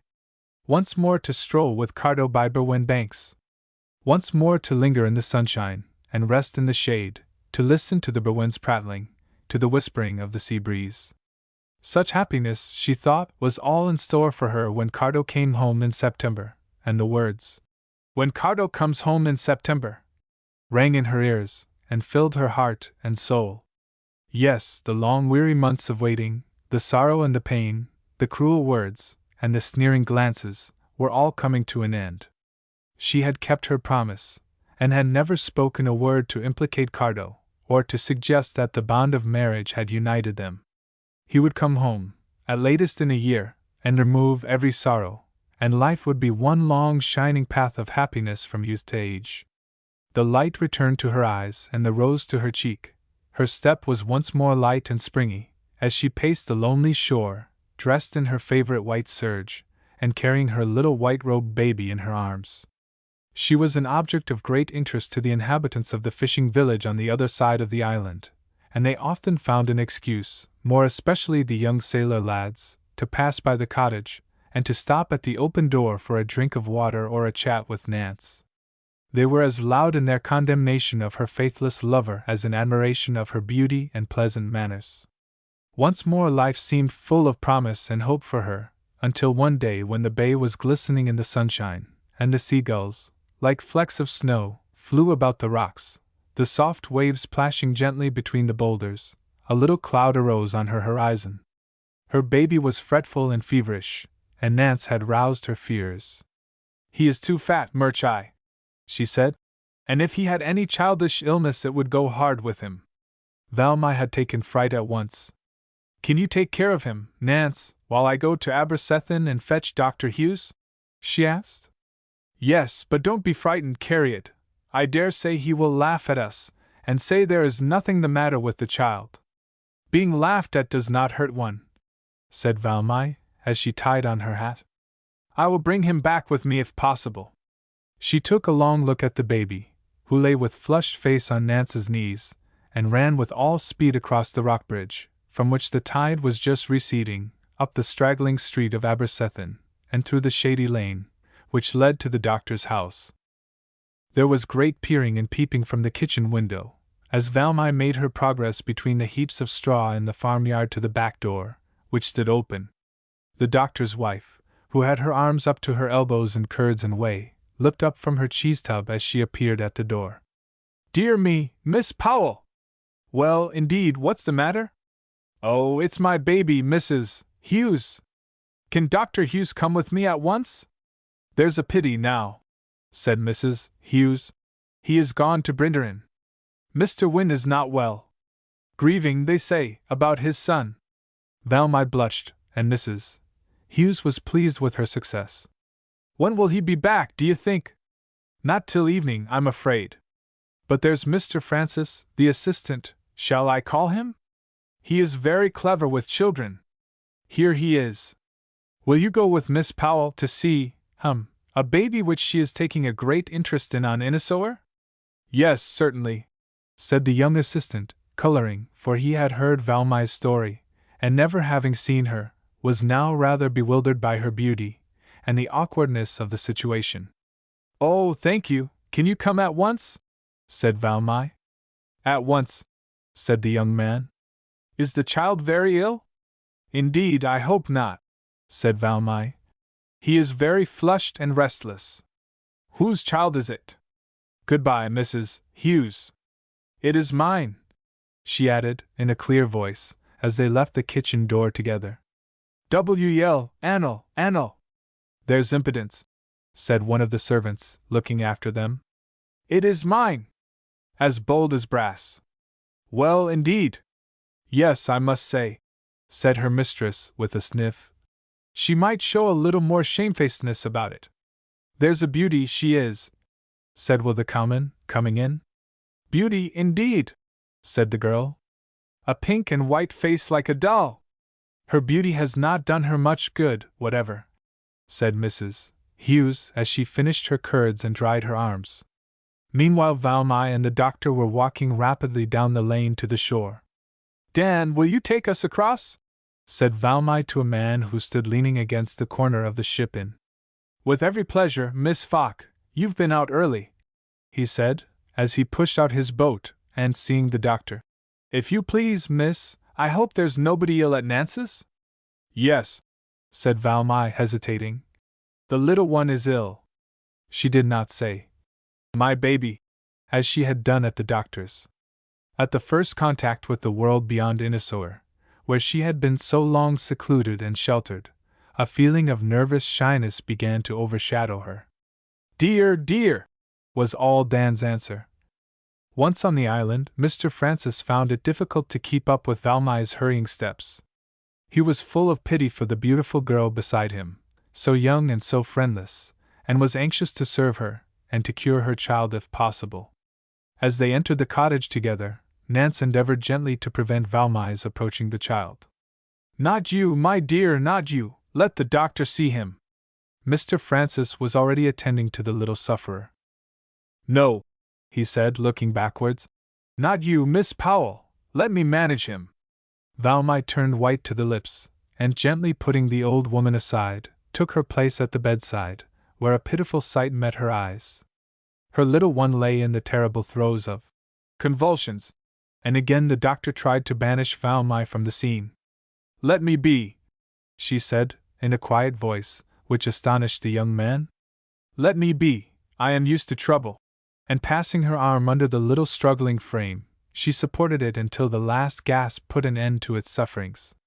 Mr. Francis took the child into his own arms and laid it on the bed, turning his attention to Valmy, who had fallen fainting on the floor. Poor thing! Poor thing! Said the tender-hearted young man. It is a pity she cannot remain unconscious. But he applied the usual restoratives, and she soon opened her eyes, while Nance straightened the folds of the little nightgown with loving fingers, tears coursing each other down her wrinkled face. Oh, dear heart! How will she bear it? Mr. Francis was silently bathing the girl's forehead. You are better now? He asked. Yes, she said. Thank you. You have been very kind, but do not trouble to stay longer. I am quite well. And she slowly rose from the settle. I will go now, said the young man. You would like to be alone, but I will call in the afternoon. You will want someone to make arrangements for you. Arrangements? To have my little one buried? Yes, yes, of course. I shall be thankful, indeed. Here or at Penderyn? Oh, here, in the rock churchyard. I will go at once. And he went out, gently closing the door upon the two women in their sorrow. In the afternoon he came again, and being a man of very warm feelings, dreaded the scene of a woman's tears and sobs, though he longed to soothe and comfort the girl who so much interested him. But there were no tears or wailings awaiting him. Valmai sat in the low rush chair in stony despair, her hands clasped on her lap, her face white as her dress, her blue eyes dry, and with a mute, inquiring gaze in them, as though she looked around for an explanation of this fresh misery. He did not tell her more than was necessary of his interview with the vicar. The child was supposed to be illegitimate as well as unbaptized, and could not, therefore, be allowed to sleep his last sleep in the company of the baptized saints. Old Sean, the sexton, was already digging the little grave in a corner of the churchyard relegated to such unconsidered and unwelcome beings as this. However, it was a sunny corner, sheltered from the sea wind, and the docks and nettles grew luxuriantly there. Such dry-eyed, quiet grief amongst the emotional Welsh was new to the doctor, and he knew that if tears did not come to her relief her health would suffer, so he gently tried to make her talk of her little one. "I saw you had tried a hot bath, or I would have recommended it," he said. "Yes, Nance had. I truly sympathize with you. He was a fine child." "Yes, he is a beautiful child," said Valmai. "I am sorry to wound your feelings, but what day would you wish him to be buried?" "Oh, any day, it makes no difference now. Today is Friday. Shall we say Monday then?" "Yes, Monday will do." "At what time?" said Valmai. "At 4 o'clock. Nance was crying silently. "Mrs. Hughes wants to know if you will come and stay with her till after Monday. I have my gig at Abercethan, and can row you over now." Valmai smiled, and the sadness of that smile remained in Mr. Francis' memory. "No," she said, shaking her head slowly. "I will not leave my baby until he is buried, but thank her for me, and thank you, oh, so much.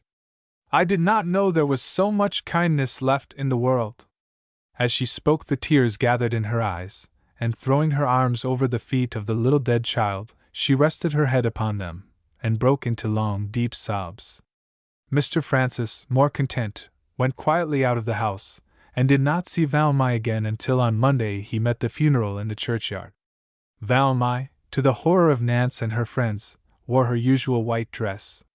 She had a bunch of white jessamine in her hand, and, as the little coffin disappeared from sight, she showered the flowers upon it. Nance was too infirm to accompany her, so that she stood alone beside the grave, although surrounded by the fisher folk of the island. She sobbed bitterly as she heard the heavy clods fall on the coffin, and when at last everything was over, and it was time to move away, she looked round as if for a friend, and Mr. Francis, unable to resist the pleading look, pushed his way towards her, and quietly drawing her arm within his own, led her homewards down the grassy slope to the shore, over the rough, uneven sand, and in at the humble cottage door. Nance received her with open arms, into which Valmai sank with a passionate burst of tears, during which Mr. Francis went out unnoticed. One poor little fellow. Chapter 14. Unrest. The summer months had passed away, and September had come and gone, and yet Cardo had not arrived. Valmai had trusted with such unswerving faith that in September all her troubles would be over, that Cardo would come to clear her name, and to reinstate her in the good opinion of all her acquaintances. But as the month drew to its close, and October's mellow tints began to fall on all the countryside, her heart sank within her, and she realized that she was alone in the world, with no friend but Nance to whom to turn for advice or sympathy. A restless feeling awoke in her heart, a longing to be away from the place where every scene reminded her of her past happiness and her present sorrow. Every day she visited the little grave in the churchyard, and soon that corner of the burying ground, which had once been the most neglected, became the neatest and most carefully tended. For her own child's sake, all the other nameless graves had become sacred to Valmai. She weeded and trimmed them until the old sexton was proud of what he called the baby's corner. A little white cross stood at the head of the tiny grave in which her child lay, with the words engraved upon it: "In memory of Robert Powell." A space was left at the end of the line for another name to be added when Cardo came home, and the words, "Born June the 30th, died August the 30th," finished the sad and simple story. Nance, too, who seemed to have revived a good deal latterly, often brought her knitting to the sunny corner, and Valmy felt she could safely leave her grassy garden to the care of her old friend.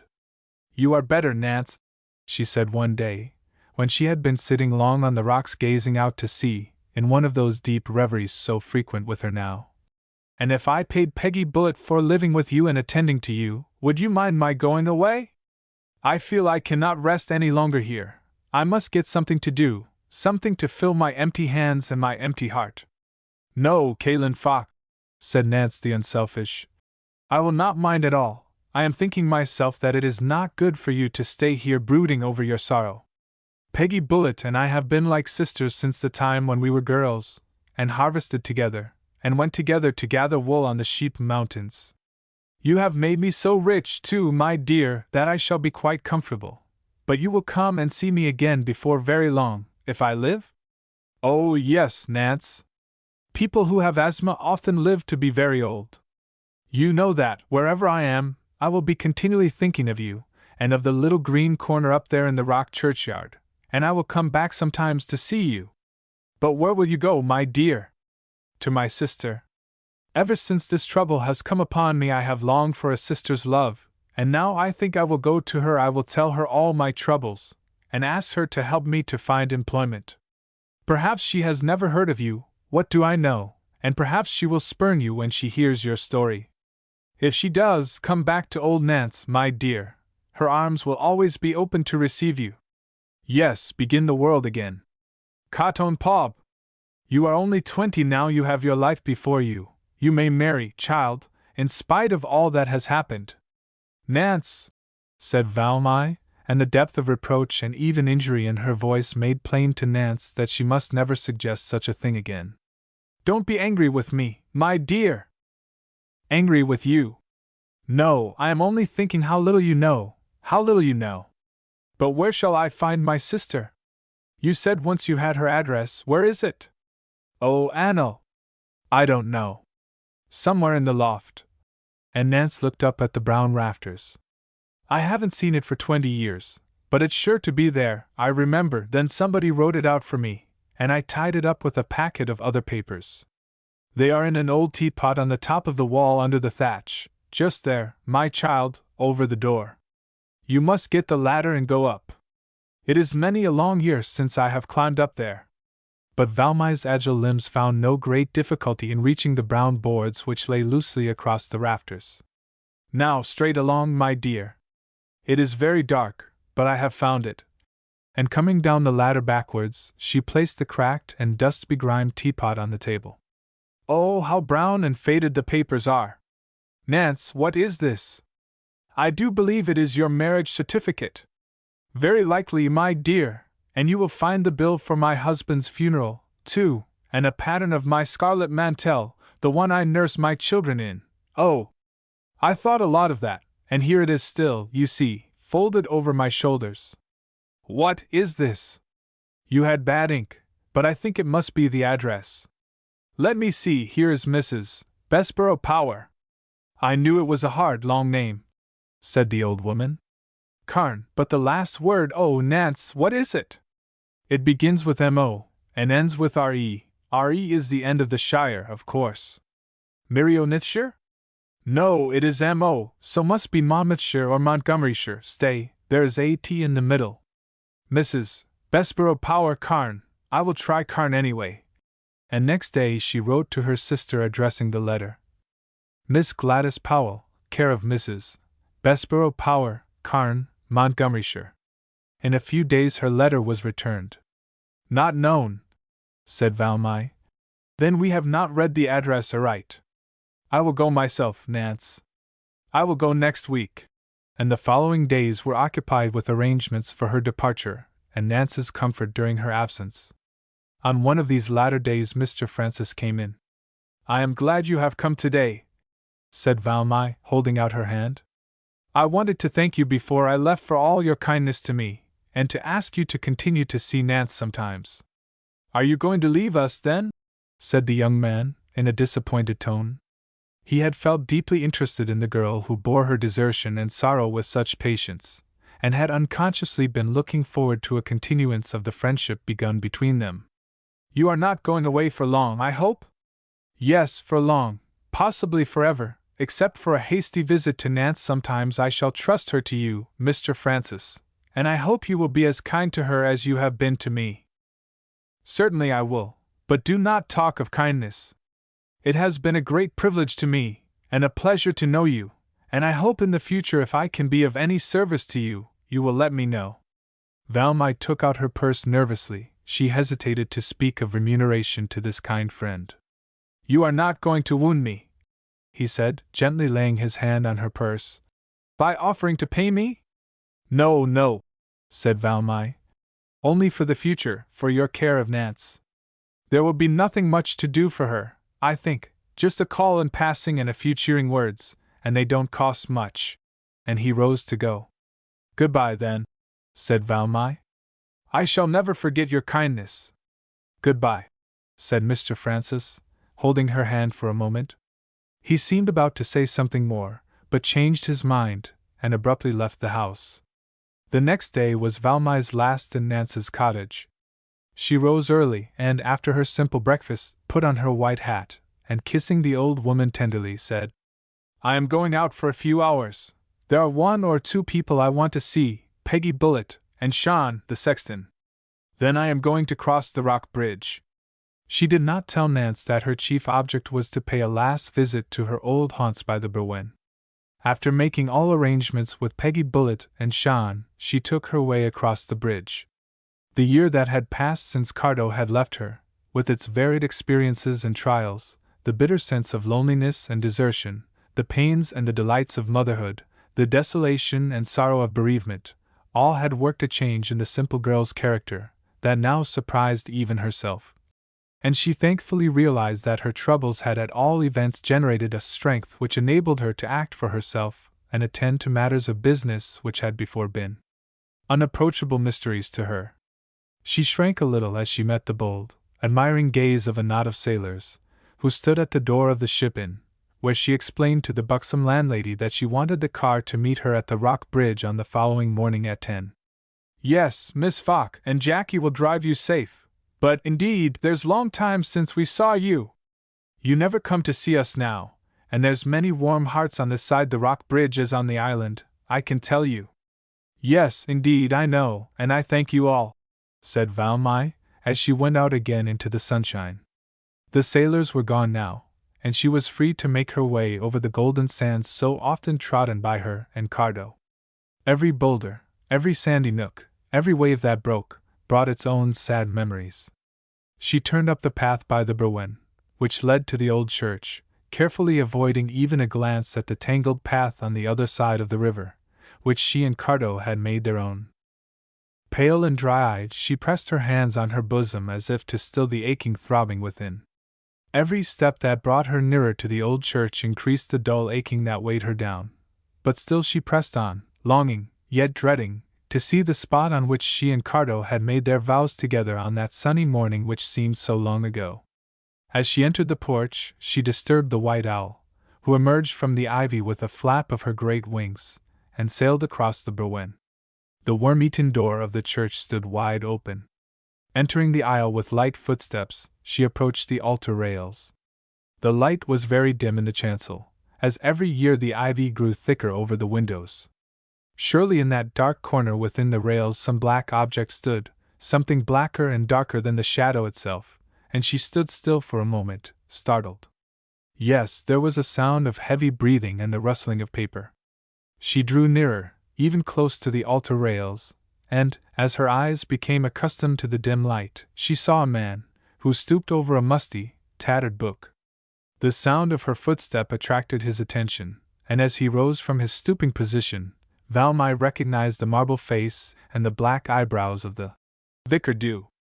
He was looking at one of the leaves in the old registry book, and for a moment as he raised his eyes to the silent, white figure before the altar, he took her for a ghostly visitant. But Valmai, with a sudden inrush of recognition, clasped her hands, a faint exclamation escaped her lips, and the Vicar knew it was no spirit who stood trembling before him. For a moment both were speechless. Then, pointing to the page before him, he asked in a husky voice, "What is the meaning of this?" And from beginning to end he read, with this strange hoarseness in his voice, the entry of his son's marriage to Valmai. Not a word escaped him, not even the date, nor the names of the witnesses.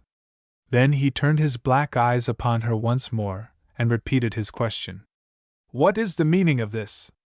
I have heard of your shame, of your dishonor, of the disgraceful way in which you have entrapped my poor boy. But what is this farce enacted here? How dare you enter the house of God and forge this ridiculous statement? Where is my son, whom you have lured to destruction?"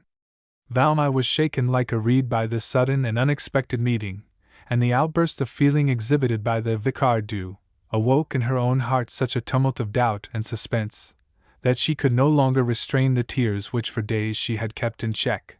Long, silent sobs heaved her bosom, she covered her face with her hands, and the tears trickled through her fingers, but she made no answer.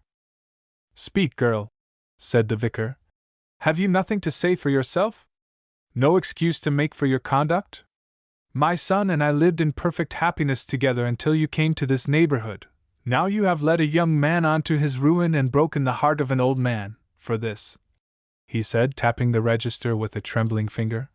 "This is a lie, a forgery, a foolish piece of deceit, not worth the paper on which it is written."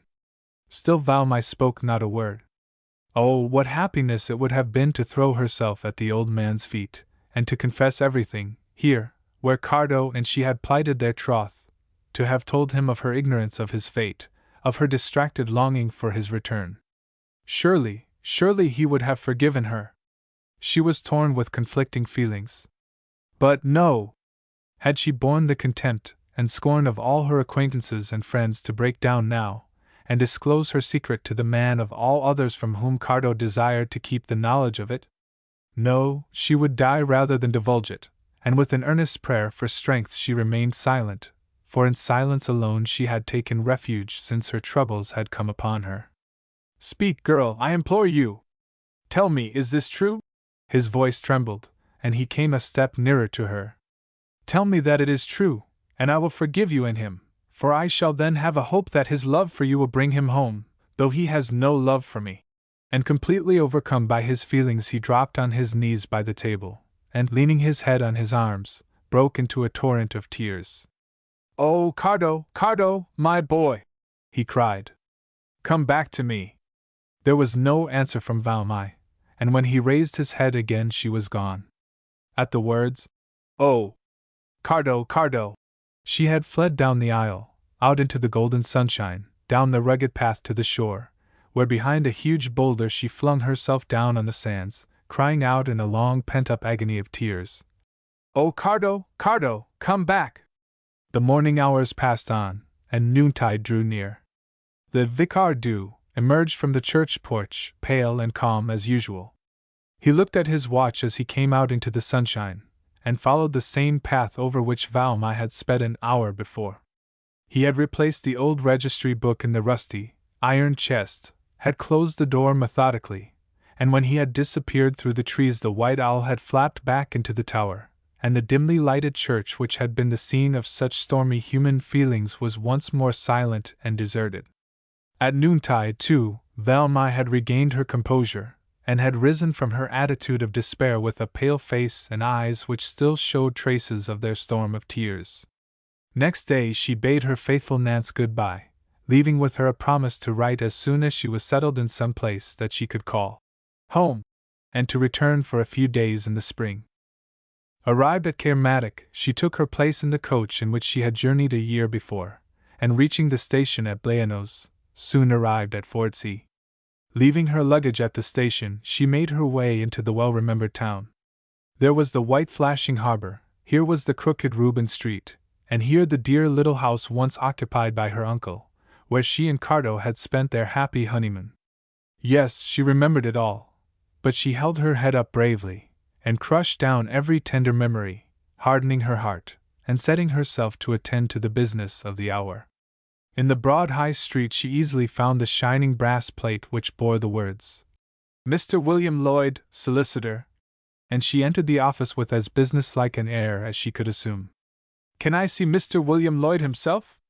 You see him, madam, I am he, said a middle-aged, pleasant-faced man, who met her in the doorway. I was just going out, but if your business is not likely to keep us long. I don't think so, said Valmai. I am the niece of Captain Powell, who used to live in Reuben Street. He once told me you were his lawyer, and I have heard that in his will he has left me some money. Bless me! You are his niece Valmai. Of course. I have been wondering when you would turn up, and was really beginning to think I must advertise for you. I have written to your uncle at Abercethan, but have had no reply. He never writes if he can help it. I am very ignorant of money matters and business ways, said Valmai, as Mr. Lloyd handed her a chair, but would like to know in plain words how much my dear uncle has left me, as I am leaving this part of the country tomorrow. Not going out of England, I suppose? Said the lawyer. No, oh no, not even out of Wales. Well, I have your uncle's will here, and I can read it to you at once. No, indeed, said Valmai. I don't think I want to hear it read. I know from dear Uncle John's perfect faith in you that I can trust you. If you will only tell me plainly how much money I can have now, and how I am to receive it in the future, I shall be quite satisfied, and if I owe you anything you can deduct it, please. Mr. Lloyd smiled and shook his head at this unbusinesslike proposal.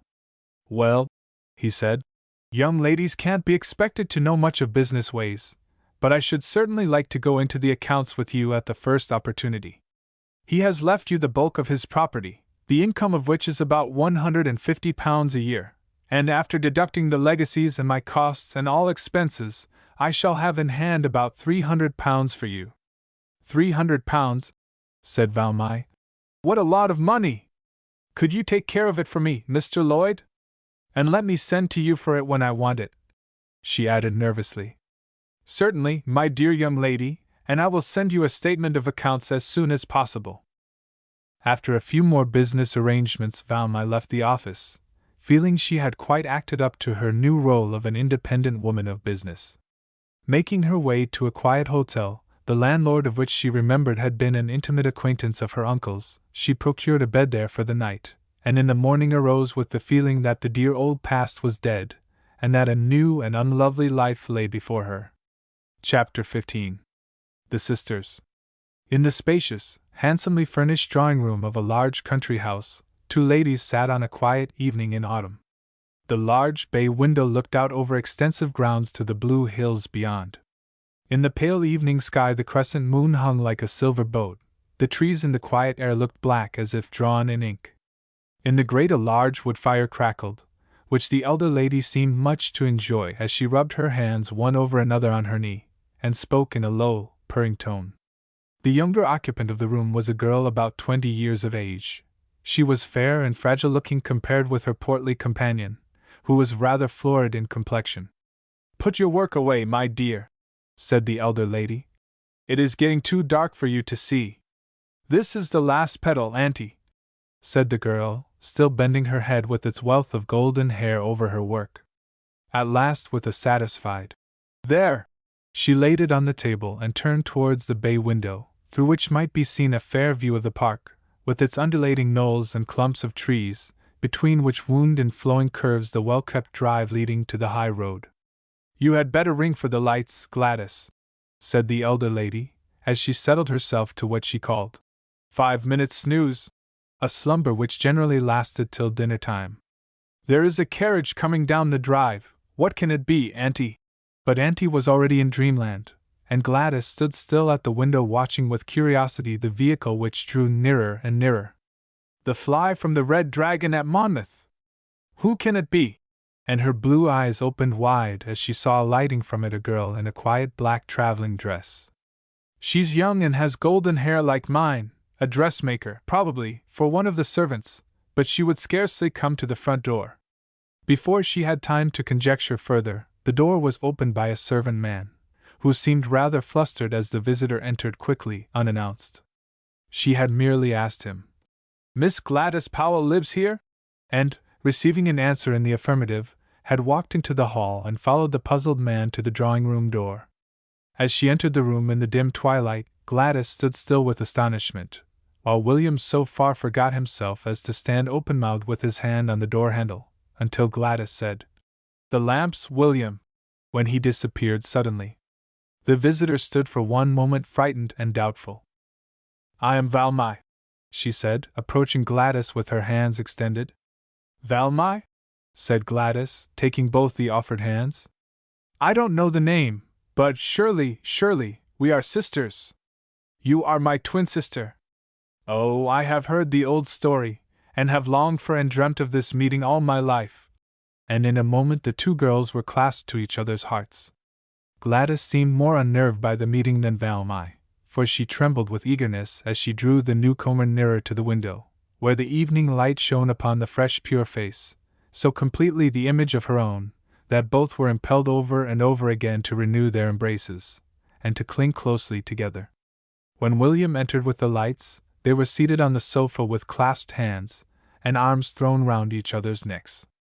"Please, is the carriage to go or to stay?" "Oh, to go, of course," said Gladys, rising to her feet. "I have paid him," said Valmai. "But I couldn't be sure, whether. No, darling, of course. Auntie, awake and see who has come." Mrs. Bessborough Power blinked lazily. "Dinner?" she said. No, Auntie, not for another hour, it is only 7 o'clock, but do wake up and see who has come." But the sight of the strange girl had already recalled her aunt to her senses. Her beady black eyes were fixed upon her, and her high-bridged nose seemed to be aiding them in their inquiries, as she pressed her lips together and sniffed in astonishment. "Gladys," she said, "is it possible that I have invited anyone to dinner, and then forgotten it?" Gladys had removed her sister's hat, and as she stood now before Mrs. Power, in the full light of the lamp and the fire, that poor lady was smitten by the same bewilderment which had taken possession of William at the front door. She could only ejaculate, "Gracious goodness, Gladys! What is the meaning of this?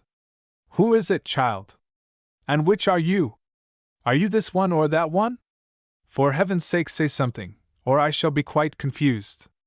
"It's Valmai, Auntie, my twin sister, though you could not remember her name, but of whom I have thought often and often. Auntie, you will welcome her for my sake? Is she not the very image of me? Alike, nay, not so, but the same, the very same, only in two bodies. Oh, Valmai! Why have we been separated so long?" And sinking into a chair, she trembled with agitation. Mrs. Power held her hands out, though not very cordially. She was beginning to arrange her ideas. "Welcome her? Why, of course. How do you do, my dear? Very glad to see you, I am sure, though I can't think where you have dropped from. Gladys, calm yourself, I am surprised at you. I thought you were in Fiji, or Panama, or Macedonia, or some place of that kind." "Patagonia," said Valmai, smiling. "My parents both died there, and I have come home to live in Wales again." "Well, to be sure," said Mrs. Power, rubbing one hand over another, her favorite action. "Come, Gladys, don't cry, don't be silly. As your sister is here, she will stay with us a week or so. Can you, my dear?"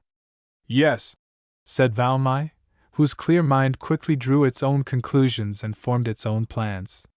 "Yes, indeed, I hoped you would ask me to stay a week or so, but do not think I am come to be dependent on you. No, I am well off, but I had an intense longing to see my sister, and having no ties or claims upon me, I made up my mind to find her out before I settled down into some new life. Alas, poor human nature!" The few words, "I am well off," influenced Mrs. Bessborough Power at once in her reception of the friendless girl. "Of course, my dear, stay as long as you like. Go upstairs now and take your things off, and after dinner you shall tell us all your story." And arm in arm the two girls left the room. Like twin cherries on a stalk. The resemblance between them was bewildering. Every line of feature, every tone of coloring was the same. "Let us stand together before this cheval glass," said Gladys, and have a good look at each other. Oh, Valmy, my beloved sister, I feel as if I had known you all my life, and could never bear to part with you. And as they stood side by side before the glass, they were themselves astonished, puzzled, and amused at the exact likeness of one to the other. The same broad forehead, in which, at the temples, the blue veins showed so plainly, the same depth of tenderness in the blue eyes, the same slender neck, and the same small hands. The only difference lay in the expression, for over Gladys's upper lip and half-drooped eyelids hovered a shade of pride and haughtiness which was absent from Valmy's countenance. "Oh, see," she said playfully. "There is a difference, that little pink mole on my arm. Valmy, you haven't got it." "No," said Valmy, critically examining her wrist, with rather a dissatisfied look. "I haven't got that, but in everything else we are just alike. How lovely you are, Gladys! And you, Valmy, how sweet!" And again they embraced each other. "I have no dress to change for dinner, dear." "Do you dress?" "Oh, only just a little, and I won't at all this evening." "How strange we should both be in mourning, too! Mine is for Mrs. Power's sister." "Who are you wearing black for?" A hot blush suffused Valmy's face and neck as she answered slowly. "I am not in mourning, but thought black would be nice to travel in. I generally wear white." "How strange!" "So do I," said Gladys. "White or something very light. Shall we go down, dear? Would you like a bedroom to yourself, or shall we sleep together?" "Oh, let us sleep together." And with arms thrown over each other's shoulders, they descended the broad staircase, just as Mrs. Power, in answer to William's summons, was crossing the hall to the dining room. "Here we are, Auntie, or here I am and here is she." "Come along then, my dears." "Well, indeed, I never did," said William, when he entered the kitchen. "No, I never did see such a likeness between two young leddies. They are the same picture as each other. And Mrs. says to me, William, she says, this is Miss Gladys's sister, her twin sister, she says, Miss Valmy Powell, and I couldn't say nothing, if you believe me, with my eyes as big as saucers. ACHY-FI. There's an odd thing." In the drawing-room after dinner there were endless questions and answers, each one seeming to find in the other's history a subject of the deepest interest. Mrs. Bessborough Power, especially, with her nose in the air, sometimes looking over her spectacles, and sometimes under them, sometimes through them, did not hesitate to question Valmy on the minutest particulars of her life hitherto, questions which the latter found it rather difficult to answer without referring to the last 18 months. "Hum," said Mrs. Power for the 20th time. "And ever since your father's death you have been living with your uncle?" "With my uncles, first one and then the other, and the last few months with dear Nance, my old nurse." "What? Nance Owen? Is she alive still?" "Yes, she is, indeed." "She must be very old now." "Yes, and frail, but as loving and tender as ever." And so on, until bedtime, and the two girls were once more together in their bedroom. The maid, who was deeply interested in the strange visitor, lingered about the toilet table a little unnecessarily, until Gladys, in a voice which, though not unkind, showed she was more accustomed to command than Valmy, said, "That will do, thank you. I will do my own hair tonight. My sister and I wish to talk." And, having dismissed Maria, she drew two cozy chairs round the wood fire. "Come along, Valmy, now we can chat to our heart's content." And soon, with feet on fender and hair unloosed, the sisters talked and talked, as if making up for the long years of silence which had divided them. "And how happy that neither of us is married," said Gladys. "We might never have met then, dear." "Possibly," said Valmy. "And what a good thing we haven't the same lover to quarrel about." "Yes," said Valmy, rather absently.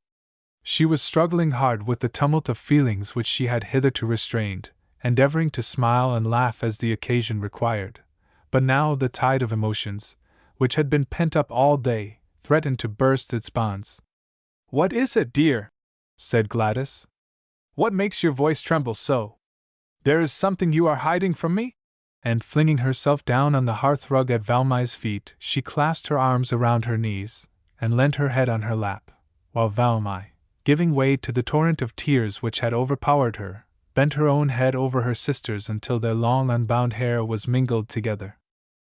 "Oh, Gladys! Gladys!" she said between her sobs. "Yes, I have hidden something from you. Something, oh, everything, the very point and meaning of my life. And I must still hide it from you. Gladys, can you trust me?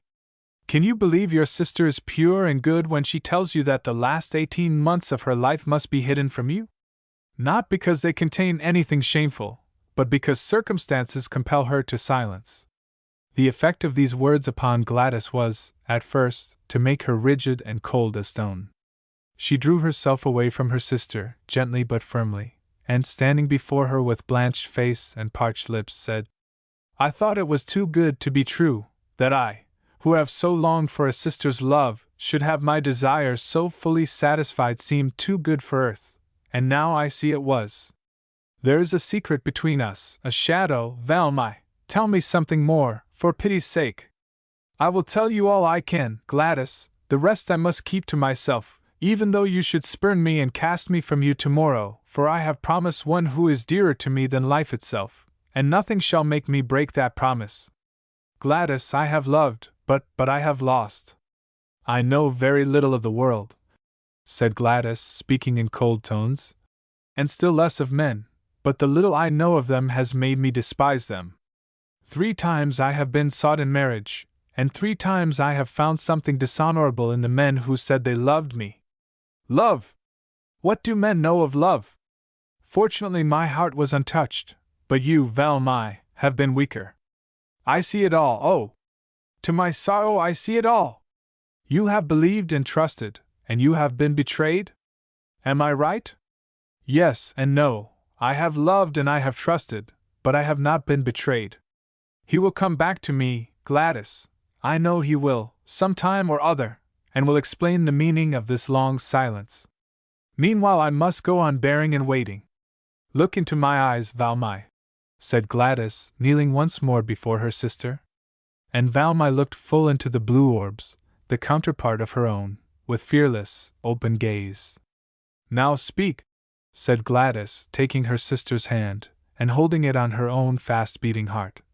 "Now tell me, here as we kneel together before the all-seeing God and His holy angels, do you know of any reason why we two, when we have dropped these bodies, should not stand in equal purity before the throne of God? Before God there is none.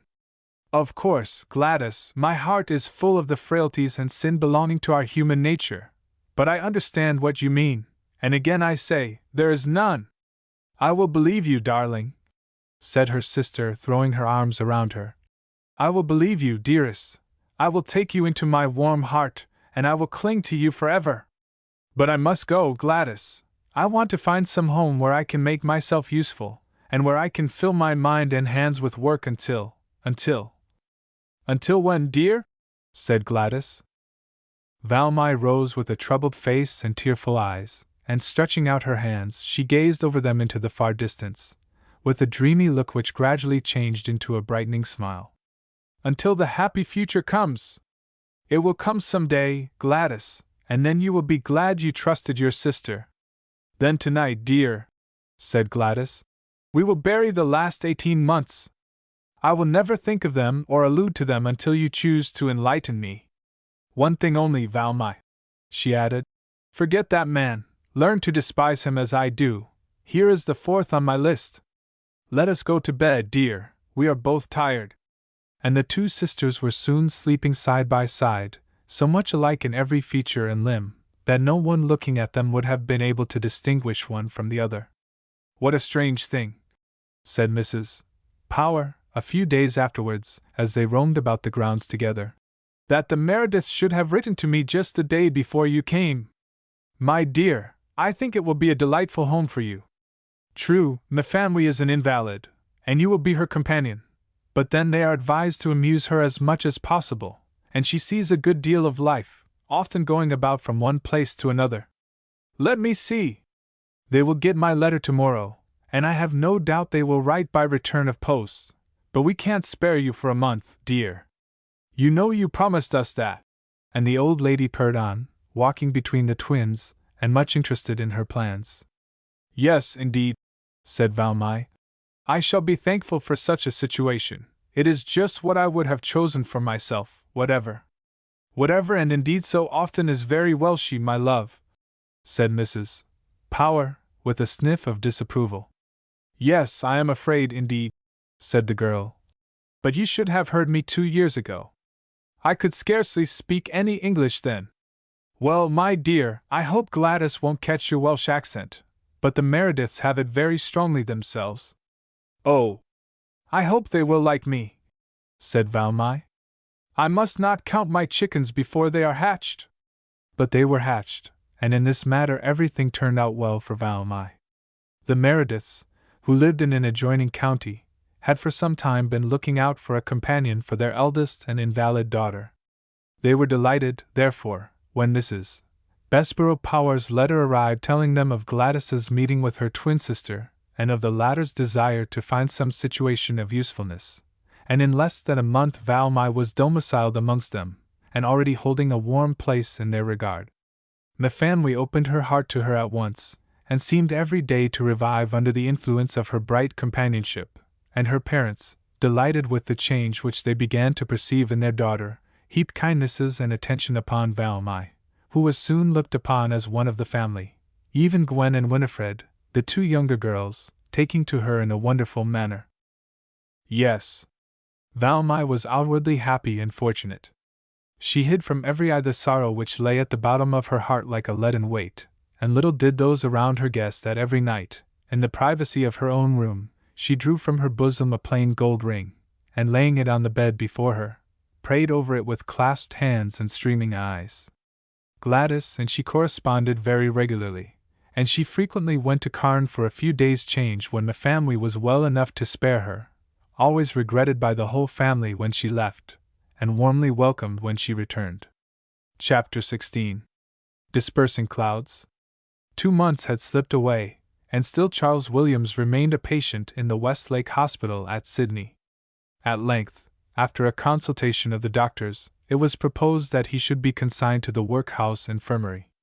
"We can't keep him here forever," said Dr. Emerton, "and as all the beds will be wanted with this outbreak of diphtheria, I see nothing else to be done." "Well," said Dr. Belton, "I am deeply interested in his case, and if you agree, I will take him under my own particular charge. You know I have a few rooms set apart for such cases in my house at Brookmere. I will take him there, and see what I can do for him." "Very kind of you, I am sure," said Dr. Emerton. "You can afford that sort of thing. I can't. I should have sent him to the infirmary, where he would be under Dr. Hutchinson's care, but of course he will be better off in your private hospital." And one day in the following week, Dr. Belton took home with him the invalid, whose case he had already described to his wife and children, so that when the stooping figure emerged from the carriage leaning heavily on the arm of the nurse who accompanied him, he was received with kindness and warmth, Mrs. Belton herself meeting him with outstretched hands of welcome. "Very glad to see you, Mr. Williams. You will soon get better here, I think." Carter looked at her with no intelligence in his eyes. "Yes, thank you," was all he said, as he passed with his nurse into the bright, cozy room relegated to the use of the patients, who were so fortunate, or so unfortunate as to arouse more than usual interest in Dr. Belton's mind. "Now, nurse," said the doctor, "give him a good tea, and a little of that cold quail, and after tea I will come and have a chat with him." Later on in the evening he kept his word and found Cardo sunk in the depths of an armchair, watching with lackluster eyes, while the doctor's 2 boys tried their skill at a game of bagatelle. "Well, Williams, and how are you now? Tired, eh?" he asked. "Yes," said Cardo, turning his eyes upon the doctor with a look of bewilderment, which reminded him of the look of dumb inquiry in the eyes of a troubled dog. "You will like this better than the hospital, I am sure. Do you love children?" "No," was Cardo's laconic reply, at which the doctor smiled. He tried many subjects but failed to get any further answer than yes or no. Most men would have been discouraged when several weeks passed over, and still his patient showed very little signs of improvement. It is true, now he would answer more at length, but he was never heard to volunteer a remark, though he sat for hours in what looked like a brown study, in which probably only indistinct forms and fantastic shapes passed before his mind's eye. And latterly the doctor too had frequently been observed to fall into a reverie, while his eyes were fixed on Charles Williams's motionless attitude. After much thought he would sit beside his patient and try to interest him in something going on around him. Indeed, Cardo's gentle ways, together with his handsome person, had endeared him to all who came in contact with him, and there was not one in the house, from the cook in the kitchen to Dr. Belton's youngest child, who would not have rejoiced to see health restored to the invalid. One evening, when Jack, a boy of 12, returned from school, he came bounding into the room in which Cardo sat with his eyes fixed on a newspaper, which he had not turned nor moved for an hour, Sister Vera sitting at the window with her work. "See, Mr. Williams," said the boy, "what Meteorite gave me, some gilded gingerbread. Isn't it pretty? I have eaten a pig and a lamb, now there is a ship for you." Cardo put down the paper, and taking the gingerbread in his thin fingers, looked at it with eyes that gradually filled with tears. "Gingerbread?" he said, looking next at the boy. "Gilded gingerbread in the moonlight." Sister Vera's eyes and ears were instantly on the alert, while she made a sign of silence to the boy. Cardo continued to look at the gingerbread. Suddenly he held up his finger and seemed to listen intently. "Hush!" he whispered. "Do you hear the Berwen?" And he ate his gingerbread slowly, sighing heavily when it was finished. This was good news for Dr. Belton, told garrulously at tea by his young son, and more circumstantially by Sister Vera, but for long afterwards there was no further sign of improvement in Cardo. It was not until 3 more months had passed that another sign of reviving memory was seen in him, and again it was Jack who awoke the sleeping cord. "Isn't it a shame?" he said, excitedly running into the room one day. "Mother's cutting Ethel's hair, says she's getting headaches from the weight of it. Rot, I call it. See what a lovely curl I stole." And he handed it to Cardo, who first of all looked at it with indifference, but suddenly clutching it, curled it round his finger, and became very excited. "Whose is it?" said Sister Vera, standing over him. His lips trembled, and with a husky voice he said, "Valmy." The sound of the name seemed to charm his ear, for he continued to speak it in all sorts of varying tones, sometimes in whispering tones of love, at others in loud and imploring accents. "Oh, Valmy, Valmy!" he called, and when Dr. Belton entered the room, he held out his hands towards him, and in a beseeching voice cried, "Valmy! Valmy!" There was no rest for anyone in the hospital that night, for all night long the house echoed with the cry of "Valmy! Valmy!" On the following morning, endeavoring to create some distraction from this ever-recurring cry, Dr. Belton drove his patient with him for some miles into the bush. The fresh air and motion seemed to quiet his brain, and he fell into the silent stupor so constantly hanging over him. "Come, Williams," said the doctor at last, as they emerged into a well-kept road leading up to a handsome house which stood on a rising ground before them, surrounded by its broad acres of well-cultivated land. "You must brighten up now, for I am going to take you to see an old friend of mine. Why, here he is!" And they were greeted by a jovial shout as a portly, pleasant-faced man caught them up. "Hello? Doctor, glad to see you. You haven't honored us with a visit for some time. I have been so busy lately, and even now you see I have brought a patient with me. I thought a little change would do him good." Of course. The more the merrier. I'll ride on and prepare Nellie for your coming." And off he galloped on his well-kept, spirited horse, looking as he felt, perfectly at home in the saddle. Nellie, a sweet-looking lady with a brunette's face, which retained much of the beauty of youth, although she had now attained to middle age, was as hearty as her husband in her greeting. "So glad to see you. You are just in time for dinner, for a wonder Louis is punctual today." She shook hands with Cardo, and placed a chair for him at the well-filled table. He took his seat with a pleasant smile, but soon fell into his usual dreamy state, which the company at a sign from Dr. Belton took no notice of. "I do believe, Williams," said Dr. Belton at last, "that I have never introduced you to my friends. These are Mr. and Mrs. Wynne." Cardo looked up almost eagerly. Cardo Wynne? He said. No, said the doctor. Mr. Lewis Wynne. But do you know that name? Yes, Cardo Wynne. Is that your name? Asked the shrewd doctor. Yes, Cardo Wynne. Merciful goodness, said the host, in excited astonishment, which his wife seemed in a great measure to share. That is the name of my brother's son, Caradoc, commonly called Cardo Wynne. That is what Dr. Hughes told us, Nellie, didn't he? Yes, I have often thought of the name, and wondered what he was like. How sad, she said. And such a handsome fellow, too. Caradoc, Dr. Belton called suddenly. Yes, said Cardo, with one of his pleasant smiles. Cardo Wynne, Brinderin. Good heavens, said Mr. Wynne. There can be no doubt about it. That is my brother's home. And both he and Dr. Belton, aided by Mrs. Wynne's gentle suggestions, made every endeavor to elicit further information from Cardo, but in vain. He had fallen again into an apparently unconscious and deadened stupor. Sunstroke, did you say? Are you sure of that, Belton? Not at all, said the doctor. In fact, I have had serious doubts of it lately, and today's experience decides me. I will have a thorough examination of his skull.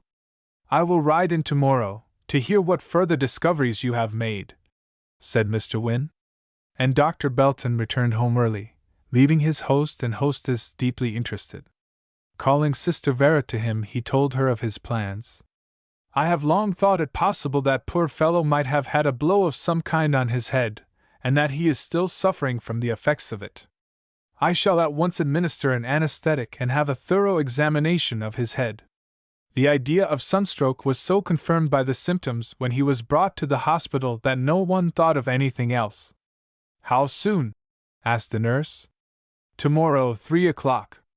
And the next afternoon, Cardo's head was thoroughly examined, with the result that Dr. Belton soon found at the back of the skull near the top a small but undoubted indentation.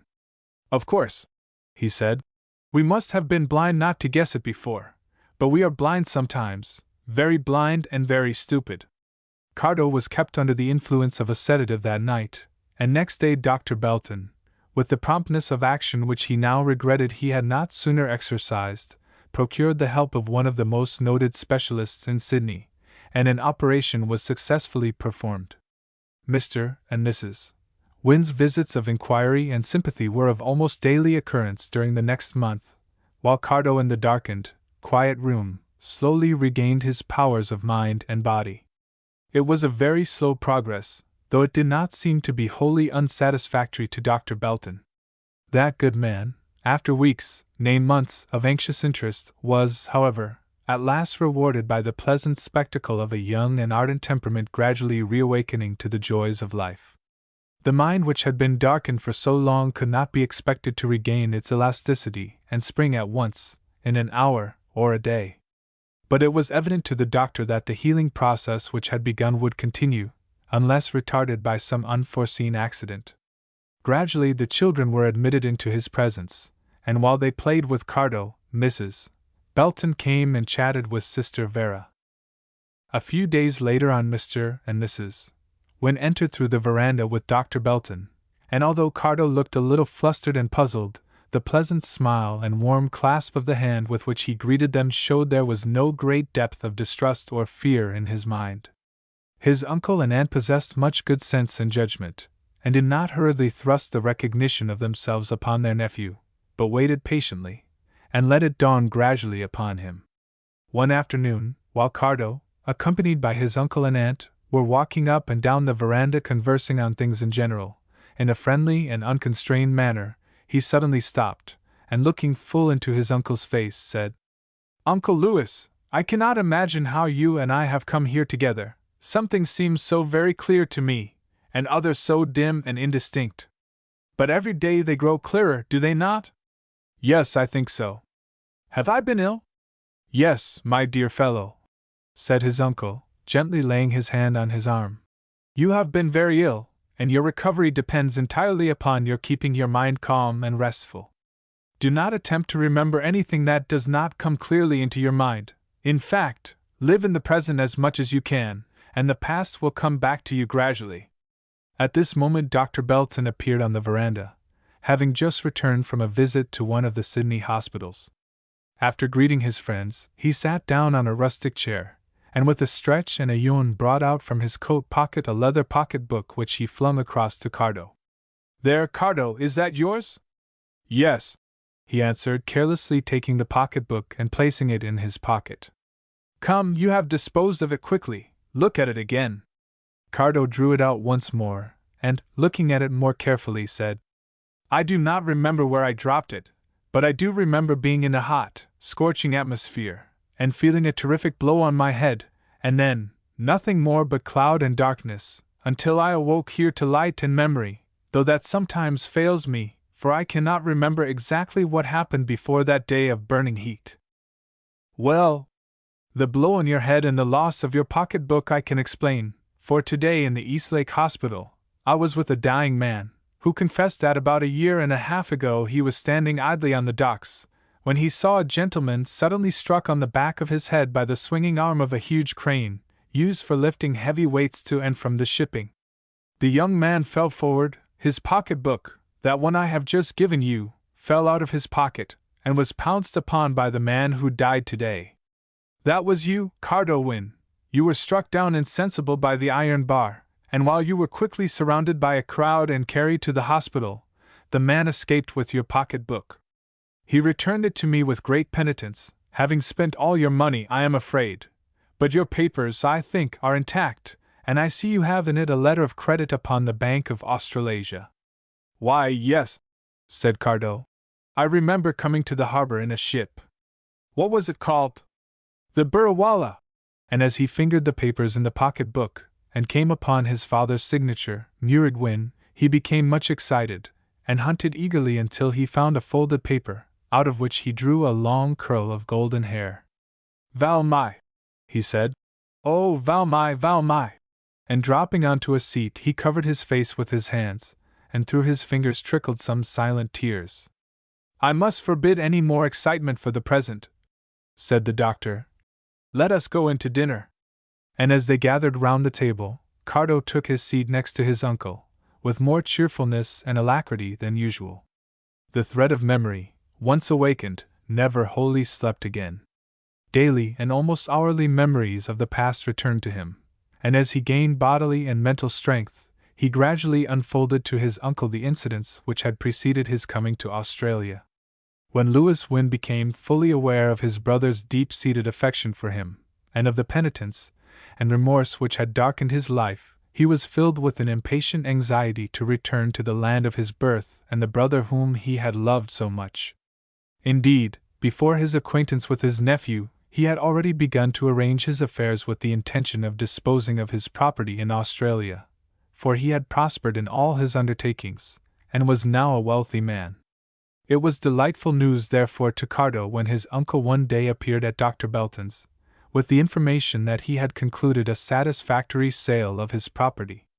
"So we'll go back together, old boy," he said, slapping Cardo on the back in his usual jovial manner. "You can write to your father, and tell him to look out for a house for Nellie and me." "I will write to him today," said Cardo. Poor old Dad, poor old Dad! What he must have suffered! I only hope the suspense has not killed him." "Well, if he is alive," said his uncle, "your good news will make up to him for all the past. We'll have some happy days in the old country yet. You must get married, Cardo, and settle down near us." "I am married," said Cardo, with a wholehearted laugh at Dr. Belton's look of astonishment. "Married?" said the doctor. "I never suspected that. I did think that long golden curl pointed to some love affair." "It did indeed," said Cardo. "It is one of my sweet wife Valmy's curls." "Where is she now?" said Mr. Wynne. "With your father?" "No," he said, with a more serious look. "Living with her uncle. The truth is, my father knows nothing about our marriage, and I have only yesterday written to tell him the whole truth, and now that I am able to add the delightful news that you are returning with me, I think it will soften his heart, and he will forgive our secrecy. What objection has he to the lady? She is the Methodist minister's niece." At this remark Louis Wynne burst into an uncontrollable fit of laughter. The richest thing I ever heard of. Ha ha ha! Murick Wynne's son married to a Methodist preacher's niece. My dear boy, he'll never give his consent. Why, he hated them like the very devil himself, and now you expect him to agree to your marrying a Methodist. He'll have to, said Cardo. And I think he will. Never, my boy, never, said Louis, rubbing his hands gleefully. I expect we shall have some exciting times down there, Nellie? Yes, there will be one thing missing, and that will be dear Agnes. It will always be a mystery to me, said Louis Wynne. How I miss your father's letter, although certainly I was roaming about a good deal at the time, and afterwards never hearing my brother's name from Dr. Hughes, who wrote occasionally, I naturally thought he was still keeping up his unaccountable anger against me, and the busy life of an Australian station soon occupied my life entirely. But hurrah! For old Kimry now. We'll go back and make it all right, Cardo. And in less than a month from this time, a very bright and cheerful party went on board the fast-sailing steamer Wellingtonia. Mr. and Mrs. Wynne especially were full of life and spirits. Dr. Belton went on board with them, and when the last goodbyes were said, he declared that Cardo's leaving would cause a great blank in his life, as not only had he been greatly interested in the young man as a case, but he had also grown much attached to him as a friend. The bell rang, the gangway was raised, and the Wellingtonia moved from the side of the quay, and when at last they had fairly bid goodbye to Australia, they turned to look at each other, and to realize that another leaf in the book of life had been turned over. Cardo was full of the brightest hopes, but shaded by anxiety, for he knew now that 2 whole years had passed away since he bade goodbye to Valmy on the quay at Fordsea. What had been her fate since then? How had she borne his long and unexplained absence and silence? And as he paced up and down the deck he was full of troubled thought, as well as of bright hopes and anticipations. She must think me dead, but she will soon hear. In another week she will receive my letter, and oh! I will make up to her in the future for all she may have suffered. Valmy, my darling! I am coming back to you, to kiss away your tears, and to shield you from every trouble in the future. Chapter 17. Home again. A cold, biting, north wind blew over Aberystwyth one morning in November. The sea tossed and tumbled its sand-stained waves in the bay, the wind carrying large lumps of yellow foam far up over the beach, and even to the village street, where the Vicar du was making a difficult progress towards the post office, his hat tied firmly on, his hands buried deep in his pockets, and his long, black cloak flapping behind him. He walked on bravely. Every day he tramped over the sandy beach, under the cliffs, and down the village street to the post office. This was quite a change in his habits, which drew many comments from the gossiping villagers. Well, well, he might have been kinder to his son when he had him with him. He'll never have the chance again, said Peggy, back hair, peering through her tiny, foam-flecked window. No, said Madeline, who had come in for a loaf. Having got safe away, 'tisn't likely the young man will turn up here again, and small blame to him considering everything. No, indeed, Madeline Fock, serve the old vicar right, but 'tis a pity for the poor girl, whatever. And where is she, I wonder? Well now, said Madeline.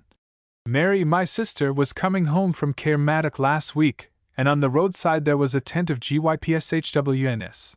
It was dark and they had a fire, and there, sitting by the fire, was a girl the very picture of Valmy. Dirno! I dare say it was her, indeed, but yet I thought she was too much of a lady to join the GYPSHWNS. Well, well, strange things do happen.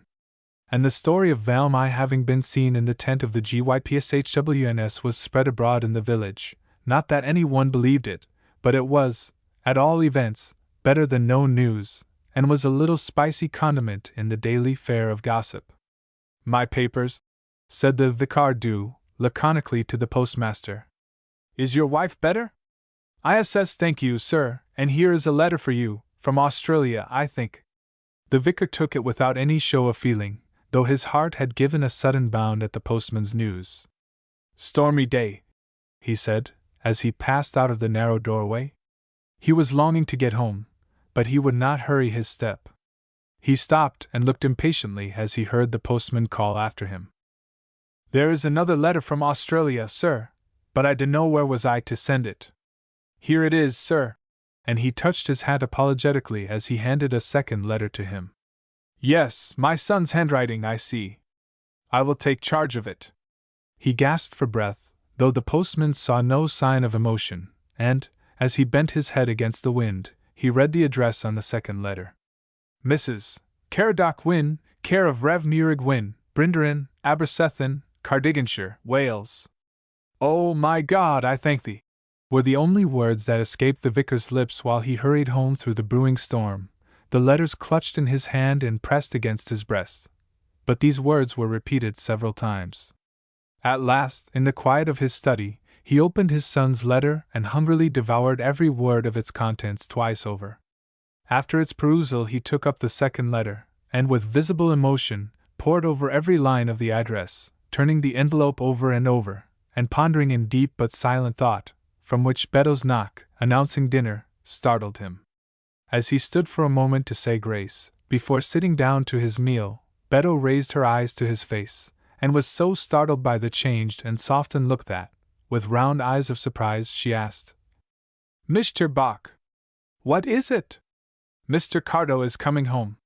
And Beddoe, quite overcome, plumped herself down on the sofa, throwing her apron over her head and shedding some surreptitious tears of sympathy, while the vicar, forgetting his dinner, recounted to her the chief incidents of his son's absence, his long illness, and subsequent loss of memory, Beddoe following the tale with a running accompaniment of ejaculations.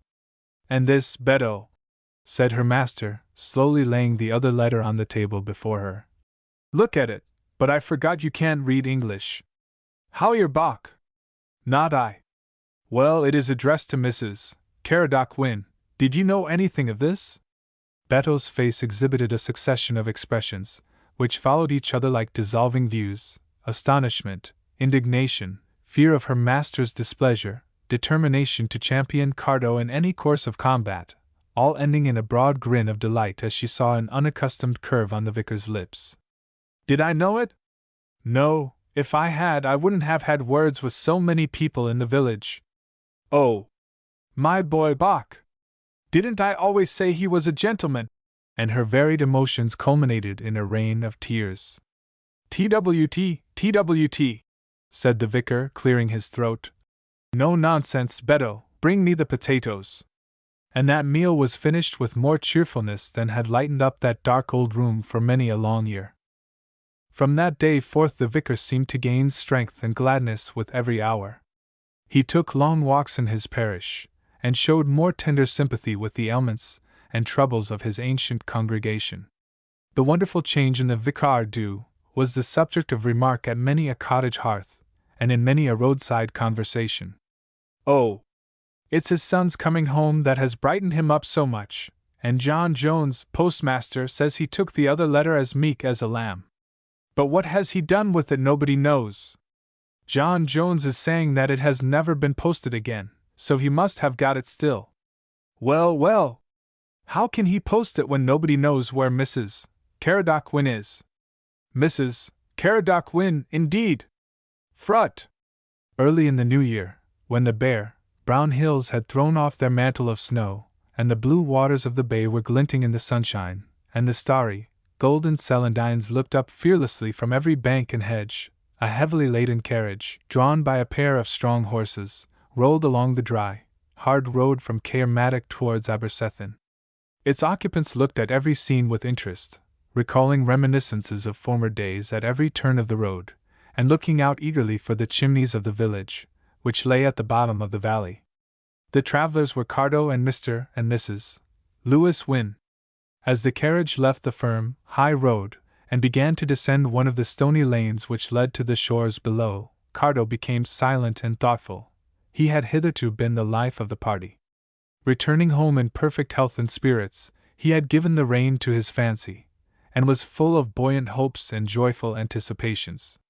The vicar, apprised of their coming, was watching at the gate, indeed, had been there more or less since breakfast, and it was now nearly noon. Beddoe flew about with amazing agility, considering her size and weight, dusting a chair, smoothing her apron, shading her eyes with her hand, and peering towards the brow of the hill for some signs of their coming. At last they arrived, and it would be useless to try to describe that happy meeting. The vicar seemed overwhelmed with joy, not only to receive once more his beloved son, but also to clasp the hand of the brother whom he thought had been estranged from him forever. It was quite an hour or two before they had all calmed down. "We shan't keep this fellow long with us," said Louis Wynne, indicating Cardo with a jerk of his thumb. "He can scarcely take his eyes off that ramshackle old house up there on the cliff. Naturally, he is longing to see his wife. You must make no objection, Meurig." "None. I have no wish to do so. Nellie and I," continued his brother, "are quite looking forward to see our niece. Of course, we make all allowance for the rhapsodies of a lover, but discounting all that, I really think, Meurig, he has found a pearl in that old, rough oyster shell of a house." "Wait a moment, Cardo," said his father, as he saw his son hunting about for his hat. "I am afraid I have a disappointment in store for you." And from his breast pocket he drew out, and handed to Cardo, his own letter to Valmy. Cardo's face blanched, as with trembling fingers he turned the envelope round and round. "What is the meaning of this, father?" he asked at last, an angry flush rising to his pale face. "Did I count too much upon your forgiveness when I asked you to give this to Valmy? No, my dear boy, I would gladly have given it to her, and I grieve for your disappointment, but she has left this neighborhood many, many months, and nobody knows where she has gone." "Gone!" was all Cardo could exclaim, as he flung himself into a chair and hid his face in his hands. "Yes.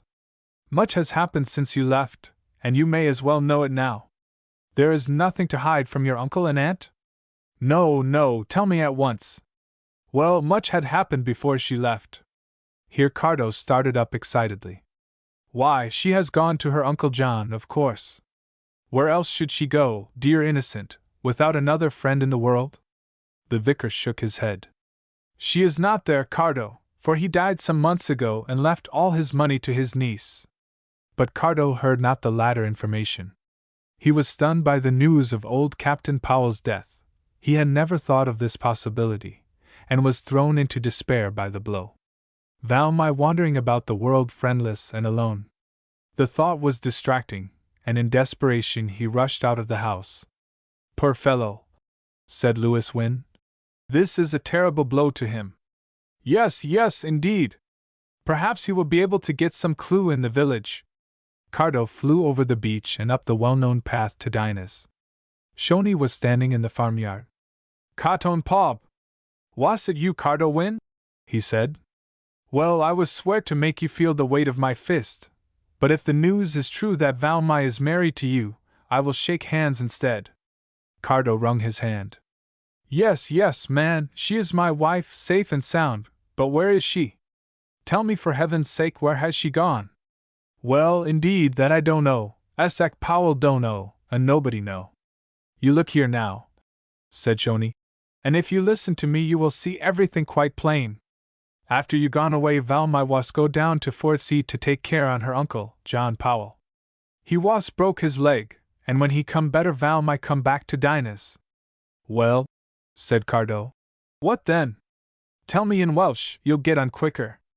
But Shoney indignantly declined to give up the language which he considered he had so completely mastered. "What then?" he continued severely. "You know very well what then. It was 3 or 4 months before she come back from Fort C, and she was look pale and thin and every day more like a spirit angel. Well, everybody see very soon what was the matter with her, and at last somebody told Esek Powell. It was just the same time Captain Powell died, and when Esek Powell come home from the funeral and find out his brother leave all his money to Valmy, he go to chapel and somebody tell him about Valmy." "What about Valmy?" said Cardo. "That she was gone, like many another, over the side of the path." "For heaven's sake, tell me what are you driving at? I am telling you if you was quiet and let me alone. That night Esek Powell come home from chapel in a devil of temper, and he called Valmy a thief to steal his brother's money from him, and worse names than that, and he turned her out of the house that night, PWR thing. Cardo groaned and clenched his fists.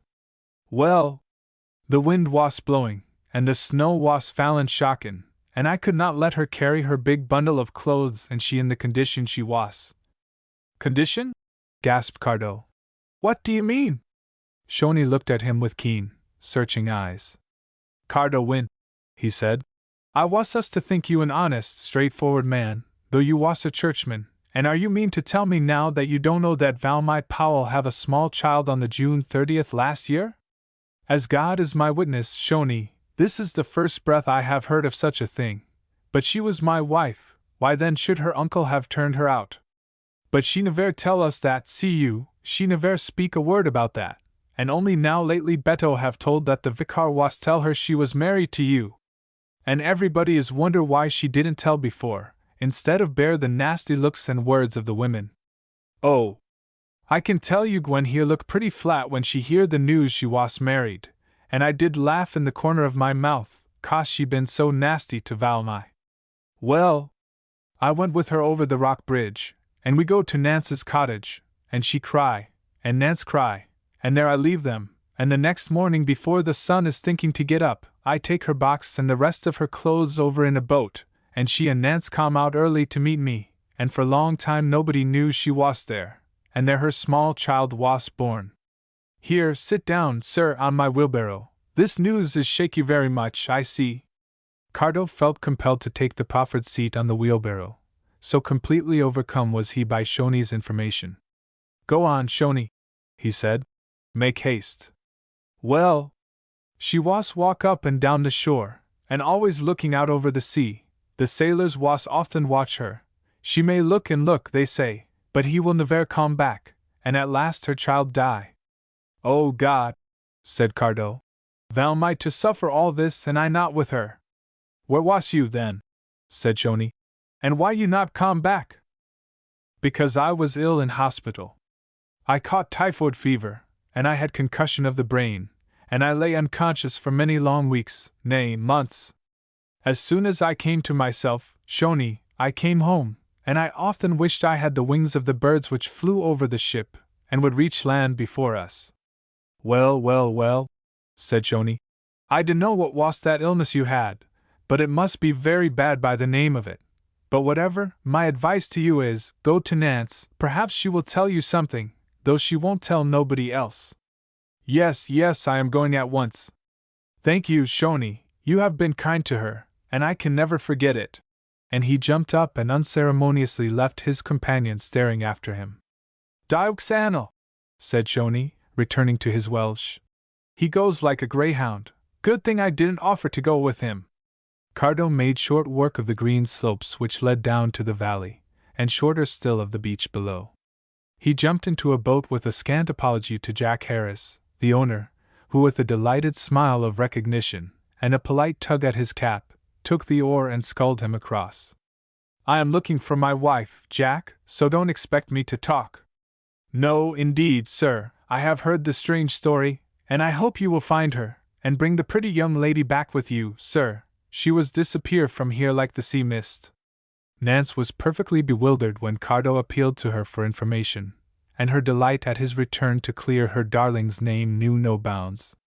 She brought out her best teacups, settled the little black teapot in the embers, and gradually drew her visitor into a calmer frame of mind. His questions were endless. Every word that Valmy had said, every dress she had worn, every flower she had planted in the little garden were subjects of interest which he was never tired of discussing. But of deeper interest than flowers or dresses was Nance's account of the tiny angel, who came for a short time to lighten the path of the weary girl, and to add to her difficulties. And she gave it up so meekly, so humbly, as if she could see the beautiful angels who came to fetch it. It laid there on the settle in its little white nightgown, and she was sitting by it without crying, but just looking at it, sometimes kissing the little blue lips. Dr. Francis was very kind, and did everything about the funeral for her. It is buried up here in the rock churchyard, in the corner where they bury all the nameless ones, for we thought he had no father, you see, sir, and we knew it was unbaptized. She would not have it christened. She was waiting for you to come home, for she would not tell its name, saying, baby will do for him till his father comes home, And baby he was, Pertus Bach. Cardo sat listening, with his hands shading his eyes. And now, here's the directions, sir, she said, as Peggy Bullet returned from the well.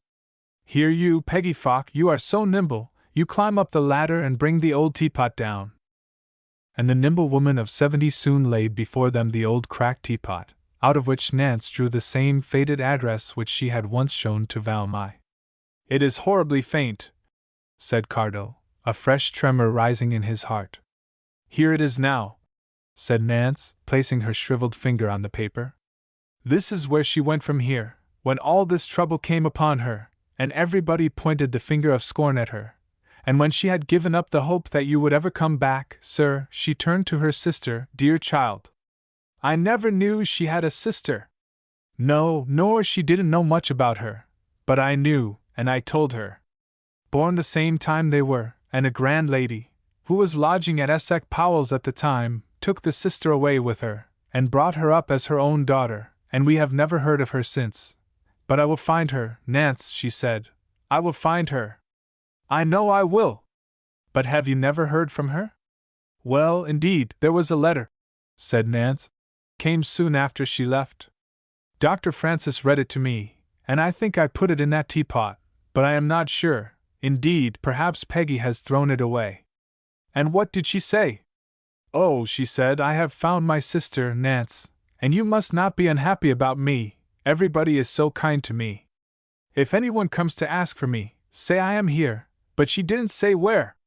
But the address was at the top of the letter, said Cardo. Oh, Anno! I dare say it was. I never thought of that. There's a pity now, but try again to read that. She read it. Well, let me see, said Cardo, taking the faded paper to the window. Mrs. Bessborough Power? That's it, said Nance. Carew? No, that's not right. Carn? Yes, that's what she called it. Montgomeryshire? No, she wrote there and the letter was sent back. Then it must be Monmouthshire. And with this scant information, and a very heavy heart, Cardo left the cottage, and telling Jack Harris to meet him at the other side of the island, he made his way up the path which led to the little burying ground behind the rock church. Poor fellow, said Peggy Bullet, looking after him. You can't measure sorrow by the length of a man. He stepped over the low wall which divided it from the coarse grass of the cliffs, and immediately found himself in a sunny corner. The little grassy mounds were numerous, few had headstones, but one, marked by a little white cross, had evidently received much care and attention. The grass was soft and fine as velvet. Cardo approached it with sorrowful reverence. He stooped to read the inscription. In memory of Robert Powell. Born June 30th, died August 30th. The blank space puzzled him for a moment, but, as he stood with folded arms looking down at the little mound, a sudden revelation seemed to flood his mind and enlighten him more thoroughly than all that he had hitherto heard and done. She had kept faithfully, too faithfully, her promise to hide the secret of their marriage until he should come himself to reveal it. How selfish, how thoughtless he had been! Was it possible that his first letter to her, as well as his last, might have miscarried? What had she not suffered? Alone, friendless, disgraced in the eyes of the world. Motherhood, death, the bitterness of feeling herself deserted, all had been tasted by her for whom he would willingly have laid down his life, and he registered a solemn vow that the devotion and love of his whole life should henceforth shield her and guard her from every sorrow as far as in him lay. He turned away from the little grave with a curious yearning in his heart. His own and Valmy's child. Strange and new feelings awoke within him as he crossed the rocky ridge running through the island, and began his way down to the other side to the scattered fishing village, where Jack Harris met him and quickly rowed him across to Abercethan. Here his first visit was to the stonecutters. Morris Jones received him with the usual exclamations. "How're Bach? Well, well! There's glad I am to see you, sir!" And he shook Cardo's hand vigorously. "And oh dear, dear, there's sorry I am you didn't come sooner, sir, before the poor young leddy went away. She was broke her heart too much to stop after her small child was buried, and a beautiful boy he was too, sir, the very picture of you. You cut that inscription on the little cross, Morris? Yes, sir, I did, with my own hands, and I don't think you get it better done. No, not in Paddington itself. No, it is excellent. But the gap after Robert Powell, you must add wind to it at once. That's it, sir, that's it. Before next Sunday it shall be done. I hope you will find the young lady, sir. My wife, Morris. Iss, sir, there's glad I was to hear that. And, as Cardo left, and passed through the rest of the village, the same warm wish followed him from many a cottage window, and from every group of fishermen whom he passed on the way. He has not forgotten his pleasant manners, whatever, said the men, as he greeted them all with his usual frank and genial smile. No, nor he hasn't lost his good looks, said the women. Though, indeed, his heart must be heavy now, Druenbach. 1. Well, said the vicar next morning, as Cardo drove off to Caermatic to catch the train at the nearest station. I mustn't grumble at losing him so soon. He is doing the right thing, poor fellow, and I hope in my heart he may find his wife and bring her home. What a happy party we shall be! The only thorn in my flesh will be Esek Powell. I don't think I can ever get over my dislike to that man. Oh, nonsense, said his brother. Let us all three go up there today, and take the bull by the horns, and make friends with him. And after breakfast the vicar, though with a bad grace, buttoned up his long black coat, and took his way, accompanied by his brother and his wife, up the steep path to Dinah's. It was an early hour certainly, not yet 11 o'clock, but calling was unknown at Abercethan, and it was not the unseasonableness of the hour which made Shoney stare as the three visitors entered the closs, or farmyard. Well, Daniel, he said, barely escaping an oath. Here's the vicar do.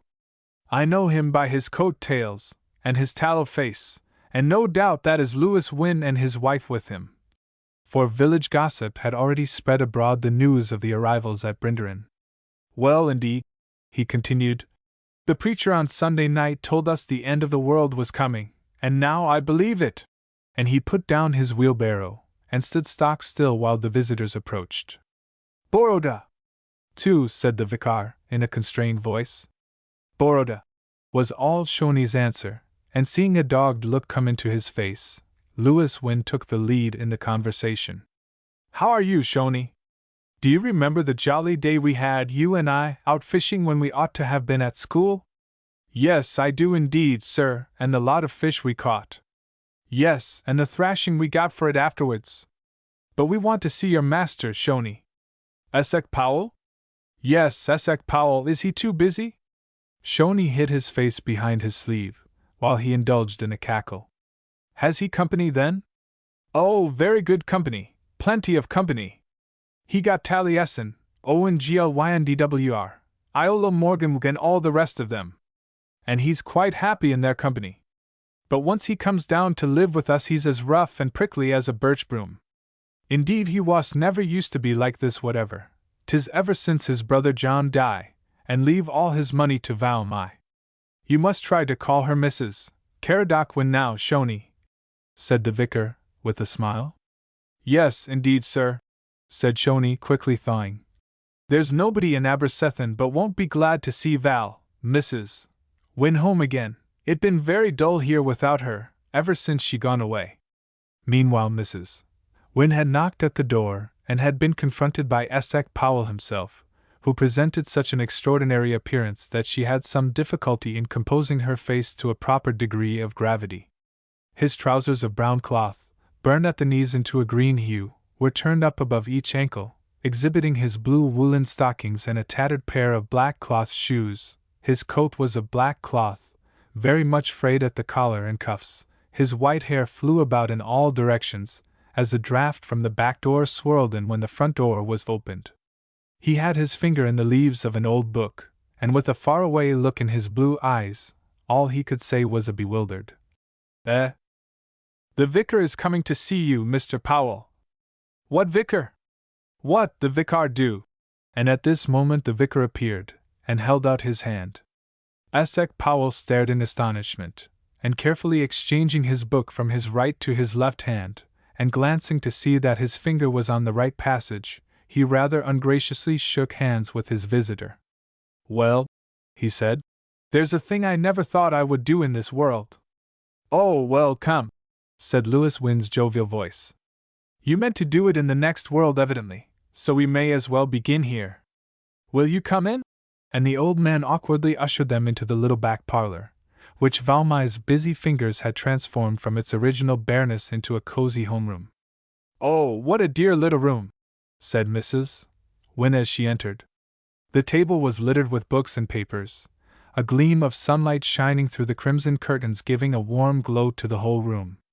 "Yes," said Essex Powell, looking round with the air of a stranger. "It has nice bookshelves, and a nice light for reading, but I miss that girl shocking, he repeated. "Got to look out for every passage now, and I was used to her somehow, you see, and I haven't got anybody else, and I wish in my heart she would come back again."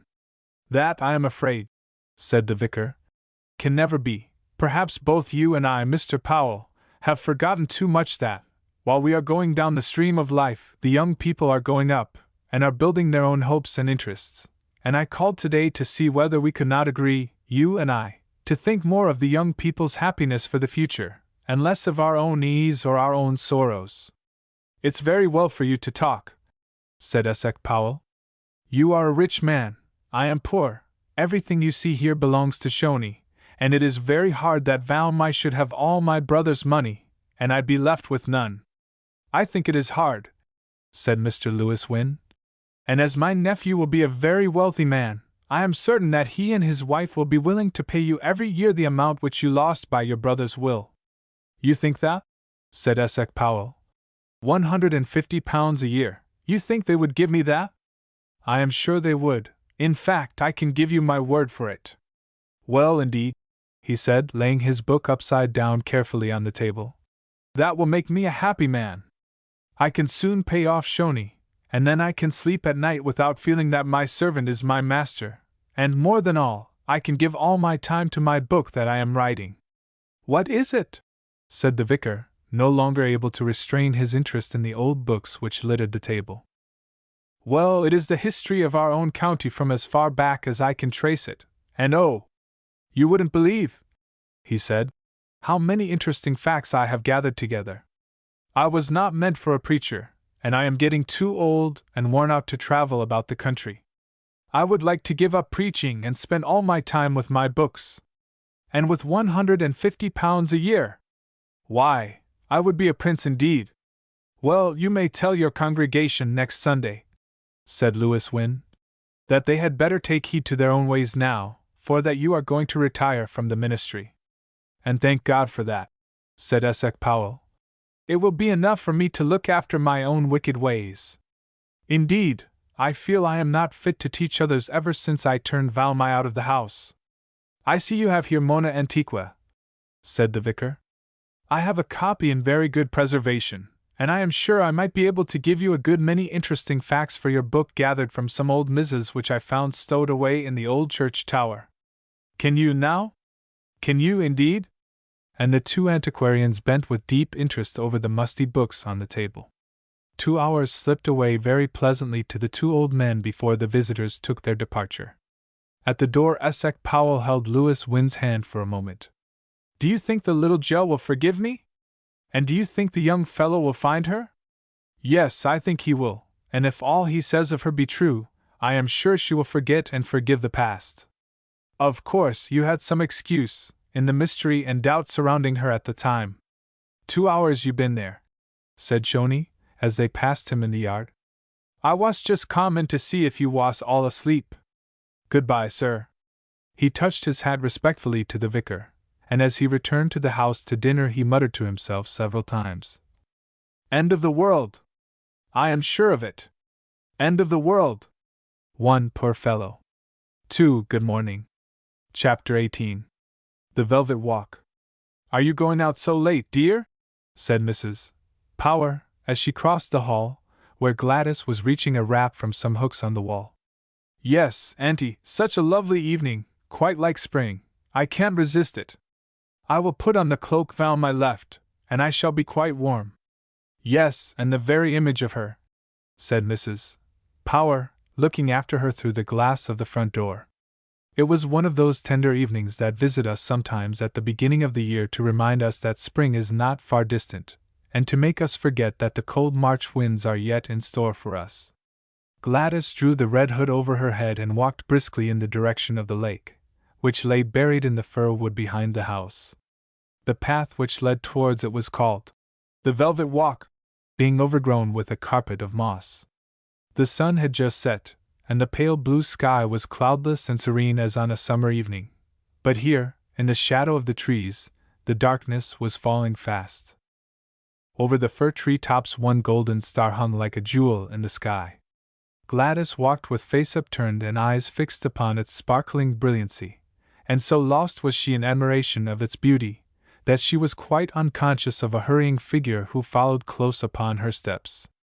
It was Cardo, who, as he walked along the drive towards the house, had caught sight of a gleam of scarlet between the fir trees. "Val my," he said, with a bound of the heart, and a flood of love and happiness taking the place of the anxious doubts which had filled him since his return home. He hastened past the front of the house and entered the Velvet Walk, to find the scarlet cloak but a little way in front of him, and Valmy, as he thought, walking with gaze upturned to the brilliant evening star. "At last, my darling!" he said, but softly, for he would surprise her. He would approach nearer and call her name, and then she would turn, and he would see the love light in those starry eyes, of which he had dreamed at night and longed for by day. He was close upon her, but his footsteps made no sound on the velvet carpet. "Valmy," he said at last, and stood with wide open arms and a rapturous smile on his lips. But at the sound of his voice the girl darted forward a few steps before she turned round and faced the stranger. Her first look was of astonishment and fright, immediately followed by one of indignation. "Valmy, my darling, I have frightened you," he said, but dropping his arms and the smile dying out of his face, for before the girl had opened her lips to speak, he saw the flush of indignation and the haughty look which passed over her face. "Back!" she said, holding up her hand as if to keep him away. "Not a step nearer. And what if I am Valmy?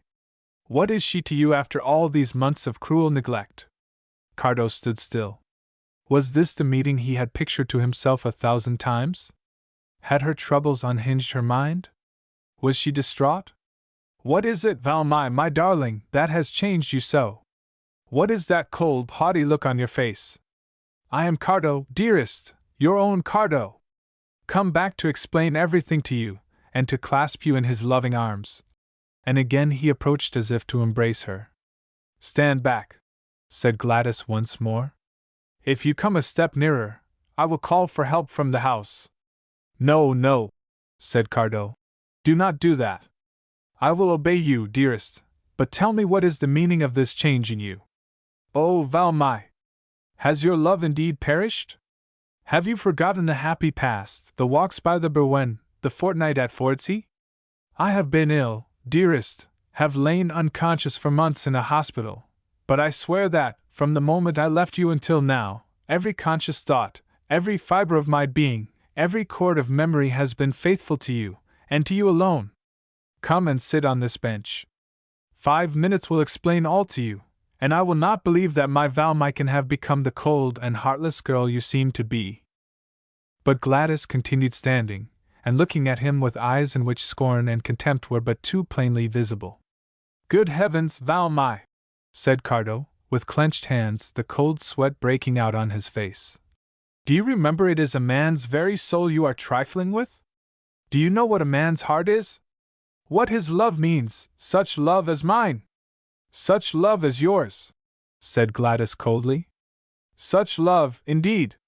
That could lead an innocent girl into the path of deceit and dishonor, that could leave her then to bear desertion and the cold scorn of the world, alone and friendless, and now to return, and expect to find her unchanged and still blinded to the truth." "Valmy," said Cardo, his hot Welsh blood suffusing his dark face with passion, "you could never have loved me. Do the strong bonds that united us count for nothing? Does that little green mound in the churchyard count for nothing? No! You never could have loved me, and yet you did. If I ever did, said Gladys. The love is dead. I feel no more interest in you now than I do in yonder plowman. Girl, you are my wife, said Cardo, who was trembling with a mixture of anger and wounded love. You are mine by every law of God and man, and I will not let you go. Then suddenly changing into a tone of excited entreaty, he said, Come, darling, trust me once more, and I will bring back the light of love into those frozen eyes, and I will kiss back warmth into those haughty lips. Away, said Gladys. Do you wish, then, never to see me again? Never, she said. My greatest wish is never to see you or hear of you again. Cardo sank on the garden seat, feeling himself more perfectly unmanned than he had ever been before.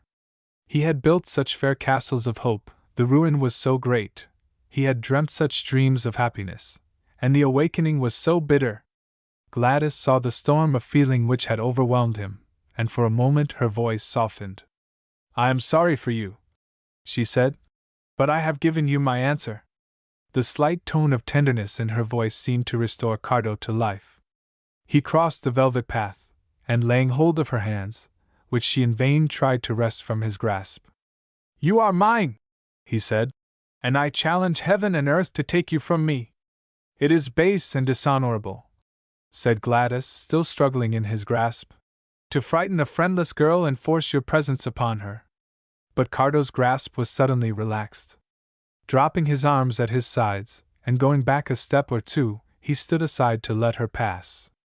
His long-tried temper had overmastered him, as with a scornful voice he spoke for the last time.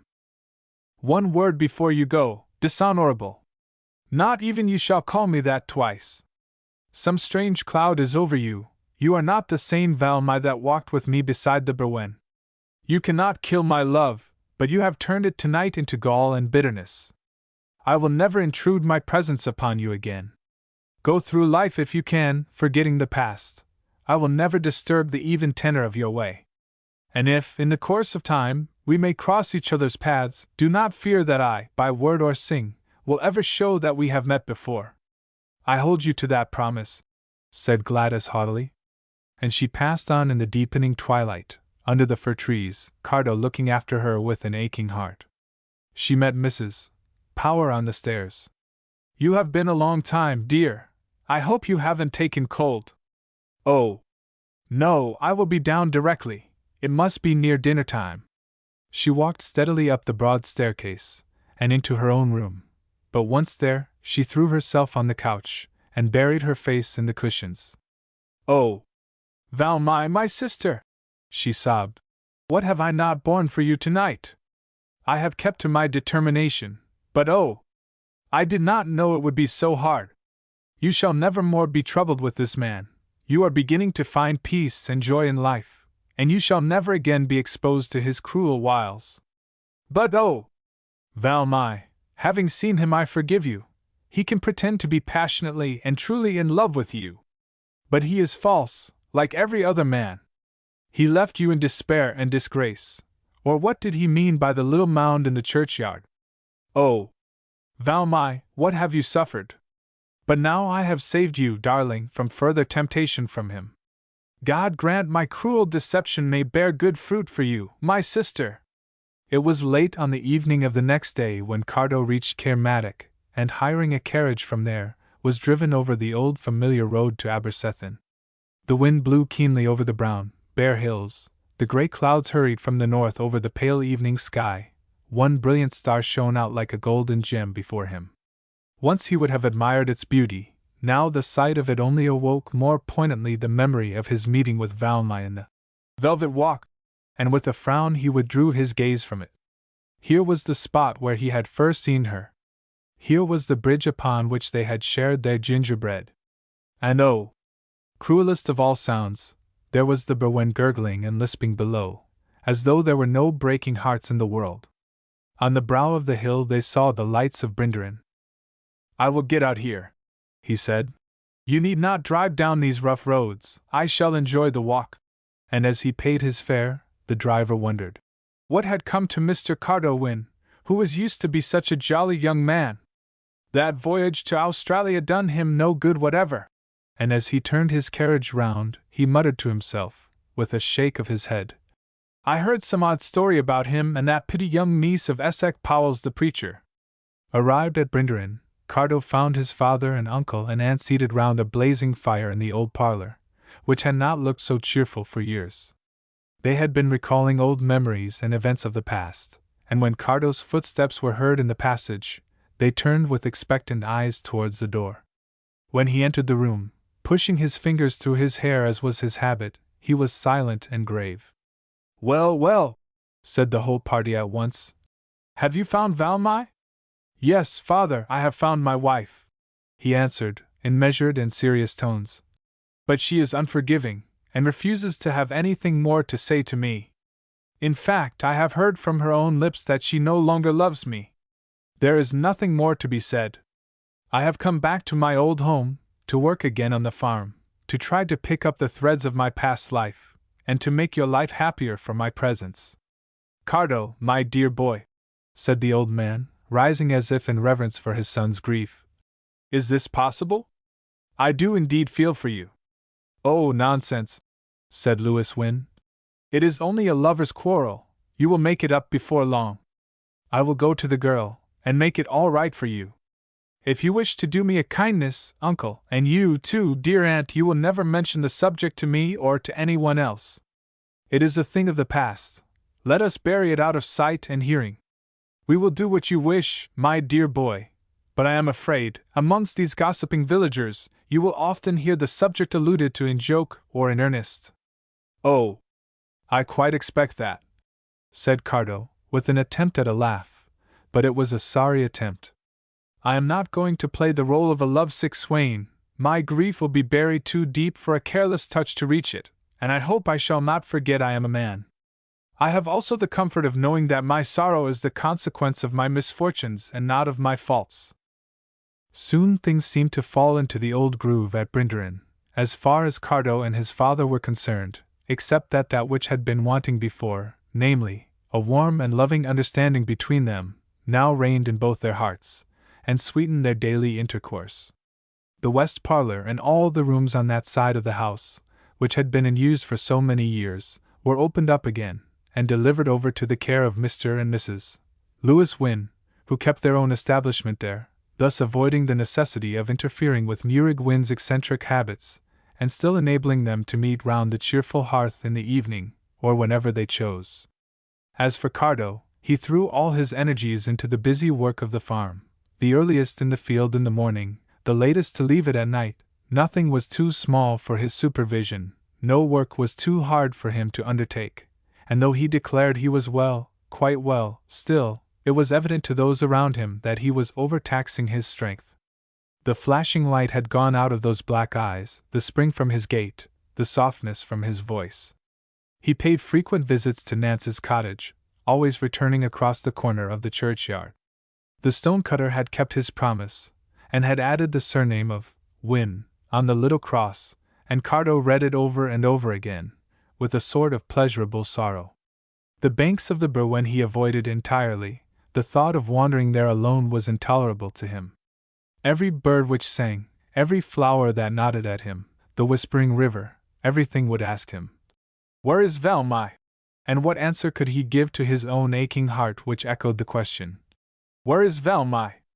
Gone, worse than gone. Changed, she whom I thought was the counterpart of my own unchangeable nature.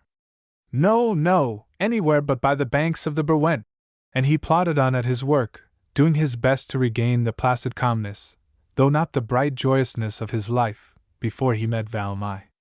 But in vain. The summer found him languid and depressed in spirits. It was Shoney who first suggested to him the idea of a change of scene and companionship. A strange friendship had grown up between these two men. Shoney had been kind and tender to Valmy in her sorrow, and seemed to belong to the bright, happy past which was gone forever. "Where that Mr. Gwyn Ellis was us to be with you at Brinderen? Very good sort, indeed. Why you not go and stop with him a bit, and bring him back here with you?" Cardo thought the matter over silently, while Shoney whittled a stake for a hay band. "I think I will, Shoney. I feel I must go away from here for a time." Yes, you so rich there's no need for you to work like you do. No, that's the worst of it, said Cardo. I feel my hard work is benefiting nobody. ISS benefit you, 'cause it helped to fill your mind. Yes, but I am tired of myself. And Cardo heaved a deep sigh. Well, it's no use grumbling and grunting, Shoni, and if you don't see me about next week you will know where I am gone to. Yes, but indeed I am thinking Asek Powell will miss you. He think now as no one like you in the world, he helped me a lot, Shoni, he say, with his Latin and his Greek, and the vicar, he says, it was wonderful how many books he got on his shelves, and indeed I think, continued Shoni, the two old men will live much longer now they got their noses over the same old books so often. I hope so, said Cardo, and I am glad to think that the provision we have made for him has taken the sting out of his brother's will. And he went homewards as broad-shouldered and as handsome as ever, but not whistling or humming as was his wont. His father, who saw how utterly his son was failing in his endeavor to regain his peace of mind, fell in with his proposal of a visit to Gwyn Ellis with great willingness. The very thing, Cardo, and bring him back with you if you can. He was a nice fellow on the whole in spite of his radical ideas. Once more Cardo took his way from Caermatic to the little wayside station which connected that secluded neighborhood with the busy, outside world. He had written to Gwyn Ellis to inform him of his coming, and had received a warm and welcoming answer to his letter. Come, my dear fellow, I shall be delighted to receive you in my diggings, and bring some of the poetry and charm of your lovely neighborhood with you if you can, for this place is flat, and dull, and grey. But by the by, I haven't told you I am likely to be removed very soon to a good, fat living, old boy near Monmouth, but I will tell you all about it when we meet. Gwyn Ellis's present abode was on the borders of Gloucestershire, and here Cardo found him waiting for him at the station. It's only a mile, and I thought you would like a walk, so I have told the boy to fetch your luggage in the donkey cart. A walk will be very acceptable after sitting all day cooped up in a railway carriage. Well, now, tell me all about your wife. You know I have heard nothing since that one letter you wrote after you turned up again. What adventures you have had, my dear fellow! And wasn't Valmy overjoyed to see you back again? No, Ellis, and that is all I can say to you now. It is a long story, and I would rather wait until later in the evening. All right, old fellow, in the smoking room tonight. And in the smoking room that night they sat late, Cardo opening his heart to his friend, recounting to him the tale of his unfortunate illness in Australia, his return home, and the unexpected blow of Valmy's unrelenting anger and changed feelings towards him, culminating in her utter rejection of him, and refusal to live with him. Astounding, said Gwyn Ellis. I will not believe it. It is a moral impossibility that loving nature and candid mind could ever so change in their characteristics, as to refuse to listen to reason, and that from the lips of one whom she loved so passionately, as she did you. That is my feeling, said Cardo. But alas! I have her own words to assure me of the bitter truth. If I ever loved you, she said, I have ceased to do so, and I feel no more love for you now than I do for yonder ploughman. In fact, Ellis, I could not realize while I was speaking to her that she was the same girl. It was Valmy's lovely outward form, indeed, but the spirit within her seemed changed. Are such things possible? Ellis puffed away in silence for some seconds before he replied. Anything, everything is possible nowadays. There is such a thing as hypnotism, thought transference, obsession, what will you? And any of these things I will believe sooner than that Valmy wind can have changed. Cheer up, old fellow. I was born to pilot you through your love affairs, and now here's a step towards it. And from a drawer in his escritoire he drew out an ordnance map of the county of Monmouth. Now let me see, where lies this wonderful place, Carn Hall, did you call it? I thought so. Here it is within 2 miles of my new church. In a month I shall be installed into that living, and my first duty when I get there shall be to find out your wife, Cardo, and to set you right in her estimation. Never, said Cardo. She has encased herself in armor of cold and haughty reserve, which not even your persuasive and cordial manners will break through. Time will show. I have a firm conviction that I shall set things straight for you, so cheer up, my friend, and await what the wonderful Gwen Ellis can do for you. But you look very tired. Yes, I will go to bed, said Cardo. And tomorrow we'll have a tramp round the parish, and visit some of the old fogies in their cottage. A mongrel sort, either Welsh nor English, not so interesting as your queer-looking old people down at Abercethan. Good night. Chapter 19. The Merediths. There is no part of Wales more rural and unspoilt by the inroads of what is called civilization than some of the secluded valleys lying between the Radnorshire hills. Here nature still holds her own, and spreads her pure and simple charms before us. Large tracts of moor and rushy fen are interspersed with craggy hills, rising one behind another in lovely shades of purple and blue, and far from the haunts of men, or at all events of town men, many acres of uncultivated land are still tenanted by the wild mountain pony and the picturesque gypsy. On the edge of one of these moors stood a quaint old family mansion, surrounded by extensive grounds and woods. In front lay a descending plain of varied beauty, green meadows, winding streams, and placid lakelets. Behind it, the wild valleys and moor stretched up to the brown and blue hills. Colonel Meredith had lived there all his life, his ancestors before him, and here it was that Valmy had found a home as companion to the delicate eldest daughter of the family, who was delighted to find in her so congenial a friend. Her beauty had made a great impression upon the whole amiable family, as good looks often do upon people who cannot boast of the same advantages. It was a good thing that the girl had no vanity in her character, for her charms were continually brought before her in the household. Her pet name was Beauty, and Colonel Meredith was fond of dilating upon her attractions of person wherever he went. Cecil, a boy of 16, was completely her slave, and considered himself the victim of a hopeless passion, while the girls vied with each other in their love and adulation of their friend, so Valmy led at least an outwardly calm and happy life. Her character had developed rapidly during the last 2 years, and she found herself, to her own surprise, possessed of a power of repression and a control over her emotions which she would have thought impossible a few years earlier. The memory of Cardo, the glamour of their rural courtship, the bliss of their honeymoon, his departure and her subsequent sorrows, were kept locked in the deepest recesses of her soul, and only recalled during the silent hours of the night. She had become less impatient of the stripes of sorrow, she had taken the angel of suffering to her heart with meek resignation, endeavoring to make of her a friend instead of an enemy, and she reaped the harvest always garnered by patience and humility. But forgotten? No, not a tender word, not a longing wish, not a bitter regret was forgotten. She seemed to lead 2 separate lives, one, that of the petted and admired friend of the Merediths, the other, that of the lonely, friendless girl who had lost all that made life dear to her. Gladys's love alone comforted her, and the frequent visits which they paid to each other were a source of great happiness to both. Her invalid charge soon benefited much by her presence, and was really so far recovered that there was scarcely any further need for Valmy's companionship, but she was glad to stay on as a visitor and friend of the family. She was reading to Miss Meredith one evening in the veranda, when Gwen and Winifred came bounding up the steps from the lawn, hatless and excited. "Oh, fancy, Beauty, we are going to have a visitor, a young man, too. A friend of Dr. Belton's in Australia. He is traveling about somewhere, and will come here tomorrow. Won't it be jolly?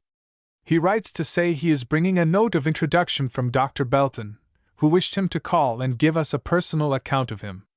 I don't tell you, my family, anything about it, because you are quite above these things, but Winnie and I are looking forward to see Cecil's black looks when the stranger falls in love with Beauty, which he will do, of course. When you stop to take breath I will ask a question," said the more sober Mafamwy. "What is the young man's name?" "Oh, I don't know," said Gwen. "Papa stuffed the letter in his pocket, and he has driven off to Radnor, and won't be back till dinner tomorrow evening. Probably he will drive the young man with him from the station. Larks, isn't it? I hope he will be a good tennis player." And she waltzed down the veranda as she went. "What a girl!" said Mafamwy. Valmy smiled pensively.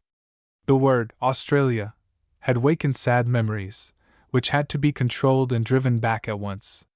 "Let us go in, it is getting late for you," she said. and they passed through a French window into the unlighted drawing-room. The next evening Colonel Meredith returned, and, as Gwen had foretold, brought with him the expected visitor. The girl ran excitedly into Valmai's room. "He is awfully handsome, dear. I have just taken a peep at him through the hall window as he alighted. He'll be seated opposite to you at dinner, but next to me, and I mean to make the best of my opportunity. You'll see how charming I can be in spite of my plain face." And off she went, singing as usual, to return in another moment and ask, "What dress are you going to wear, beauty? That soft white cashmere? Oh, you look sweet in that, but I bet you a button that I'll cut you out tonight." As Valmai sat down at the dinner table, she was conscious that the stranger sat opposite to her, and, looking across at him, met the eyes of Cardo Wynne. A sharp spasm darted through her heart, for at the moment in which she had met his gaze she had seen his look averted from her, and the long-cherished hopes of months and faith in his constancy, held to through so many discouraging circumstances, gave way at a glance, for well she knew that Cardo had recognized her, and at the same moment had avoided her eyes, and had turned to make a remark to his neighbor Gwen. She bent her head over some trifling adjustment of her waistband, while the hot flush of wounded love and pride rose to her face, to give place to a deathly pallor, as she realized that this was the outcome of all her hopes and longings.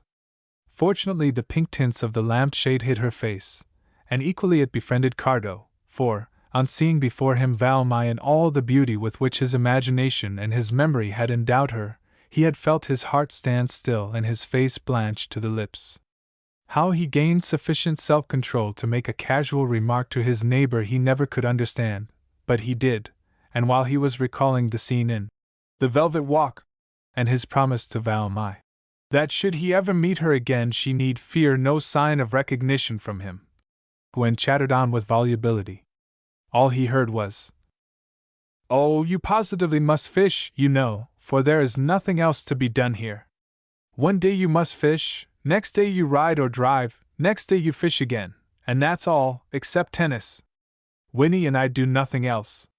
In the evening Beauty sings to us, and there's beautifully she sings. You'll be charmed with her voice, sweet, old Welsh airs, you know." "Hush, Gwen, stop that chatter. I want to ask Mr. Wynne something about Dr. Belton." "Oh, Papa! All the way from the station, and you didn't ask him about Dr. Belton." Cardo was thankful to have to talk to Colonel Meredith, for it enabled him to turn his head aside, though still he was conscious of that white figure opposite him, with the golden head and the deep blue eyes. She had regained her composure, and was talking calmly to the curate, who was laying before her his plans for a Sunday school treat. It is one of the bitter trials of humanity that it has to converse about trifles while the heart is breaking. If only the tortured one could rush away to some lonely moor, there to weep and wail to his heart's content, the pain would not be so insufferable. But in life that cannot be, and Valmai smiled and talked platitudes with a martyr's patience. In the drawing-room, after dinner, she buried herself in the old, red armchair, setting herself to endure her misery to the bitter end. When Cardo entered with Colonel Meredith, Cecil, and the curate, she had passed from agonized suffering to the cold insensibility of a stone. She knew she would wake again when the evening was over, and she was alone with her sorrow, but now she had but to bear and wait. It would be impossible to describe Cardo's feelings. Indeed, he felt, as he entered the room, and saw that white figure in the crimson chair, that he had already passed through the bitterness of death. "Nothing more can hurt me," he thought. "After this I can defy every evil power to do me harm." And he stood in his old attitude with his elbow leaning on the mantelpiece, while he answered Gwen's frivolous, and Winifred's sentimental, questions. "Are you fond of music?" one of them said at last. "Yes?" "Oh, Beauty dear, do come and sing to us, that sweet ballad you sing so often, you know, by Berwen Banks."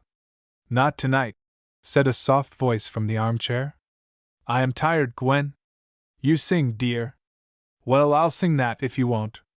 And she sang it, and Valmai and Cardo, so near and yet so far, estranged and miserable, listened to every word, which fell on their memories like searing drops of molten lead. "By Berwen's banks my love has strayed for many a day in sun and shade, and when she caroled loud and clear the little birds flew down to hear. By Berwen Banks the storm rode high, the swollen river rushing by, and in its waves my love was drowned, and on its banks my love was found. I'll ne'er forget that leafy shade, I'll ne'er forget that winsome maid, but there no more she carols free, so Berwen's banks are sad to me. At the last words, during the acclamations of the family, Valmai rose, unable to bear more. There was a little cry and a soft fall by the side of the red chair, and she lay in a white, unconscious heap on the floor. "Oh, Beauty, darling!" cried Gwen and Winifred in a breath, while they flew towards her. Cardo, too, had instinctively rushed towards the fallen figure. He lifted her in his strong arms as though she had been a featherweight. "Oh, thank you, Mr. Wynne," said Mrs. Meredith. "This way, please, to her own room at once, where we can lay her on the couch." And with the whole family forming a queue behind them, even the curate standing on the mat at the bottom, Cardo bore her up the staircase and into the room which Mrs. Meredith indicated. During a little distraction, caused by Gwen's pommeling of the sofa cushions, Cardo for a moment lost control over his feelings, and he pressed Valmai's form convulsively to his breast as he stooped to lay her down on the couch. He was quickly edged away by the fluttering womenkind who pressed round, each with her own restorative.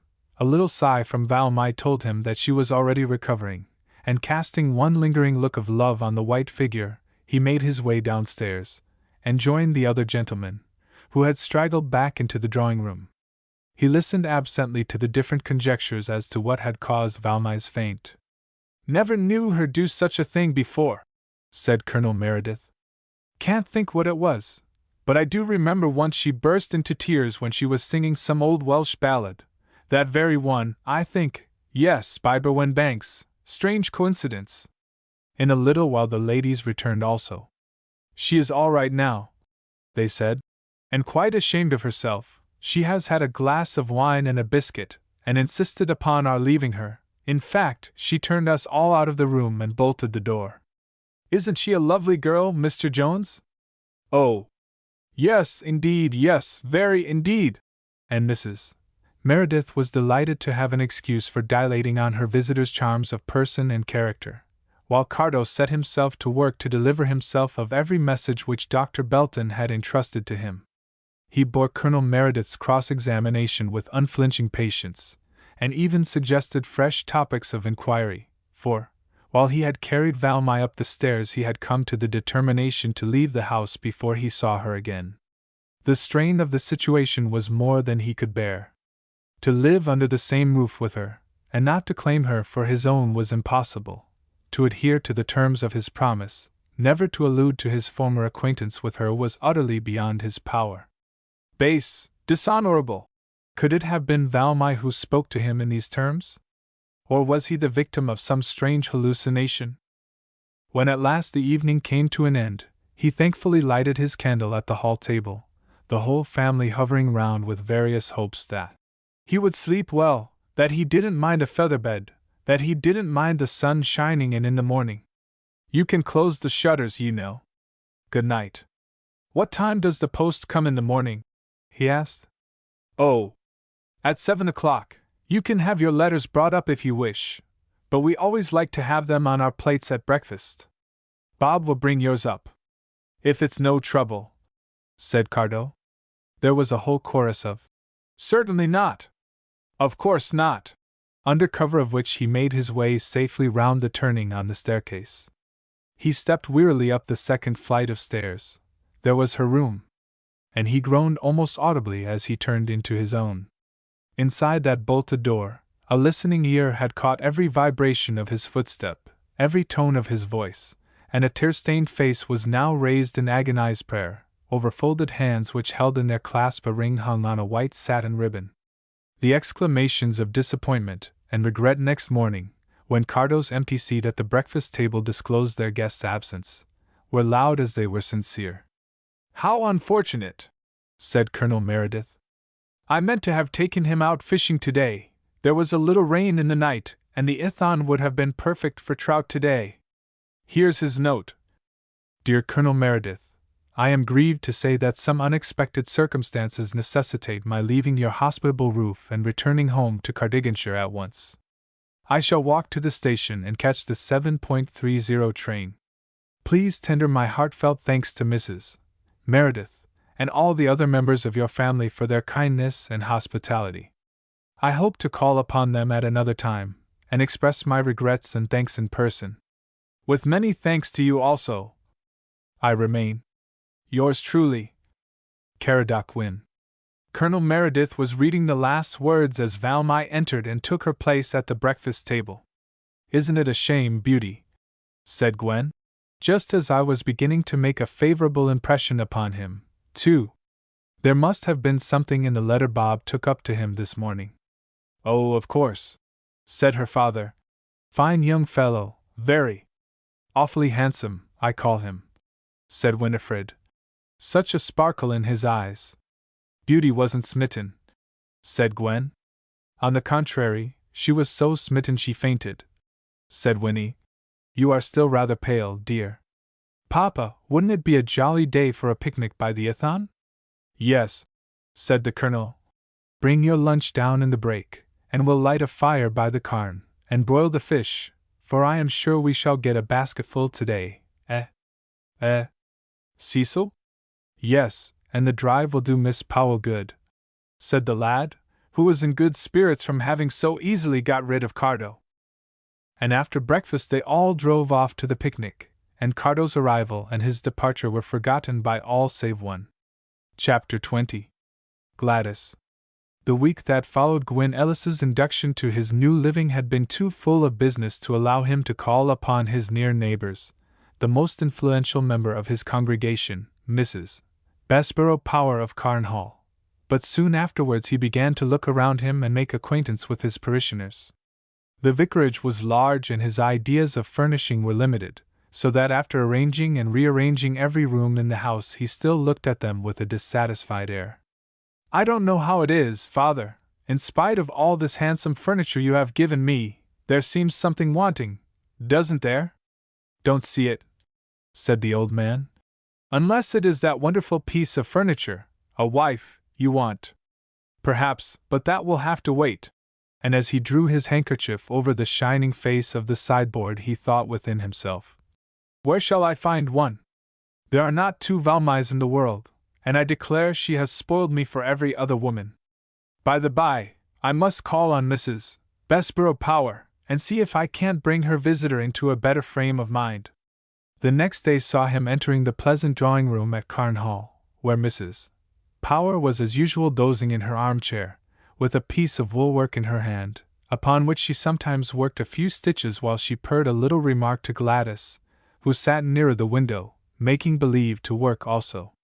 She had already remarked, "Auntie, this is the new vicar, I am sure," when the door opened and Gwyn Ellis entered. Having shaken hands with Mrs. Power, he turned to Gladys with a smile of greeting. "Valmai," he said. "I beg pardon, Mrs. Dot." "No," said Gladys, drawing herself up. "I am Gladys Powell, Valmai's sister, but do you know her?" "Know her? Well," said Gwyn Ellis, "but I have never seen such an extraordinary likeness." "Yes," said Mrs. Power. "They are twins, and apart, it is almost impossible to distinguish one from the other." "Where is she?" he asked. "Is she here?" "No," answered Gladys. "She has been here, but is now staying with some friends of ours in Radnorshire." "Ah, I see. I am sorry. I should like to have seen her, but I can scarce say I miss her while you are present, for I certainly see no difference between you." Gladys was more talkative than usual. She and Mrs.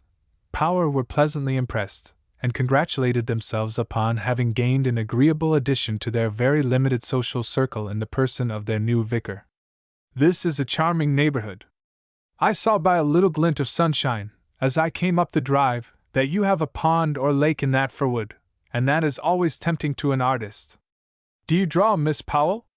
"Yes," said Gladys. "My efforts are very humble, but I have one drawing of the lake," and she fetched it from a portfolio. "Show him all your drawings, dear," said Mrs. Power. Or, better still, would you like to see the lake, Mr. Ellis? If it would not tire Miss Powell to show it me. Oh, no! I can take you by it to the west gate, it will shorten your way home. But not yet, here is tea, said Mrs. Power, and they were soon chatting over all the parish news. At last Ellis rose to go, and Gladys, putting on a broad-brimmed straw hat, passed out before him through the window, Mrs.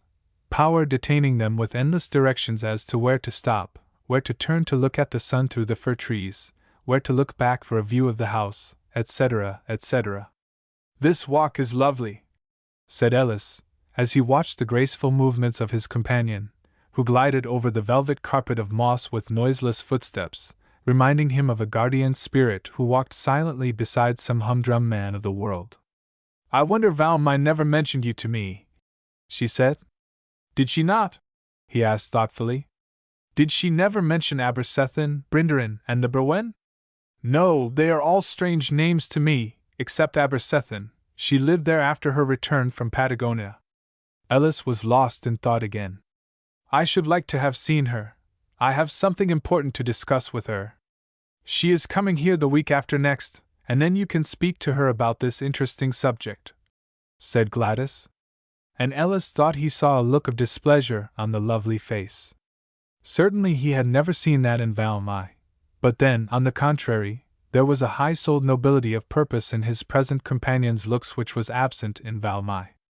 "I dare say when I have seen her she will tell you about all these places. My sister shall do as she pleases," said Gladys, a sweet smile chasing away the momentary look of anger. "It will make no difference in our love for each other. She is part of me, and the best part. I am part of her, and the worst part." When they reached the west gate, both were surprised to find that half an hour had slipped away. "I will bring my portfolio," said Ellis, as he took his leave, "and you will help me to find the best view of the lake." During the next fortnight Mrs. Power received frequent calls from the new vicar. She was delighted with her neighbor, and did everything in her power to make his visits as pleasant to him as they were to herself.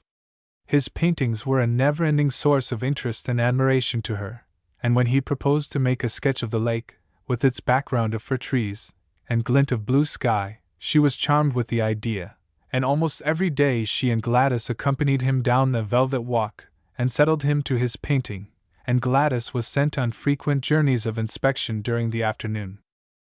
"Go and see how he is progressing, dear," and she would go and linger over the picture with comments and praise. But it must be confessed that the drawing progressed more rapidly during her absence than during these visits of inspection. One afternoon she came running down the velvet walk, with an open letter in her hand, and a distressed look in her eyes. "Oh, Mr. Ellis! Such a disappointment! Valmy is not coming this week. She has been feeling unwell lately, and the doctor advises a thorough change for her, so she and me family Meredith are thinking of going to Switzerland. Hear what she says. Me family is longing for the Swiss lakes and mountains, and wishes me to accompany her. I suppose I may as well do so, but I must first make a hurried journey down to Abersethan, and to see you on my way back. I hear from Dr. Francis that dear old Nance is very ill, and it will depend upon how I find her whether I go to Switzerland or not. Now, isn't that vexing? You would feel for me if you knew what Valmy is to me. I seem to love her with all the accumulation of love which had missed its object for so many long years before we met." Gwyn Ellis was looking seriously into the distance. "I do feel for you, Miss Powell, but don't think me a brute if I say I am not sorry she's gone. Something good may come of it." "I can understand you," she said, seating herself on a log in front of him. "You have never told me how you became acquainted with her. Have you known her from childhood?" "Oh dear, no," said Ellis, laying aside his painting, and stretching himself on the mossy bank. "I will tell you all about it. It is very simple. Being rather out of health about 2 years ago, I went down to Abersethan to stay at the vicar's house, he being an old friend of my father's. I found his son, Caradoc Wynne, a fine fellow, a splendid specimen of a Welsh country gentleman, and he and I became great friends during the 3 months that I spent there." Gladys's blue eyes opened in astonishment. "Caradoc Wynne?"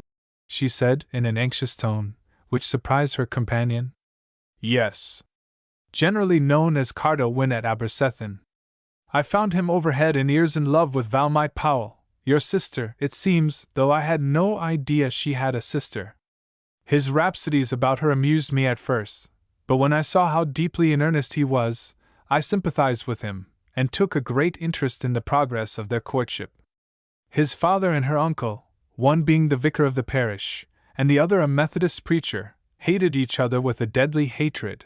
But you are looking pale, he said anxiously. What is it? Am I saying anything to disturb you? Oh, yes. But go on. Tell me about this Cardo Wynne. Well, it's a sad story. They were married. I married them without the knowledge of the two opinionated old men. I hope I shan't fall too low in your estimation, Miss Powell. Oh. No, no. Go on, please. Every word you say is like water to a thirsty man. They were married? Yes, safe enough, and straight from the church porch they separated, for he was leaving for Australia that afternoon at his father's earnest request, with the idea of making peace between him and a brother whom he had offended many years ago. Well, I heard no more of Cardo for nearly 2 years, when I received a letter from him from Australia, telling me of the series of misfortunes which had detained him there so long. First of all, a serious attack of typhoid fever, and a blow on the head which occasioned concussion of the brain. He was carried unconscious to a hospital, and remained there many months, utterly oblivious of all around him, as no operation had been attempted on his skull, nobody knowing of the blow he had received. One of the visiting doctors at the hospital took him home with him as an interesting case, and then he discovered the indented bit of bone which was pressing upon the brain, and causing first the unconsciousness, and afterwards a complete lapse of memory. Poor old Cardo! The jolliest fellow in the world! What must he have felt when memory returned after a successful operation, and he realized that Valmai and his father were utterly ignorant of his whereabouts? Oh, stop, said Gladys. Oh! What shall I do? Mr. Ellis, I dread to hear the end, and yet I must. Go on, please. Well, it's very sad. Poor old Cardo returned home at once, and finding Valmai gone from Aberystwyth made his way up here. Did you see him? Gladys could scarcely gasp. Yes. Then no doubt you know how she repulsed him, and taunted him with wilful desertion of her. Desertion, indeed! That honest Cardo, whose very soul was bound up in her. Had I not heard it from his own lips, I could never have believed that Valmai would have used the words base and dishonorable to Cardo Wynne. He is broken-hearted, and really, if she perseveres in this unwarranted indignation, I think it will kill him, and that is why I wanted to see her, for I still believe there must be some mistake. Mistake? Yes, a horrible mistake. She never saw him at all. It was I who spoke those cruel words to him. Miss Powell! You! How can I believe such a thing? Yes, you must believe, she said, wringing her hands. It is I who have broken my sister's heart, the sister whom I would die to save a moment's pain. And she rose to her feet, though her limbs trembled with excitement. It is my turn now to tell my story, and when I have finished you will despise me, and you will have good reason. Never, he said. I can never feel anything towards you but what I must not dare to tell you. A vivid blush swept over Gladys's face, but the troubled look returned, as Ellis, gently taking her hand, led her back to the log of wood, and sitting beside her, said, Now tell me everything. I must go a long way back, she said, and begin with my own uninteresting affairs. You know that Mrs. Power looks upon me as her own daughter, and has expressed her intention of leaving me all her money. Money! Hateful money! The one thing I never cared about. I should be happier far in a little cottage than I am here surrounded by all these luxuries. It is true, Mr. Ellis, my tastes are simple. Certainly you would grace a cottage or a palace alike, he said, almost under his breath. But we must all accept the position in which we are placed, and do our best in that. Well, resumed Gladys, I have had 3 proposals of marriage, and on each occasion my aunt pressed me to accept the offer. I refused to do so, unless I were allowed time and opportunity to make the most exhaustive inquiries as to my disinterested lover's antecedents. My heart not being touched, I was able to do so dispassionately, and in each case I discovered something dishonorable in their characters. One I found was on the brink of pecuniary ruin. I therefore considered I had a right to think he loved my fortune and not myself. The next, though a man of honor and probity, I found had such an ungovernable temper that his own sisters failed to live with him. The third was a widower. He had broken his wife's heart by his cruelty, and since her death his life had been one long scene of dissipation. Was it any wonder that I rejected them all? And learned to distrust and almost to hate every man? When Valmy came here I soon found out enough of her story to prove to me, as I thought, that she had been weak where I had been strong, that she had given her heart, with all its precious love, to one of the same type of manhood as it had been my ill fortune to meet, and when, one evening as I walked here by the lake, a young man followed me and addressed me as Valmy, the only feeling that rushed into my mind and possessed my whole being might be expressed in these words: "Here is the murderer of my sister's happiness. At any risk I will keep him from her. She is happy and calm now. He shall never again disturb her peace of mind, if I can help it." He was so completely under the illusion that I was Valmy that I had no occasion to tell a lie, and I only spoke the truth when I told him that I hated him, and that my greatest desire was never to see his face again. He was wounded to the quick. I saw it, I realized it all, and oh, I felt for him, for there was something open and winsome about him, something that tempted me to trust him, but I hardened my heart, and I added him to my list of unworthy men. I left him here and went into the house, feeling utterly miserable, but I comforted myself with the thought that I had done Valmy good service. And now, oh now, I am more miserable than ever, for I see what harm I have done. I meant to do good, Mr. Ellis, believe me. I thought I was doing dear Valmy a real kindness, and now what shall I do? I have ruined her hopes of happiness, and I have lost your good opinion and friendship. Never, said Ellis. I see exactly how you felt, and can enter into your feelings thoroughly. It only grieves me to think what a low opinion you have formed of men in general. You see, said Gladys, bending her head, I have led such a retired life, and have known so few men, none intimately except those three. Let me dare, then, to hope that in time you will come to believe that all men are not like the miserable specimens whom you have met. Will you believe that I, at least, am only sorry to hear you will be so rich? I cannot expect you to believe me, but it is the truth. Yes, I believe you, she said. Then let us see what we can do to retrieve your mistake. Will you take my word for it that Cardo is all that is honorable and true? Yes, oh yes, I am sure he would not be your friend if he were not so. Then the path is easy and plain before us. You will write to Valmy, and I will write to Cardo, and the cloud that has darkened their path lately will be swept away, and your hand and mine will be permitted to let in the light. I don't deserve such happiness, she said. Ellis felt tempted to say, yes, your deep love for your sister made you do this, and it richly deserves this fulfillment of its endeavors. But he did not, and the omission was noticed by Gladys, but it did not tell against him. They sat some time in silent thought, Gladys's little foot tossing up the moss. I have not told Auntie, but I should like to do so now. I think you are right, said Ellis, gathering his painting paraphernalia together. Let us go and tell her at once. There was something delightful even in the simple fact of going together to tell Mrs. Power the story of Valmy's sorrow and Gladys's mistake, and when he left it was with the clear understanding that they should not let a day pass without enlightening Cardo and Valmy. Chapter 21. Into the Sunshine. There was quite a chorus of regrets and goodbyes in the quiet little country station from which Valmy started on her journey to Cardiganshire. Goodbye, Miss Powell, said Colonel Meredith, who had driven her down to meet the train, accompanied by his whole family. No one will lament your absence or rejoice at your return more than I shall, not excepting this sentimental young man. And he pointed to Cecil, who was putting on an air of even greater dejection than usual. He did not deign to answer his father except by a look of indignation that set Gwen and Winifred laughing. But when the train was absolutely moving, he managed to secure the last hand clasp, and leave a bunch of forget-me-nots in Valmai's hand. "Goodbye, beauty, darling!"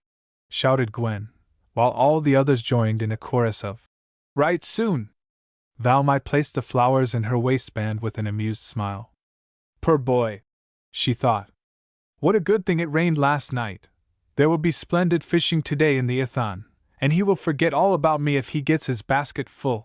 And she settled herself down comfortably in the corner of the carriage, and proceeded to open a letter which she had found on her plate at breakfast, but which she had hitherto found no time to read. It was from Gladys, she knew, but she was somewhat astonished at its length, and turning over the leaves once or twice saw it was very closely written and had many words underlined. "What can it be about?" was her thought as she read the first words. "My own beloved sister." There was no one in the carriage to notice the varied expressions on her face as she read the closely written pages, but had anyone been there to see the rapturous happiness which lightened up her features and brightened her eyes as she drew towards the conclusion, they would have wondered what joyful information could have so entranced and delighted the girl who entered the carriage, although with a serene and peaceful countenance, yet with a certain plaintive wistfulness in the shadows of her blue eyes, which betokened no exemption from the ordinary fate of mankind. But now, what unspeakable joy, what ecstatic delight seemed to infuse fresh life and vigor to the fragile, graceful form! For a few moments she crossed her hands on her bosom, and with closed eyes remained silent. Then, starting up and pacing backwards and forwards in the limited space of a railway carriage, she gave the rein to her delight and let her thoughts drop out in words of uncontrolled expression. "Cardo, oh Cardo! What happiness for me at last, and for you, dearest, it shall be for you, too! Oh, I see it all. He sought me out and found Gladys, and the strong, strange likeness between us deceived him, though I cannot think how that was possible. Did he not feel the difference? Let me see, what does she say?" And again she read Gladys's repentant, beseeching words. "Can you ever forgive me, darling? I tried to look as like you as possible, and I tried to be as harsh as I could at the same time. If I ever loved you, I said, I have ceased to do so, and my greatest wish is never to see you again." "Oh, how dreadful!" said Valmai. "How could he bear it? And how he must have suffered since then, but I will make it all up to him, and now I understand his conduct the other evening. Oh, you slow old puffing engine, make haste, and take me to Blino station, then there will be a whole hour in that crawling coach, and then comes dear Kermatic. And oh! It is market day. Cardo always drives in with Dr. Hughes on that day, and walks home in the evening. I will walk. It will be like that dear, happy night when we first met." And at last, her excitement calming down, she settled herself again into her corner, and while she sat silent and immovable, she followed out from beginning to end the incidents of the last few weeks. Although Gladys's mistaken interference had caused her such deep sorrow, and such a bitter experience, as that of Cardo's avoidance of her at the Merediths, she felt nothing but pity for the sister whom she knew would have sacrificed life itself to save her from trouble. As the train sped onwards, between the blue hills and by the silver streams, her thoughts outran its speed, and in fancy she saw Cardo hurrying along the high road to meet her at Kermatic. And he, as he drove along beside Dr. Hughes, was full of tender longings and thoughts of her. She seemed to fill the air around him, she seemed to press upon his inner consciousness with such vividness, that he felt it difficult to restrain his voice, and prevent himself from calling her name aloud. At last, the evening shadows began to fall over sleepy Kermatic, and Valmai, alighting from the coach in the Red Dragon yard, looked round hurriedly. With her, too, the impression of Cardo's presence had been so vivid, that she almost expected to see him waiting for her. But no Cardo was to be seen. After leaving her luggage in the ostler's charge, she hastened out through the old archway which opened into the high street. "No, I prefer walking, thank you. You can send my luggage on tomorrow," she said to the kindly officious man, who followed her to offer his services as driver, and she turned up the street with a heart full of exultant hopes. Here were the last straggling houses that reached up the hilly street, leading to the moor. Her steps were light and springy, as she followed the familiar road, now almost deserted by the last pedestrians returning from the market. The sun had set behind the sea, which she already saw stretching away to the west. A soft gray haze enfolded the hills which rose before her, and the moon was rising to her right and blending her silver light with that of the departed sun, which still left a golden glow over the west. Valmy walked on steadily until she reached the first milestone, and sitting down beside it, she rested a while, almost hidden by its shadow. It was not one of the modern insignificant, square-cut, stiff stones, but a solid boulder of granite, one of the many strewn about the moor. She listened breathlessly to the different sounds that reached her ears, sounds which seemed to awaken the stillness, as she listened. There was a faint and distant rumbling of wheels in the town behind her, and surely some strains of music, which carried her back in memory to another evening in the past. Down below the cliffs on her left she heard the mysterious whispering of the sea. In the little coppice across the road a wood pigeon cooed her soft good night. And away in the hayfields, stretching inland, she heard the corncrake's grating call, but no human footstep broke the silence of night. Surely Cardo would have gone to market on such a lovely day. Or, who knows? Perhaps he was too sad to care for town or market. But hark! A footstep on the hard, dry road. She listened breathlessly as it drew nearer in the gathering gray of the twilight. Steadily it tramped on, and peeping round the milestone, Valmy at last saw a gray figure emerge from the haze. It was Cardo, she felt sure, and rising at once, she hurried some distance on the road in a sudden feeling of nervousness. The steady tramp came ever nearer, and looking through the increasing shadows, she saw distinctly the well-remembered form, the broad shoulders, the firmly knit frame, and in a fresh access of nervousness she hurried on again, putting off the moment of recognition which she longed for, and endeavoring to reach a hollow in the high bank, where she might lie hidden until she had regained courage and calmness.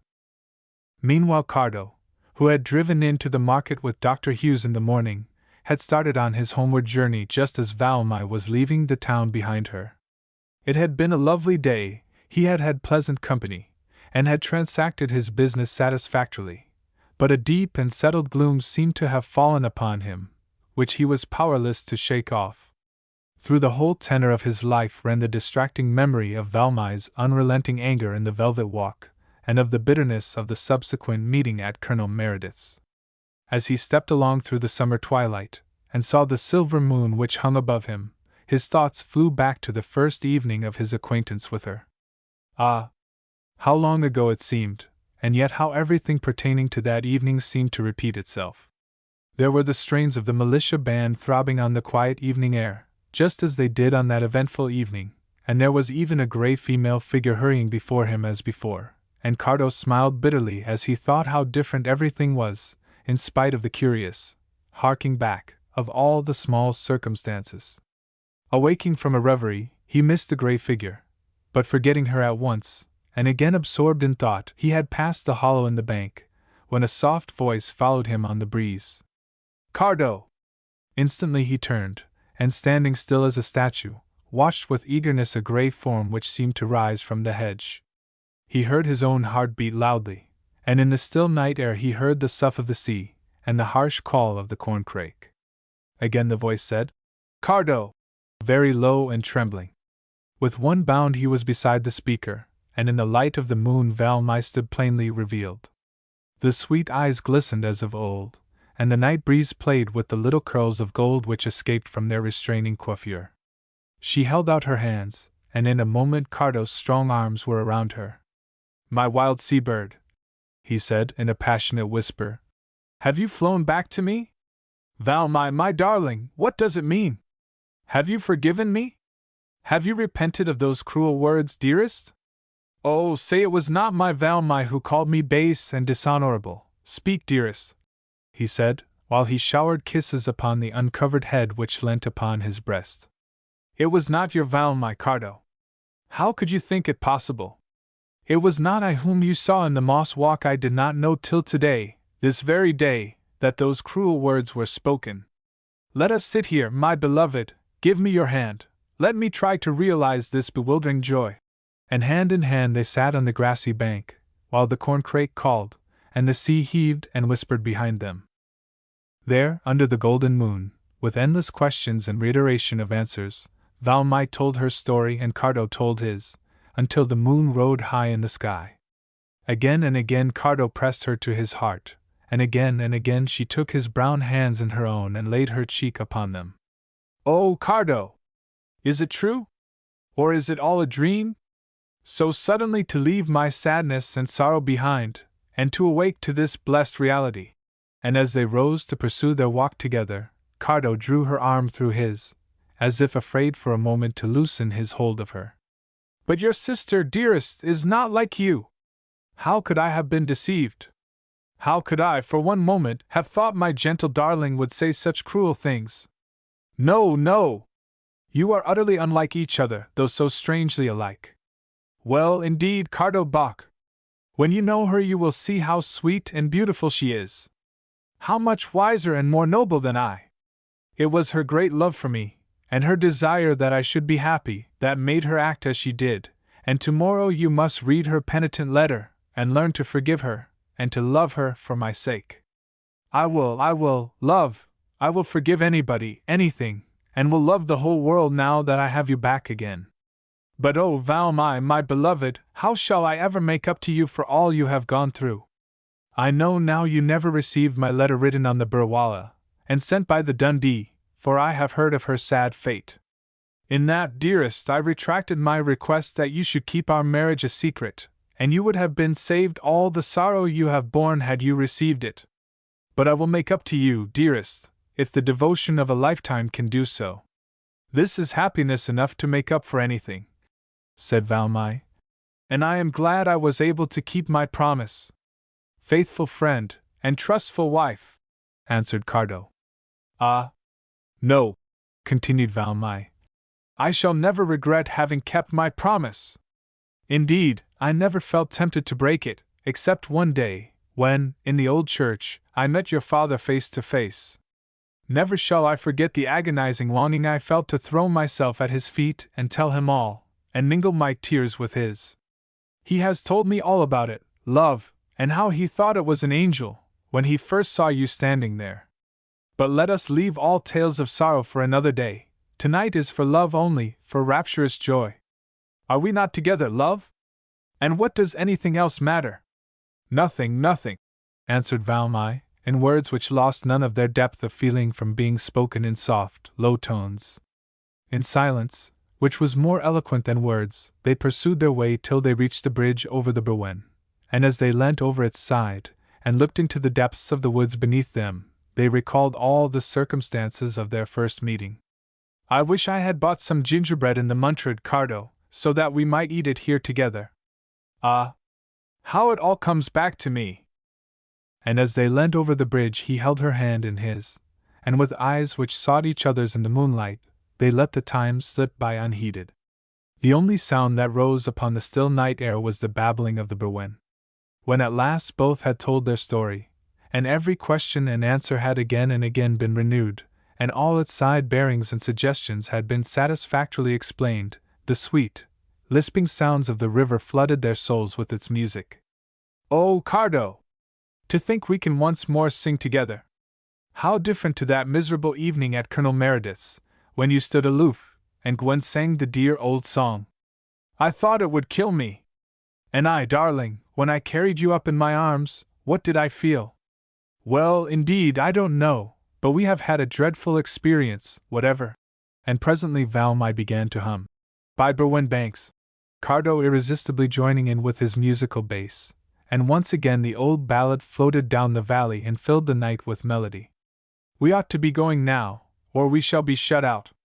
I know Nance will be gone to bed already, but certainly, there is not much distance between her bed and the door." "Nance?" said Cardo. "No, indeed, my wild sea-bird.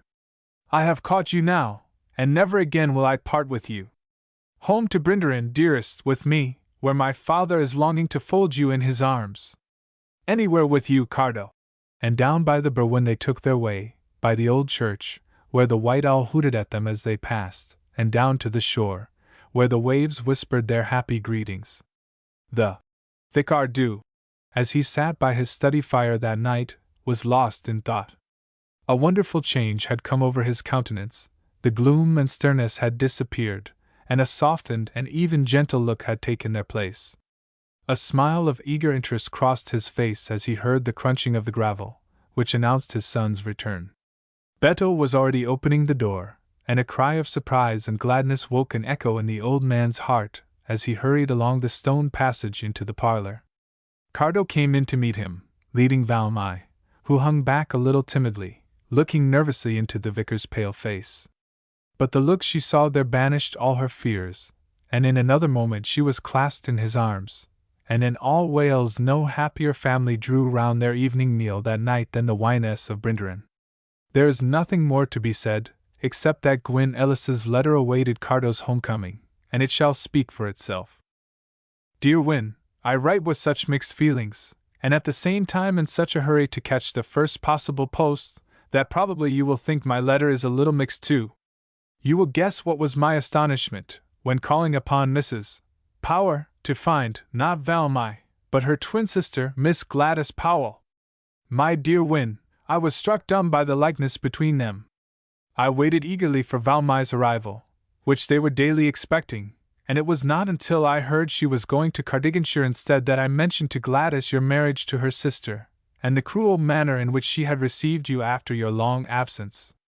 Then came the explanation, which, no doubt, ere this you have received from Valmai's own lips, for I know that tomorrow she will see you, having received her sister's letter in the morning, and the veil will be lifted, and all your sorrow will disperse like the baseless fabric of a dream. You will see already how Gladys, dreading your influence upon the sister whom she thought you had deceived and deserted, was tempted, by your mistaking her for Valmai, to impersonate her, and to drive you away from her presence. Her sorrow and repentance are greater than the occasion demands, I think, for, after all, it was her deep love for her sister which made her act in this way, and I am sure that, when you and Valmai have been reunited and all your joys return, you will have no room in your hearts for anger against Gladys. She is the most lovely girl I have ever seen, except your wife, and her mind and heart are quite worthy of her beautiful face. Indeed, my dear Cardo, she is what I once thought was not to be found, a second Valmai. In fact, I love her, and I am not without a faint hope that my love is returned. Remember me to Shoney, and tell him I hope to see him again next spring. And what if I bring Gladys down, and we all roam by the Berwen together, not Shoney? What can I add more, except that I hope this delicious program may be carried out? Yours as of old, Gwyn Ellis.